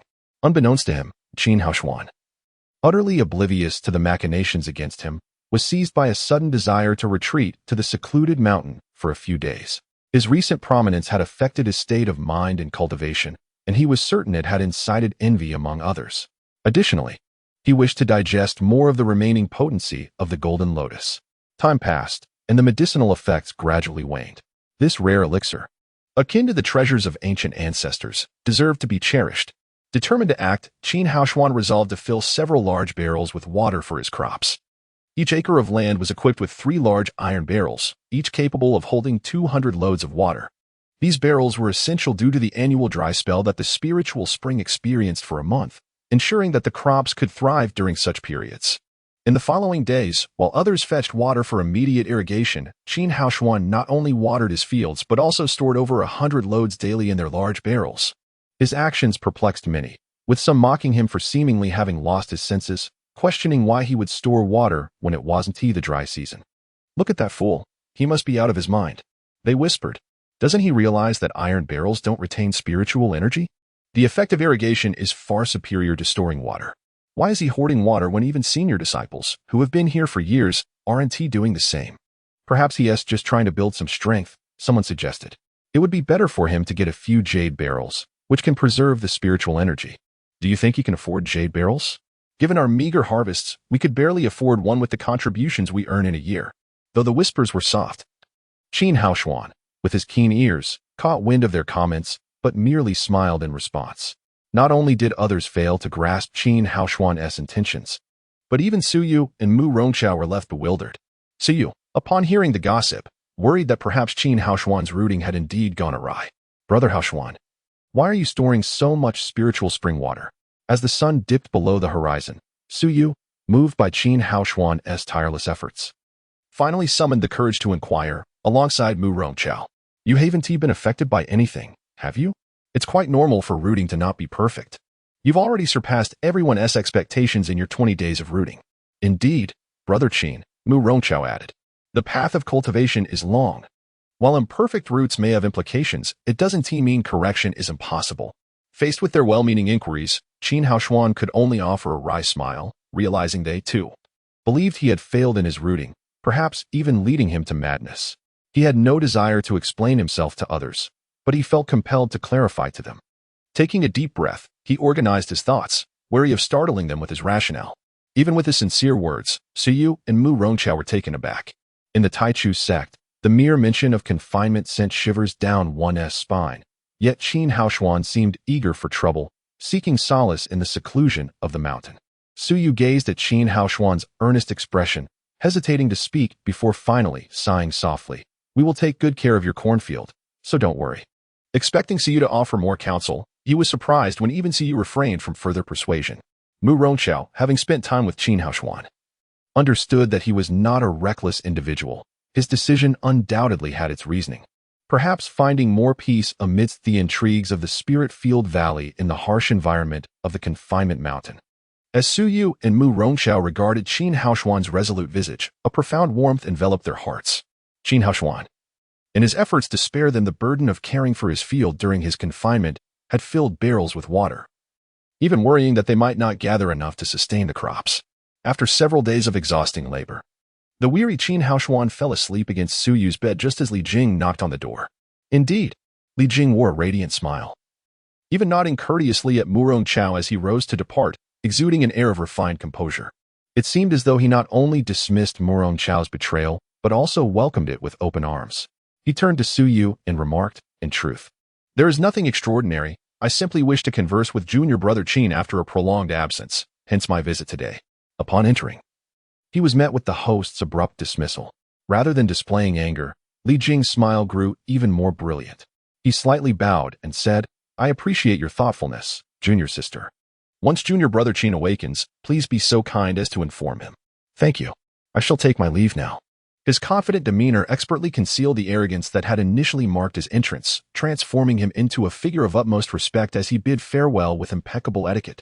Just as he was about to turn and depart, Qin Haoshuan, who had been softly snoring moments earlier, stirred and called out to Li Jing, "Senior brotherly, are you looking for me? What is the matter?" "I apologize for interrupting your pleasant dreams, junior brother Qin," Li Jing replied, clasping his hands in a gesture of goodwill, his countenance exuding warmth. "There is no pressing matter at hand. A few days ago, I hastily congratulated you on your successful establishment and departed in the midst of my own critical training. Today, I have come specifically to offer my apologies, along with this modest gift, which I hope you will graciously accept." Qin Haoshuan sprang from his bed with an energetic leap. As the saying goes, one does not visit the Three Treasures Hall without reason. Observing Li Jing's roundabout manner of speaking, his humble demeanor, and the gift he bore, Qin Haoshuan instinctively sensed that this encounter was likely to yield no favorable tidings. Chapter 44. A rivalry blossoms, one should not strike a smiling face. Li Jing, with a demeanor so humble and words so courteous, could not afford to lose his manners. Immediately, Qin Haoshuan responded with a smile, "Brotherly, you flatter me. Your kindness is duly noted, but it is merely a matter of settling in. It hardly merits repeated congratulations, nor can I bear your lavish gifts." "How can you say such a thing, junior brother Qin? A small token of my appreciation must be accepted, otherwise it would imply a lack of regard for me as your senior." Li Jing chuckled, placing a meticulously wrapped gift upon Su Yu's desk. "I have heard that you have been honing your resolve and refining your Tao heart through the toil of water fetching these past few days. Your perseverance and effort leave me in awe." At Li Jing's words of praise, Qin Haoshuan merely smiled faintly. He discerned an underlying meaning in Li Jing's remarks and replied with a chuckle, "Brotherly, you are too modest." While they engaged in pleasantries, a knock echoed from outside the door, followed by a hushed voice, "Sister Su, I wish to join your ranks and offer my humble service." The implications of this statement momentarily stunned the three within the room. Although Murong Chao had distanced himself from Li Jing's faction and formed a solid triangle with Qin Haoshuan and Su Yu, Li Jing had intentionally overlooked this, never mentioning it in their presence to avoid jeopardizing his plan to win over Su Yu. This admission of Murong Chao's defection was tacitly accepted. The newcomer's declaration not only embarrassed Li Jing, but also caused Su Yu to feel awkward. Many had pledged their loyalty to her in the past, yet today, before Li Jing, one from his camp expressed a desire to defect, which insinuated they were undermining Li Jing. As he heard the footsteps retreating, Li Jing suddenly donned a smile and half-jokingly remarked, "Sister Su's reputation grows ever brighter, and with junior brother Qin's steadfast support, I must concede my place." So you merely smiled in silence, yet Qin Haoshuan readily understood Li Jing's insinuation. In that instant, he comprehended that Li Jing's visit was likely prompted by the rampant gossip circulating recently. He could no longer remain passive and had come to gauge their stance. Although they formed a mere trio, with Su Yu's unparalleled talent and Murong Chao's assistance, complemented by Qin Haoshuan's formidable reputation and the title of the strongest weak seed acquired after 20 days of rooting, their little group was gaining significant influence in Lingtian Valley. More disciples sought to join them, yet all had been turned away without exception. Both Zhang Kuang and Li Jing, who had initially dismissed them, were now filled with concern. Li Jing's subordinates repeatedly advised him that the current atmosphere was unstable, with many in the camp wavering and privately reaching out to Qin Haoshuan. Had it not been for Qin Haoshuan's rejections, numerous individuals would have already sided with Murong Chao. This prompted Li Jing's visit to Qin Haoshuan, only to unexpectedly encounter one of his subordinates seeking to join their trio. Li Jing's facade of composure was commendable. Despite the incident, he quickly regained his confident smile, maintaining an air of tranquility. Qin Haoshuan found no trace of unease on Li Jing's face. After gathering his thoughts, he spoke, "Surely Brotherly is aware that such opportunists are like reeds swaying in the wind." Li Jing nodded with a smile, his eyes exuding confidence as he politely regarded Qin Haoshuan. After a brief pause, Qin Haoshuan continued, "To be frank, neither Su Yu, Murong Chao, nor I harbor any interest in the position of sect master, nor do we intend to establish a banner to attract followers. If that were the case, we would have acted long ago. Now that junior brother Qin has candidly articulated this, I feel reassured," Li Jing replied with a gentle smile, inclining his head. However, the flicker of doubt in his eyes betrayed his disbelief in Qin Haoshuan's words. With Qin Haoshuan's assurance, Li Jing felt slightly more at ease, though still skeptical. Yet, since Qin Haoshuan had stated it so plainly, continuing to press the matter seemed futile. It would be more prudent to temporarily ally with them, ensuring that none of them would be swayed by Zhang Kuang or Zhang Yang. Despite being a mere trio, their collective influence and charisma rivaled that of any individual. Thus, Li Jing expressed his gratitude to Qin Haoshuan and Su Yu. "The evening grows late. I shall take my leave." As Li Jing exited Su Yu's room, He caught a glimpse of a shadow hastily retreating around the corner, undoubtedly one of Zhang Kuang's spies. The spy, realizing he had been spotted by Li Jing, rushed to Zhang Kuang's quarters, breathlessly reporting, "Boss, I followed your orders." Suyu, Li Jing, and Qin Haoshuan did not speak much. Now that Li Jing has left Suyu's room, his expression suggests he has reached some agreement with them. Zhang Kuang, lost in thought, acknowledged with a grunt and waved him away, muttering to himself with a sneer, "Li Jing, you too have reached your limit." Since the news of Qin Haoshuan's route-taking spread, opportunists had flocked to them, attempting to affiliate themselves with the strongest weak seed, even though they were all rebuffed. This only fueled Zhang Kuang's fury and Li Jing's anxiety. As Li Jing entered Suyu's room, Zhang Kuang, having set up a network of spies, swiftly received the information. To disrupt their rapport, he cleverly dispatched someone to impersonate a member of Li Jing's faction, claiming to seek refuge with Suyu. Qin Haoshuan, do not think that your closeness to Li Jing offers you immunity, Zhang Kuang cackled to himself.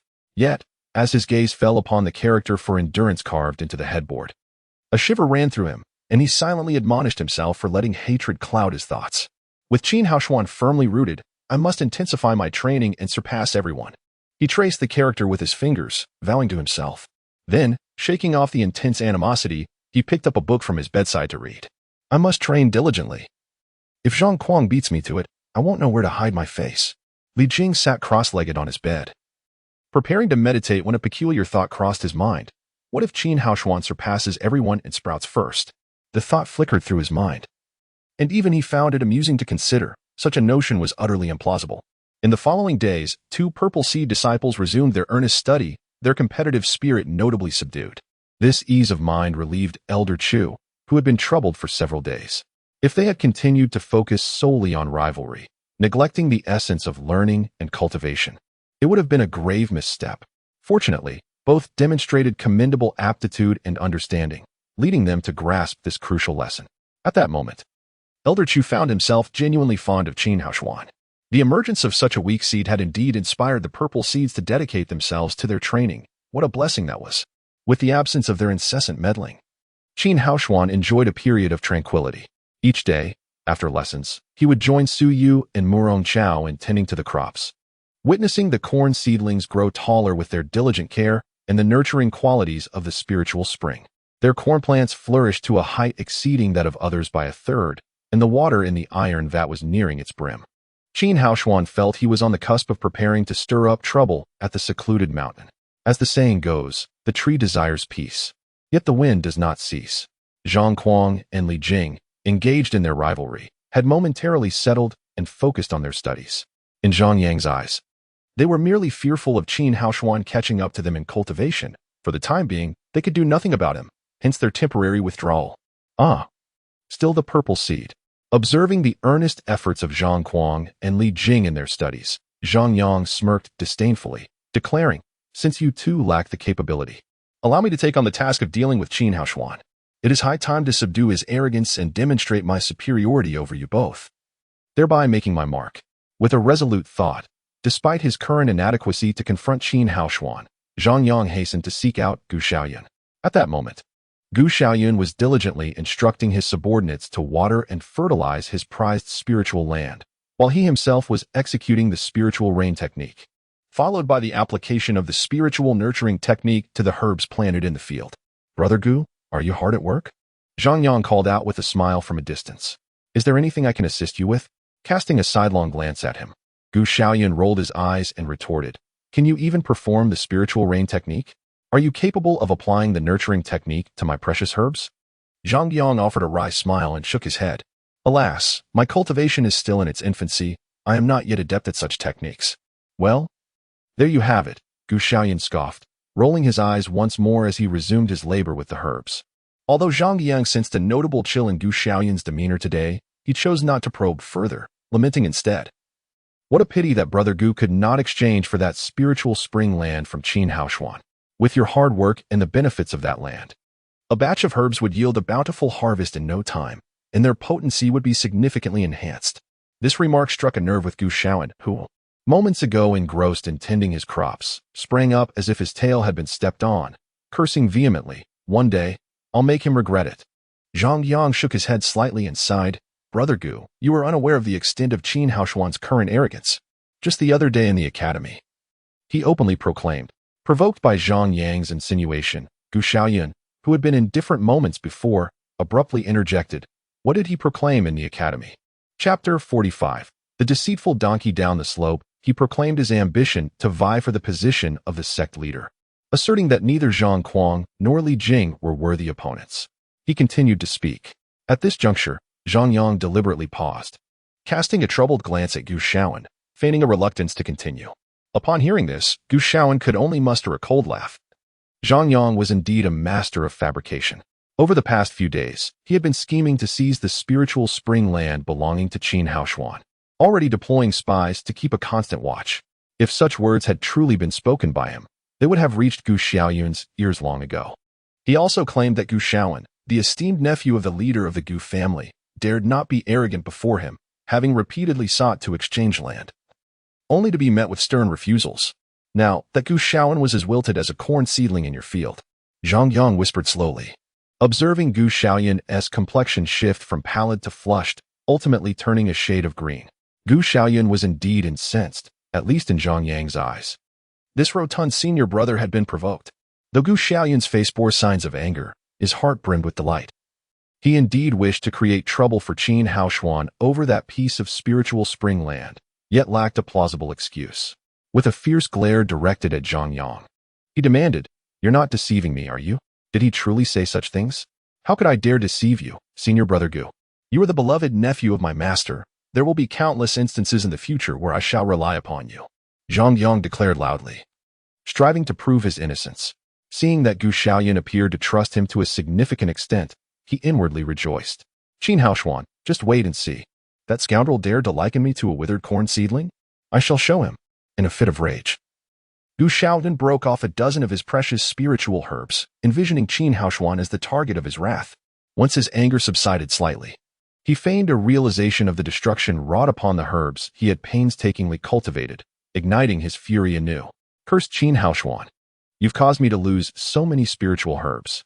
I shall confront him for an exchange of land, and if he refuses once more, I will annihilate every last corn seedling in his field tonight. Zhang Yang, having successfully incited discord, feigned a look of grievance. That Qin Haoshuan is utterly detestable. Ruining his cornfield would be too lenient. Just on account of his slander against you, you must reclaim his land to restore your honor. Indeed, this is not up for debate. Yu Xiaoyan retorted coldly, his eyes glinting with determination. The younger ones shall await senior brother Gu to take charge. As Gu Xiaoyan and his entourage set off to confront Qin Haoshuan, the latter was also making his way toward the fields, contemplating the afternoon's watering and the collection of more water, only needing to fill Su Yu's large barrel to be able to retreat in peace. Upon encountering Qin Haoshuan, Gu Xiaoyan rushed forward, seizing him by the collar, his expression one of intent to devour him whole. Qin, I shall ask you once more, will you exchange this land or not? Gu Xiaoyan's face was menacing, each word accentuated by the tremors of his flesh. You ungrateful wretch. How dare you invoke my uncle's name? Have you no respect for your elders? Gu Xiaoyan raised his fist, ready to strike, but Qin Haoshuan stood his ground, preparing for a scuffle. Suddenly, Su Yu darted in front of Qin Haoshuan, silent yet fierce, her fiery gaze fixed on Gu Xiaoyan. As Gu Xiaoyan's fist drew perilously close to Su Yu's face, he halted just shy of contact. Striking Qin Haoshuan was one thing, but striking Su Yu would surely lead to consequences far graver than mere confinement. Expulsion from the sect was a plausible outcome, and the reputation of the unparalleled purple seed was one of great weight in the realm of cultivation. After observing the unfolding drama, Zhang Kuang and Li Jing joined the fray, prompting Zhang Yang to address Gu Xiaoyan. Enough, senior brother Gu. What purpose does berating a mere leech serve? Allow me to speak with him. Zhang Yang took a few steps forward, cautious to maintain a respectful distance from Qin Haoshuan, who had proven capable of besting even five-leaf practitioners.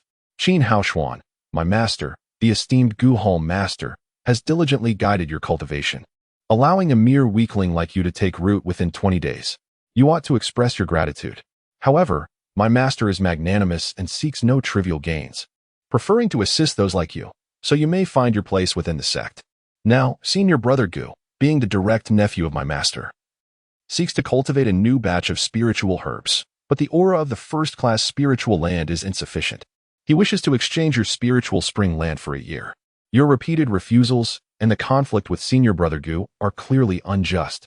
Zhang Yang's lengthy monologue had reached an almost masterful level of distortion, painting Qin Haoshuan as an ungrateful wretch while veiling Gu Xiaoyun's coercive nature.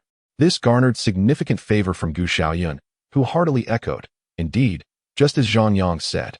Qin Haoshuan's expression darkened, and had it not been for Murong Chao's firm grip, he would have lunged at Zhang Yang for a thorough beating. Su Yu cast a cold glare at Zhang Yang, her voice devoid of warmth. "Have you finished your ruckus? If you're done, we have work to attend to. So kindly do not obstruct our path." Despite being of the unparalleled purple seed, Su Yu was merely in the root-setting stage of cultivating spiritual roots. While Gu Xiaoyan was a seven-leaf practitioner with formidable backing, being publicly rebuked by a newly rooted girl was not something Gu Xiaoyan could bear. He glared fiercely at Qin Haoshuan and demanded, "I ask you once more, will you exchange this land or not?"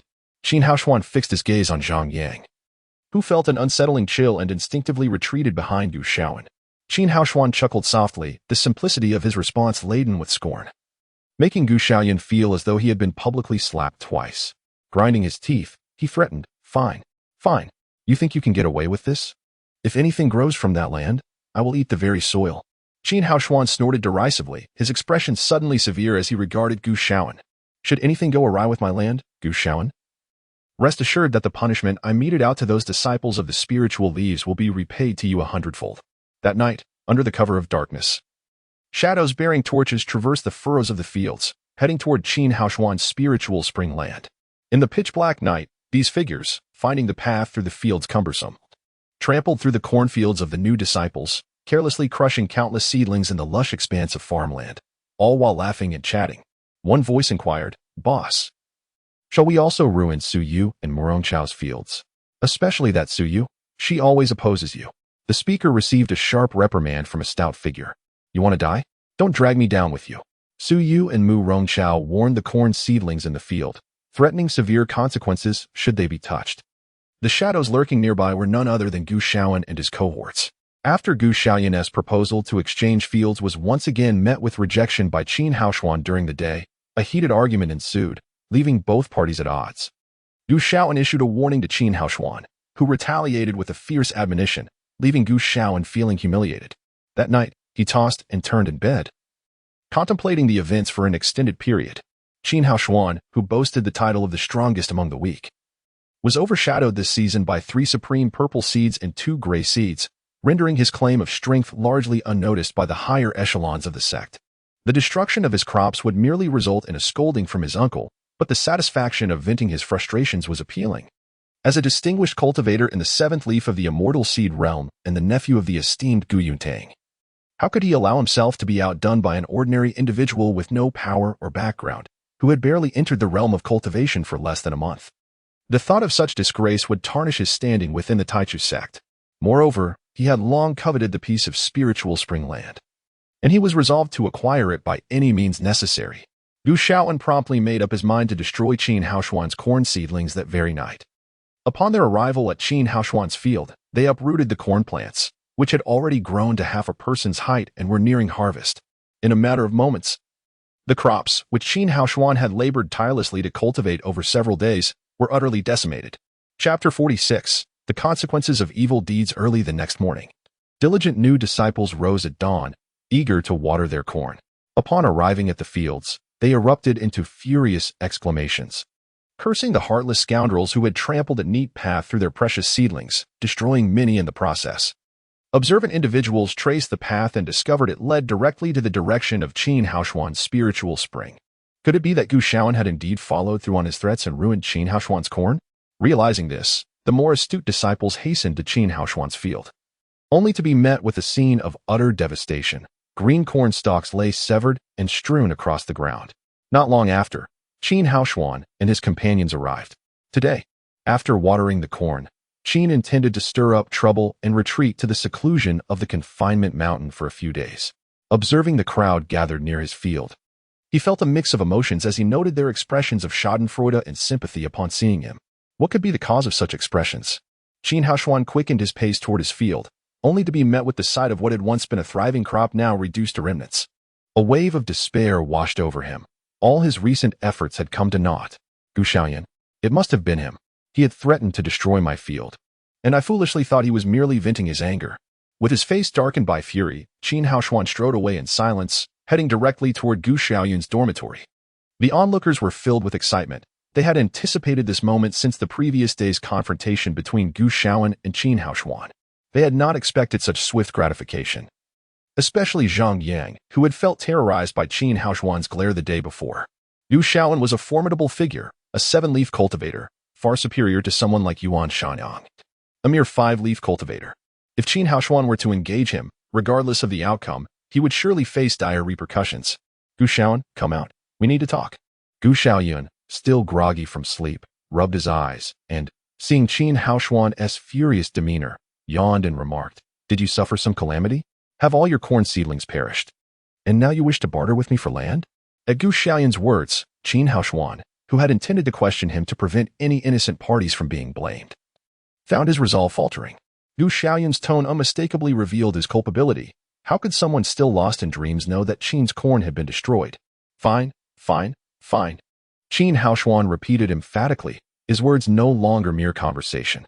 Without warning, he lunged forward, gripping Gu Xiaoyan by the throat and delivering a powerful strike to his dantian. Poor Gu Xiaoyan, still half asleep, was utterly unprepared for an attack from a seemingly insignificant new disciple. As Qin Haoshuan pummeled his dantian, Gu Xiaoyan was taken aback and unable to muster any spiritual power in defense. I warned you. If anything happened to my corn, I would not let you off easy. Yet you chose to tempt fate and destroy my field. Qin Haoshuan roared, landing blows on Gu Xiaoyan's face and neck. Gu Xiaoyan, struck in vital areas, let out a pained cry before collapsing into unconsciousness. Gu Xiaoyan's followers, terrified, shrank back, shouting, I have already reported this to the law enforcement hall. If you continue to strike, continue? I have long wished to be confined. I was just wondering how to go about it. Qin Haoshuan retorted, unleashing a barrage of punches targeted at Gu Xiaoyan's torso, deliberately striking at his internal organs. Although Gu Xiaoyan was a 7-leaf cultivator, he had never encountered anyone daring enough to strike him. Thus, he had no combat experience. In contrast, Qin Haoshuan had built a reputation for his fighting prowess from a young age, always targeting weaknesses and vital points. Even a 7-leaf cultivator could not withstand such reckless tactics. Had the circumstances been different, and had they engaged in a fair fight, Qin Haoshuan surely would have been the one to suffer. But in his wrath and with the element of surprise on his side, Gu Xiaoyan found himself at a severe disadvantage. Siyu and Murong Chao attempted to restrain Qin Haoshuan, but he deftly shook them off, causing them to stumble back in alarm. They feared that if this continued, someone might die. The other spectators, including Zhang Yang, were equally stunned by Gu Xiaoyan's vulnerability, and none dared intervene to help Qin Haoshuan. Stop. Please stop. Just then, several law enforcement disciples rushed to the scene. Upon witnessing Qin Haoshuan's assault, one of the law enforcement leaders formed a spiritual seal. After a brief moment of preparation, a surge of spiritual energy manifested as several large stones, colliding with Qin Haoshuan and forcing him back. Lying unconscious, Gu Xiaoyan's face was swollen and bruised, resembling that of a pig. Blood oozed from the corners of his mouth, and his body was covered in contusions, particularly around his vital organs, suggesting internal injuries. Though he was not at death's door, his condition was far from stable.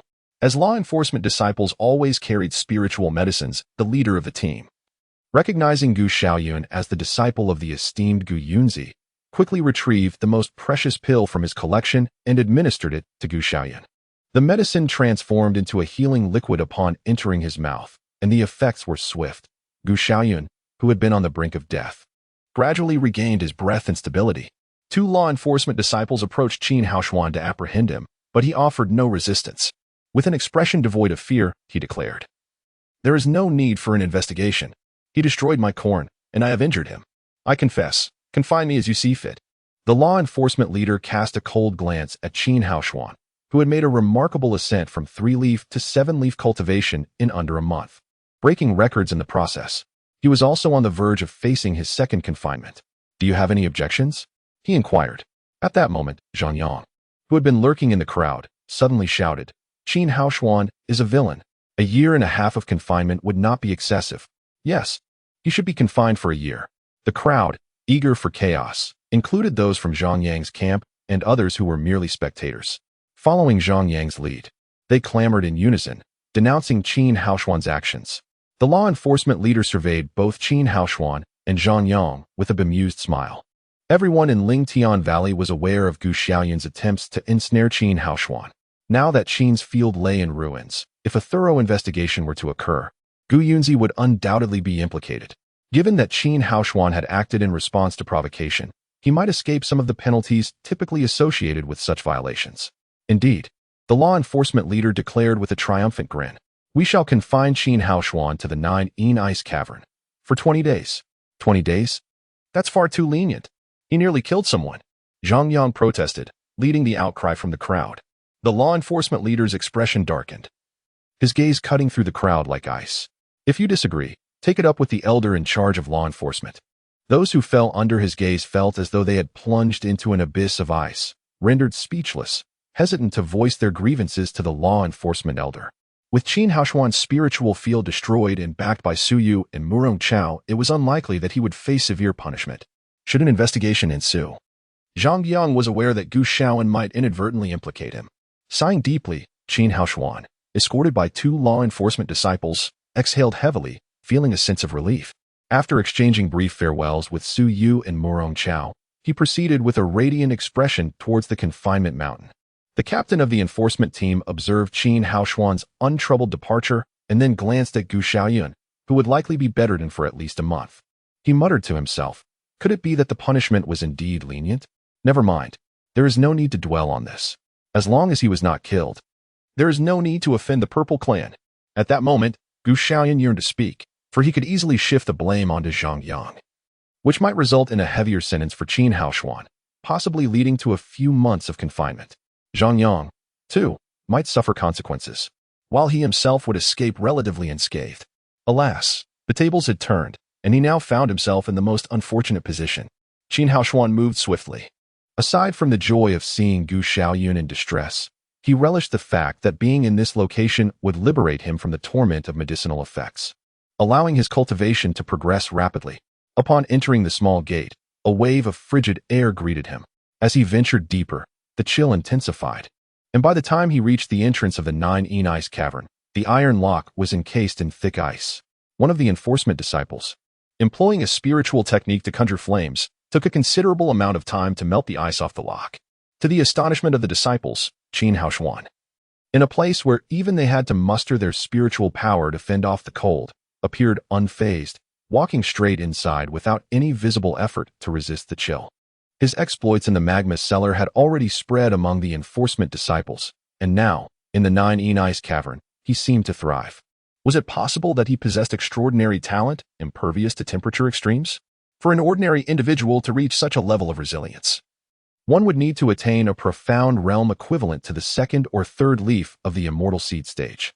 From the moment he entered the confinement mountain, Qin Haoshuan had braced himself for a confrontation.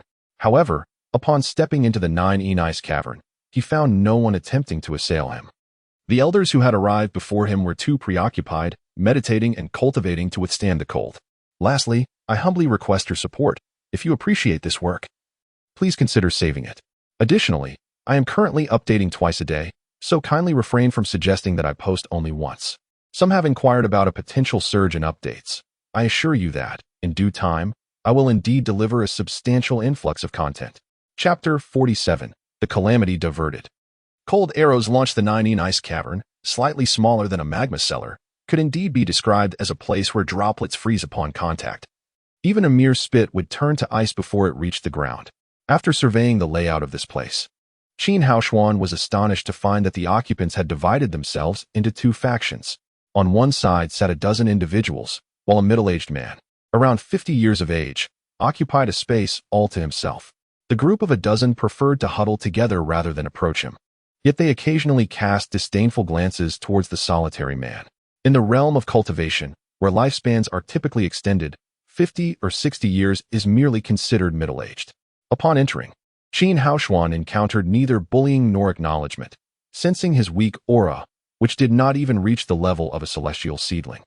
They couldn't be bothered to spare him a glance. Such a peculiar assembly.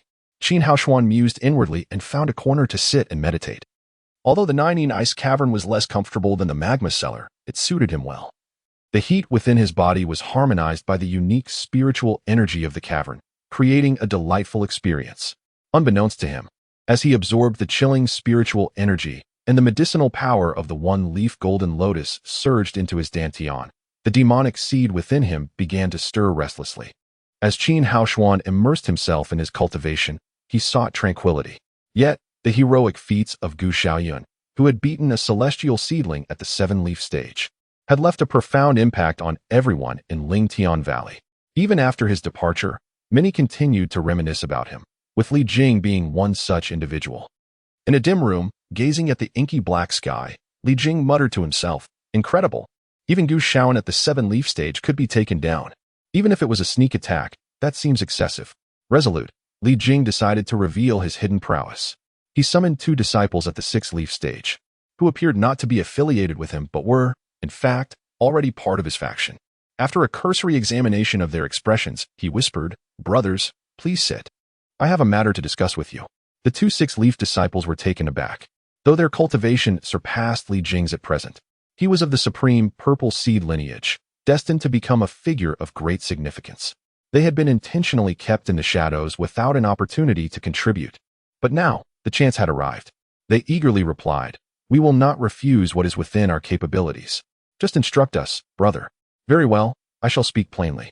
I wish for you two to create a disturbance, get imprisoned in the 9 Ice Cavern, and eliminate Qin Haoshuan, framing Zhang Kuang and Zhang Yang for the deed."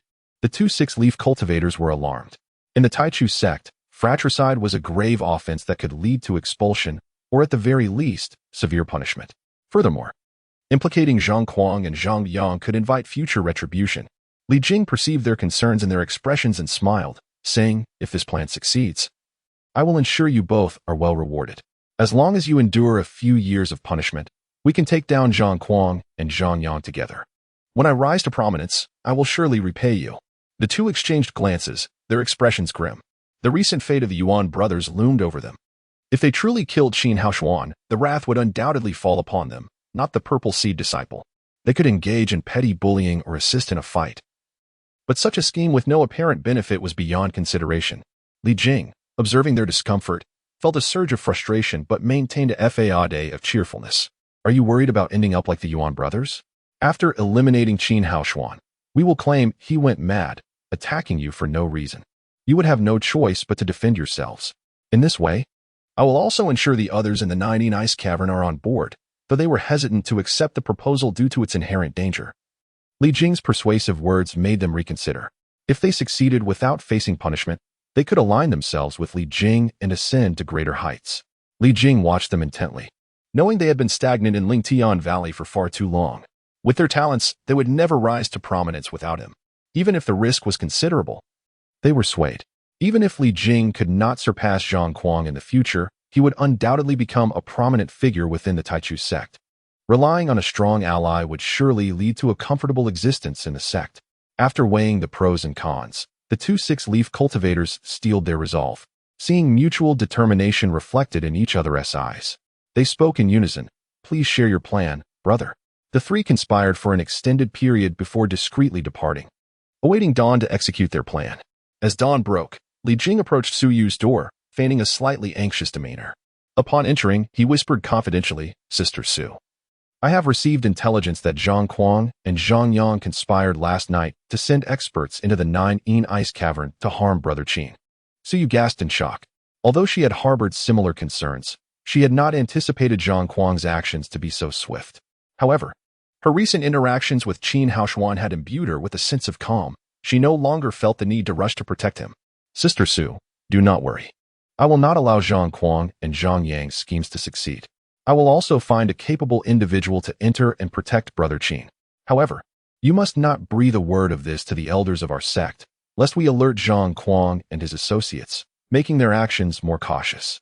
Seeing Su Yu's demeanor remain unaffected, Li Jing feared she might seek help from the elders and hurried to reassure her, blending flattery with a hint of intimidation.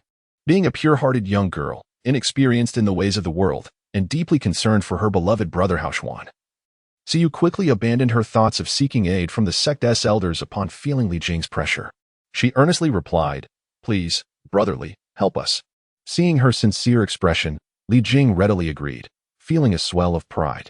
After all, she was just a naive girl. A few words of persuasion would suffice.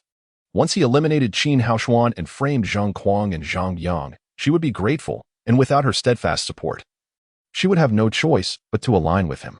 Unbeknownst to Qin Haoshuan, the events unfolding outside were entirely beyond his awareness. However, having previously survived an assassination attempt orchestrated by Zhang Kuang, he remained vigilant even while meditating or sleeping. Fortunately, the first day passed without incident. The individuals confined in the Nine Ice Cavern paid him no mind, aside from a few brief conversations during meals, and the solitary middle-aged man kept to himself, avoiding interaction. On the second day of his confinement in the Nine Ice Cavern, a fervent cultivator, Qin Haoshuan awoke after only a couple of hours of sleep and resumed his practice. Just as he was engrossed in his cultivation, the iron door swung open with a clang, and two newcomers were escorted in by law enforcement disciples. Having learned from his previous experience, Qin Haoshuan opened his eyes warily. When his gaze met that of the two newly arrived six-leaf cultivators, an inexplicable sense of danger washed over him. As expected, once the law enforcement disciples departed, the two six-leaf cultivators approached him with mocking smiles. "So, you are Qin Haoshuan?" "Indeed, that would be you. We have been commissioned by Zhang Kuang to eliminate you, the one who repeatedly offends him without regard for the consequences," one of them declared, forming a spiritual seal with his hands to summon his inner energy, while the other blocked Qin Haoshuan's escape route and began to prepare for an attack. Faced with an unavoidable confrontation, Qin Haoshuan remained unperturbed. Despite the daunting odds against two formidable six-leaf cultivators from the immortal seed realm, he was not one to succumb passively. Even in the face of imminent death, he would fight valiantly, harboring no regrets should he perish. "Accept your fate." The two six-leaf cultivators swiftly executed their spiritual techniques, and within mere moments, the air around them crackled with energy, signifying their deployment of the most potent moves at their disposal. They did not dare underestimate their bizarre opponent, understanding that this strike must succeed, for failure could not only jeopardize Li Jing's meticulously crafted plan, but also deny them the chance for recognition, potentially leading to a catastrophic exposure of their scheme. Regardless of the circumstances, Qin Haoshuan's demise was imperative. The two disciples simultaneously unleashed their strongest lethal techniques upon him. Should their assault connect, he would be gravely injured, if not slain. This fierce escalation finally roused others imprisoned within the Nine Ice Cave. Suddenly, a middle-aged man, solitary in his contemplation, sprang into action. As the two assailants initiated their fatal strikes, he deftly formed his own spiritual technique with remarkable swiftness, far surpassing the preparation time of his adversaries. Almost instantaneously, an overwhelming wave of spiritual energy surged forth, not only intercepting the lethal attack aimed at Qin Haoshuan, but also sending the two six-leaf cultivators hurtling away. Although the assailants were propelled backwards, they emerged unscathed. Rising from the ground, they regarded the middle-aged man with incredulity. He appeared to be around 50 years of age, possessing a cultivation level of 10 leaves in the immortal seed realm. Given his age and prowess, his qualifications seemed rather mediocre, suggesting he was not of the four great halls. One of the would-be assassins questioned, "Do you realize that we are of the purple seed lineage?" While conflicts among disciples were unavoidable, resorting to assassination was excessive. Moreover, this man appeared to be a recent initiate, having only just begun his cultivation journey. With the two of them attacking him simultaneously, would they not fear ridicule upon such news reaching the outside world? As for being purple seed disciples, what did that matter?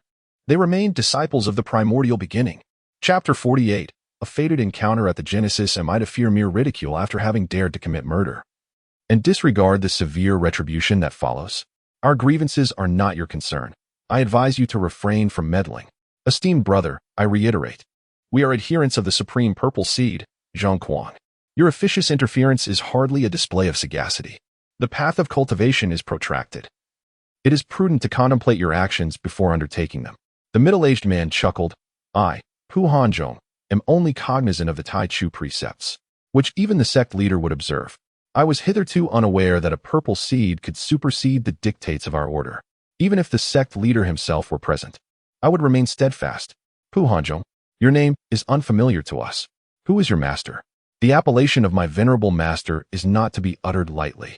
I hail from the Hall of Nature, and my master is none other than its esteemed Hall Master.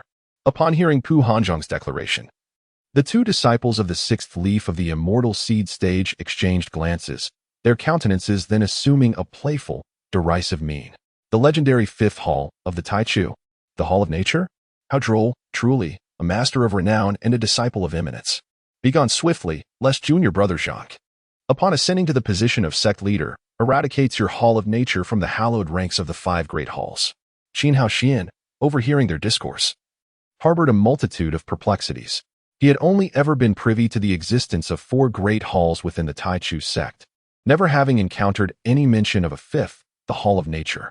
However, the denizens of this Hall of Nature appeared to possess a greater rectitude than those of the other 4, as evidenced by Pu Hanzhong's intervention to rescue him, while the other incarcerated disciples merely observed with detached indifference. When Pu Hanzhong proclaimed his origins, identifying himself as a member of the Hall of Nature, not only did the 2 assassins erupt in scornful laughter, but even those who dared not approach Pu Hanzhong bore a subtle sneer upon their lips, as if holding his lineage in utter contempt. In truth, besides the 4 great halls, the Taichu sect did indeed possess a 5th, yet the cultivation of its hall master was lamentably feeble, to the extent that his personal strength paled in comparison to that of the disciples of the 4 great hall masters. Consequently, this lineage, while not entirely invisible within the Taichu sect, was relegated to a state of near oblivion, due to the overall weakness of the Hall of Nature.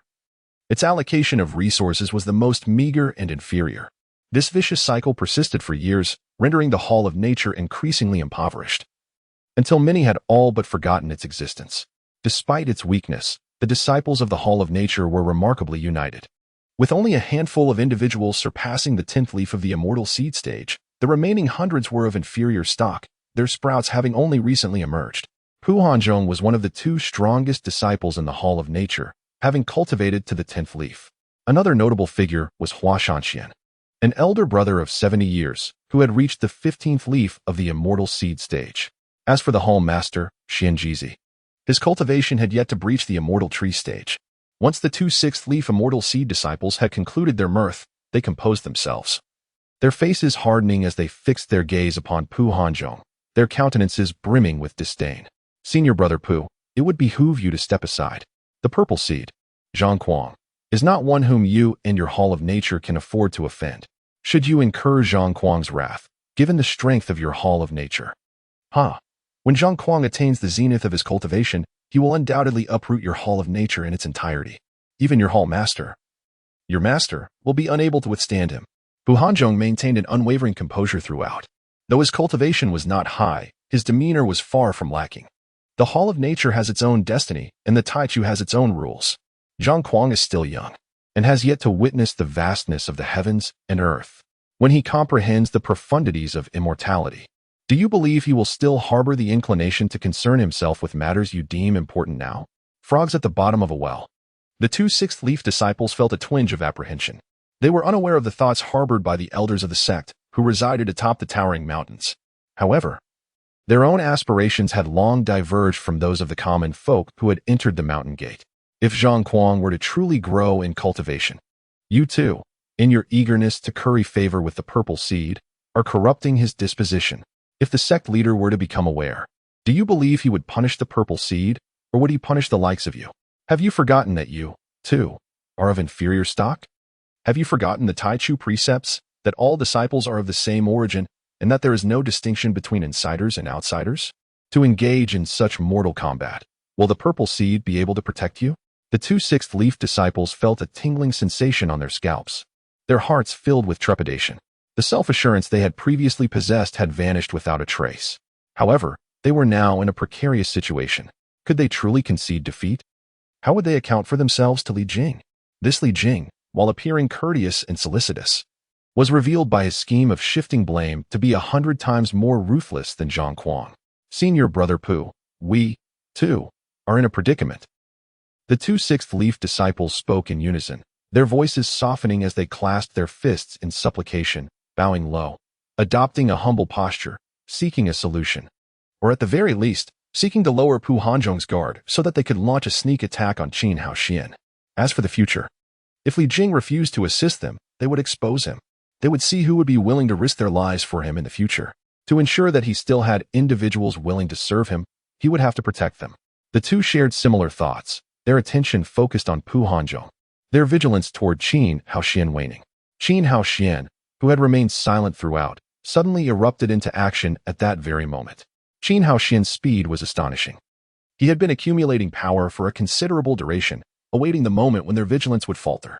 However, since entering this place, the two had never relaxed their guard against him, until now. Caught off guard, the two were subjected to Qin Haoxian's long-prepared, violent assault. Qin Haoxian transformed into a leopard, an image that no one in the room had anticipated. With a single pounce, he collided forcefully with one of the men's lower abdomen, the powerful impact sending him flying backward, the bones near his chest cavity cracking incessantly. A mouthful of hot blood erupting from his throat. As Qin Haoxian's impact sent one man flying, his fist, drawn back to its fullest extent, slammed violently into the face of the other. Crack! A crisp sound of bone fracture reverberated, sending shivers down the spines of those who heard it. The man who had been struck, his nose bridge shattered, bled profusely, the pain rendering him nearly unconscious. Fracture? A bone fracture? Qin Haoxian had become intimately familiar with such matters back in Tian Town, having honed his skills on Zhang Kuang. Since arriving at the Taichu, he had received assistance from numerous senior brothers in his training and could now be said to be thoroughly proficient. This senior brother was instantly enjoying the fruits of the training that everyone had helped him to cultivate. In the next moment, like Gu Shaoan being beaten, Qin Haoxian unleashed a flurry of wild punches, aiming specifically at the man's vital areas. Qin Haoxian was intimately familiar with the senior brother's ability to withstand blows. Although they were cultivators, their cultivation was not yet strong enough to refine their entire bodies into copper skin and iron bones. As long as they were not given the opportunity to protect themselves with spiritual power, they were no different from ordinary people. Although the two truly looked down on Pu Hanzhong's origins, they were, after all, disciples of the 10th leaf of the immortal seed stage. To rashly step forward and capture Qin Haoxian would undoubtedly be difficult, and most importantly, now that the two were injured. It was already fortunate that Qin Haoxian was not coming to cause further trouble. The two simultaneously defended against Qin Haoxian's potential sneak attacks and channeled spiritual power into their companion's body, lest he succumb to the cold of the Nine Ice Cave due to his severe injuries. Pu Hanzhong stared in astonishment at Qin Haoxian. This newly rooted fellow had actually charged forward, undaunted by death, and injured a cultivator of the 6th leaf of the immortal seed stage. Was this still a human being? If either of the two had reacted in time, a single spiritual technique would have been sufficient to severely injure or kill him. If it had been anyone else, facing two immortal seed stage cultivators who were so much stronger than themselves, they would have long since trembled and resigned themselves to fate. If someone had stepped forward to protect them, they would have undoubtedly hidden behind the protector, too afraid to utter a single word. But this fellow was completely reckless, actually taking the initiative to attack, his strikes both ruthless and accurate, truly crippling one of them. Young man, sit next to me, and do not be so impulsive. With genuine kindness, Pu Hanzhong beckoned Qin Haoxian to his side. Though it was an act of self-defense, should he inadvertently cause harm that resulted in death, it would undoubtedly lead to complications. Qin Haoxian was more than pleased to have such a formidable ally within the frigid confines of the Nine Ice Cave. Pu Hanzhong's 10-leaf celestial seedling cultivation was more than sufficient for his protection. Senior brother Pu, I am Qin Haoxian, a recent disciple of Taichu. I am profoundly grateful for your life-saving assistance. Observing the benevolent countenance of Pu Hanzhong, Qin Haoxian clasped his fists and bowed deeply in gratitude. Pu Hanzhong replied with a hearty smile, his tone nonchalant, "It is nothing. My master often teaches us to be kind to others. Today, as fate would have it, I extended a helping hand. Consider it a fortunate connection between us." Chapter 49. A man of few words. This marks the first encounter of Qin Haoxian with a truly good person since joining the Taichu sect, a meeting that filled him with warmth. The majority of individuals in the realm of cultivation tend to be cold-hearted and selfish, prioritizing their own interests over the lives of others. Gu Yunzi exemplifies this trait. Nonetheless, there are a few benevolent souls, and if Pu Hanzhong's assertions hold true, then his master could indeed be counted among the rare good people of the cultivation world. Observing Pu Hanzhong's honest demeanor and his commitment to kindness, Qin Haoxian questioned how he could possibly be sentenced to confinement.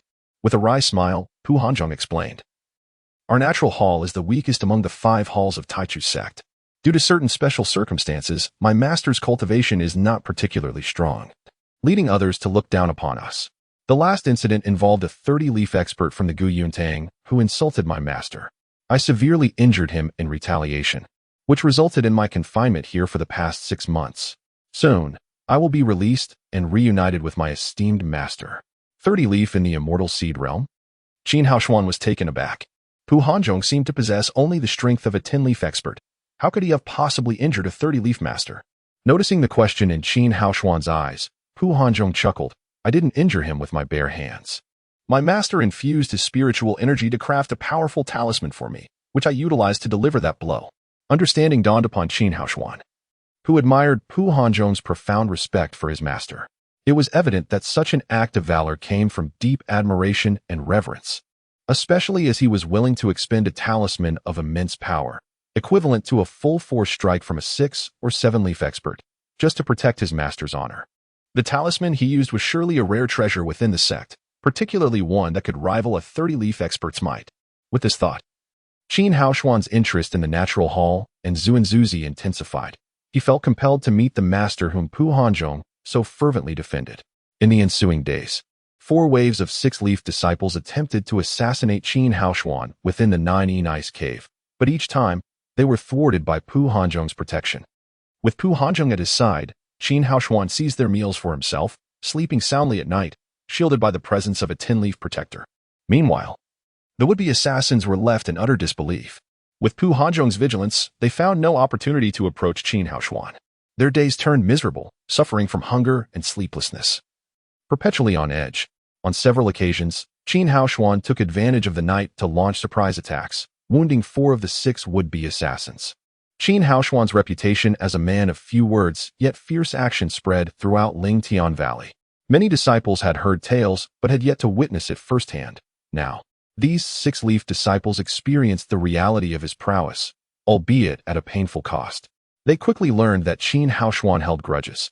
He would strike at any perceived threat, regardless of their condition, resulting in broken bones for the fortunate and far worse for the unfortunate. Their frustrations boiled over as they contemplated a joint ambush against Qin Haoshuan. Yet they found themselves powerless against Pu Hanzhong's protective presence. In fact, they could only pray that this formidable individual would refrain from appearing unannounced. Time passed swiftly. In the harsh environment of the 9 ice cave, Qin Haoshuan flourished, protected by Pu Hanzhong, allowing him to devote himself entirely to cultivation. As his spiritual energy accumulated, his seed grew larger, yet it showed no signs of sprouting, leaving Qin Haoshuan puzzled. He dared not voice his concerns, knowing that even Pu Hanzhong would be unable to provide answers. Throughout these relentless days of training, Pu Hanzhong grew increasingly impressed by Qin Haoshuan's dedication. The newcomer, who had only been in the sect for a month, had already faced numerous assassination attempts, yet seemed to have adapted to this perilous lifestyle with remarkable composure. His decisiveness in seeking retribution against his assailants spoke volumes of his character. After dinner, Pu Hanzhong observed Qin Haoshuan devouring his meal and remarked, "Junior brother Qin, I will be released from confinement tomorrow. In the coming days, exercise caution." "Congratulations, senior brother," Qin Haoshuan mumbled with his mouth full. The sight provoking both amusement and exasperation in Pu Hanzhong as he glanced toward the corner where the famished attackers languished, having gone nearly 10 days without food. With concern etched on his face, Pu Hanzhong advised, "You have consumed all their rations, leaving them with barely half a bowl each day. Even outside, such a meager portion would be insufficient, let alone in this harsh confinement. If not for your benevolence, I would relish the thought of seeing them starve. Granting them half a bowl is already a mercy. Did they ever consider sparing me when they sought to take my life?" Pu Hanzhong nodded in agreement.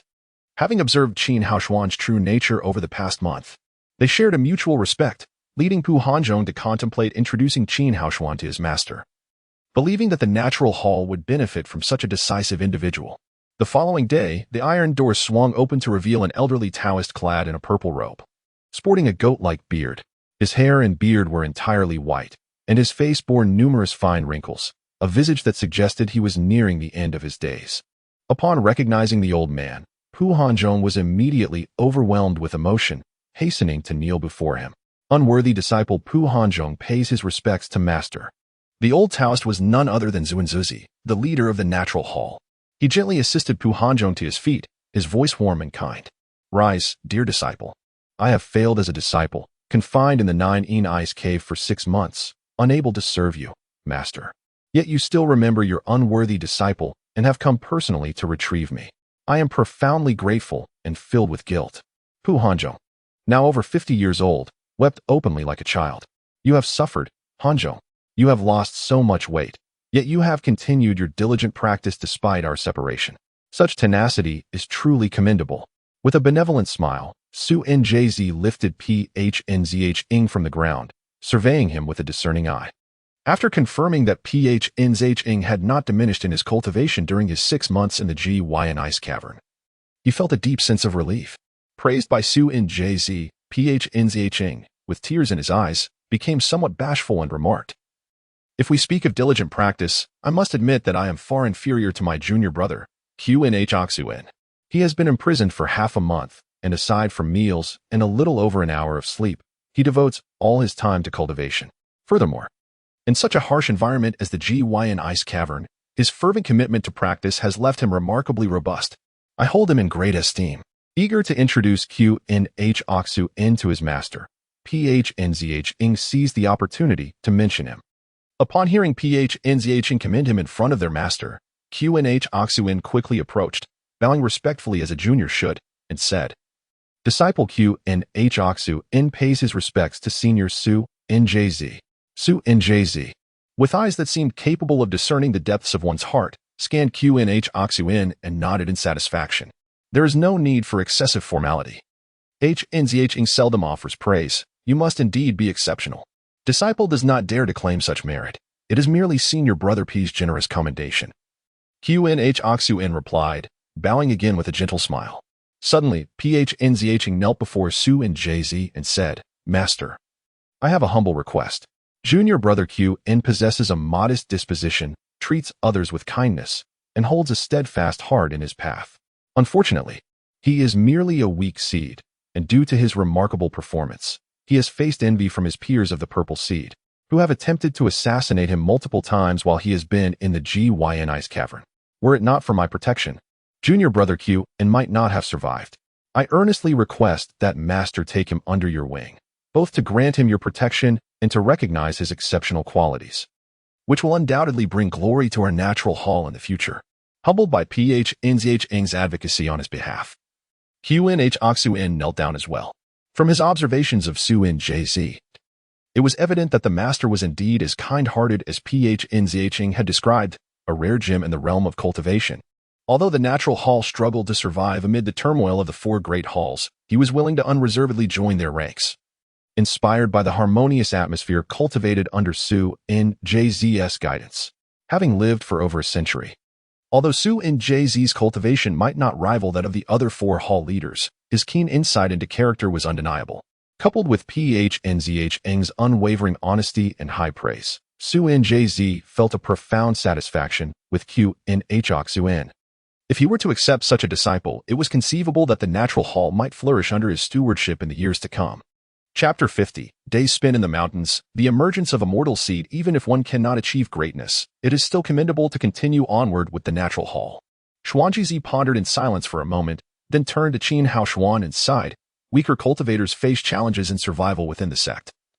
Yet heaven has spared our immortal seeds from demise. This is also a trial for us. Your resolve is strong, and your heart is set on the path. Thus, I shall take you as my disciple. After your 3-month initial training period and upon completing your entry into the immortal path, you may report to the natural hall. Should you encounter further troubles, mention my name, Xuanjizi, and those who would trouble you shall diminish. If any persist in their harassment, and you are indeed in the right, I shall stand for you. Even should this reach Huanglong, I still have the strength to intervene. Huanglong, having spent days in Taichu, Qin Haoshuan observed that everyone spoke of the sect master with profound respect. Their fists raised in salute, referring to him as Master Jinren. It was the first time he had encountered someone addressing the sect master so casually. Noticing the astonished look in Qin Haoshuan's eyes, Xuanji offered a faint smile, imbued with an ethereal quality that set him apart from mortals, carrying a hint of admiration and affection. Sensing the sincerity in Xuanji's gaze, Qin Haoshuan hurriedly knelt down, performing the traditional ceremony of 9 kneelings to pay his respects to his master. Keep this talisman close. If anyone dares to bully you here, use it. Even if it results in someone's death, I shall take responsibility for you. You have merely performed the first bow of apprenticeship. Should you fail to complete your entry into the immortal path, it is as if this bow were for naught. Thus, do not assume that bowing guarantees your safety. The path of cultivation relies solely on oneself. After completing his apprenticeship ceremony, Qin Haoshuan noticed Xuanji Zi's peripheral vision catch sight of the two assailants, whose expressions were far from friendly.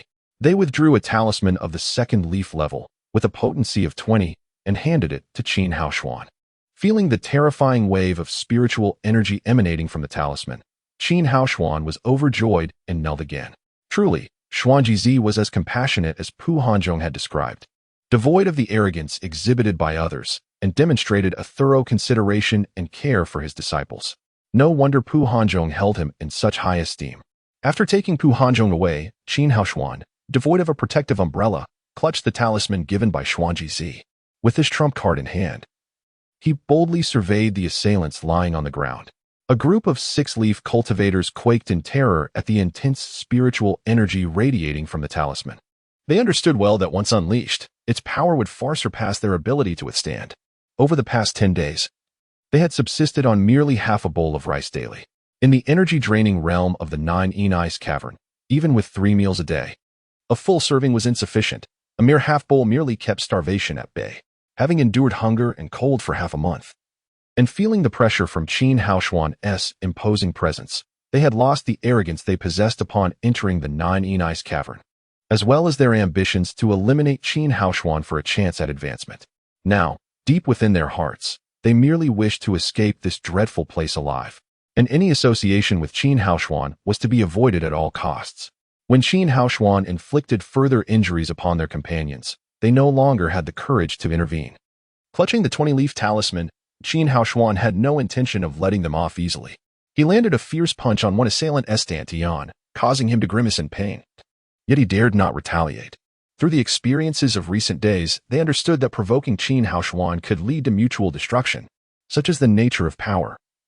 When one is weak, another grows strong, and when one is strong, another weakens. Qin Haoshuan was well aware of this principle. In the following 5 days, Qin Haoshuan diligently absorbed spiritual energy, nurturing the immortal seed. Although there were no signs of sprouting, the seed had already grown to 5 times the size of an ordinary immortal seed. When the time came, under the escort of the law enforcement disciples, Qin Haoshuan emerged from the Nine-In Ice Cavern after 20 days of tranquility. Upon his exit, both the gravely injured assailants still confined and the other seasoned individuals heaved a sigh of relief, feeling unburdened. Qin Haoshuan contemplated reporting the assailants to the law enforcement team.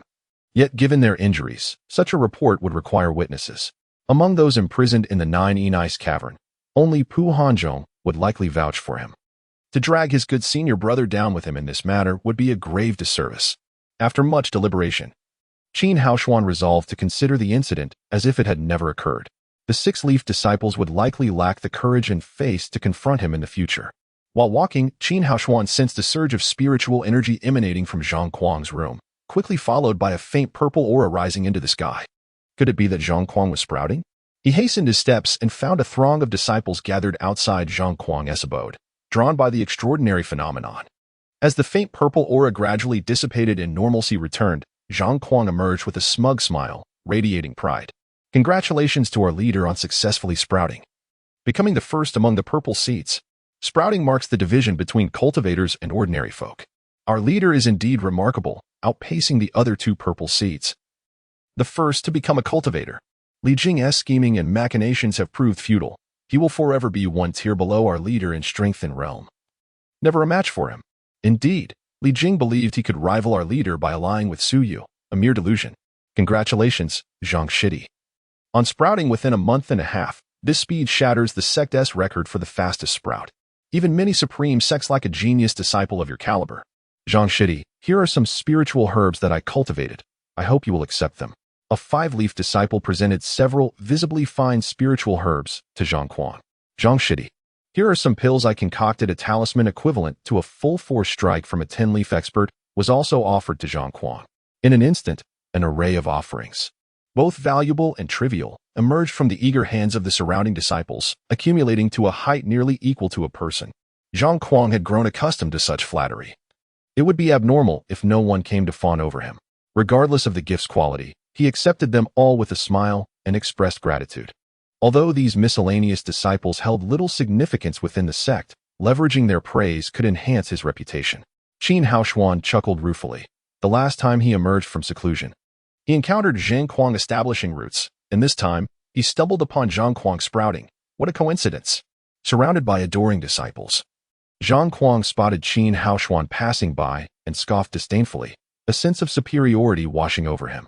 No matter how one might locate a spiritual spring or defeat powerful cultivators, or even if one had rooted for 20 days, what does it matter? You are still immortal, while I have transcended that boundary and become a cultivator. At that moment, Zhang Kuang regarded Qin Haoshuan with the same disdain one might have for an ant, lacking even the inclination to crush him. Post-sprouting, Zhang Kuang's mindset had become considerably more expansive, allowing him to appreciate the essence of Huang Longzhenren's earlier words. Only Li Jing and Siyu qualified as his rivals. Even Zhang Yang fell short, facing Zhang Kuang's gaze, which regarded him as insignificant. Qin Haoshuan merely smiled lightly and continued towards Suyu's direction. As he approached Suyu's quarters, he sensed an intense surge of spiritual energy, strikingly similar to the energy released when Zhang Kuang sprouted. Was Suyu also on the verge of sprouting? Qin Haoshuan's heart swelled with joy. The spiritual energy surrounding Suyu's residence gradually thickened, ultimately coalescing into a faint purple light that soared towards the heavens. This enigmatic purple radiance seemed to connect the profound mysteries of heaven and earth, unveiling the path of cultivation where man and nature are harmoniously united. Chapter 51. The great righteousness does not spare Qin. Even before Suyu exhibited signs of budding, a throng had already gathered outside her chamber. When she finally emerged, their excitement erupted into jubilant shouts. Congratulations, senior sister Su, on your emergence. Senior sister, the arrogance displayed by Zhang Kuang during his emergence was truly displeasing. Who would have thought you would follow suit so swiftly? It's quite satisfying. Indeed, no matter how formidable Zhang Kuang may be, he can only hope to match senior sister Su. However, we still have Brother Murong, right? Brother Murong, do you not agree? A rather lecherous-looking disciple glanced at Murong Chao and then at Suyu. Suddenly struck with inspiration, he flattered, Senior sister Su is a heroine among women, while Brother Murong is a dragon among men. Together, their combined strength leaves no room for the likes of Zhang Kuang or Li Jing. At this praise, Murong Chao beamed with delight, his face blooming like a flower, while Suyu could not hide her distaste. It was then that Qin Haoshuan spotted the graceful figure of Murong Chao amidst the crowd, with a smile that seemed to radiate joy as if it were his own. He addressed Suyu, congratulations, junior sister, on your emergence. Just moments ago, Zhang Kuang was boasting, and you immediately stepped forth, significantly boosting our morale. Our morale? Suyu thought, questioning whether she and Murong Chao had aligned themselves with Li Jing during her absence over the last 20 days, or perhaps even declared independence. With keenly perceptive features, Qin Haoshuan quickened his pace upon hearing those words, filled with curiosity. Amidst the flattery surrounding her, Suyu maintained a calm demeanor.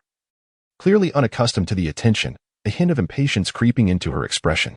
It was only when she caught sight of Qin Haoshuan from afar that her face blossomed into a radiant smile, as if she were more elated by his presence than by her own emergence. Haoshuan brother, Haoshuan brother. Suyu disregarded the sycophants around her, calling out before pushing through the crowd to greet the approaching Qin Haoshuan. Seeing her warmth towards him eased an inexplicable weight from Qin Haoshuan's heart. Junior sister, congratulations on your emergence, he said, his gentle smile fixed upon her starry eyes, his heartfelt blessing laced with tender affection. Thank you, Haoshuan brother. Suyu gazed at Qin Haoshuan with guilt. I'm sorry for not being there to greet you. I've been in seclusion for over 10 days and missed the time. Qin Haoshuan chuckled, playfully tapping her head. Silly girl, I'm quite familiar with the seclusion mountain. It's not my first confinement. Emerging from there is hardly an event worthy of such fuss. Besides, it's fortunate you emerged today. Otherwise, the Tao Master might think you were too busy welcoming me to focus on your own progress, and I would have been confined there for another year. Suyu, who had just been feeling guilty, burst into laughter at Qin Haoshuan's humorous remark. By the way, Haoshuan brother, I went to the law enforcement hall to file a complaint against Gu Xiaoyun. The mention of Gu Xiaoyun brought an even brighter smile to Suyu's face than her emergence had. A pang of concern gripped Qin Haoshuan. Gu Xiaoyun had influential backing. Unlike others, he had struck him, confident that Gu Yunzi would tolerate it, as he saw no merit in sparring with a corpse. But Suyu was different. Despite her noble lineage, she was still a hall master. Unexpectedly, Suyu continued, when I arrived at the law enforcement hall, Hall Master Gu Yunzi was already there. He was not there to plead for his relative but demanded severe punishment from the law enforcement hall. I never anticipated Hall Master Gu would show such a commendable side. Qin Haoshuan smiled in agreement, yet his heart grew warier and colder. Gu Yunzi was truly ruthless and decisive. Should higher authorities investigate, He could claim he acted out of righteousness, eliminating kin for the greater good, thus preserving his reputation. Ultimately, Gu Shaoan was sentenced to 3 years of labor in the Searing Valley, and the crops from his land for the next 2 harvests were deemed compensation for Hao Xuan's losses. Siyu's eyes narrowed into crescent moons as she laughed. Though Hao Xuan's brother was confined, it still turned out well for you, I inquired. And while Gu Shaoyan's land may not compare to yours, his fields yield a season of spiritual wheat, far superior to spiritual corn. One could say it's a blessing in disguise, Qin Hao Xuan nodded, though he felt a twinge of regret for his corn, which he had painstakingly cultivated, now squandered. As Siyu conversed with Qin Hao Xuan, the disciples who had been congratulating her approached swiftly, led by Murong Chao. One disciple, noticing the camaraderie between Su Yu and Qin Hao Xuan, eagerly offered flattery. Congratulations, Qin's senior brother, on emerging from Seclusion Mountain. You are truly a harbinger of good fortune. The moment you reappeared, senior sister Su followed suit. Indeed, senior brother Qin is an exemplar for us weaker cultivators. Inspired by you, I have been diligently practicing and can faintly sense the beginnings of rooting. Senior brother Qin has endured much in Seclusion Mountain. That rogue Gu Shaoan is truly despicable. If only I had the ability, I would have gladly taught him a lesson. Caught off guard by the barrage of compliments and concern, even the typically composed Qin Hao Xuan felt overwhelmed, casting a questioning glance towards Su Yu and Murong Chao. So you leaned closer to Qin Hao Xuan? Whispering in a tone only they could hear, these people came to me after you were confined.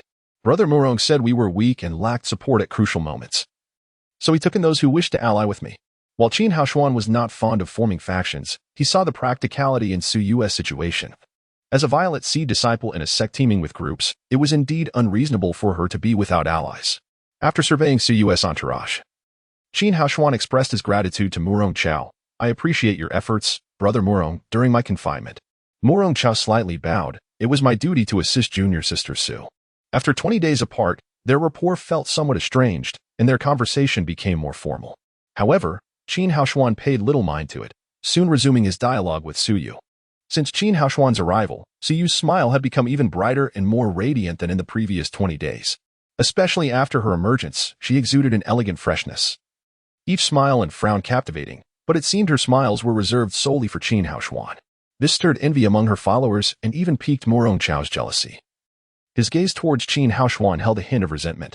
In the absence of Qin Hao Xuan, Murong Chao had spent time with Su Yu attending classes and working in the fields, growing quite fond of her tranquil demeanor, even fantasizing about becoming her cultivation partner, vowing to protect her in the future. Yet, with Qin Hao Xuan's unexpected return, the once harmonious relationship between them grew distant. Su Yu was engrossed in conversation with Qin Hao Xuan. Leaving Murong Chao, who had waited over an hour outside for her emergence, feeling neglected, as Su Yu scarcely exchanged a word with him, treating him little better than her other admirers. I must find a way to separate Su Yu from Qin Hao Xuan. Qin Hao Xuan is merely a weakling.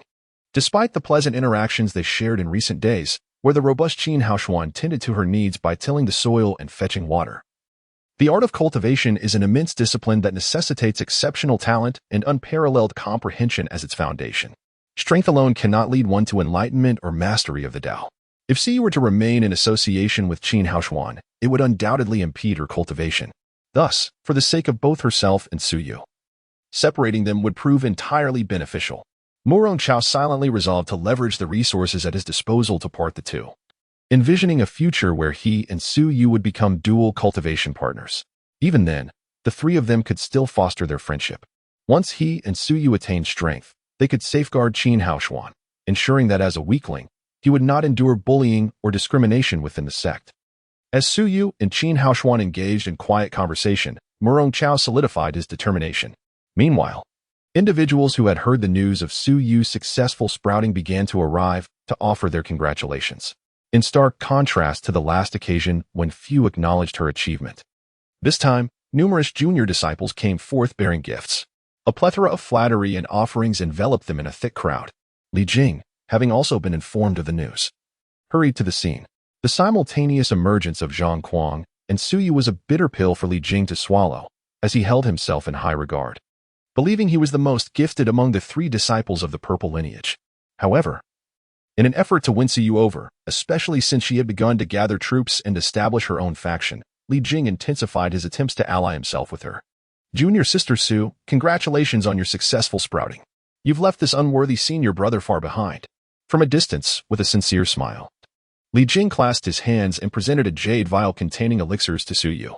Although the contents remained unknown, the precious jade vial, designed to contain the elixir's spiritual essence, indicated that it was certainly no ordinary item. As he handed the vial to Suyu, Li Jing simultaneously caught sight of Qin Haoshuan.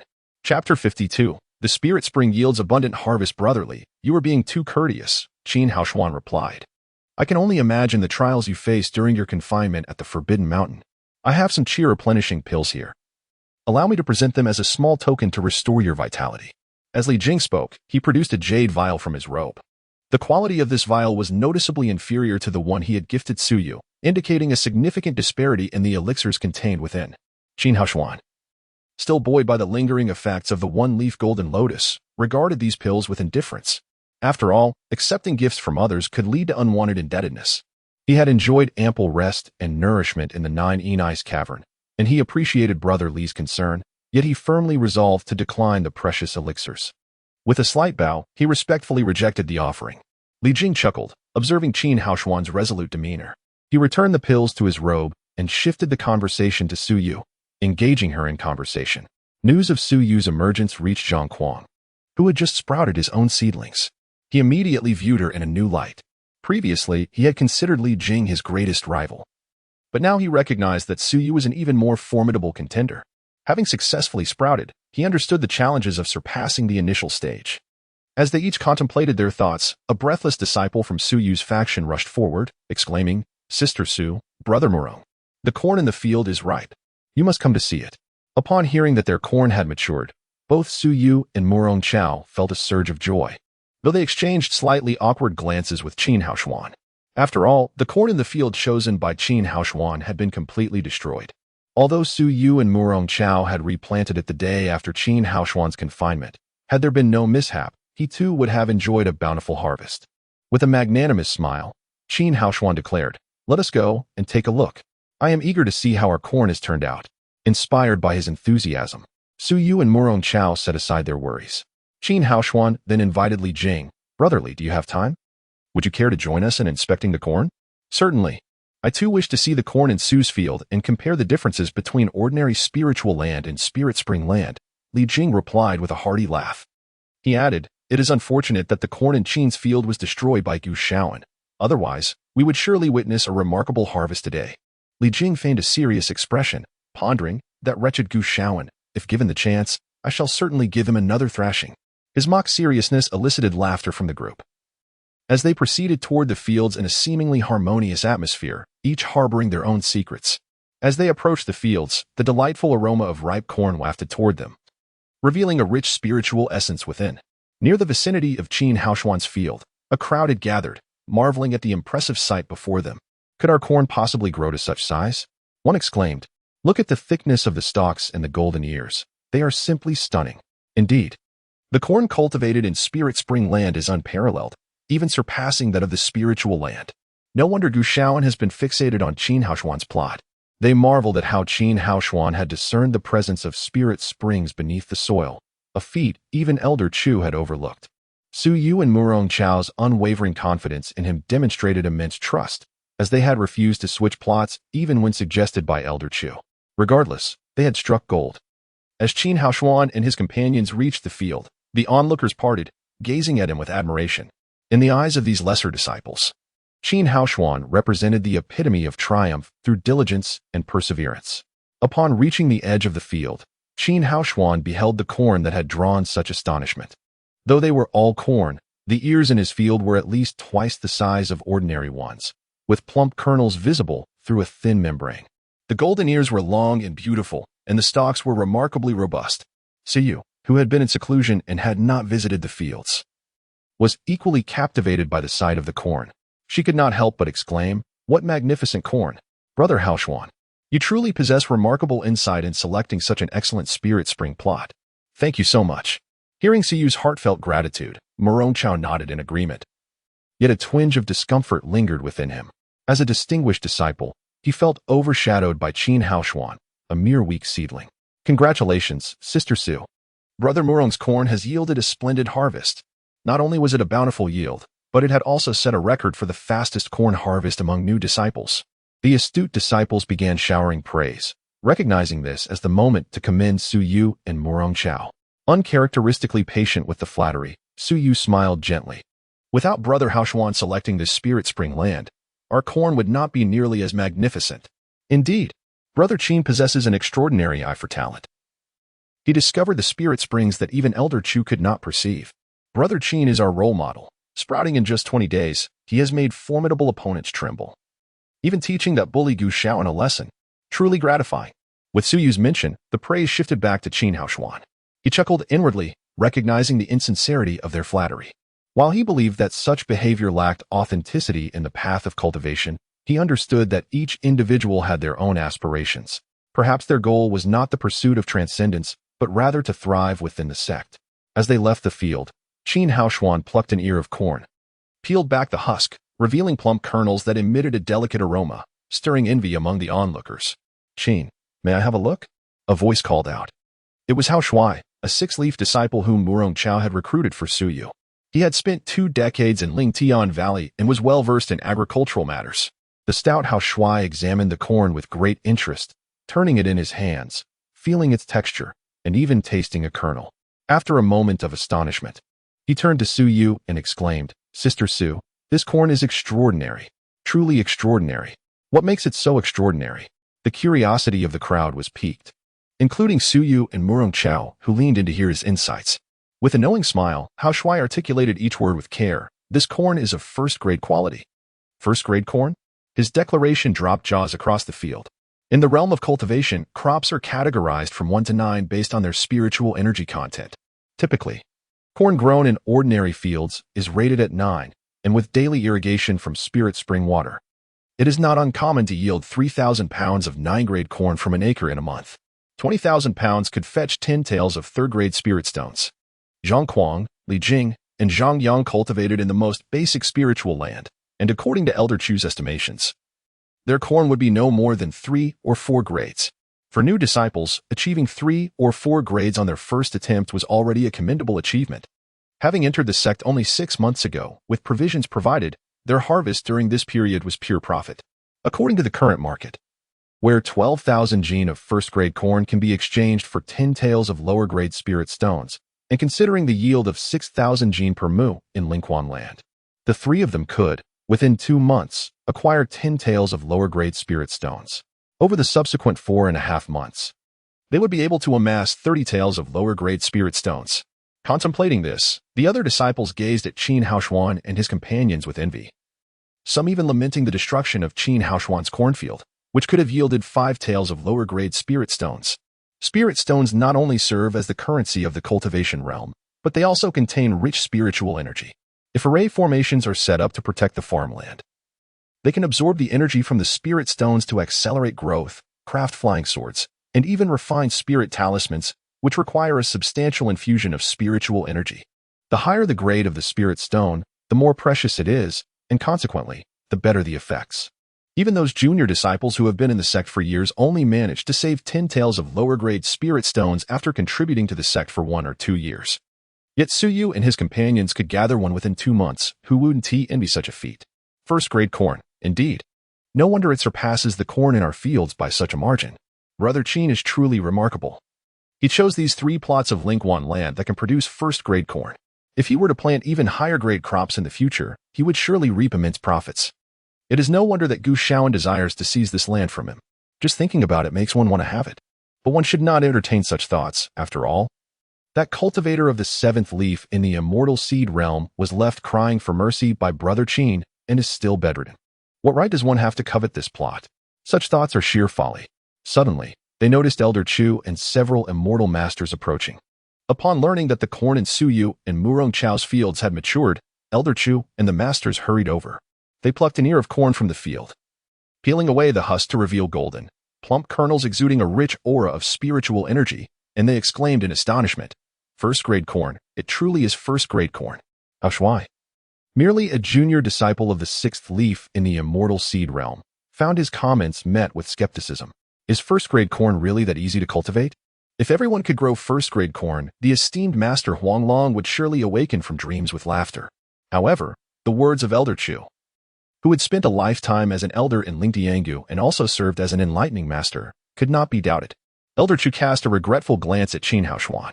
With 3 plots of Lingguan land yielding first-grade corn for Su Yu and Murong Chao, it was indisputable that Qin Haoshuan's corn must also be of the same grade. Had it not been for Gu Xiaoyan's destruction of his entire field, the thought provoked a strong impulse within Elder Chu to drag Gu Xiaoyan here and give her a sound thrashing. To have ruined so much first-grade corn, such wastefulness is truly deserving of punishment. Chapter 53, Celestial Clouds and Celestial Carriages in the Sky. Elder Chu cast a glance at Qin Haoshuan before shifting his gaze to Su Yu and Murong Chao, his face adorned with a radiant smile as he praised. To cultivate first-grade corn on your initial attempt is truly commendable. After his words, he surveyed the 2 acres of land yielding a remarkable 12,000 jin of corn. His expression momentarily clouded as he remarked, however, selling this corn may pose a challenge. If it were ordinary corn, we could exchange it with the brothers from Lingdiangu for some spirit beast dung to fertilize the soil, or perhaps trade for superior seeds. Yet, with such a vast quantity of first-grade corn, I fear none in Lingdiangu could consume it. Hence, I propose a suggestion regarding the disposal of this batch of corn. Please enlighten us, Elder.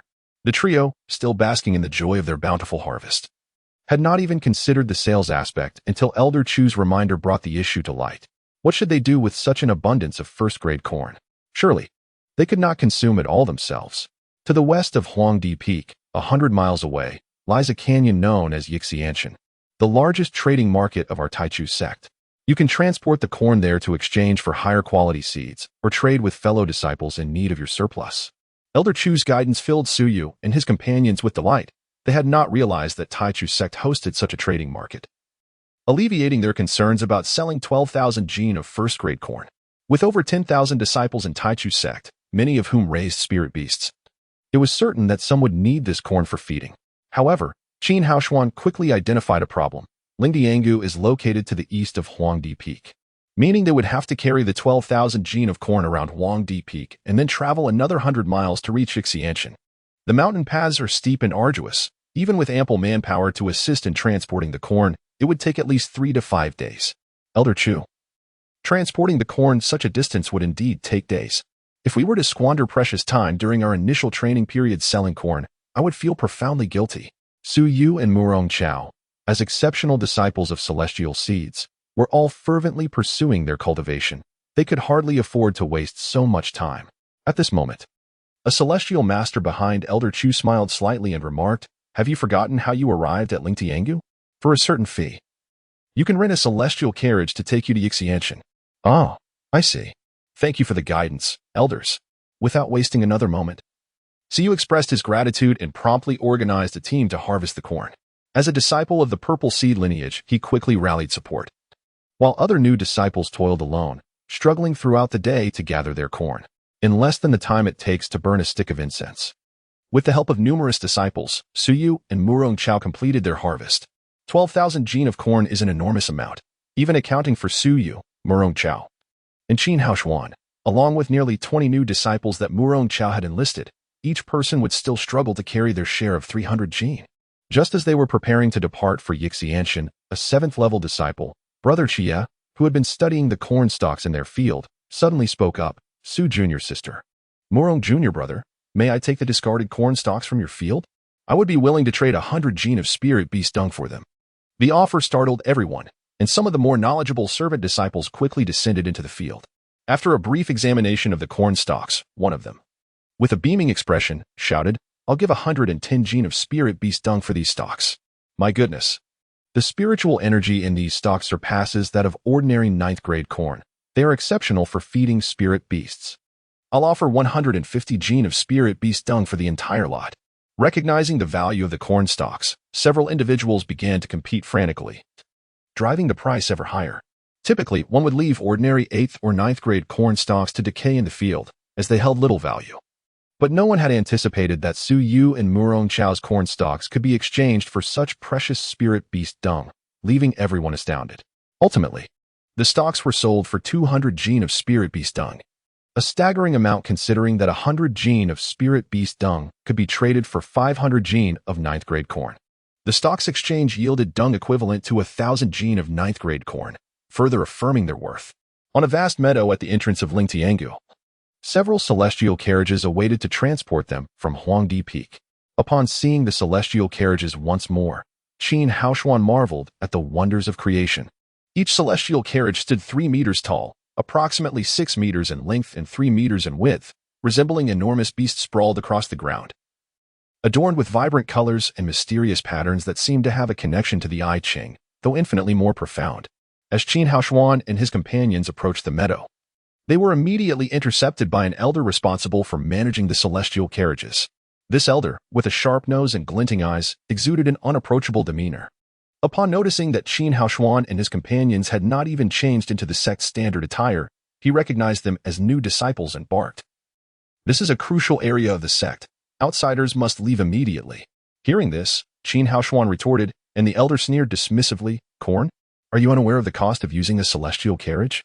With your meager yield of low-grade corn, even with the new disciple discount, 1 acre's harvest would not suffice for a single ride. May I inquire, elder, how many gene of first-grade corn are required as rental fee for the celestial carriage? I humbly ask for a new disciple discount on our behalf." Qin Haoshuan presented a single ear of corn from his shoulders burden. The elder, seasoned in dealing with various grains, instantly recognized it as first-grade corn. His eyes widened in astonishment. He had never encountered first-grade corn from new disciples before, having only seen up to third-grade corn in previous years. As they had the transportation fee, the elder relented, saying, "According to the celestial carriage usage regulations, you must leave 2,000 gene of first-grade corn as a fee. However, due to the new disciple discount, you only need to provide 1,000 gene of first-grade corn to use the carriage once." 1,000 gene of first-grade corn. The disciples, including Qin Haoshuan, gazed at the sharp-nosed elder, feeling as though they were being devoured whole, akin to a lion's greedy jaws. Suppressing their reluctance, they paid the elder 1,000 gene of first-grade corn, who then entered one of the celestial carriages and urged them to swiftly load the corn.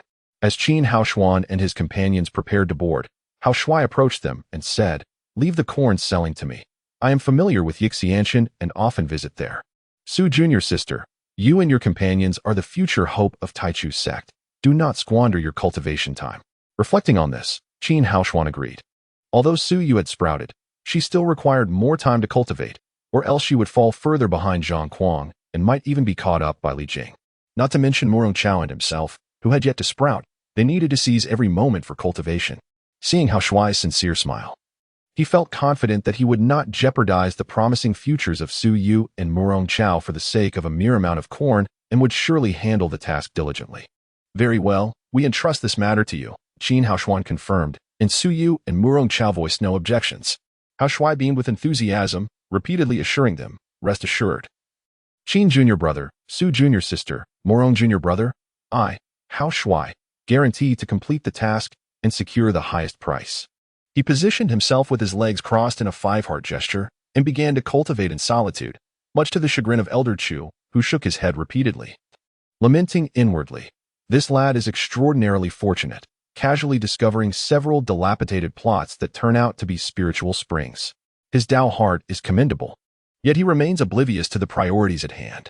Every class, instead of engaging, he either dozes off or immerses himself in his own cultivation, stubbornly fixated on trivial pursuits. Frankly speaking, one might say his mind is somewhat unhinged. He disregards the fundamentals of cultivation, and one can only wonder how he will navigate the path ahead." As winter approached, the night fell particularly early. Elder Chu, still lingering in his thoughts, concluded the lesson. At that moment, Qin Haoshuan awoke from his meditation, and as he left the classroom alongside Su Yu and Murong Chao, they found Hao Shuai and others, who had been waiting for quite some time to sell corn. Noticing the grim expressions on their faces, an unsettling feeling stirred within Qin Haoshuan, prompting him to inquire, "How did the sales go?"